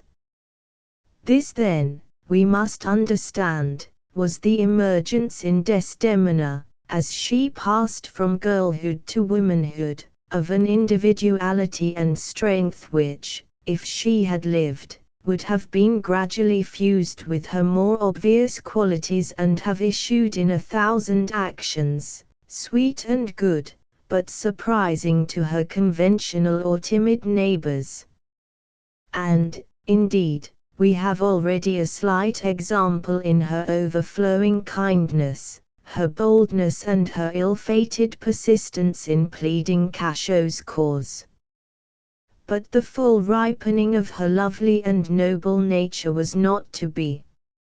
In her brief wedded life she appeared again chiefly as the sweet and submissive being of her girlhood, and the strength of her soul, first evoked by love, found scope to show itself only in a love which, when harshly repulsed, blamed only its own pain, when bruised, only gave forth a more exquisite fragrance, and, when rewarded with death, summoned its last laboring breath to save its murderer.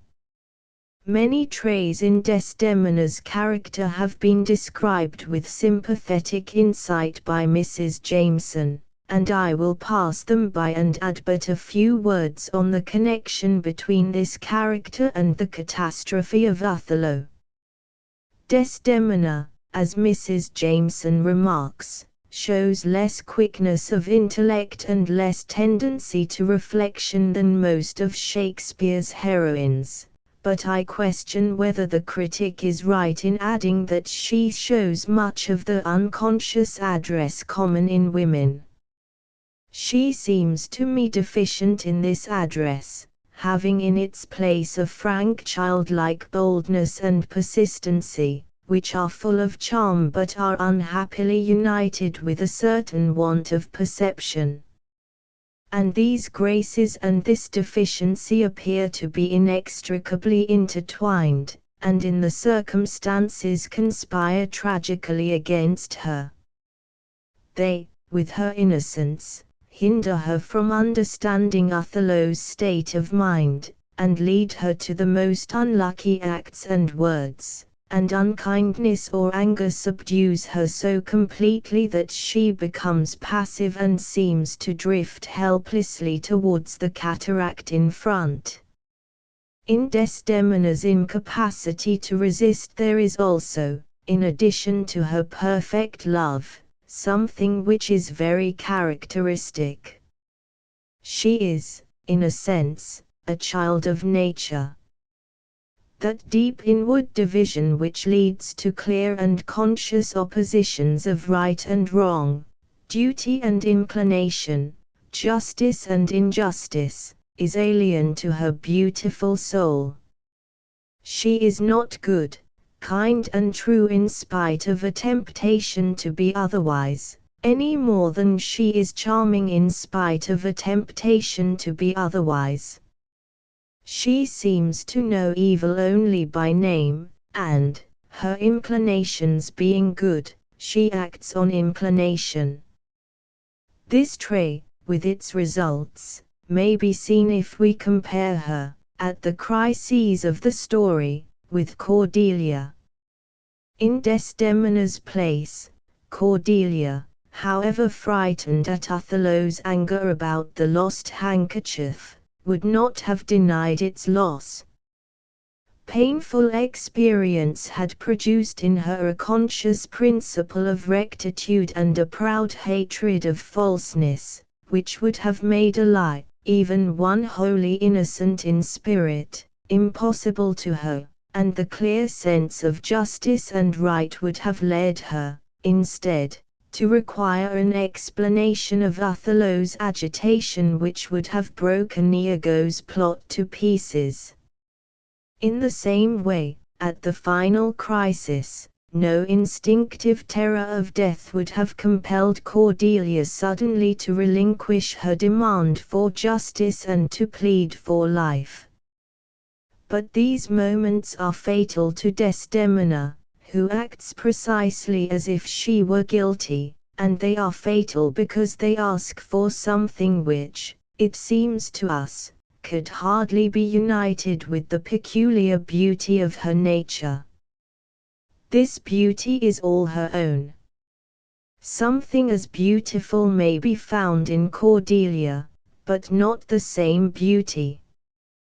Desdemona, confronted with Lear's foolish but pathetic demand for a profession of love, could have done, I think, what Cordelia could not do, could have refused to compete with her sisters, and yet have made her father feel that she loved him well.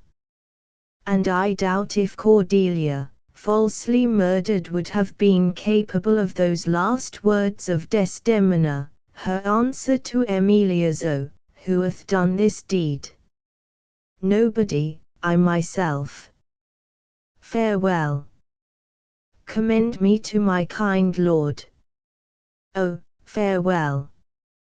Were we intended to remember, as we hear this last falsehood, that other falsehood, it is not lost, and to feel that, alike in the momentary child's fear and the deathless woman's love, Desdemona is herself and herself alone. 106, footnotes, 85. One instance is worth pointing out, because the passage in Othello has, oddly enough, given trouble. Desdemona says of the maid Barbara, "She was in love, and he she loved proved mad and did forsake her." Theobald changed mad to bad. Warburton read, "And he she loved forsook her, and she proved mad." Johnson said mad meant only wild, frantic, uncertain. But what Desdemona says of Barbara is just what Ophelia might have said of herself. 86. The whole force of the passages referred to can be felt only by a reader. The Othello of our stage can never be Shakespeare's Othello, any more than the Cleopatra of our stage can be his Cleopatra. 87, cp. 9. 88. Even here, however, there is a great difference, for although the idea of such a power is not suggested by King Lear as it is by Hamlet and Macbeth, it is repeatedly expressed by persons in the drama. Of such references there are very few in Othello. But for somewhat frequent allusions to hell and the devil, the view of the characters is almost strictly secular. Desdemona's sweetness and forgivingness are not based on religion, and her only way of accounting for her undeserved suffering is by an appeal to fortune. "It is my wretched fortune." 4-128. In like manner Othello can only appeal to fate. v. 264. But, O vain boast! Who can control his fate? 89. Ulrici has good remarks, though he exaggerates, on this point and the element of intrigue. 90. And neither she nor Othello observes what handkerchief it is. Else she would have remembered how she came to lose it, and would have told Othello, and Othello, too, would at once have detected Iago's lie. 438, that he had seen Cassio wipe his beard with the handkerchief today. For in fact the handkerchief had been lost not an hour before Iago told that lie, line 288 of the same scene, and it was at that moment in his pocket. He lied therefore most rashly, but with his usual luck. 91. For those who know the end of the story, there is a terrible irony in the enthusiasm with which Cassio greets the arrival of Desdemona in Cyprus. Her ship, which is also Iago's, sets out from Venice a week later than the others, but reaches Cyprus on the same day with them. Tempests themselves, high seas and howling winds, the guttered rocks and congregated sands, traitors in steep D to clog the guiltless keel, as having sense of beauty, do omit their mortal natures, letting go safely by the divine Desdemona. So swiftly does fate conduct her to her doom. 92. The dead bodies are not carried out at the end, as they must have been if the bed had been on the main stage, for this had no front curtain. The curtains within which the bed stood were drawn together at the words, "Let it be hid," v2 365. 93. Against which may be set the scene of the blinding of Gloucester in King Lear. 94. The reader who is tempted by it should, however, first ask himself whether Othello does act like a barbarian, or like a man who, though wrought almost to madness, does all in honor. 95. For the actor, then, to represent him as violently angry when he cashiers Cassio is an utter mistake. 96. I cannot deal fully with this point in the lecture.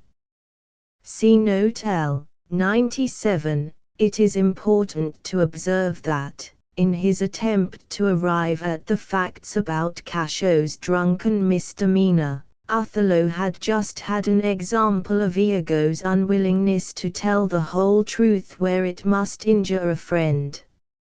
No wonder he feels in the temptation scene that this honest creature doubtless sees and knows more, much more, than he unfolds. 98. To represent that Venetian women do not regard adultery so seriously as Othello does, and again that Othello would be wise to accept the situation like an Italian husband, is one of Iago's most artful and most maddening devices. 99. If the reader has ever chanced to see an African violently excited, he may have been startled to observe how completely at a loss he was to interpret those bodily expressions of passion which in a fellow countryman he understands at once, and in a European foreigner with somewhat less certainty. The effect of difference in blood in increasing Othello's bewilderment regarding his wife is not sufficiently realized. The same effect has to be remembered in regard to Desdemona's mistakes in dealing with Othello in his anger. 100. See note M. 101. Compare Winter's Tale, I2. 137 ff. Can thy dam, matey be, affection? Thy intention stabs the centre, thou dost make possible things not so held, communicatest with dreams, how can this be? With what's unreal thou coctive art, and fellow st nothing. Then 'tis very credent thou mayest cahoin with something, and thou dost, and that beyond commission, and I find it, and that to the infection of my brains and hardening of my brows. 102. See note O. 103. New illustrations, 2. 281, 104, Lectures on Shakespeare, ed. p. 386. 105. I will not discuss the further question whether, granted that to Shakespeare Othello was a black, he should be represented as a black in our theatres now. I dare say not. We do not like the real Shakespeare. We like to have his language pruned and his conceptions flattened into something that suits our mouths and minds. And even if we were prepared to make an effort, still, as Lamb observes, to imagine is one thing and to see is another. Perhaps if we saw Othello coal-black with the bodily eye, the aversion of our blood, an aversion which comes as near to being merely physical as anything human can, would overpower our imagination and sink us below not Shakespeare only but the audiences of the 17th and 18th centuries. As I have mentioned Lamb, I may observe that he differed from Coleridge as to Othello's colour, but, I am sorry to add, thought Desdemona to stand in need of excuse. This noble lady, with a singularity rather to be wondered at than imitated, had chosen for the object of her affections a Moor, a black. Neither is Desdemona to be altogether condemned for the unsuitableness of the person whom she selected for her lover. Tales from Shakespeare. Others, of course, have gone much further and have treated all the calamities of the tragedy as a sort of judgment on Desdemona's rashness, wilfulness and undutifulness. There is no arguing with opinions like this, but I cannot believe that even Lamb is true to Shakespeare in implying that Desdemona is in some degree to be condemned. What is there in the play to show that Shakespeare regarded her marriage differently from Imogen's? 106. When Desdemona spoke her last words, perhaps that line of the ballad which she sang an hour before her death was still busy in her brain, "Let nobody blame him, his scorn I approve."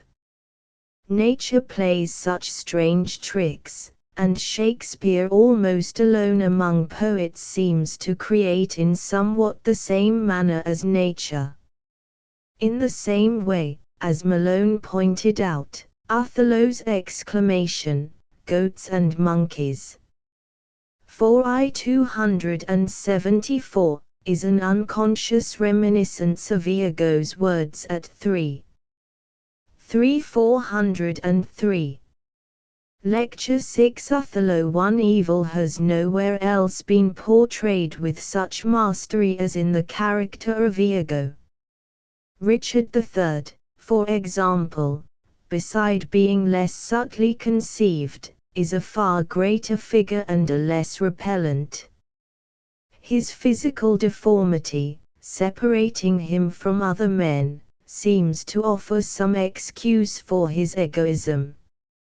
In spite of his egoism, too, he appears to us more than a mere individual. He is the representative of his family, the fury of the House of York. Nor is he so negative as Iago. He has strong passions, he has admirations, and his conscience disturbs him. There is the glory of power about him. Though an excellent actor, he prefers force to fraud, and in his world there is no general illusion as to his true nature. Again, to compare Iago with the Satan of Paradise Lost seems almost absurd, so immensely does Shakespeare's man exceed Milton's fiend in evil.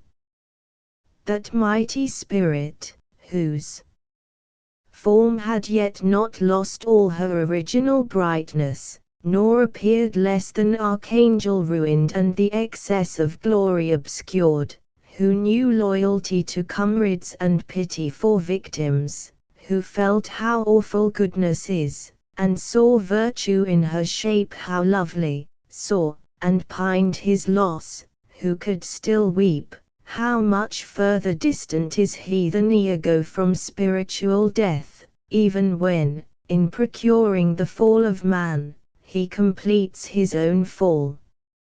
It is only in Goethe's Mephistopheles that a fit companion for Iago can be found.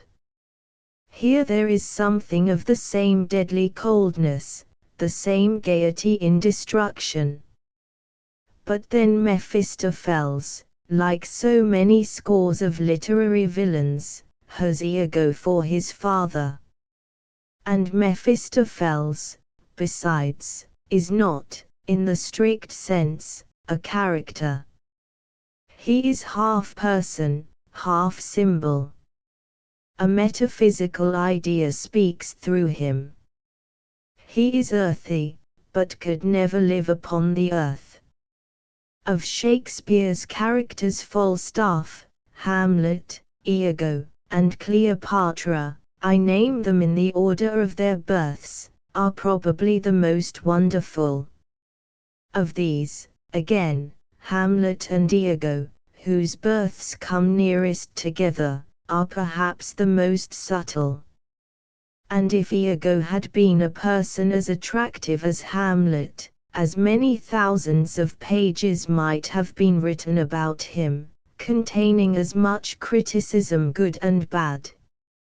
As it is, the majority of interpretations of his character are inadequate not only to Shakespeare's conception, but, I believe, to the impressions of most readers of taste who are unbewildered by analysis.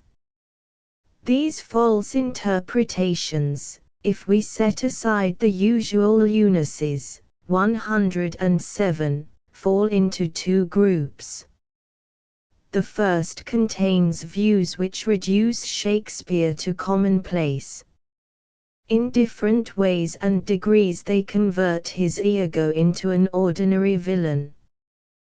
Their Iago is simply a man who has been slighted and revenges himself, or a husband who believes he has been wronged, and will make his enemy suffer a jealousy worse than his own, or an ambitious man determined to ruin his successful rival, one of these, or a combination of these, endowed with unusual ability and cruelty. These are the more popular views. The second group of false interpretations is much smaller, but it contains much weightier matter than the first. Here Iago is a being who hates good simply because it is good, and loves evil purely for itself.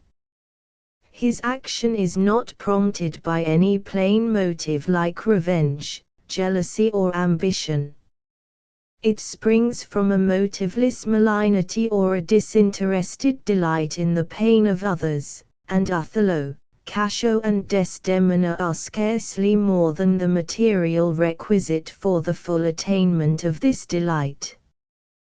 This second Iago, evidently, is no conventional villain, and he is much nearer to Shakespeare's Iago than the first.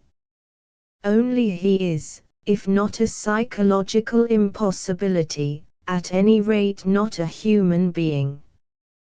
He might be in place, therefore, in a symbolical poem like Faust, but in a purely human drama like Othello he would be a ruinous blunder. Moreover, he is not in Othello, he is a product of imperfect observation and analysis. Coleridge, the author of that misleading phrase motiveless malignity, has some fine remarks on Iago, and the essence of the character has been described, first in some of the best lines Hazlitt ever wrote, and then rather more fully by Mr. Swinburne, so admirably described that I am tempted merely to read and illustrate these two criticisms. This plan, however, would make it difficult to introduce all that I wish to say. I propose, therefore, to approach the subject directly, and, first, to consider how Iago appeared to those who knew him, and what inferences may be drawn from their illusions, and then to ask what, if we judge from the play, his character really was. And I will indicate the points where I am directly indebted to the criticisms just mentioned. But two warnings are first required. One of these concerns Iago's nationality. It has been held that he is a study of that peculiarly Italian form of villainy which is considered both too clever and too diabolical for an Englishman. I doubt if there is much more to be said for this idea than for the notion that Othello is a study of Moorish character. No doubt the belief in that Italian villainy was prevalent in Shakespeare's time, and it may perhaps have influenced him in some slight degree both here and in drawing the character of Iachimo in Cymbeline. But even this slight influence seems to me doubtful. If Don John in Much Ado had been an Englishman, critics would have admired Shakespeare's discernment in making his English villain sulky and stupid. If Edmund's father had been Duke of Ferrara instead of Earl of Gloucester, they would have said that Edmund could have been nothing but an Italian. Change the name and country of Richard III, and he would be called a typical despot of the Italian Renaissance. Change those of Juliet, and we should find her wholesome English nature contrasted with the southern dreaminess of Romeo. But this way of interpreting Shakespeare is not Shakespearean. With him the differences of period, race, nationality and locality have little bearing on the inward character, though they sometimes have a good deal on the total imaginative effect of his figures. When he does lay stress on such differences, his intention is at once obvious, as in characters like Fluellen or Sir Hugh Evans, or in the talk of the French princes before the Battle of Agincourt. I may add that Iago certainly cannot be taken to exemplify the popular Elizabethan idea of a disciple of Machiavelli. There is no sign that he is in theory an atheist or even an unbeliever in the received religion. On the contrary, he uses its language, and says nothing resembling the words of the prologue to the Jew of Malta, I count religion but a childish toy, and hold there is no sin but ignorance. Aaron in Titus Andronicus might have said this, and is not more likely to be Shakespeare's creation on that account, but not Iago. I come to a second warning. One must constantly remember not to believe a syllable that Iago utters on any subject, including himself, until one has tested his statement by comparing it with known facts and with other statements of his own or of other people, and by considering whether he had in the particular circumstances any reason for telling a lie or for telling the truth. The implicit confidence which his acquaintances placed in his integrity has descended to most of his critics, and this, reinforcing the comical habit of quoting as Shakespeare's own statement everything said by his characters, has been a fruitful source of misinterpretation. I will take as an instance the very first assertions made by Iago. In the opening scene he tells his dupe Roderigo that 3 great men of Venice went to Othello and begged him to make Iago his lieutenant, that Othello, out of pride and obstinacy, refused, that in refusing he talked a deal of military rigmarole, and ended by declaring, falsely, we are to understand, that he had already filled up the vacancy, that Cassio, whom he chose, had absolutely no practical knowledge of war, nothing but bookish theoric, mere prattle, arithmetic, whereas Iago himself had often fought by Othello's side, and by old gradation too ought to have been preferred. Most or all of this is repeated by some critics as though it were information given by Shakespeare, and the conclusion is quite naturally drawn that Iago had some reason to feel aggrieved. But if we ask ourselves how much of all this is true, we shall answer, I believe, as follows. It is absolutely certain that Othello appointed Cassio his lieutenant, and nothing else is absolutely certain. But there is no reason to doubt the statement that Iago had seen service with him, nor is there anything inherently improbable in the statement that he was solicited by three great personages on Iago's behalf. On the other hand, the suggestions that he refused out of pride and obstinacy, and that he lied in saying he had already chosen his officer, have no verisimilitude, and if there is any fact at all, as there probably is, behind Iago's account of the conversation, it doubtless is the fact that Iago himself was ignorant of military science, while Cassio was an expert, and that Othello explained this to the great personages. That Cassio, again, was an interloper and a mere closet student without experience of war is incredible, considering first that Othello chose him for lieutenant, and secondly that the Senate appointed him to succeed Othello in command at Cyprus, and we have direct evidence that part of Iago's statement is a lie. For Desdemona happens to mention that Cassio was a man who all his time had founded his good fortunes on Othello's love and had shared dangers with him. 3493.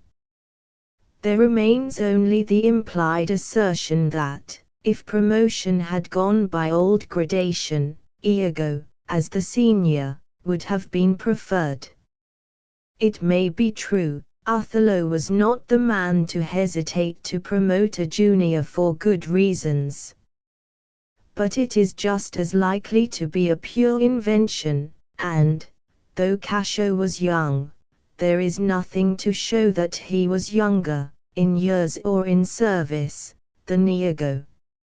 Iago, for instance, never calls him young as he does Roderigo, and a mere youth would not have been made governor of Cyprus. What is certain, finally, in the whole business is that Othello's mind was perfectly at ease about the appointment, and that he never dreamed of Iago's being discontented at it, not even when the intrigue was disclosed and he asked himself how he had offended Iago. 2. It is necessary to examine in this manner every statement made by Iago. But it is not necessary to do so in public, and I proceed to the question what impression he made on his friends and acquaintances. In the main there is here no room for doubt. Nothing could be less like Iago than the melodramatic villain so often substituted for him on the stage, a person whom everyone in the theatre knows for a scoundrel at the first glance. Iago, we gather, was a Venetian, 108, soldier, 28 years of age, who had seen a good deal of service and had a high reputation for courage. Of his origin we are ignorant, but, unless I am mistaken, he was not of gentle birth or breeding. 109, he does not strike one as a degraded man of culture, for all his great powers, he is vulgar, and his probable want of military science may well be significant. He was married to a wife who evidently lacked refinement, and who appears in the drama almost in the relation of a servant to Desdemona. His manner was that of a blunt, bluff soldier, who spoke his mind freely and plainly. He was often hearty, and could be thoroughly jovial, but he was not seldom rather rough and caustic of speech, and he was given to making remarks somewhat disparaging to human nature. He was aware of this trait in himself, and frankly admitted that he was nothing if not critical, and that it was his nature to spy into abuses.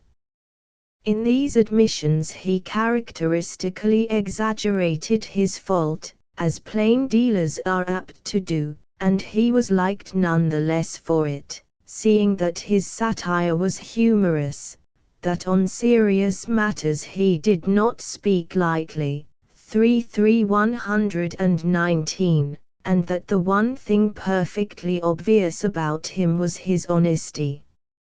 Honest is the word that springs to the lips of everyone who speaks of him. It is applied to him some 15 times in the play, not to mention some half-dozen where he employs it, in derision, of himself. In fact, he was one of those sterling men who, in disgust at gush, say cynical things which they do not believe, and then, the moment you are in trouble, put in practice the very sentiment they had laughed at. On such occasions he showed the kindliest sympathy and the most eager desire to help.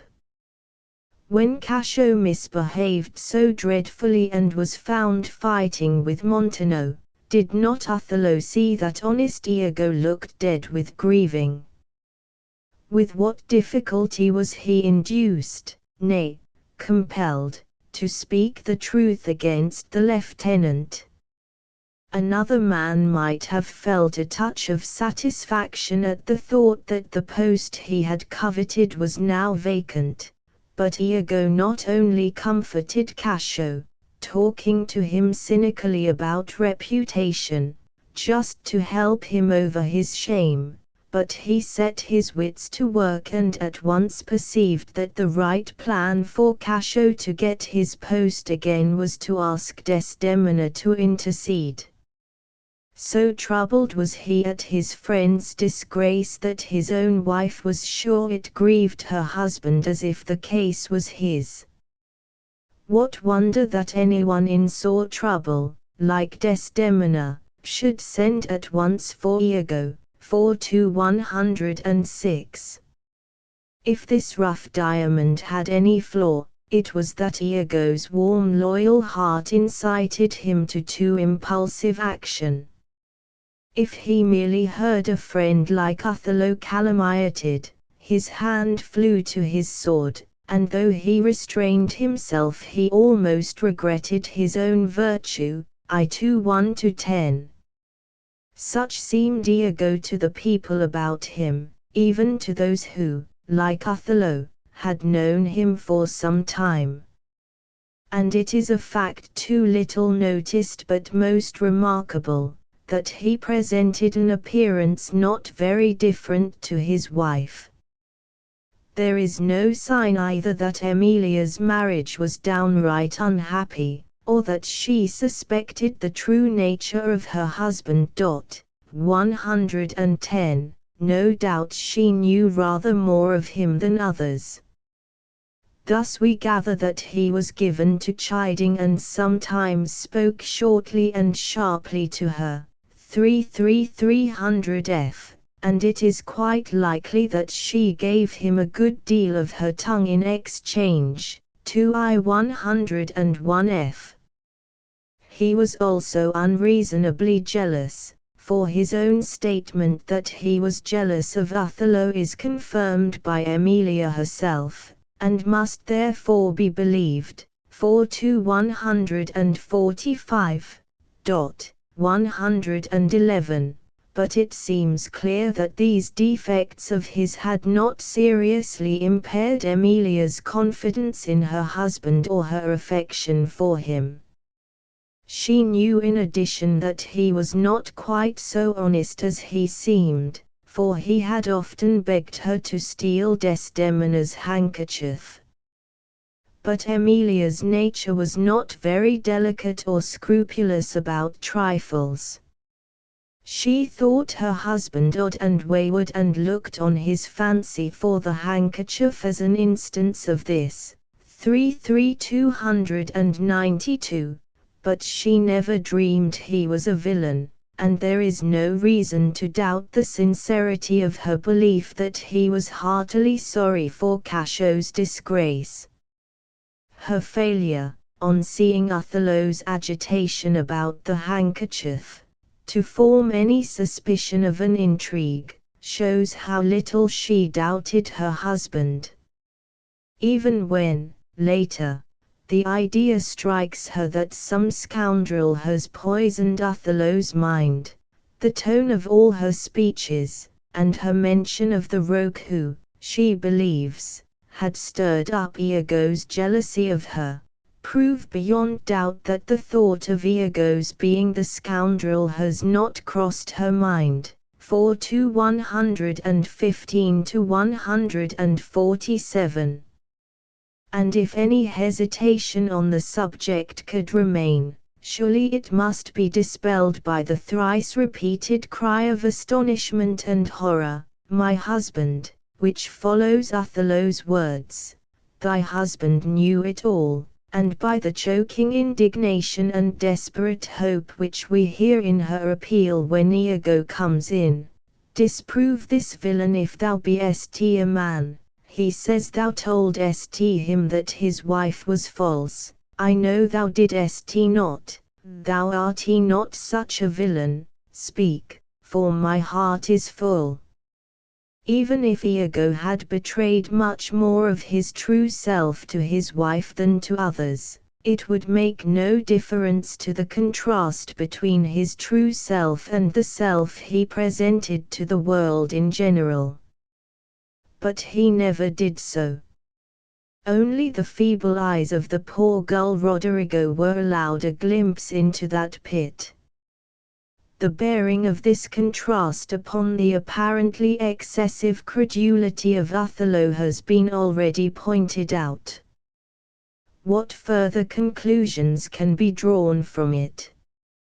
Obviously, to begin with, the inference, which is accompanied by a thrill of admiration, that Iago's powers of dissimulation and of self-control must have been prodigious, for he was not a youth, like Edmund, but had worn this mask for years, and he had apparently never enjoyed, like Richard, occasional explosions of the reality within him.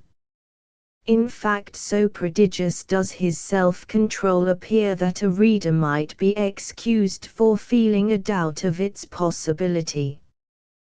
But there are certain observations and further inferences which, apart from confidence in Shakespeare, would remove this doubt.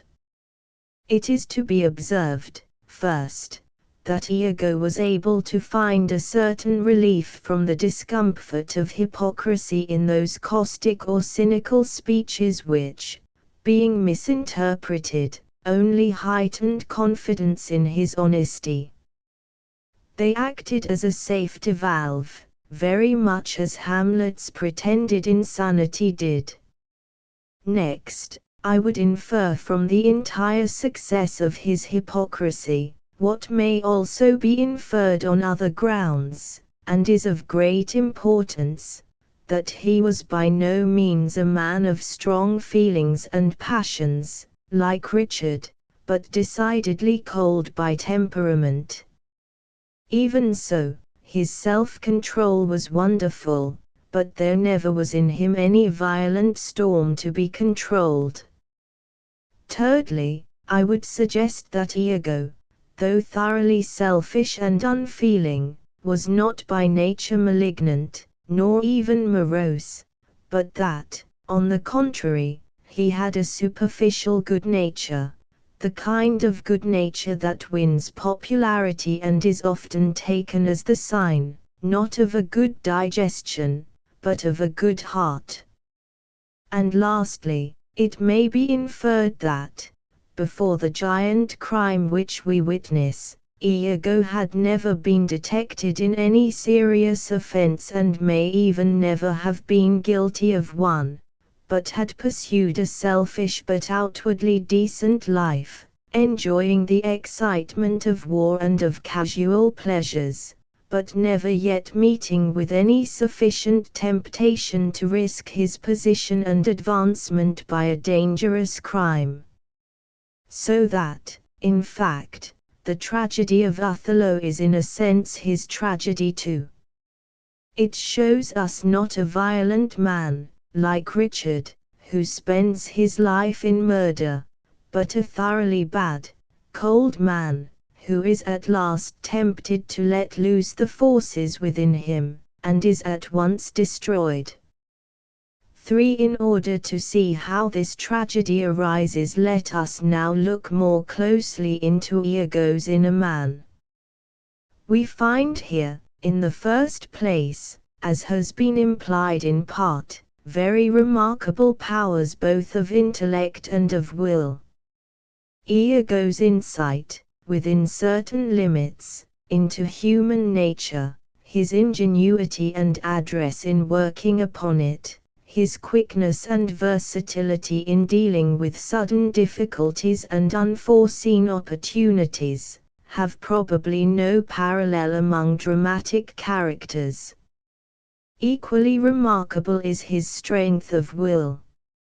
Not Socrates himself, not the ideal sage of the Stoics, was more lord of himself than Iago appears to be. It is not merely that he never betrays his true nature, he seems to be master of all the motions that might affect his will. In the most dangerous moments of his plot, when the least slip or accident would be fatal, he never shows a trace of nervousness.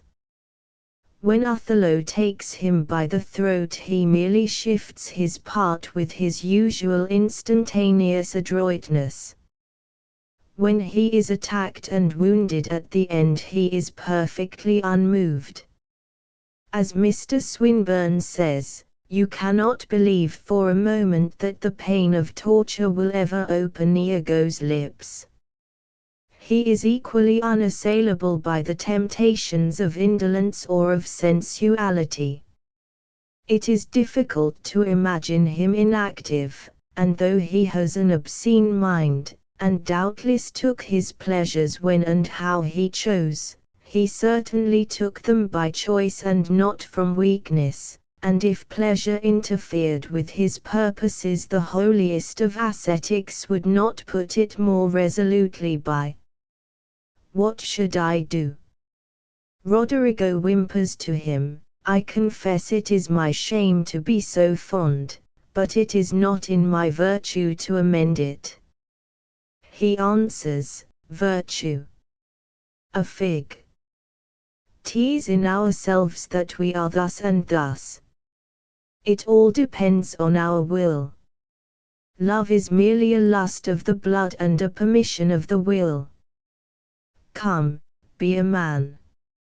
Ere I would say I would drown myself for the love of a guinea hen, I would change my humanity with a baboon. Forget for a moment that love is for Iago the appetite of a baboon, forget that he is as little assailable by pity as by fear or pleasure, and you will acknowledge that this lordship of the will, which is his practice as well as his doctrine, is great, almost sublime. Indeed, in intellect, always within certain limits, and in will, considered as a mere power, and without regard to its objects, Iago is great. To what end does he use these great powers? His creed, for he is no skeptic, he has a definite creed, is that absolute egoism is the only rational and proper attitude, and that conscience or honor or any kind of regard for others is an absurdity. He does not deny that this absurdity exists. He does not suppose that most people secretly share his creed, while pretending to hold and practice another. On the contrary, he regards most people as honest fools. He declares that he has never yet met a man who knew how to love himself, and his one expression of admiration in the play is for servants who, trimmed in forms and visages of duty, keep yet their hearts attending on themselves. These fellows, he says, have some soul. He professes to stand, and he attempts to stand, wholly outside the world of morality. The existence of Iago's creed and of his corresponding practice is evidently connected with a characteristic in which he surpasses nearly all the other inhabitants of Shakespeare's world. Whatever he may once have been, he appears, when we meet him, to be almost destitute of humanity, of sympathetic or social feeling. He shows no trace of affection, and in presence of the most terrible suffering he shows either pleasure or an indifference which, if not complete, is nearly so. Here, however, we must be careful. It is important to realize, and few readers are in danger of ignoring, this extraordinary deadness of feeling, but it is also important not to confuse it with a general positive ill will. When Iago has no dislike or hostility to a person, he does not show pleasure in the suffering of that person, he shows at most the absence of pain. There is, for instance, not the least sign of his enjoying the distress of Desdemona. But his sympathetic feelings are so abnormally feeble and cold that, when his dislike is roused, or when an indifferent person comes in the way of his purpose, there is scarcely anything within him to prevent his applying the torture. What is it that provokes his dislike or hostility? Here again we must look closely. Iago has been represented as an incarnation of envy, as a man who, being determined to get on in the world, regards everyone else with enmity as his rival. But this idea, though containing truth, seems much exaggerated. Certainly he is devoted to himself, but if he were an eagerly ambitious man, surely we should see much more positive signs of this ambition, and surely too, with his great powers, he would already have risen high, instead of being a mere ensign, short of money, and playing Captain Rook to Roderigo's Mr. Pigeon. Taking all the facts, one must conclude that his desires were comparatively moderate and his ambition weak, that he probably enjoyed war keenly, but, if he had money enough, did not exert himself greatly to acquire reputation or position, and, therefore, that he was not habitually burning with envy and actively hostile to other men as possible competitors. But what is clear is that Iago is keenly sensitive to anything that touches his pride or self-esteem.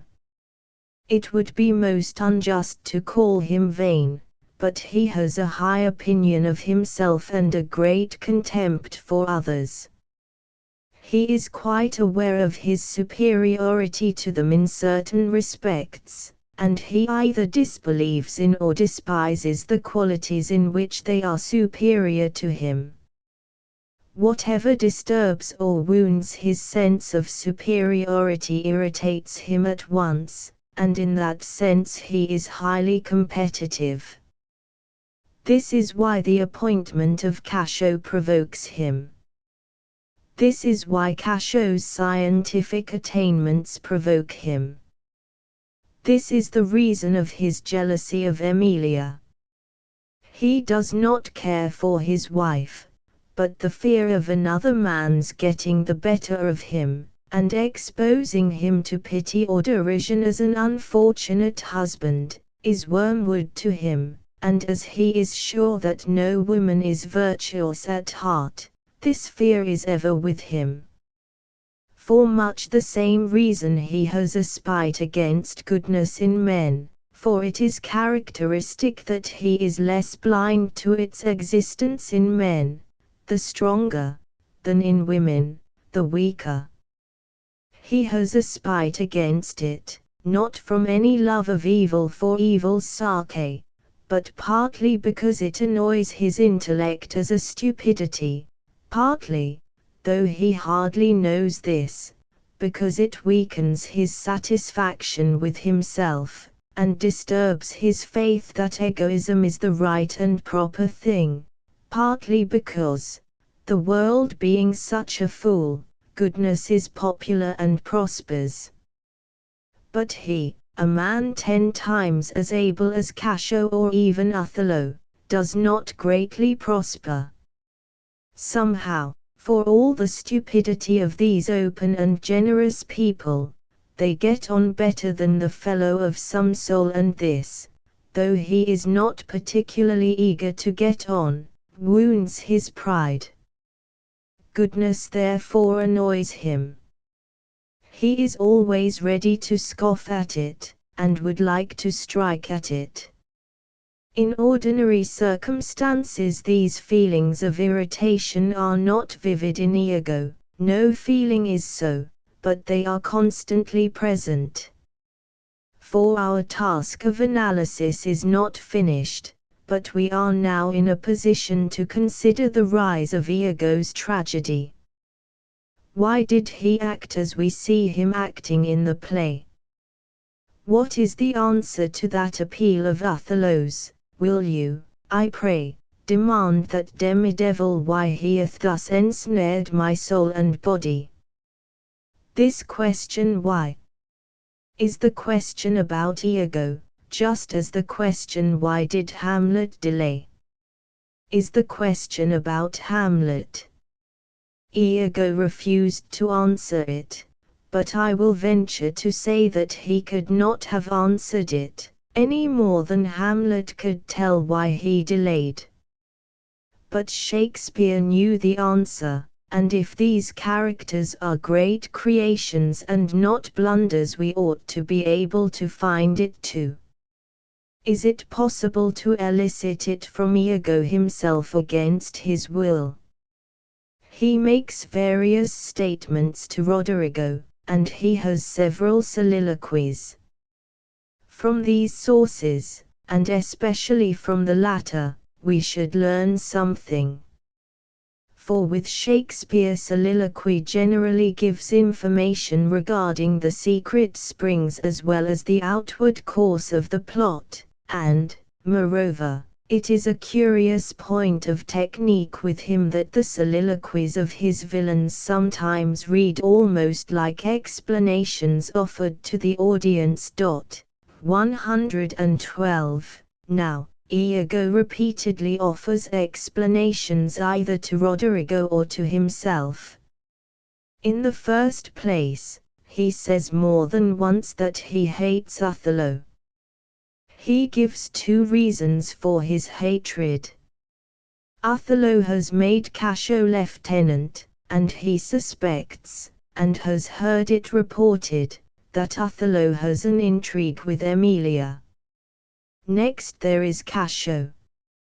He never says he hates Cassio, but he finds in him 3 causes of offense. Cassio has been preferred to him, he suspects him too of an intrigue with Emilia, and, lastly, Cassio has a daily beauty in his life which makes Iago ugly.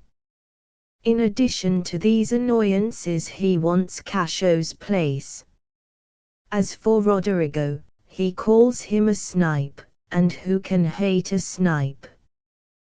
But Roderigo knows too much, and he is becoming a nuisance, getting angry, and asking for the gold and jewels he handed to Iago to give to Desdemona.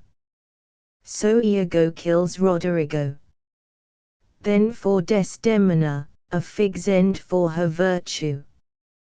But he has no ill will to her. In fact, he loves her, though he is good enough to explain, varying the word, that his lust is mixed with a desire to pay Othello in his own coin.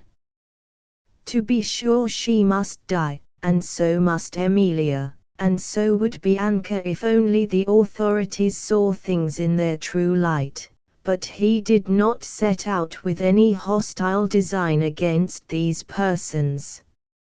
Is the account which Iago gives of the causes of his action the true account? The answer of the most popular view will be, yes. Iago was, as he says, chiefly incited by two things, the desire of advancement, and a hatred of Othello due principally to the affair of the lieutenancy. These are perfectly intelligible causes, we have only to add to them unusual ability and cruelty, and all is explained. Why should Coleridge and Hazlitt and Swinburne go further afield? To which last question I will at once oppose these: if your view is correct, why should Iago be considered an extraordinary creation, and is it not odd that the people who reject it are the people who elsewhere show an exceptional understanding of Shakespeare? The difficulty about this popular view is, in the first place, that it attributes to Iago what cannot be found in the Iago of the play. Its Iago is impelled by passions, a passion of ambition and a passion of hatred, for no ambition or hatred short of passion could drive a man who is evidently so clear-sighted, and who must hitherto have been so prudent, into a plot so extremely hazardous. Why, then, in the Iago of the play do we find no sign of these passions or of anything approaching to them? Why, if Shakespeare meant that Iago was impelled by them, does he suppress the signs of them? Surely not from want of ability to display them. The poet who painted Macbeth and Shylock understood his business. Who ever doubted Macbeth's ambition or Shylock's hate? And what resemblance is there between these passions and any feeling that we can trace in Iago? The resemblance between a volcano in eruption and a flameless fire of coke, the resemblance between a consuming desire to hack and hew your enemy's flesh, and the resentful wish, only too familiar in common life, to inflict pain in return for a slight. Passion, in Shakespeare's plays, is perfectly easy to recognize. What vestige of it, of passion unsatisfied or of passion gratified, is visible in Iago? None. That is the very horror of him. He has less passion than an ordinary man, and yet he does these frightful things. The only ground for attributing to him, I do not say a passionate hatred, but anything deserving the name of hatred at all, is his own statement, "I hate Othello," and we know what his statements are worth. But the popular view, beside attributing to Iago what he does not show, ignores what he does show. It selects from his own account of his motives one or two, and drops the rest, and so it makes everything natural. but it fails to perceive how unnatural, how strange and suspicious, his own account is. Certainly he assigns motives enough, the difficulty is that he assigns so many. A man moved by simple passions due to simple causes does not stand fingering his feelings, industriously enumerating their sources, and groping about for new ones. But this is what ego does. And this is not all. These motives appear and disappear in the most extraordinary manner. Resentment at Cassio's appointment is expressed in the first conversation with Roderigo, and from that moment is never once mentioned again in the whole play. Hatred of Othello is expressed in the first act alone. Desire to get Cassio's place scarcely appears after the first soliloquy, and when it is gratified, ego does not refer to it by a single word. The suspicion of Cassio's intrigue with Emilia emerges suddenly, as an afterthought, not in the first soliloquy but the second, and then disappears forever. 113. Iago's love of Desdemona is alluded to in the second soliloquy. There is not the faintest trace of it in word or deed either before or after. The mention of jealousy of Othello is followed by declarations that Othello is infatuated about Desdemona and is of a constant nature, and during Othello's sufferings Iago never shows a sign of the idea that he is now paying his rival in his own coin. In the second soliloquy he declares that he quite believes Cassio to be in love with Desdemona. It is obvious that he believes no such thing, for he never alludes to the idea again, and within a few hours describes Cassio in soliloquy as an honest fool. His final reason for ill will to Cassio never appears till the fifth act. What is the meaning of all this? Unless Shakespeare was out of his mind, it must have a meaning. And certainly this meaning is not contained in any of the popular accounts of Iago. Is it contained then in Coleridge's word motive hunting?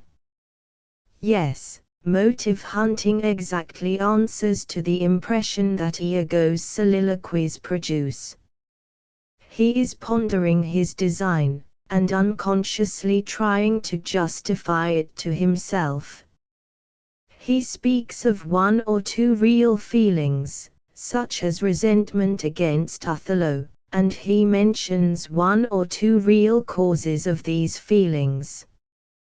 But these are not enough for him.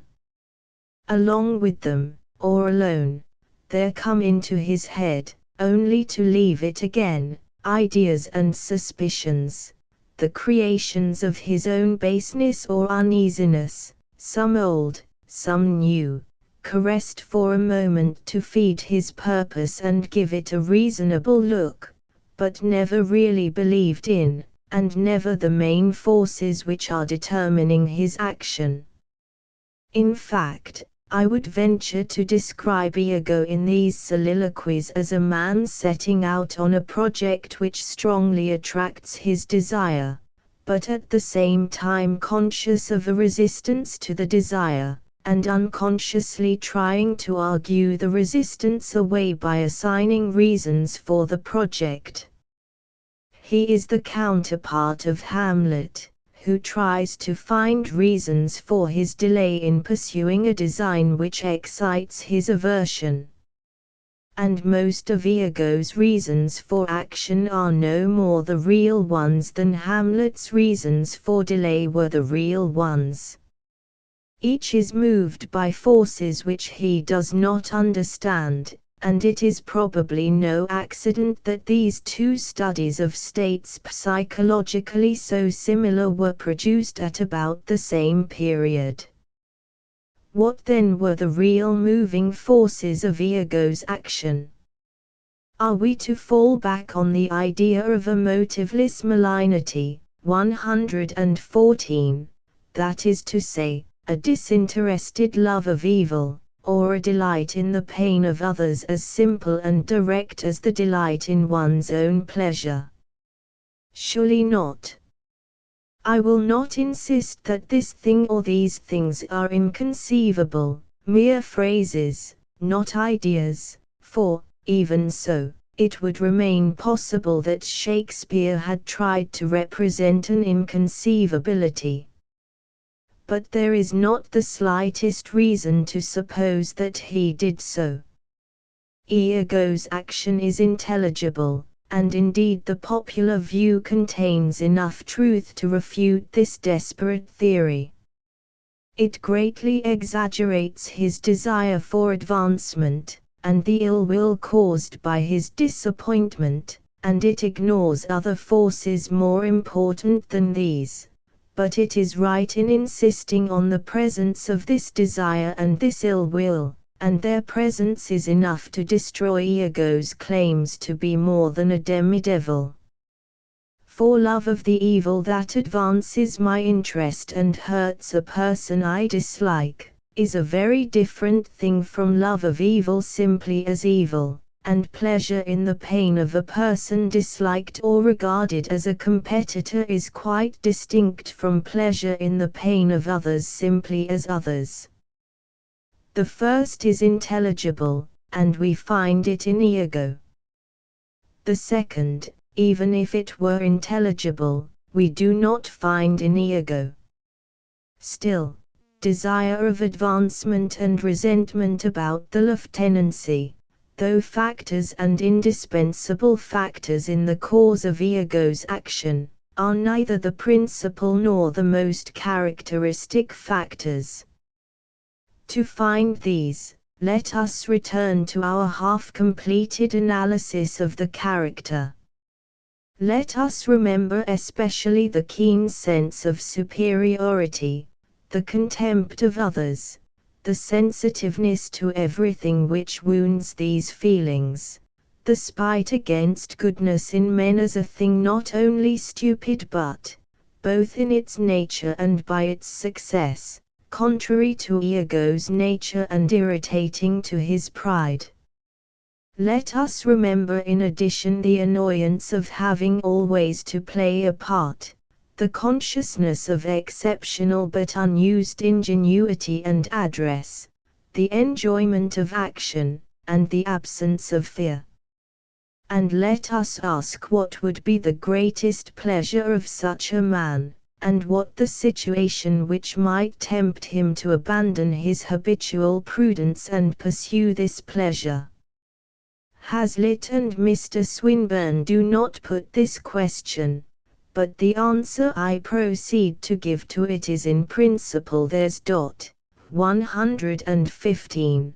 The most delightful thing to such a man would be something that gave an extreme satisfaction to his sense of power and superiority, and if it involved, secondly, the triumphant exertion of his abilities, and, thirdly, the excitement of danger, his delight would be consummated.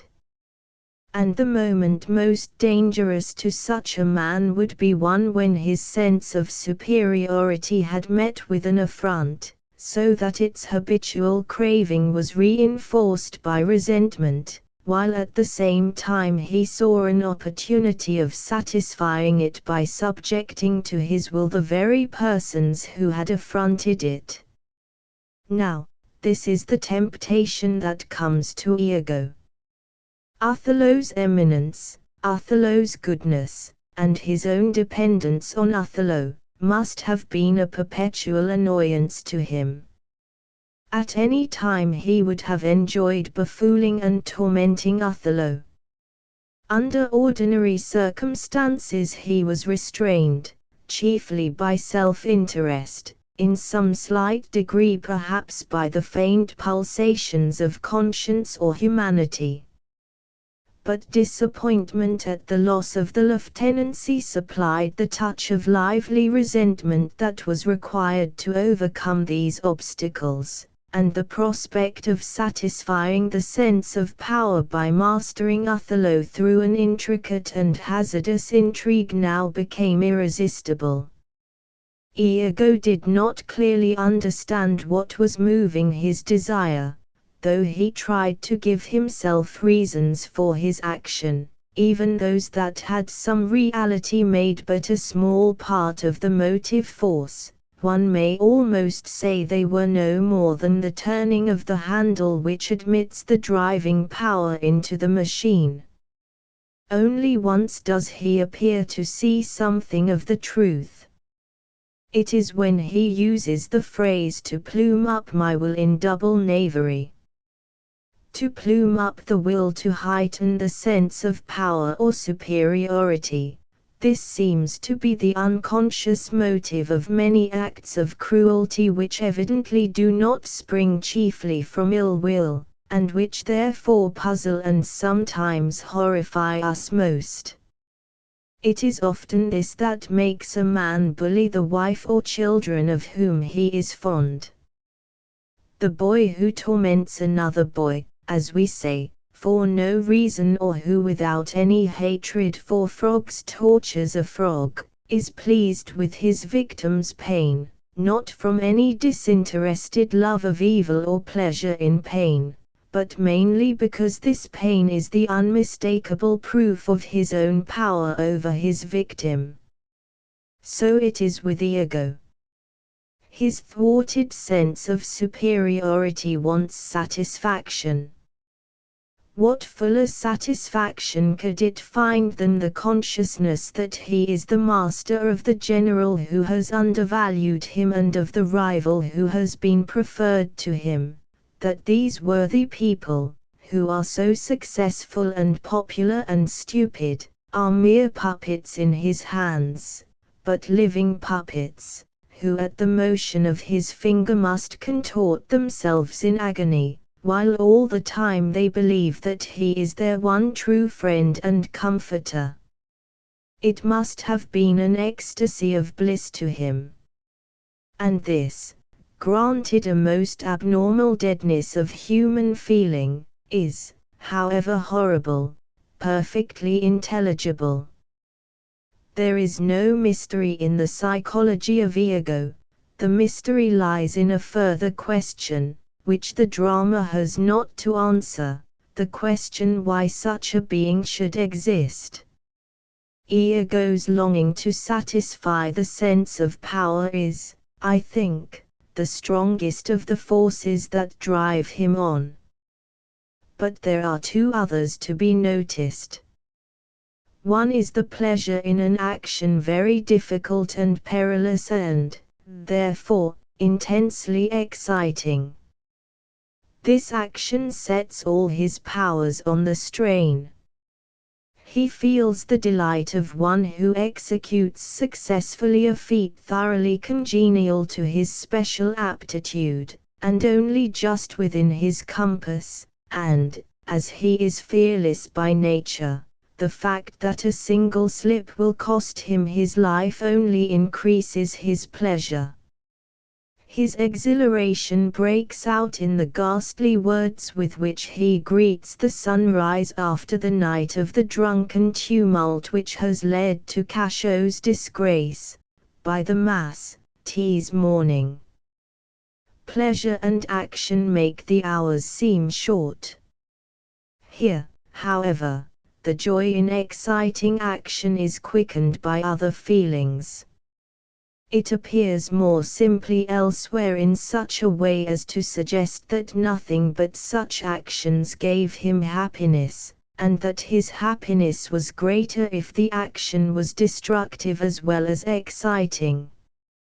We find it, for instance, in his gleeful cry to Roderigo, who proposes to shout to Brabantio in order to wake him and tell him of his daughter's flight, do, with like timorous, 116, accent and dire yell as when, by night and negligence, the fire is spied in populous cities. All through that scene, again, in the scene where Cassio is attacked and Roderigo murdered, everywhere where Iago is in physical action, we catch this sound of almost feverish enjoyment. His blood, usually so cold and slow, is racing through his veins. But Iago, finally, is not simply a man of action, he is an artist. His action is a plot, the intricate plot of a drama, and in the conception and execution of it he experiences the tension and the joy of artistic creation. He is, says Hazlitt, an amateur of tragedy in real life, and, instead of employing his invention on imaginary characters or long-forgotten incidents, he takes the bolder and more dangerous course of getting up his plot at home, casts the principal parts among his newest friends and connections, and rehearses it in downright earnest, with steady nerves and unabated resolution. Mr. Swinburne lays even greater stress on this aspect of Iago's character, and even declares that the very subtlest and strongest component of his complex nature is the instinct of what Mr. Carlyle would call an inarticulate poet.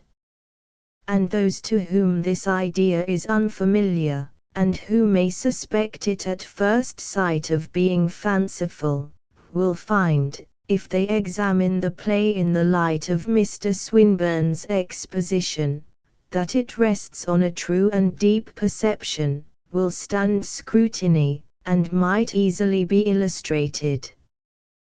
They may observe, to take only one point, the curious analogy between the early stages of dramatic composition and those soliloquies in which Iago broods over his plot, drawing at first only an outline, puzzled how to fix more than the main idea, and gradually seeing it develop and clarify as he works upon it or lets it work. Here at any rate Shakespeare put a good deal of himself into Iago. But the tragedian in real life was not the equal of the tragic poet.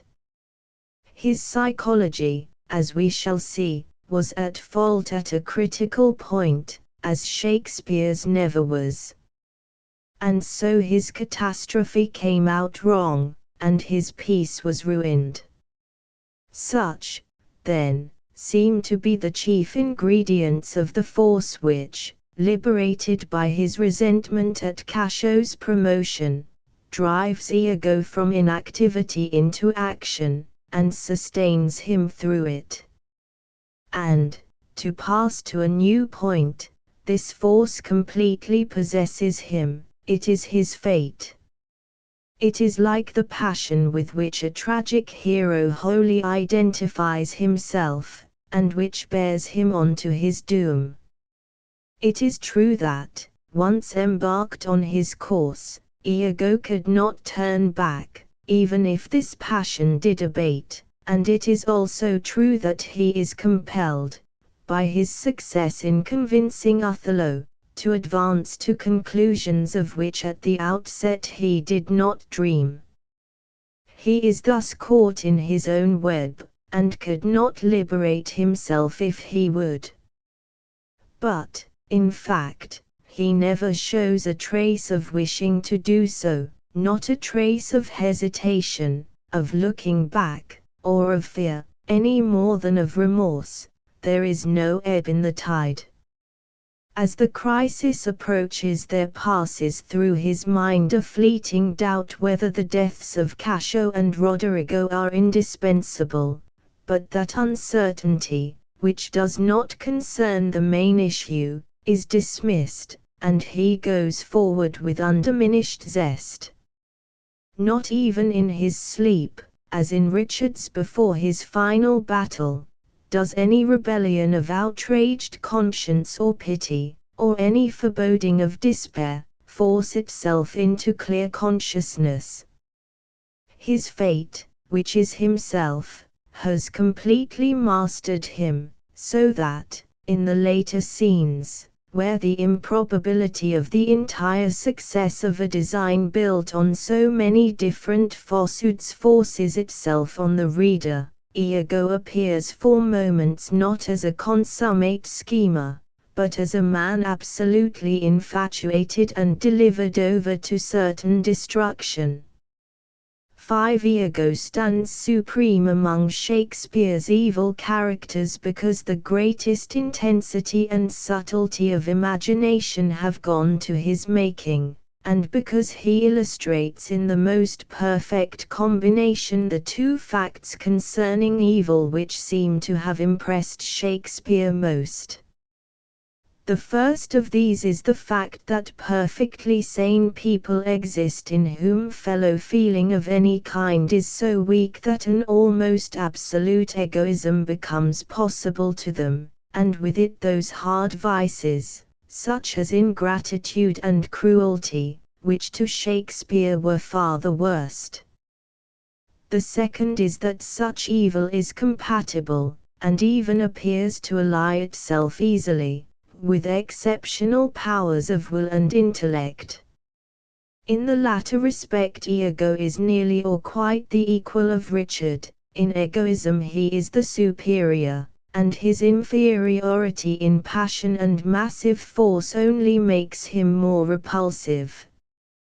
How is it then that we can bear to contemplate him, nay, that, if we really imagine him, we feel admiration and some kind of sympathy? Henry V tells us, "There is some soul of goodness in things evil, would men observingly distill it out, but here, it may be said, we are shown a thing absolutely evil, and, what is more dreadful still, this absolute evil is united with supreme intellectual power."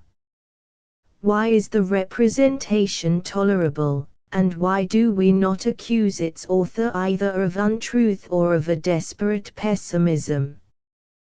To these questions it might at once be replied, Iago does not stand alone, he is a factor in a whole, and we perceive him there and not in isolation, acted upon as well as acting, destroyed as well as destroying. 117.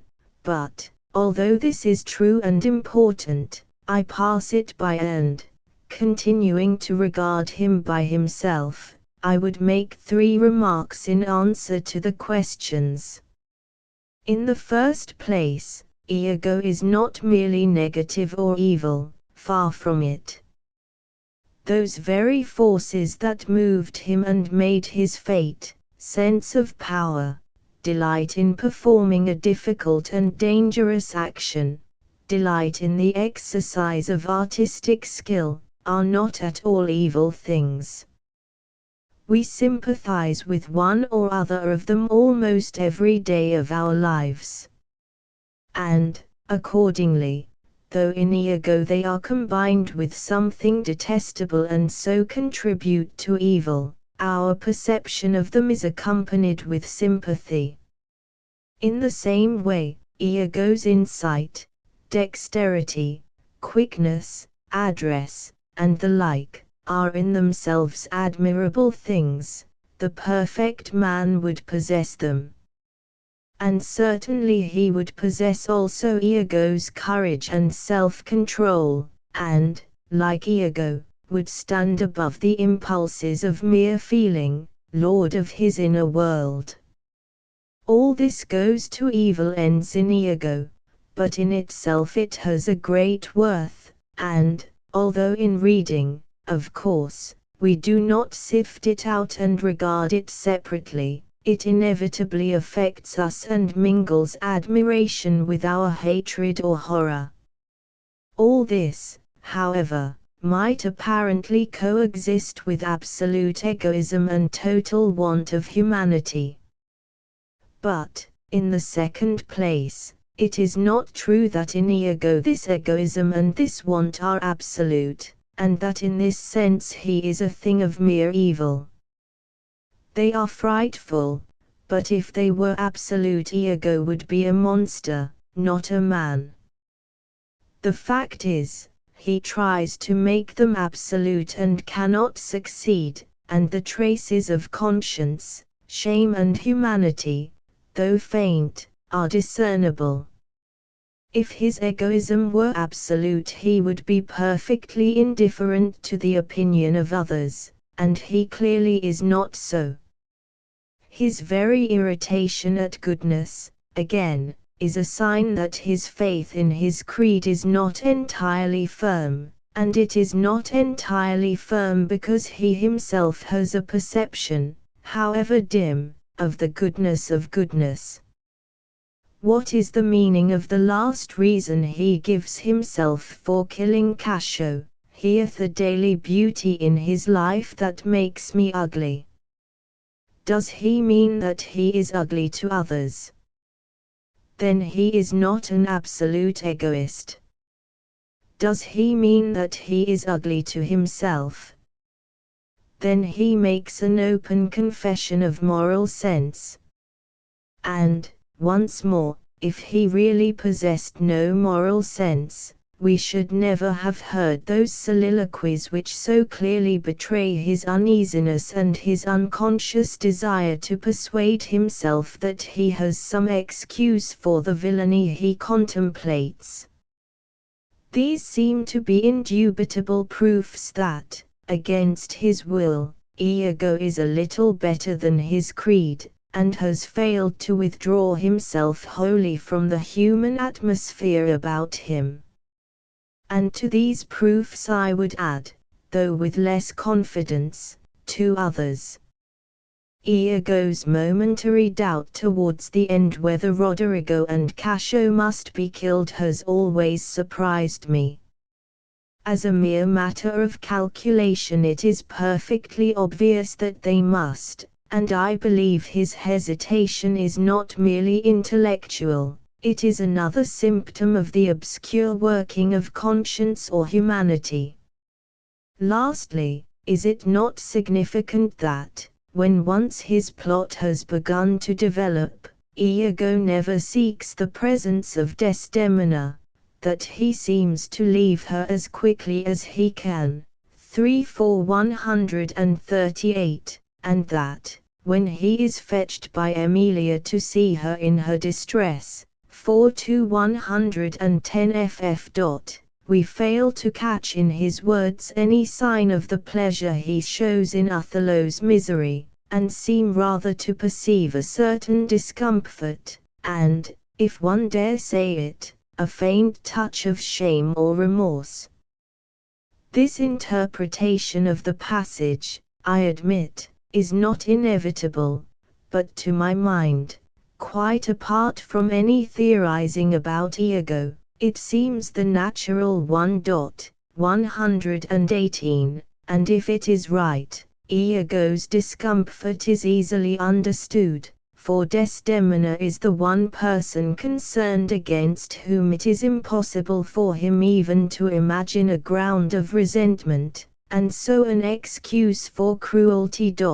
119.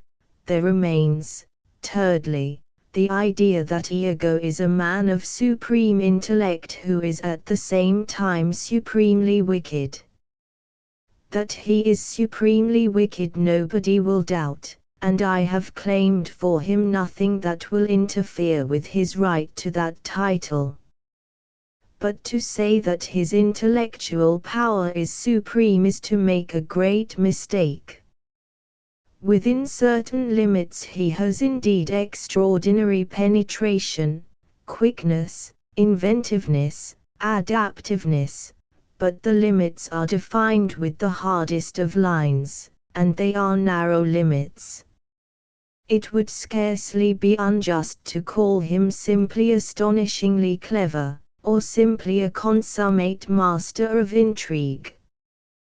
But compare him with one who may perhaps be roughly called a bad man of supreme intellectual power, Napoleon, and you see how small and negative Iago's mind is. incapable of Napoleon's military achievements, and much more incapable of his political constructions.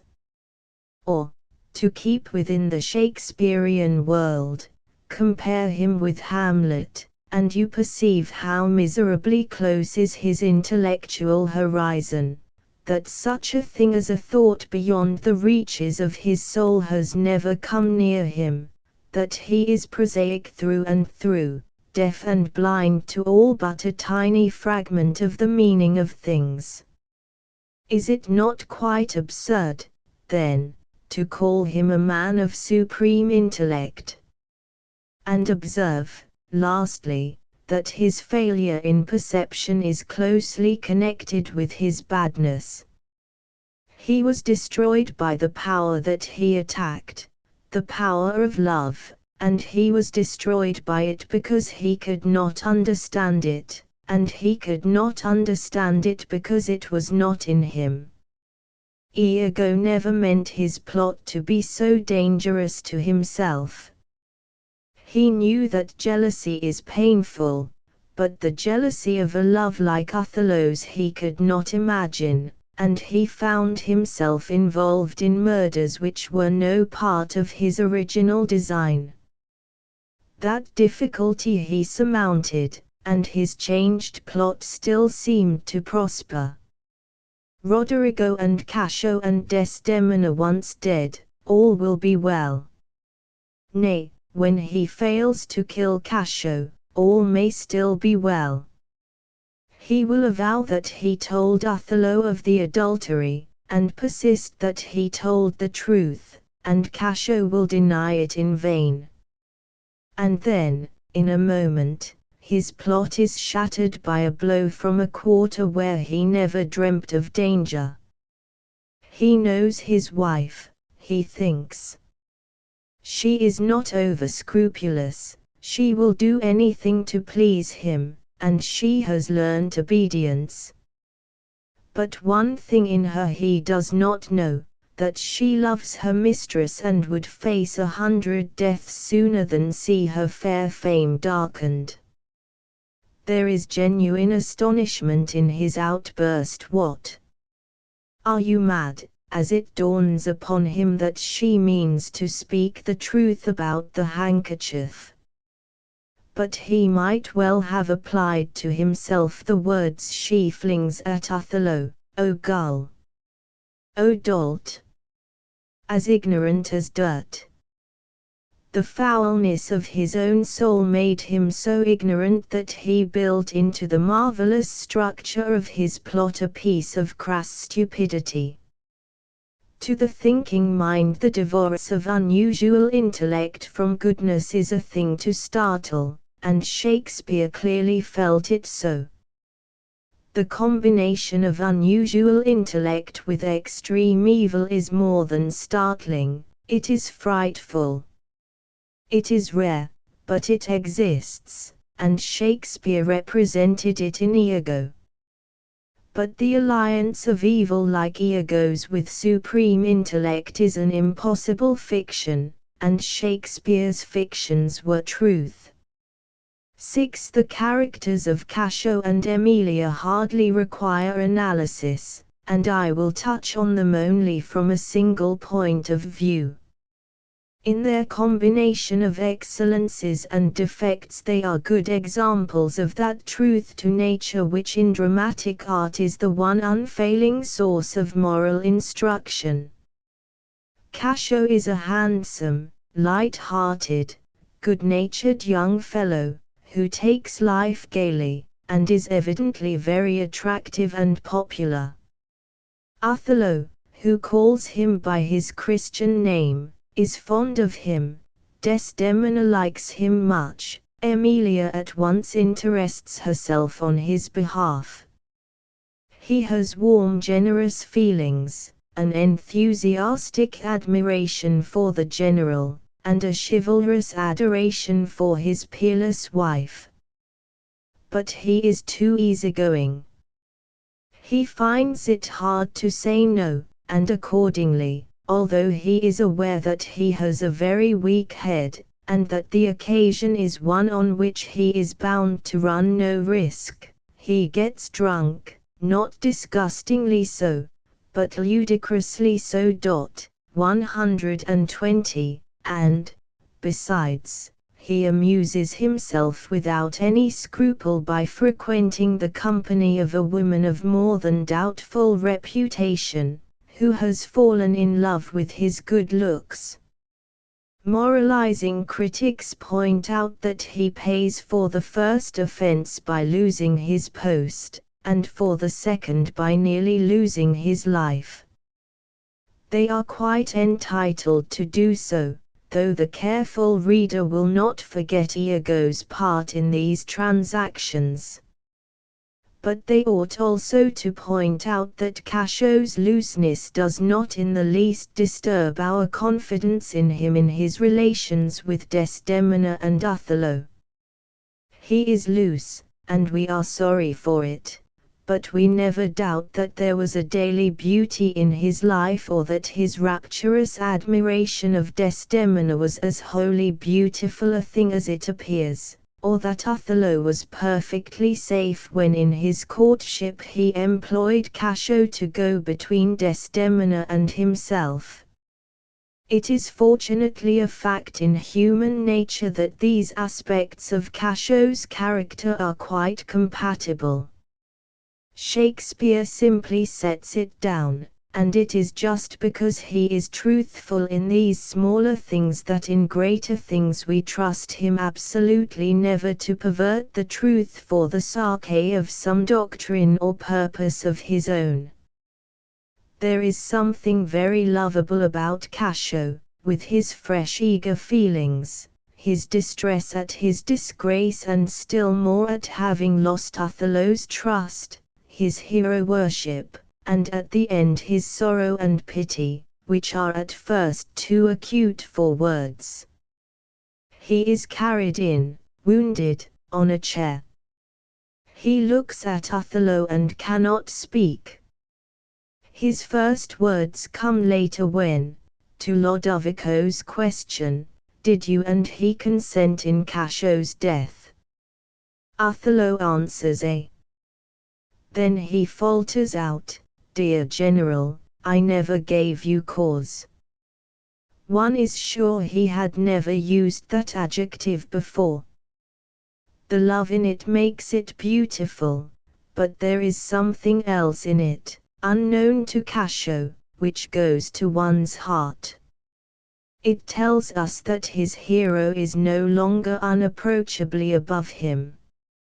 Few of Shakespeare's minor characters are more distinct than Emilia, and towards few do our feelings change so much within the course of a play.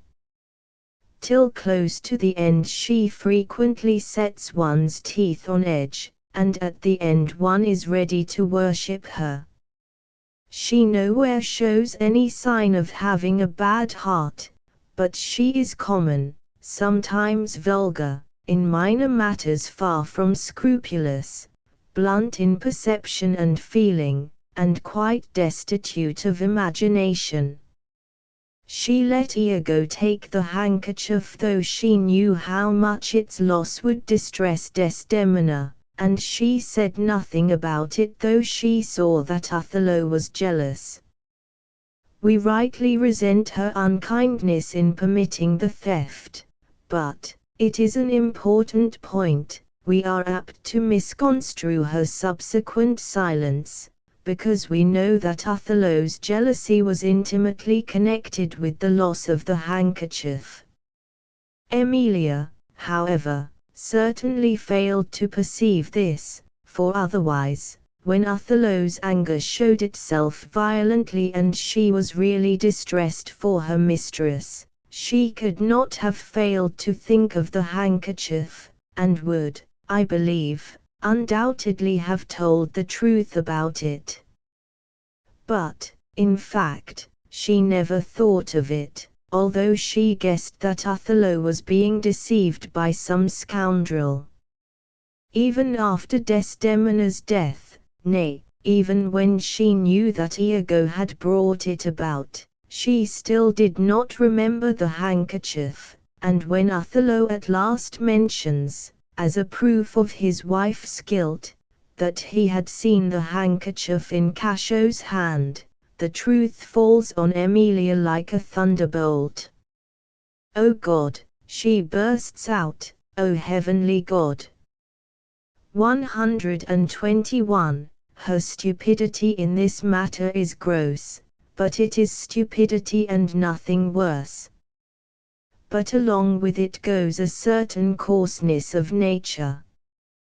The contrast between Emilia and Desdemona in their conversation about the infidelity of wives, 4:3, is too famous to need a word, unless it be a word of warning against critics who take her light talk too seriously. But the contrast in the preceding scene is hardly less remarkable. Othello, affecting to treat Emilia as the keeper of a brothel, sends her away, bidding her shut the door behind her, and then he proceeds to torture himself as well as Desdemona by accusations of adultery. But, as a critic has pointed out, Emilia listens at the door, for we find, as soon as Othello is gone and Iago has been summoned, that she knows what Othello has said to Desdemona. And what could better illustrate those defects of hers which make one wince, than her repeating again and again in Desdemona's presence the word Desdemona could not repeat, than her talking before Desdemona of Iago's suspicions regarding Othello and herself, than her speaking to Desdemona of husbands who strike their wives, than the expression of her honest indignation in the words, "Has she forsook so many noble matches, her father and her country and her friends, to be called whore?" If one were capable of laughing or even of smiling when this point in the play is reached, the difference between Desdemona's anguish at the loss of Othello's love, and Emilia's recollection of the noble matches she might have secured, would be irresistibly ludicrous. And yet how all this, and all her defects, vanish into nothingness when we see her face to face with that which she can understand and feel. From the moment of her appearance after the murder to the moment of her death she is transfigured, and yet she remains perfectly true to herself, and we would not have her one atom less herself. She is the only person who utters for us the violent common emotions which we feel, together with those more tragic emotions which she does not comprehend. She has done this once already, to our great comfort. When she suggests that some villain has poisoned Othello's mind, and Iago answers, "Fie, there is no such man, it is impossible," and Desdemona answers, "If any such there be, heaven pardon him," Emilia's retort, "A hole to pardon him, and hell gnaw his bones," says what we long to say, and helps us. And who has not felt in the last scene how her glorious carelessness of her own life, and her outbursts against Othello, even that most characteristic one, "She was too fond of her most filthy bargain," lift the overwhelming weight of calamity that oppresses us, and bring us an extraordinary lightening of the heart. Terror and pity are here too much to bear. We long to be allowed to feel also indignation, if not rage, and Emilia lets us feel them and gives them words. She brings us to the relief of joy and admiration, a joy that is not lessened by her death. Why should she live?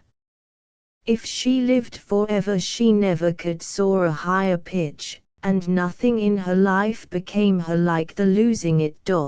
122, footnotes, 107, it has been held, for example, that Othello treated Iago abominably in preferring Cassio to him, that he did seduce Emilia, that he and Desdemona were too familiar before marriage, and that in any case his fate was a moral judgment on his sins, and Iago a righteous, if sharp, instrument of providence. 108, c. 3 201, vi 89f. The statements are his own, but he has no particular reason for lying. One reason of his disgust at Cassio's appointment was that Cassio was a Florentine, ii 20. When Cassio says, 3 42, I never knew a Florentine more kind and honest, of course he means, not that Iago is a Florentine, but that he could not be kinder and honester if he were one. 109. I am here merely recording a general impression. There is no specific evidence, unless we take Cassio's language in his Drink, 2-105f, to imply that Iago was not a man of quality like himself. I do not know if it has been observed that Iago uses more nautical phrases and metaphors than is at all usual with Shakespeare's characters. This might naturally be explained by his roving military life, but it is curious that almost all the examples occur in the earlier scenes. See for example II 30, 153, 157, I2 17, 50, I3 343, 2 365, so that the use of these phrases and metaphors may not be characteristic of Iago but symptomatic of a particular state of Shakespeare's mind. 110, see further note p. 111. But it by no means follows that we are to believe his statement that there was a report abroad about an intrigue between his wife and Othello, I3 393, or his statement, which may be divined from 4 to 145, that someone had spoken to him on the subject. 112, see, for instance, Aaron in Titus Andronicus, 2. 3. Richard in 3 Henry VI, 3. 2 and v6, and in Richard III, II, twice, I2. Edmund in King Lear, I2. Twice, 3. 3 and vi, 113, see, further, note Q. 114, on the meaning which this phrase had for its author, Coleridge, see note on p. 228. 115. Coleridge's view is not materially different, though less complete. When he speaks of the motive hunting of a motiveless malignity, he does not mean by the last two words that disinterested love of evil or love of evil for evil's sake of which I spoke just now, and which other critics attribute to Iago. He means really that Iago's malignity does not spring from the causes to which Iago himself refers it, nor from any motive in the sense of an idea present to consciousness. But unfortunately his phrase suggests the theory which has been criticized above. On the question whether there is such a thing as this supposed pure malignity, the reader may refer to a discussion between Professor Bain and F. H. Bradley in Mind, Volume 8. 116, i.e. terrifying. 117, compare note at end of lecture. 118, it was suggested to me by a Glasgow student. 119. A curious proof of Iago's inability to hold by his creed that absolute egoism is the only proper attitude, and that loyalty and affection are mere stupidity or want of spirit, may be found in his one moment of real passion, where he rushes at Emilia with the cry, "Villainous whore!" v. 229. There is more than fury in his cry, there is indignation. She has been false to him, she has betrayed him. Well, but why should she not, if his creed is true? And what a melancholy exhibition of human inconsistency it is that he should use as terms of reproach words which, according to him, should be quite neutral, if not complimentary.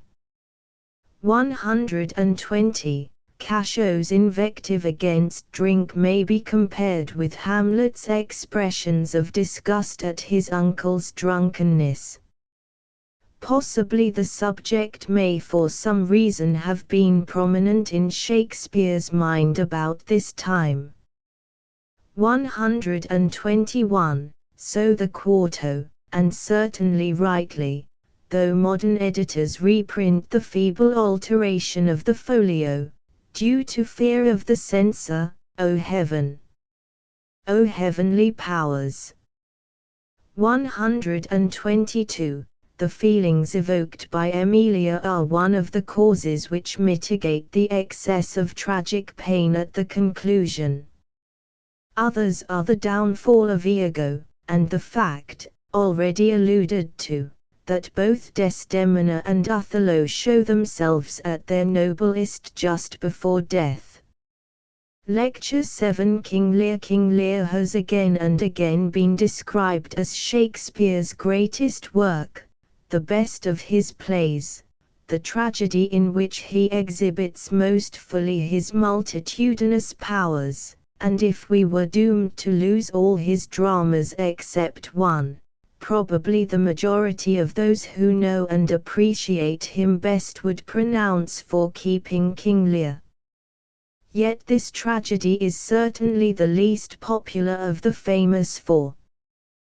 The general reader reads it less often than the others, and, though he acknowledges its greatness, he will sometimes speak of it with a certain distaste. It is also the least often presented on the stage, and the least successful there. And when we look back on its history we find a curious fact.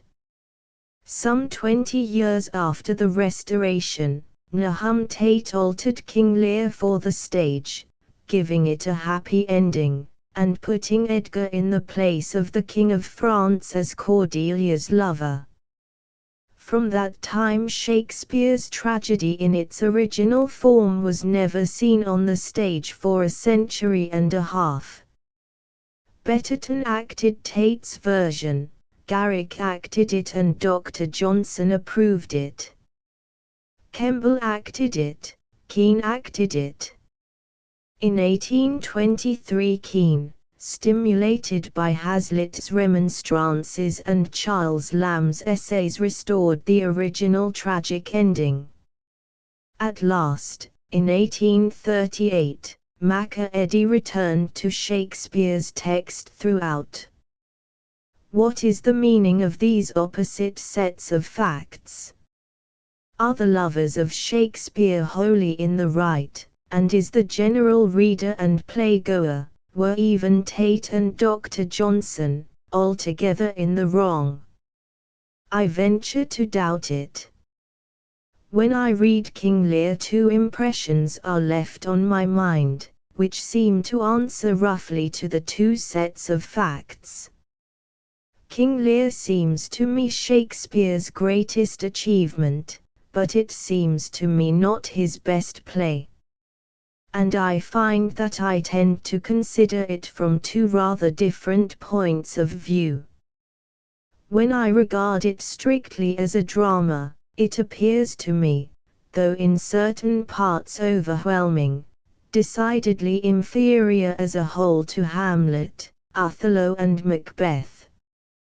When I am feeling that it is greater than any of these, and the fullest revelation of Shakespeare's power, I find I am not regarding it simply as a drama, but am grouping it in my mind with works like the Prometheus Sphinx and the Divine Comedy, and even with the greatest symphonies of Beethoven and the statues in the Medici Chapel.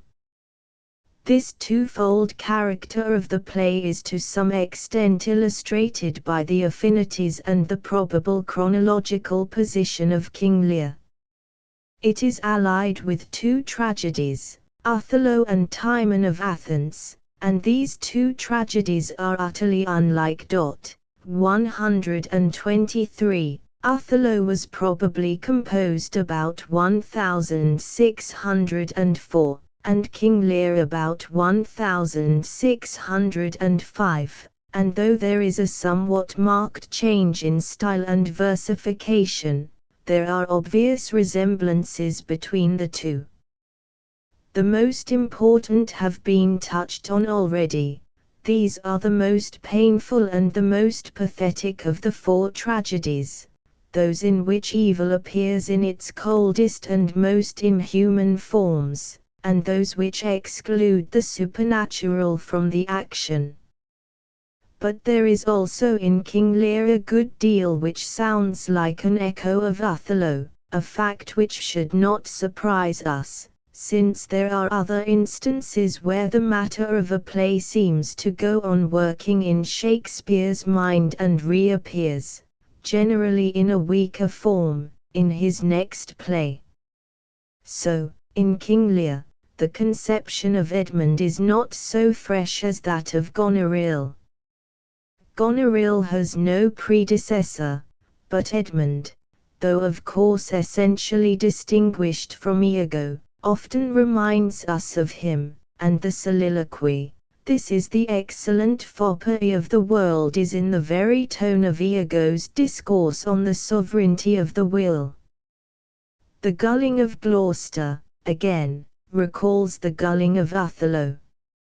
Even Edmund's idea, not carried out, of making his father witness, without overhearing, his conversation with Edgar, reproduces the idea of the passage where Othello watches Iago and Cassio talking about Bianca, and the conclusion of the Temptation, where Gloucester says to Edmund, "And of my land, loyal and natural boy, I'll work the means to make thee capable," reminds us of Othello's last words in the scene of temptation, "Now art thou my lieutenant." This list might be extended, and the appearance of certain unusual words and phrases in both the plays increases the likelihood that the composition of the one followed at no great distance on that of the other. 124. When we turn from Othello to Timon of Athens, we find a play of quite another kind. Othello is dramatically the most perfect of the tragedies. Timon, on the contrary, is weak, ill-constructed and confused, and, though care might have made it clear, no mere care could make it really dramatic. Yet it is undoubtedly Shakespearean in part, probably in great part, and it immediately reminds us of King Lear. Both plays deal with the tragic effects of ingratitude. In both the victim is exceptionally unsuspicious, soft-hearted and vehement. In both he is completely overwhelmed, passing through fury to madness in the one case, to suicide in the other. Famous passages in both plays are curses. The misanthropy of Timon pours itself out in a torrent of maledictions on the whole race of man, and these at once recall, alike by their form and their substance, the most powerful speeches uttered by Lear in his madness. In both plays occur repeated comparisons between man and the beasts. The idea that the strain of man's bred out into baboon, wolf, tiger, fox. The idea that this bestial degradation will end in a furious struggle of all with all, in which the race will perish. The pessimistic strain in Timon suggests to many readers, even more imperatively than King Lear, the notion that Shakespeare was giving vent to some personal feeling, whether present or past, for the signs of his hand appear most unmistakably when the hero begins to pour the vials of his wrath upon mankind. Timon, lastly, in some of the unquestionably Shakespearean parts, bears, as it appears to me, so strong a resemblance to King Lear in style and in versification that it is hard to understand how competent judges can suppose that it belongs to a time at all near that of the final romances, or even that it was written so late as the last Roman plays. It is more likely to have been composed immediately after King Lear and before Macbeth. 125. Drawing these comparisons together, we may say that, while as a work of art and in tragic power King Lear is infinitely nearer to Othello than to Timon, in its spirit and substance its affinity with Timon is a good deal the stronger. And, returning to the point from which these comparisons began, I would now add that there is in King Lear a reflection or anticipation, however faint, of the structural weakness of Timon. This weakness in King Lear is not due, however, to anything intrinsically undramatic in the story, but to characteristics which were necessary to an effect not wholly dramatic. The stage is the test of strictly dramatic quality, and King Lear is too huge for the stage. Of course, I am not denying that it is a great stage play. It has scenes immensely effective in the theatre, 3 of them, the 2 between Lear and Goneril and between Lear, Goneril and Regan, and the ineffably beautiful scene in the 4th act between Lear and Cordelia, lose in the theatre very little of the spell they have for imagination, and the gradual interweaving of the 2 plots is almost as masterly as in Much Ado.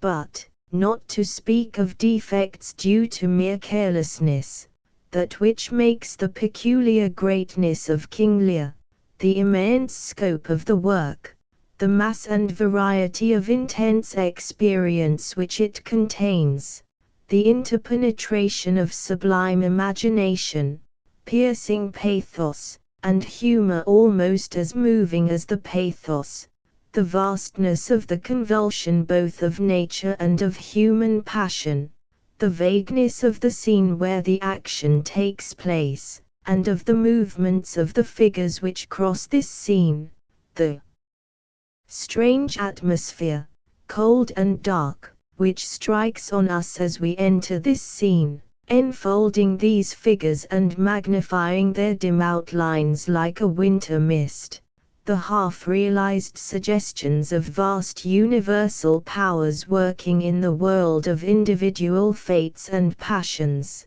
All this interferes with dramatic clearness even when the play is read, and in the theatre not only refuses to reveal itself fully through the senses but seems to be almost in contradiction with their reports.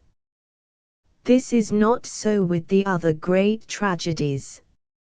No doubt, as Lamb declared, theatrical representation gives only a part of what we imagine when we read them, but there is no conflict between the representation and the imagination, because these tragedies are, in essentials, perfectly dramatic. But King Lear, as a whole, is imperfectly dramatic, and there is something in its very essence which is at war with the senses, and demands a purely imaginative realization.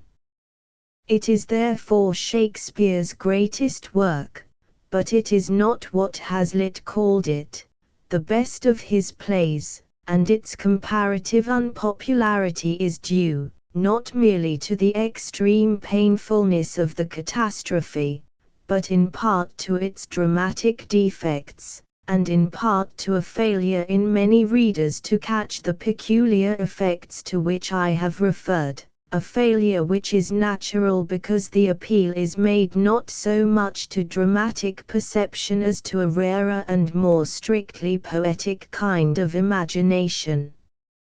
For this reason, too, even the best attempts at exposition of King Lear are disappointing. They remind us of attempts to reduce to prose the impalpable spirit of the Tempest. I propose to develop some of these ideas by considering, first, the dramatic defects of the play, and then some of the causes of its extraordinary imaginative effect. We may begin, however, by referring to two passages which have often been criticized with injustice.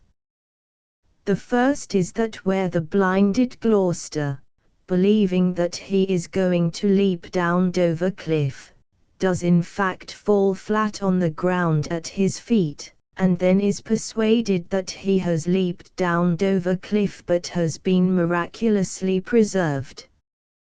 Imagine this incident transferred to Othello, and you realize how completely the two tragedies differ in dramatic atmosphere.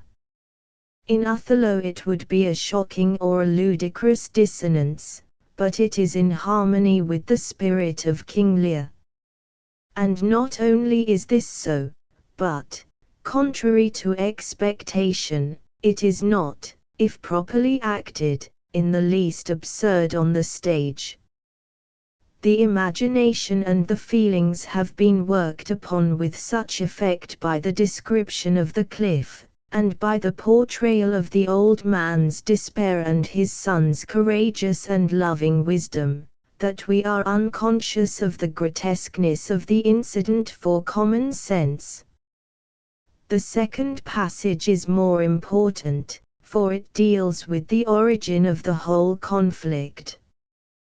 The oft-repeated judgment that the first scene of King Lear is absurdly improbable, and that no sane man would think of dividing his kingdom among his daughters in proportion to the strength of their several protestations of love, is much too harsh and is based upon a strange misunderstanding. This scene acts effectively, and to imagination the story is not at all incredible.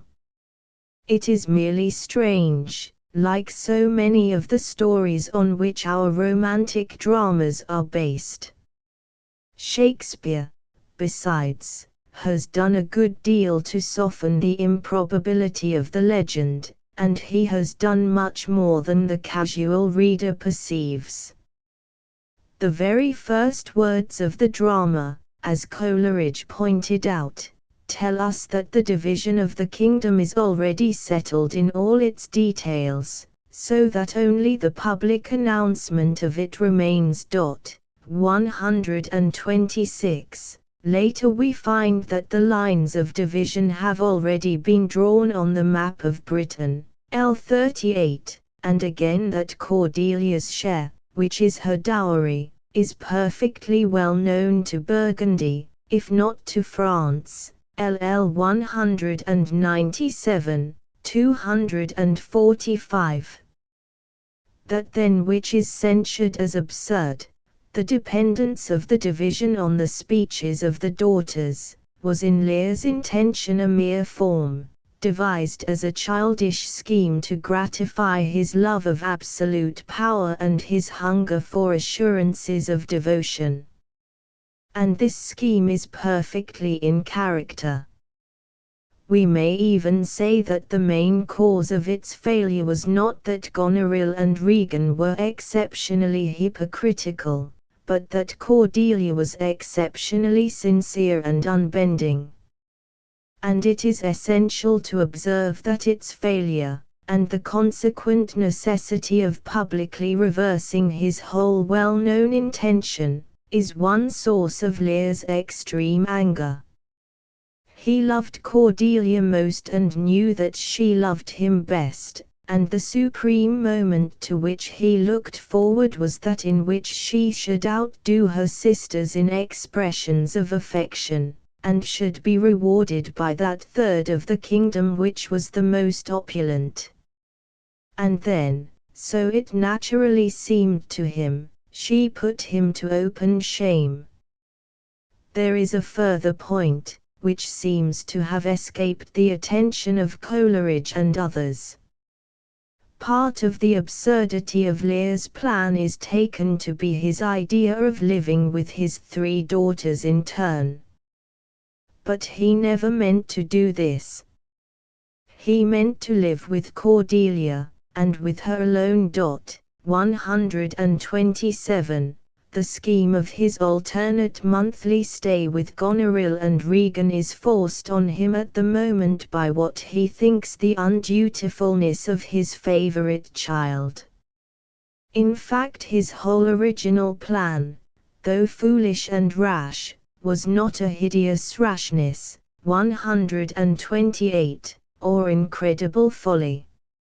If carried out, it would have had no such consequences as followed its alteration.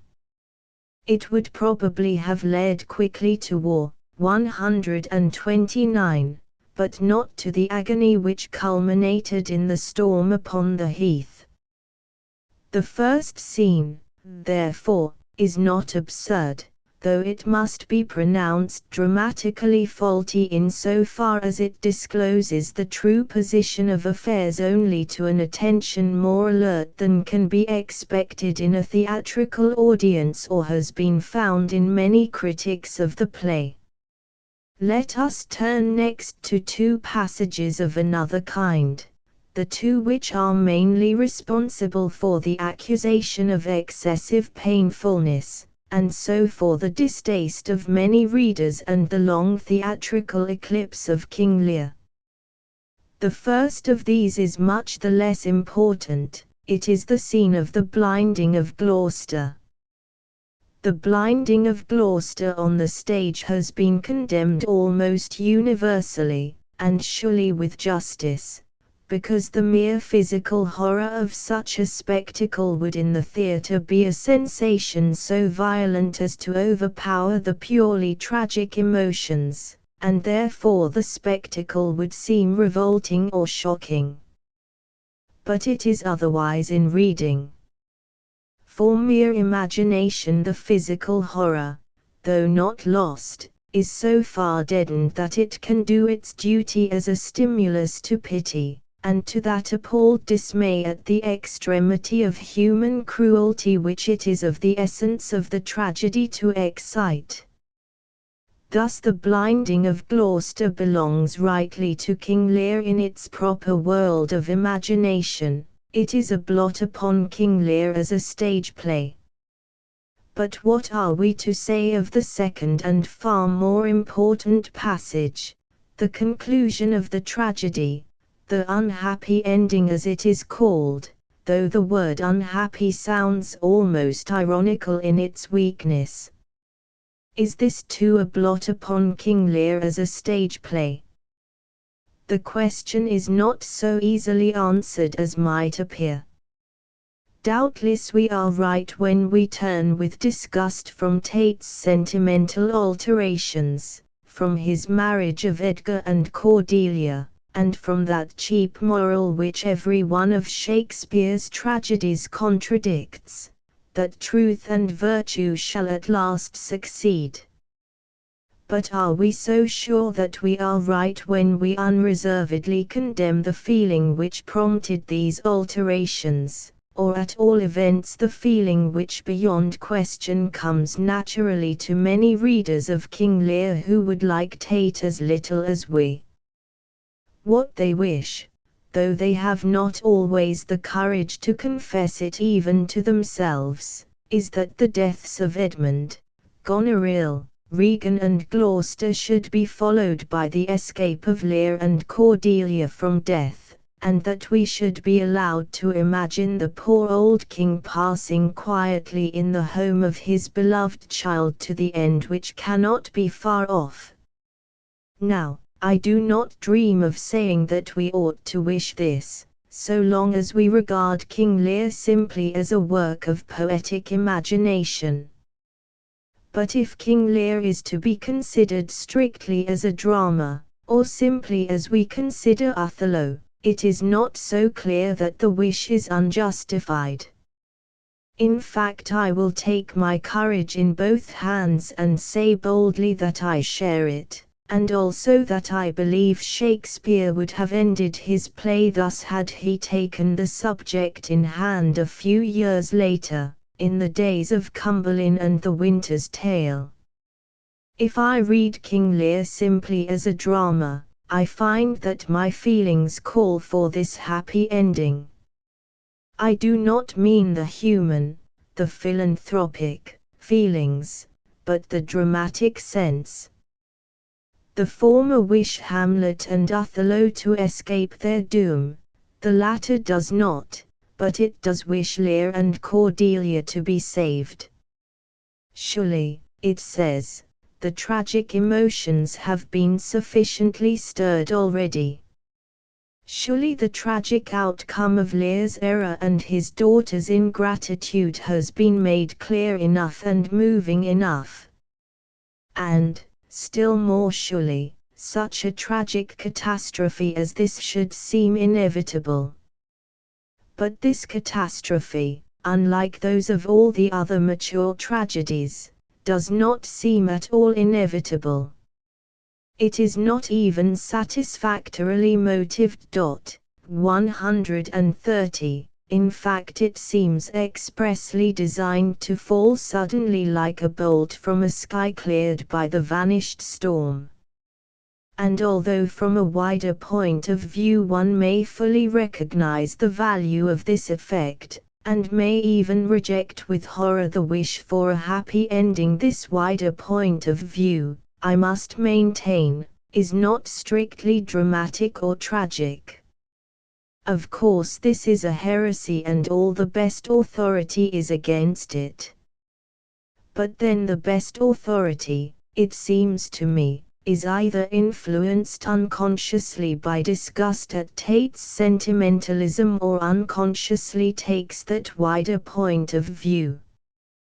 When Lamb, "There is no higher authority," writes, "A happy ending," as if the living martyrdom that Lear had gone through, the flaying of his feelings alive, did not make a fair dismissal from the stage of life the only decorous thing for him, I answer, first, that it is precisely this fair dismissal which we desire for him instead of renewed anguish, and, secondly, that what we desire for him during the brief remainder of his days is not the childish pleasure of getting his gilt robes and scepter again, not what Tate gives him, but what Shakespeare himself might have given him, peace and happiness by Cordelia's fireside. And if I am told that he has suffered too much for this, how can I possibly believe it with these words ringing in my ears, "Come, let's away to prison, we two alone will sing like birds i' the cage. When thou dost ask me blessing, I'll kneel down, and ask of thee forgiveness, so we'll live, and pray, and sing, and tell old tales, and laugh at gilded butterflies." And again when Schlegel declares that, if Lear were saved, the whole would lose its significance because it would no longer show us that the belief in Providence requires a wider range than the dark pilgrimage on earth to be established in its whole extent. I answer that, if the drama does show us that, it takes us beyond the strictly tragic point of view. 131. A dramatic mistake in regard to the catastrophe, however, even supposing it to exist, would not seriously affect the whole play.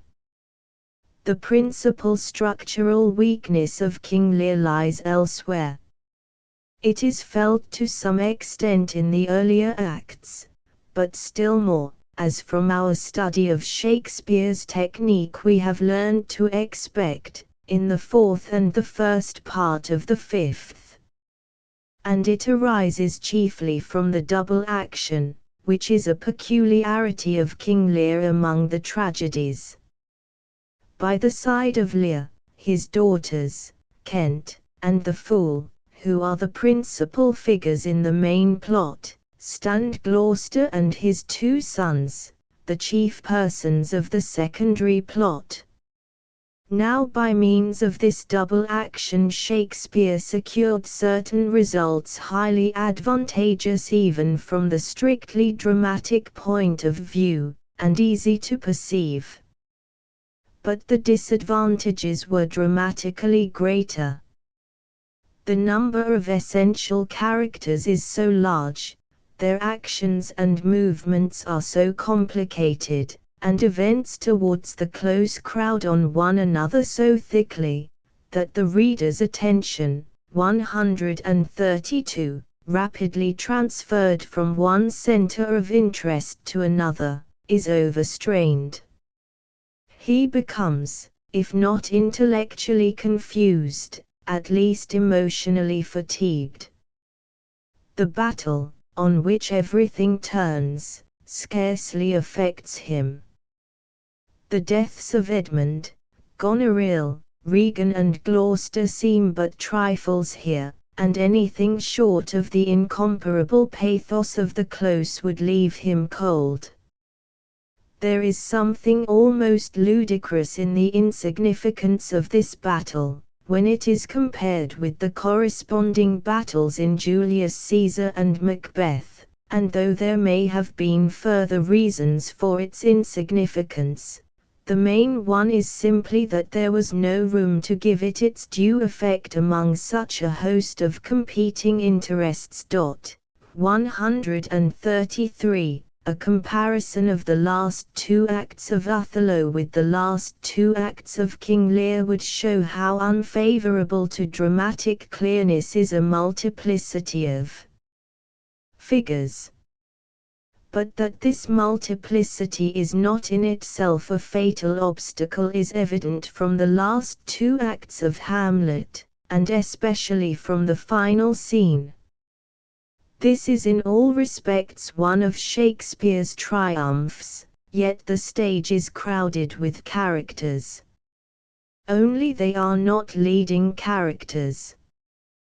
The plot is single. Hamlet and the king are the mighty opposites, and Ophelia, the only other person in whom we are obliged to take a vivid interest, has already disappeared.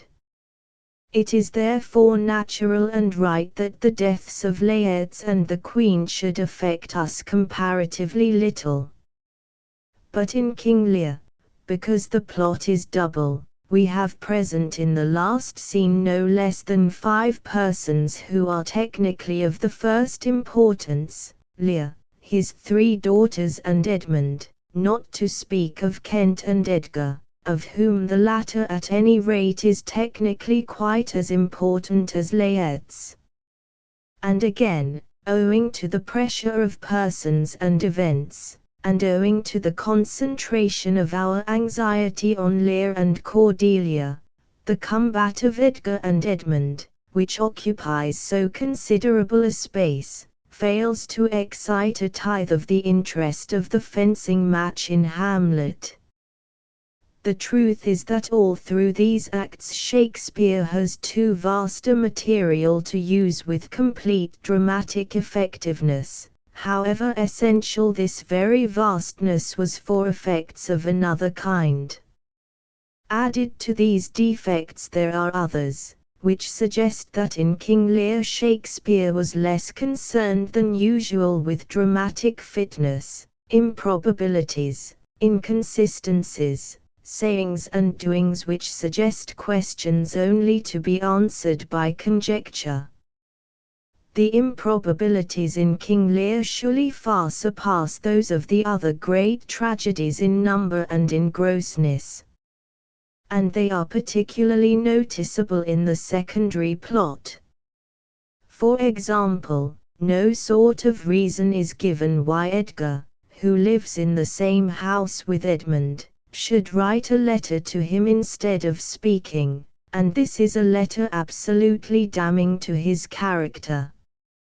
Gloucester was very foolish, but surely not so foolish as to pass unnoticed this improbability. Or, if so foolish, what need for Edmund to forge a letter rather than a conversation, especially as Gloucester appears to be unacquainted with his son's handwriting? 134. Is it in character that Edgar should be persuaded without the slightest demur to avoid his father instead of confronting him and asking him the cause of his anger?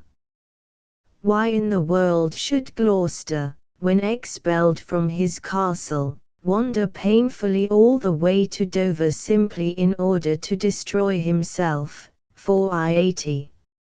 And is it not extraordinary that, after Gloucester's attempted suicide, Edgar should first talk to him in the language of a gentleman, then to Oswald in his presence in broad peasant dialect, then again to Gloucester in gentle language, and yet that Gloucester should not manifest the least surprise? Again, to take 3 instances of another kind, only a fortnight seems to have elapsed between the first scene and the breach with Goneril, yet already there are rumours not only of war between Goneril and Regan but of the coming of a French army, and this, Kent says, is perhaps connected with the harshness of both the sisters to their father, although Regan has apparently had no opportunity of showing any harshness till the day before. In the quarrel with Goneril Lear speaks of his having to dismiss 50 of his followers at a clap, yet she has neither mentioned any number nor had any opportunity of mentioning it off the stage. Lear and Goneril, intending to hurry to Regan, both send off messengers to her, and both tell the messengers to bring back an answer. But it does not appear either how the messengers could return or what answer could be required, as their superiors are following them with the greatest speed. Once more, why does Edgar not reveal himself to his blind father, as he truly says he ought to have done? The answer is left to mere conjecture. Why does Kent so carefully preserve his incognito till the last scene? He says he does it for an important purpose, but what the purpose is we have to guess. Why Burgundy rather than France should have first choice of Cordelia's hand is a question we cannot help asking, but there is no hint of any answer. 135. I have referred already to the strange obscurity regarding Edmund's delay in trying to save his victims, and I will not extend this list of examples.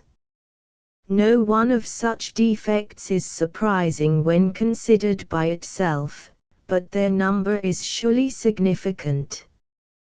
Taken in conjunction with other symptoms it means that Shakespeare, set upon the dramatic effect of the great scenes and upon certain effects not wholly dramatic, was exceptionally careless of probability, clearness and consistency in smaller matters, introducing what was convenient or striking for a momentary purpose without troubling himself about anything more than the moment. In presence of these signs it seems doubtful whether his failure to give information about the fate of the fool was due to anything more than carelessness or an impatient desire to reduce his overloaded material. 136. Before I turn to the other side of the subject, I will refer to one more characteristic of this play which is dramatically disadvantageous. In Shakespeare's dramas, owing to the absence of scenery from the Elizabethan stage, the question, so vexatious to editors, of the exact locality of a particular scene is usually unimportant and often unanswerable, but, as a rule, we know, broadly speaking, where the persons live and what their journeys are. The text makes this plain. For example, almost throughout Hamlet, Othello and Macbeth, and the imagination is therefore untroubled. But in King Lear the indications are so scanty that the reader's mind is left not seldom both vague and bewildered. Nothing enables us to imagine whereabouts in Britain Lear's palace lies, or where the Duke of Albany lives. In referring to the dividing lines on the map, Lear tells us of shadowy forests and plenteous rivers, but, unlike Hotspur and his companions, he studiously avoids proper names. The Duke of Cornwall, we presume in the absence of information, is likely to live in Cornwall, but we suddenly find, from the introduction of a place name which all readers take at first for a surname, that he lives at Gloucester, IV 137. This seems likely to be also the home of the Earl of Gloucester, to whom Cornwall is patron. But no, it is a night's journey from Cornwall's house to Gloucester's, and Gloucester's is in the middle of an uninhabited heath. 138. Here, for the purpose of the crisis, nearly all the persons assemble, but they do so in a manner which no casual spectator or reader could follow. Afterwards they all drift towards Dover for the purpose of the catastrophe. But again the localities and movements are unusually indefinite. And this indefiniteness is found in smaller matters. One cannot help asking, for example, and yet one feels one had better not ask, where that lodging of Edmund's can be, in which he hides Edgar from his father, and whether Edgar is mad that he should return from his hollow tree, in a district where for many miles about there's scarce a bush, to his father's castle in order to soliloquize. 2-3. For the favorite stage direction, a wood, which is more than a bush, however convenient to imagination, is scarcely compatible with the presence of Kent asleep in the stocks. 139. Something of the confusion which bewilders the reader's mind in King Lear occurs in Antony and Cleopatra, the most faultily constructed of all the tragedies, but there it is due not so much to the absence or vagueness of the indications as to the necessity of taking frequent and fatiguing journeys over thousands of miles. Shakespeare could not help himself in the Roman play. In King Lear he did not choose to help himself, perhaps deliberately chose to be vague. From these defects, or from some of them, follows one result which must be familiar to many readers of King Lear. It is far more difficult to retrace in memory the steps of the action in this tragedy than in Hamlet, Othello, or Macbeth. The outline is of course quite clear, anyone could write an argument of the play.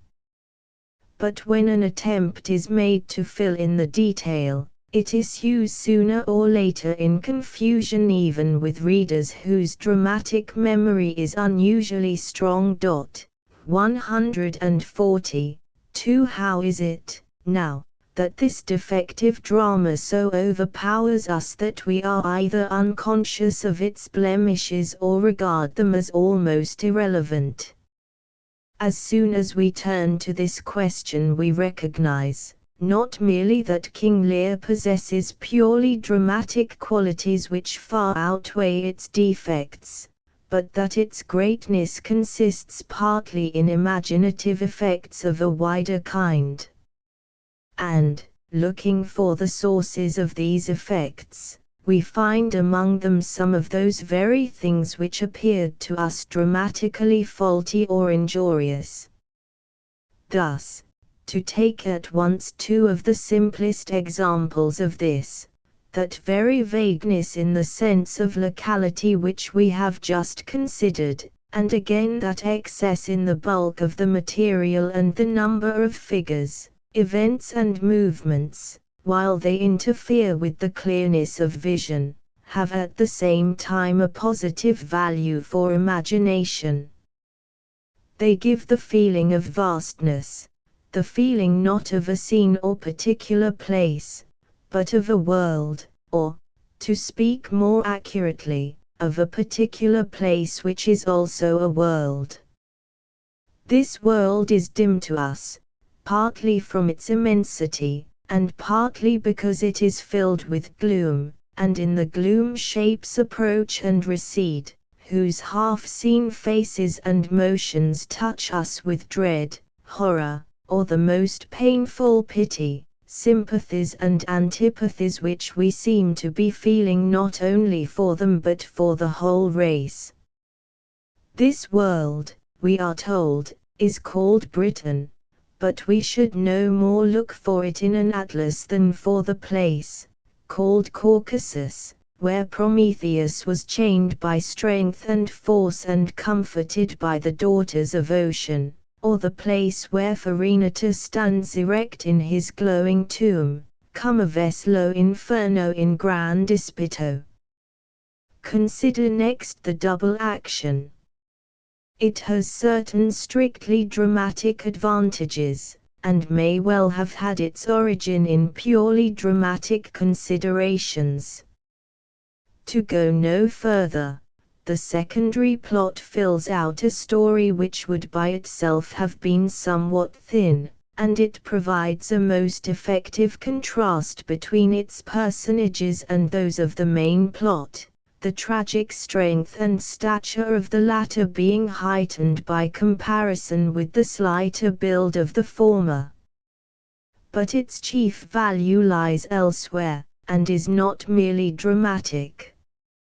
It lies in the fact, in Shakespeare without a parallel, that the subplot simply repeats the theme of the main story. Here, as there, we see an old man with a white beard. He, like Lear, is affectionate, unsuspicious, foolish, and self-willed. He, too, wrongs deeply a child who loves him not less for the wrong. He, too, meets with monstrous ingratitude from the child whom he favors, and is tortured and driven to death. This repetition does not simply double the pain with which the tragedy is witnessed, it startles and terrifies by suggesting that the folly of Lear and the ingratitude of his daughters are no accidents or merely individual aberrations, but that in that dark cold world some fateful malignant influence is abroad, turning the hearts of the fathers against their children and of the children against their fathers, smiting the earth with a curse, so that the brother gives the brother to death and the father the son, blinding the eyes, maddening the brain, freezing the springs of pity, numbing all powers except the nerves of anguish and the dull lust of life. 141. Hence too, as well as from other sources, comes that feeling which haunts us in King Lear, as though we were witnessing something universal, a conflict not so much of particular persons as of the powers of good and evil in the world. And the treatment of many of the characters confirms this feeling. Considered simply as psychological studies, few of them, surely, are of the highest interest.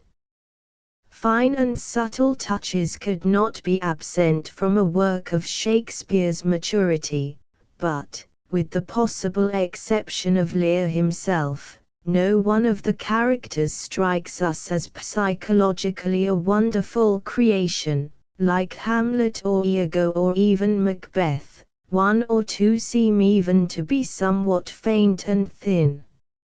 And, what is more significant, it is not quite natural to us to regard them from this point of view at all. Rather we observe a most unusual circumstance. If Lear, Gloucester and Albany are set apart, the rest fall into two distinct groups, which are strongly, even violently, contrasted. Cordelia, Kent, Edgar, the fool on one side, Goneril, Regan, Edmund, Cornwall, Oswald on the other. These characters are in various degrees individualized, most of them completely so, but still in each group there is a quality common to all the members, or one spirit breathing through them all. Here we have unselfish and devoted love, their hard self-seeking. On both sides, further, the common quality takes an extreme form. The love is incapable of being chilled by injury, the selfishness of being softened by pity, and, it may be added, this tendency to extremes is found again in the characters of Lear and Gloucester, and is the main source of the accusations of improbability directed against their conduct at certain points. Hence the members of each group tend to appear, at least in part, as varieties of one species. The radical differences of the two species are emphasized in broad hard strokes, and the two are set in conflict, almost as if Shakespeare, like Empedocles, were regarding love and hate as the two ultimate forces of the universe. The presence in King Lear of so large a number of characters in whom love or self-seeking is so extreme, has another effect. They do not merely inspire in us emotions of unusual strength, but they also stir the intellect to wonder and speculation. How can there be such men and women? We ask ourselves. How comes it that humanity can take such absolutely opposite forms?